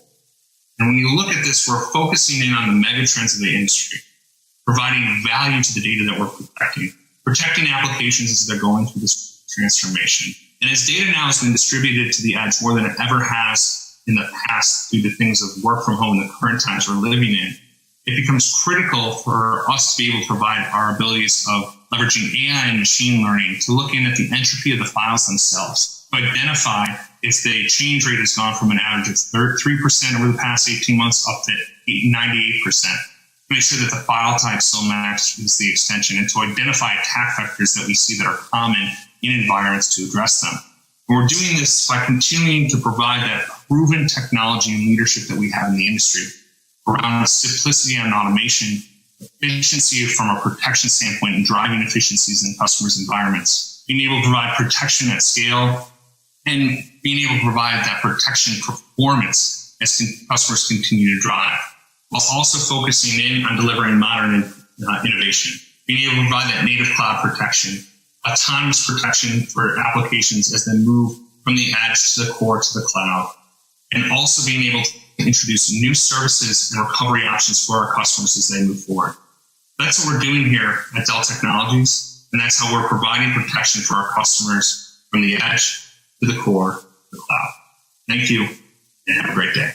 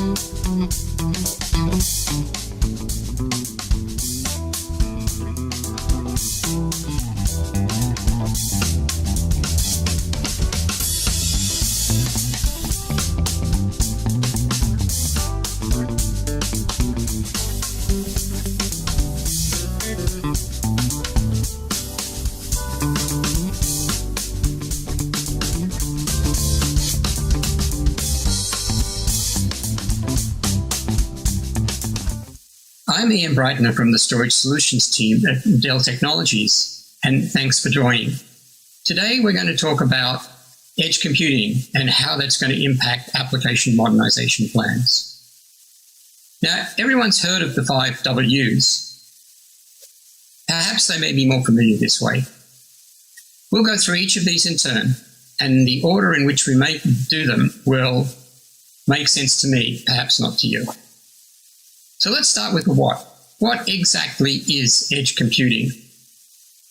Edge computing is defined by processing data at or near the source of the data. It is essentially a distributed computing environment. Data volume is growing, and IDC estimates that in 5 years there will be about 79 zettabytes of data from roughly 42 billion devices. As the volume and velocity of data increases, so too does the inefficiency of streaming all this information to a cloud or a data center for processing. Edge solutions are designed to complement data center and cloud services. Edge computing serves as the decentralized extension of the campus network or cellular networks or data center networks or even the cloud. Santosh Rao from Gartner says, organizations that have embarked on a digital business journey have realized that a more decentralized approach is required to address digital business infrastructure requirements. So here's a simpler architectural view. Both cloud and data center have a part to play, but we now have a need to service new devices by delivering compute power close to the device itself.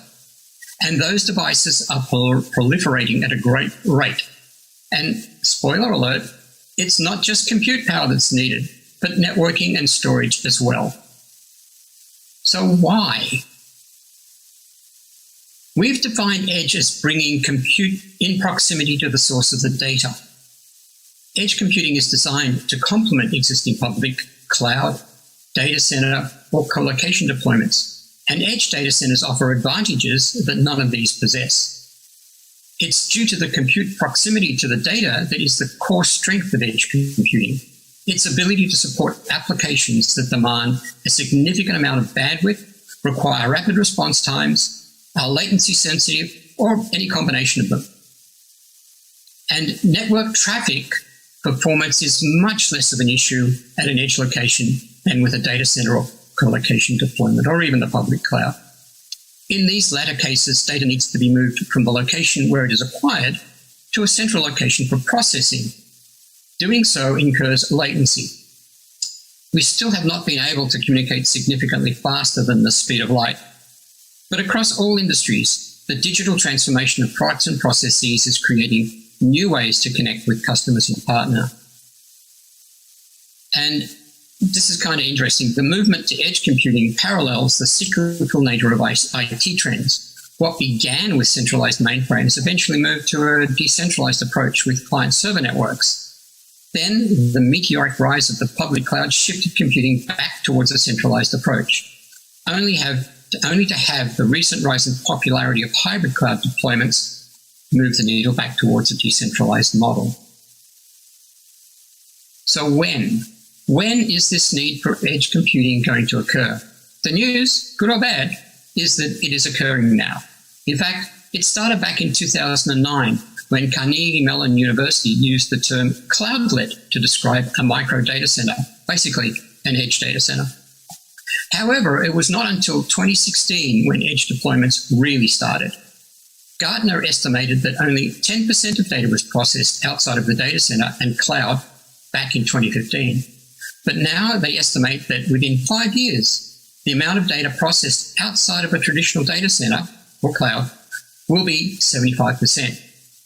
This growth is basically due to IoT devices. These include mobile devices that we all use daily, like cell phones and GPS location services and so on. And they include new data sources, IoT devices that are being deployed in a variety of locations: vehicles, personal healthcare, hospitals and clinics, smart cities, retail locations, aircraft, ships, manufacturing, and so on. Growth rates for edge computing are estimated by analysts to be from 11% to 12% compound annual growth rate. And this might well be a conservative estimate.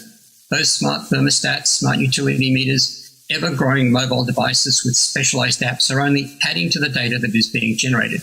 You can see from this chart that the growth of the edge is growing exponentially, and we are here in 2020. So the Who, no, not the band. Who is looking to use edge computing?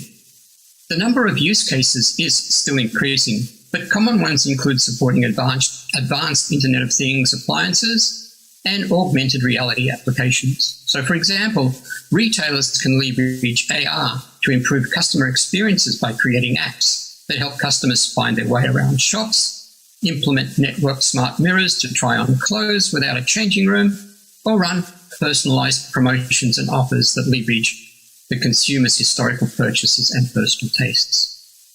Within manufacturing environments, artificial intelligence can be used for predictive maintenance of expensive machinery, drive down long-term maintenance costs, and significantly reduce the risk of failure.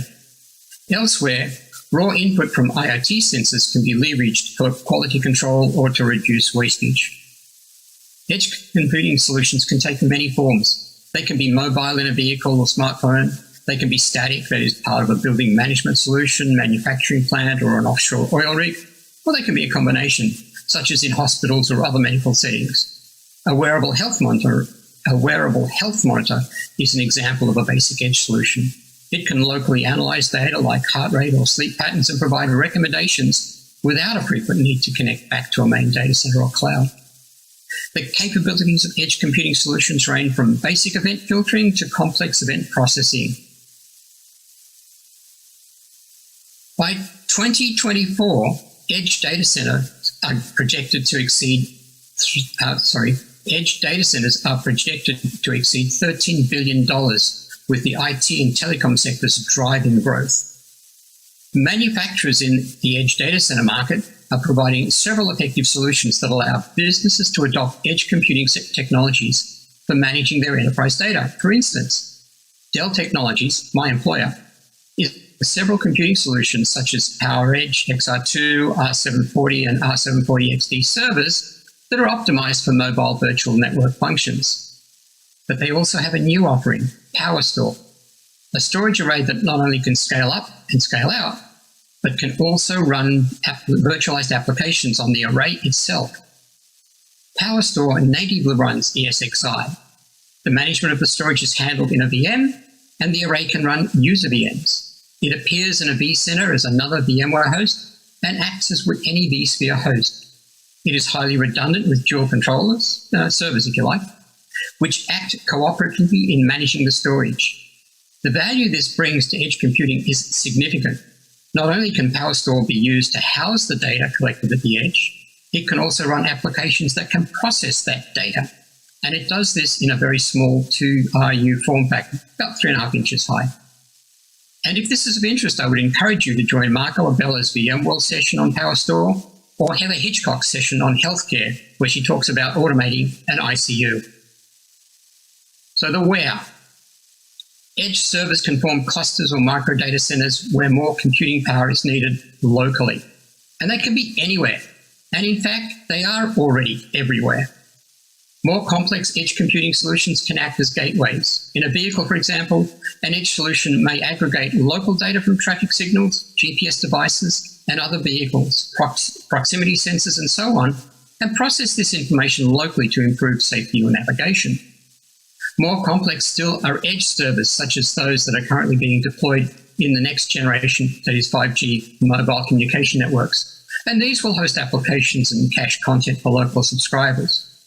So from connected vehicles to intelligent bots on the factory floor, the amount of data from devices being generated in our world is higher than ever before. Yet most of this IoT data is not exploited or used at all. For example, a McKinsey & Company study a few years back found that an offshore oil rig generates data from 30,000 sensors, but less than 1% of that data is currently used to make decisions. The edge is a focus area of burgeoning distributed computing framework, which is being created due to the latency and bandwidth requirements for new use cases.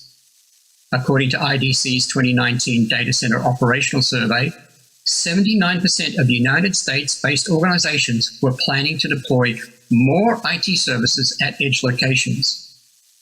Supporting new digital services at scale across many locations requires the ability to deploy and maintain infrastructure and enable connectivity in many locations. Organizations will be challenged to support connectivity needed for physical and data security in these locations. And real estate will play an increasingly role in edge deployments. For example, Walmart is exploring ways to rent out edge computing, leveraging its retail footprint. Retailers have the locations to enable edge computing. And there are several risks inherent in edge computing. So across all industries, the digital transformation of products and processes is creating new ways to connect with the customer and partners. Much of this innovation depends upon having IT service in new locations, that is, at the edge. But if organizations are unable to manage their edge endpoints in a scalable way, the costs of operating and security risks will erode or negate the value of these investments. Managing edge effectively means more than the ability to keep track of endpoints, such as within a factory or a retail location or a remote site. It means the ability to overcome the variability of endpoints, rely on remote management technologies, and scale operations at a new level. Creating an ecosystem that gathers, stores, protects, analyzes, and transports data in a frictionless way across many platforms organizations.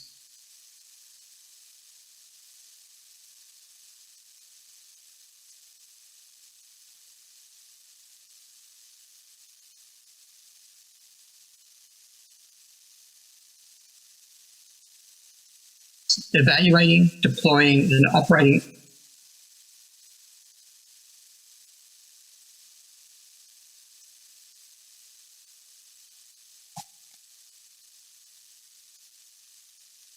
Yes, I can. Already. So there are risks associated with edge computing. Across all industries, the digital transformation of products and processes is creating new ways to connect with customers and partners. Much of this innovation depends upon having IT service in new locations, that is to say, at the edge. But if organizations are unable to manage their edge endpoints in a scalable way, the costs of operating and security risks will erode or negate the value of those investments. Managing edge effectively means more than the ability to keep track of endpoints, such as within a factory or a retail or remote site. It means the ability to overcome variability of endpoints, rely on remote management technologies, and scale operations at a new level. Creating an ecosystem that gathers, stores, protects, analyzes, and transports data in a frictionless way across many platforms will strain the capabilities of even the most advanced IT organizations. Small problems will become magnified as the scaling increases exponentially. The impact could result in service interruption at best, or security breach at worst. As with all rapidly evolving technologies, evaluating, deploying, and operating edge computing solutions has its risks, and they come in many forms, but a key one relates to security. Extending your footprint using edge computing exponentially increases the surface area for attacks. Unsecure endpoints are already used in distributed denial of service attacks or as entry points to core networks. And another concern is that the cost of deploying and managing an edge computing environment can easily exceed the project's financial benefits. Moreover, projects can become victims of their own success. Scalability can become a serious issue as new IoT endpoints proliferate. And of course, there are additional challenges. Network resiliency. While within the edge location this is not an issue, there is still the need to move data sets back to the core, either for additional processing or for archival. Then there's scaling the number of edge locations can be challenging, as noted earlier. Bandwidth and spectrum constraints, and we expect that 5G will alleviate some of these. Another good one is data sovereignty and its application in the EU to collect the data. And this may well extend to other countries, such as Canada and the US. Also, procurement is shifting from CapEx-centric to OpEx-centric.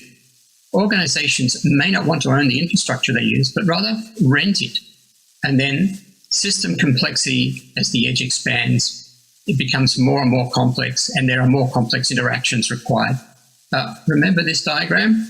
This only has 50 devices in it. What happens when you end up with tens of thousands? And not to forget the shortage of skilled labor resources. Organizations are struggling with their cloud initiatives, and Edge adds the need for a different skill set, which are even harder to find. Edge computing does help you unlock the potential of the vast untapped data that's created by connected devices. You can uncover new business opportunities, increase operational efficiency, and provide faster, more reliable and consistent experiences for your customers. The best edge computing models can help you accelerate performance by analyzing data locally. A well-considered approach to edge computing can keep workloads up to date according to predefined policies and can help maintain privacy, and will also help adhere to data residency laws and regulations. Developing a successful edge strategy requires taking into consideration the complexity of management endpoints and recognizing that scale and variability is dramatically different from traditional on-premises or public cloud deployments. And with that, I end my talk, and thank you for listening.